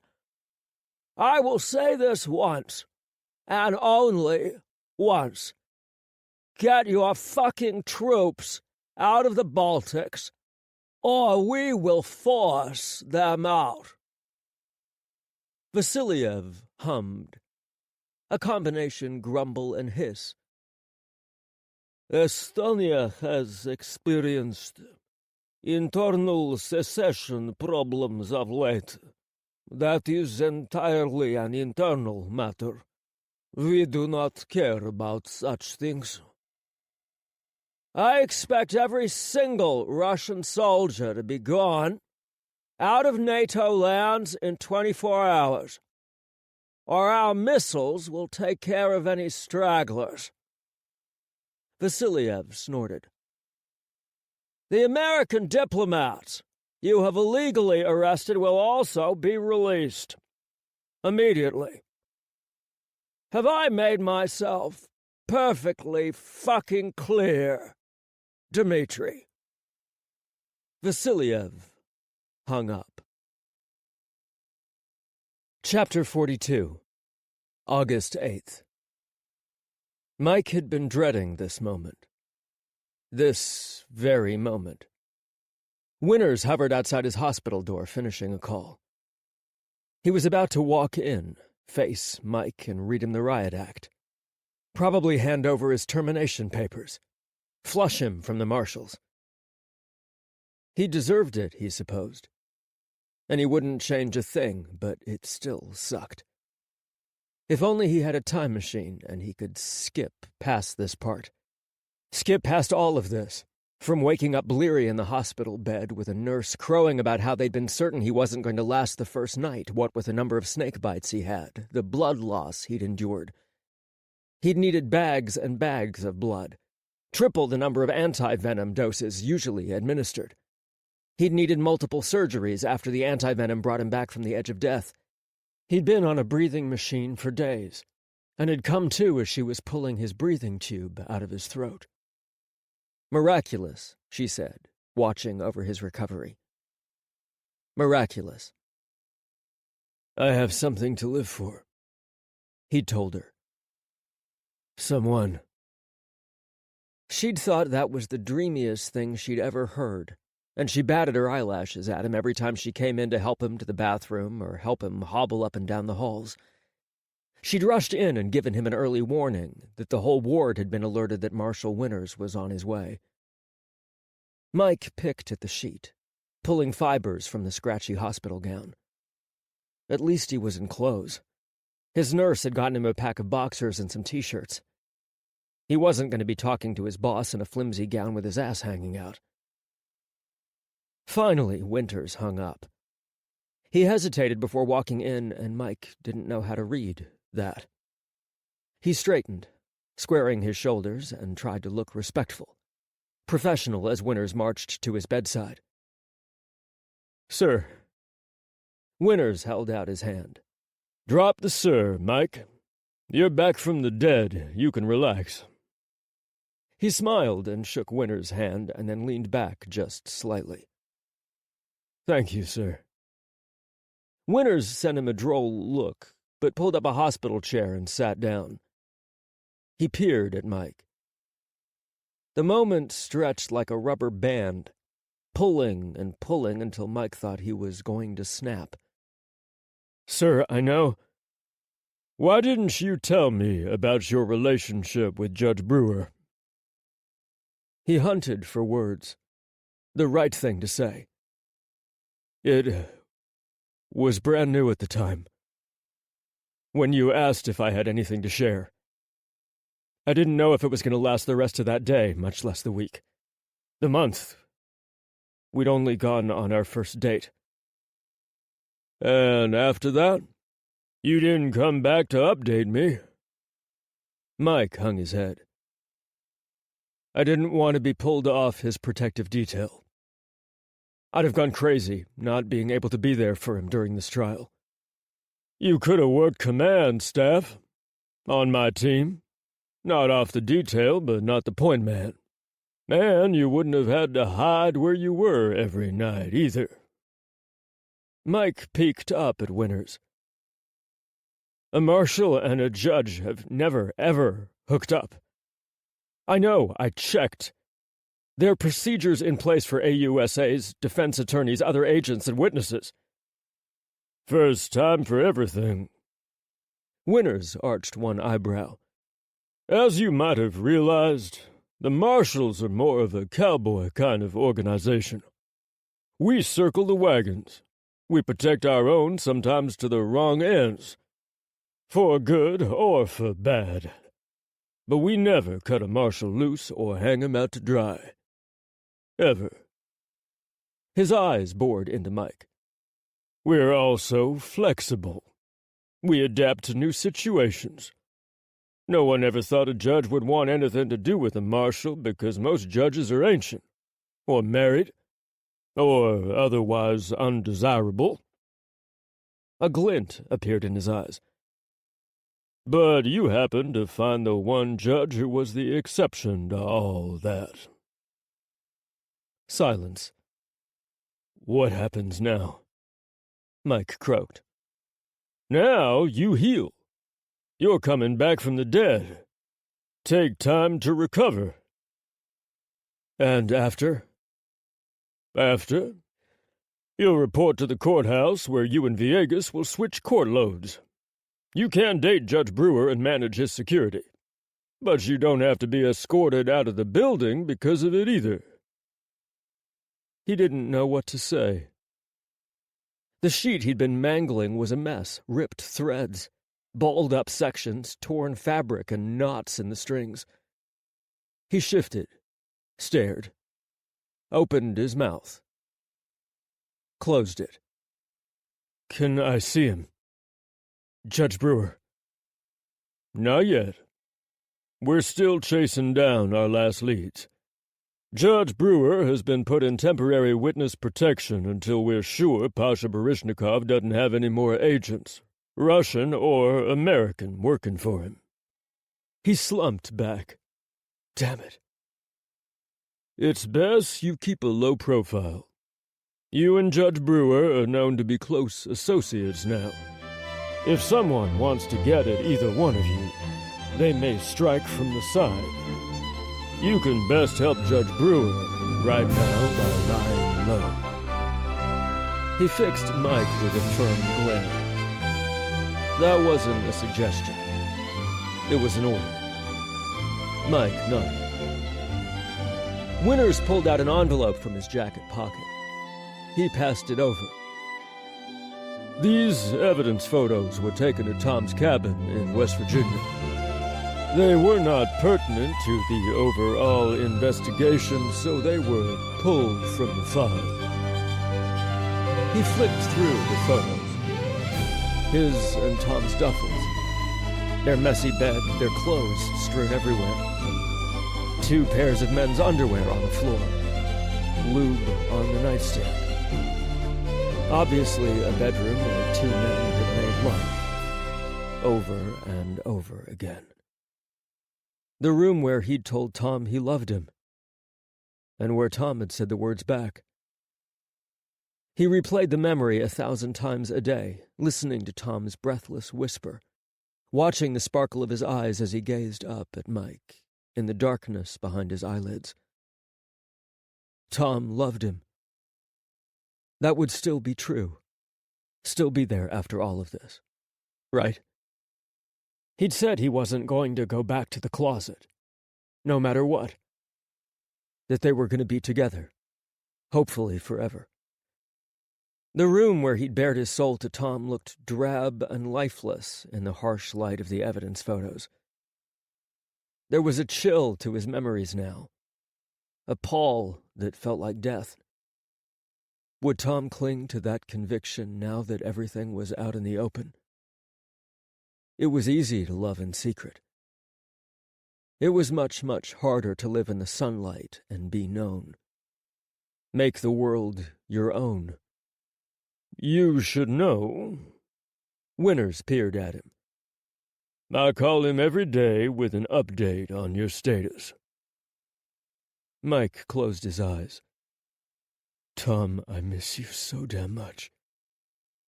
I love you. What should I tell him when I called today? Mike swallowed hard. Everything that had happened, everything that was happening, was Tom's worst nightmare.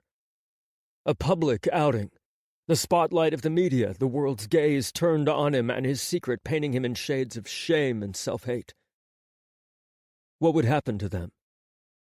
What would they be after this? Would Tom's fear seize him again? He said he wouldn't, said that he wanted this, them, together. But that was before their worlds had imploded. Was he enough? Was he, Mike, enough for Tom to change his entire life? The course of his existence? Was their love enough to survive this? History was a cruel mistress. Tom had run from his first love. Would he do so again? He shook his head, blinking fast as he fought through his clenched throat. Nothing. Nothing. I can't pressure him. He needs to decide if he wants this. Us. Mike swallowed hard. He didn't want to lose it in front of his boss, goddammit. I won't push. I'll wait for him to make his choice. His nurse bustled in, smiling. There's another visitor here to see you. Behind her, Chris appeared. His duffel slung over his shoulder, dark circles marring the skin under his eyes and his delicate lower lip, split and scabbed. He grinned. I came straight from the airport, you big bruise. Winters left as Mike held out his hand for Chris, his expression cracking. The anxiety, the misery, the heartache all cresting and wrenching apart his heart. His tears started to fall as Chris sat on the edge of his bed, and he folded into Chris's arms, letting it all out into his shoulder as Chris stroked his hair. Chapter 43, August 12th. Tom was a nervous wreck, pacing up and down the long length of the Roosevelt Room in the White House. What was he doing here? Why had the president wanted to see him? How was Mike? Was he getting better? Was he hurting? When would they be able to see each other again? The separation ground on his nerves, filled his brain with too many thoughts, too many neurons firing off in every direction. His anchor was gone, and he was rocking on the waves of his anxieties, lost at sea. Fears crept in, slipping in through his nightmares and his hesitations. And damn it, his cast still itched and his shoulder ached. The door opened, creaking softly, and Tom whipped around. Chief Judge Clarence Fink shuffled inside. He smiled sadly as he spotted Tom. Tom's mouth went dry. He tried to speak, tried to find his voice, but only managed to croak out a tiny hello. Fink sighed. "Strange times we live in these days." Tom could only nod. Fink made his way to the table, pulling out one of the heavy leather chairs and sitting down slowly. He seemed older than the last time Tom had seen him, aged somehow beyond the 3 months it had been. The last time they had interacted, Fink and he had shouted at each other, and Fink had disparaged his judicial abilities.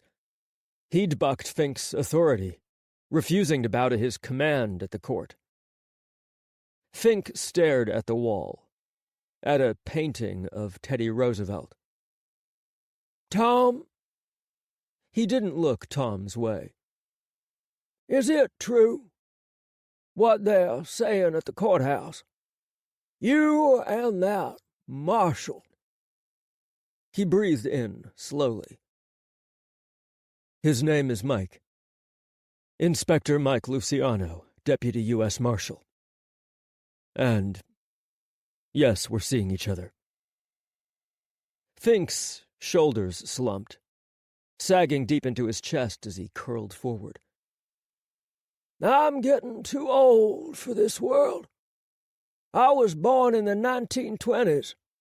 I thought I had seen it all." He shook his head and glanced at Tom. "Are you happy?" Tom nodded again. He's the man I came out for. He's the man I love." When he smiled, Fink's face scrunched up and his eyes almost disappeared, hidden in the folds of his wizened face. "That's good. I've learned in all my years that the most important thing is to be happy, and to not break the law." His smile faded. "This job made me happy for many years, but it's time to move along." "Sir?" Tom frowned. "I'm going in there to tell President McDonough that I'm retiring, which means there'll be a new judge coming to our bench soon. Well, not our bench anymore, your bench. You won't be the baby judge for very much longer." He didn't know what to say. Chief Judge Fink had been the lion of the D.C. federal bench for decades. He'd been a fixture in D.C., a bastion of justice. He'd been a part of every major landmark trial impacting the federal government, the world. He'd shaped history in more ways than Tom knew. But the country was a different place than it had been when Clarence Fink donned his robes. There was more freedom, more hope. More anger, too. And hurt. And danger. More of everything that made up the world. All the good and the bad and everything in between. They all had to find space in that maelstrom called life and hang on tight. Good luck, Judge Fink. Fink smiled at him. You too, Judge Brewer. Finally, it was time for Tom to meet with President McDonough. He was escorted into the Oval Office by the President's Chief of Staff, a fussy man who constantly checked his phone and muttered under his breath. He waited with Tom, breathing curses and fast-typing with his thumbs. McDonough breezed in from his private study, smiling as he came toward Tom. Judge Brewer, it's an honor to meet you. The honor is mine, Mr. President. He shook awkwardly with the opposite hand, his good arm still bound up in his cast and sling. I'm glad you could come. I know you're recovering. Thank you for taking the time to drop by. Drop by. As if being invited to the White House by the President of the United States was a backyard picnic invitation he could just blow off. Happy to, sir. McDonough thanked his chief of staff and invited Tom to sit on his lemon-colored couches. The Oval Office was bright and cheerful, the obvious touch of his wife brightening the office. Sunflowers sat in a vase in the center of the coffee table between the two couches. Judge Brewer, I wanted to personally thank you for your tenacity, your diligence, and your bravery in this entire situation. Without you, we would have never uncovered the Russians' plot. I was just doing my job, Mr. President. You did a hell of a job, Judge Brewer. One hell of a job. He nodded to Tom's arm. And you got injured in the line of duty, as it were. That's not a usual risk for federal judges. He smiled weakly. I also wanted to fill you in on the rest. As we've learned from interrogating Pasha Baryshnikov, Lucas Barnes was co-opted by Russian FSB agents about 16 years ago. Baryshnikov was a mid-level FSB agent working in New Russia, and he set up Barnes, working at the New York field office at the time, in a honeypot trap. Barnes fell for a beautiful woman, someone he thought was a Swedish dancer working her way into the New York City Ballet. She was actually Lena Orlov, and she died a hero of the Russian Federation. In Barnes' apartment, in a staged scene set to look like Barnes had lost control and had beaten her, then raped her and killed her. Baryshnikov was there, and he offered Barnes a choice. Either he worked for them, or Baryshnikov turned over evidence implicating Barnes in her death. He chose door number 2. He did. Along the way, blackmail turned into a partnership when Barnes realized he was making a tidy profit. We're still uncovering all his financial hidey holes. Bank accounts in Switzerland, homes bought in cash with dummy corporations in Europe and the Caribbean, a boat he kept in New Zealand. How much damage has he done to national security? 16 years worth of espionage, and working his way up to being the #1 Russian counter-operations FBI agent. He did quite a lot. We're still working that out. McDonough sighed.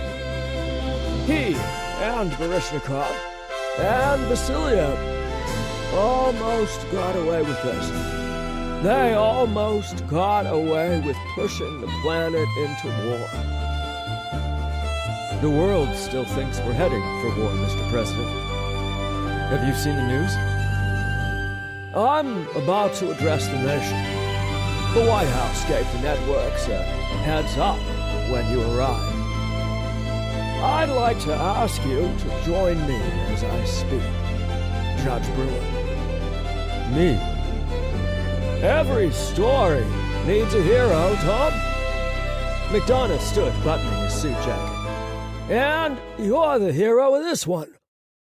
He squeezed Tom's good shoulder, smiling broadly. I also want to tell you I think you're one hell of a judge. And you've catapulted your way to the top of my short list of candidates for the Supreme Court. If you want it. He winked. We'll see what happens in the next few years. The world spun, and Tom stumbled, just slightly as he stood. Mr. President, I can't. He slowed down, taking a steadying breath. Mr. President. He closed his eyes. Opened them. You should know I'm gay. McDonough's smile grew even wider. Fantastic! It's high time we had a justice on the Supreme Court representing the LGBT community. He squeezed Tom's shoulder again and then dropped his hand. Are you seeing someone? This wasn't real. This wasn't happening. This wasn't the reaction he was supposed to get when he came out. Blinking, Tom fumbled for words, for his own breath. Yes, Mr. President, I am. Well, we'll have to have you and your partner over for dinner soon. I'd love to meet him. He gestured for the door out of the Oval Office. Will you join me, Judge Brewer? McDonough's speech was an arrow to the center of the D.C. sniper attacks. He'd begun by thanking law enforcement, the national security and intelligence agencies, the courts and the judicial system for their diligent, exacting work. He'd heaped praise upon their efforts to uncover the true roots of the D.C. sniper attack. And then, he'd let it all out of the bag. Russian President Vasiliev's role in the attacks, his using a cutout and framing Kryakov for an attack he knew nothing about, his goal to push the world to war, which had very nearly succeeded. A short time ago, McDonough said, his voice booming, I ordered the State Department to rescind diplomatic protection for Russian President Dmitry Vasiliev and further instructed the Attorney General to issue an arrest warrant for President Vasiliev. He is a murderer. He meticulously planned an operation that led to the deaths of 3 American heroes. In America, we bring justice to those who have suffered and to those who have lost. We bring justice to those who have been wronged. The whole world has been wronged by your actions, President Vasiliev. And if you ever attempt to enter the United States again for any reason, you will be arrested. You will be tried, and you will be sentenced. He turned to Tom, then, smiling wide and launching into a lengthy speech about Tom's dedication to the truth and his pursuit of justice, and how he'd been crucial to uncovering the true depth of the plot. The full details were classified, but he gave the public a face and a story to cling to, the good guy to hold up. Tom felt the burn of the cameras on his skin, the eyeballs of millions and millions of Americans staring at him through their lenses like he was a hero in some kind of fairy tale. Judge Tom Brewer, on behalf of a grateful nation, I thank you for your actions. President McDonough shook his hand and pulled him in, hugging him for a long, long moment. Tom heard the whir and snap of 1,000 cameras flashing. He closed his eyes and smiled. After, McDonough led him back down the hall, away from the press and the mob of reporters, and back to the Oval Office. Winters was there, and McDonough shook his hand, traded small talk for a minute, and then reminded Tom that he'd be coming over for dinner soon. Him and his partner both. President McDonough signed his cast, an ornate scribble with an American flag doodled at the end. Winters escorted Tom out of the White House. In Winters' SUV, Tom finally exhaled, letting go of the panic that had circled his heart, clenched his lungs until he felt like he couldn't breathe. I didn't expect that. Which part? Any of it. All of it, I thought. He shook his head. I always thought it would be so much worse. Winters frowned. The world was still spinning. Tom gripped the edge of the seat and tried to hold on. He closed his eyes. Pasha Baryshnikov has cooperated with us.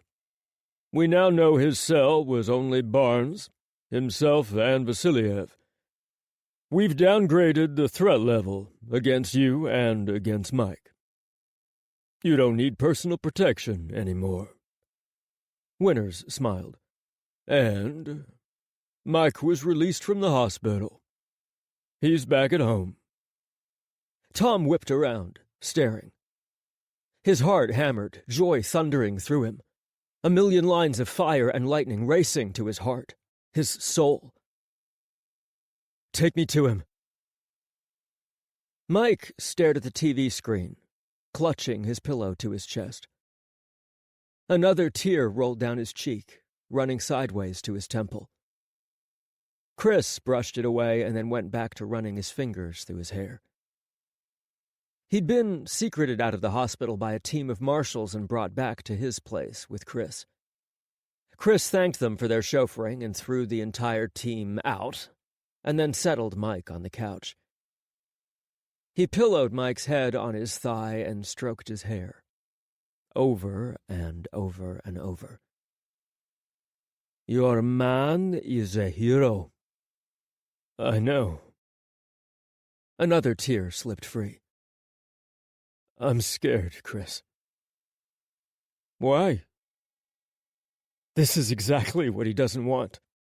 Exactly what he was terrified of. Public exposure. The world focusing on him, putting him under the microscope. He never wanted this. Chris was quiet. Long fingers ran over his scalp, smoothed through his strands again. I'm so scared. I told you it would end this way. Banging on the front door made them both jump. Chris cursed, Spanish and English mixing together, as he gently shifted Mike's head to a pillow and stood. If it's some puta reporter who got in, I'll give them something to cry about. Mike heard him rip open the door. A beat. It's for you. Mike heaved himself up. Tom stood in the doorway, swaying as if he was going to fall into Mike's place. His eyes were wide, blazing, burning, staring across Mike's place and into Mike. Staring like Mike was the sun, was a priceless jewel, a treasure he'd hunted for his whole life. His mouth was open, lips trying to form words. Mike hurled himself unsteadily over the back of the couch. He ran to Tom, sizing him up, his eyes traveling over Tom, his arm in a cast, his shoulder in a giant sling. He reached for him, wrapping his arms around Tom's waist, cradling him gently. Tom melted into his hold. Mike. Oh, my God. Oh, my God.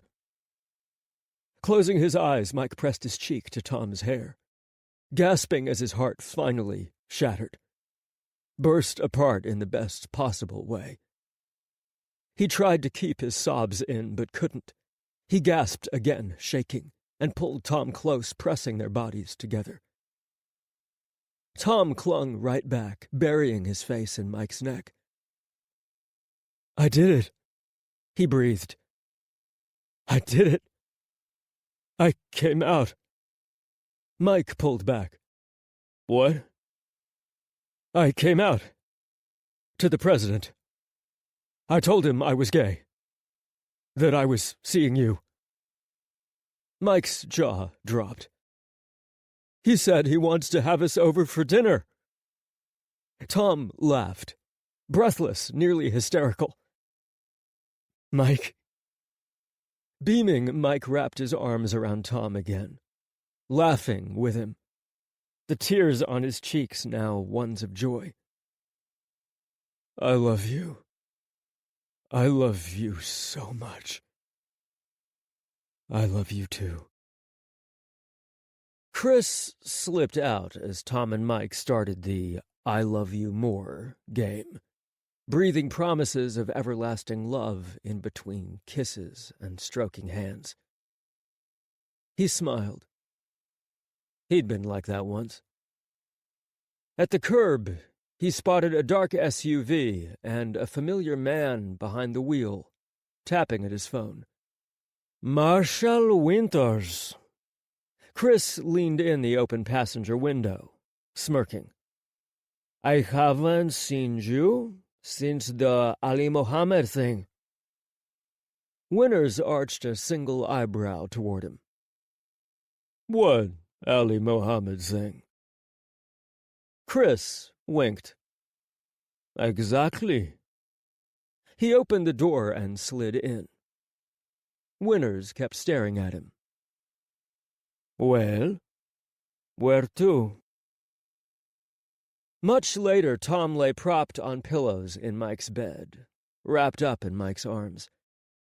They were both in no shape to make love, but the comfort, the physical closeness was a drug they couldn't resist.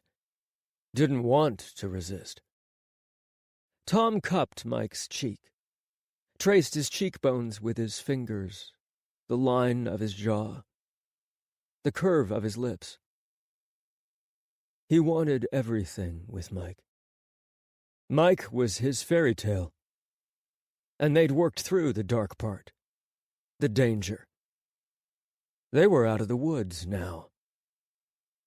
His fairy tale would have a happy ending. Move in with me, and Edame. Stay with us. Forever? Mike beamed. He nodded and cradled Tom's cheek in return, bit his lip. He gazed down into Tom's eyes, love pouring into Tom like a waterfall.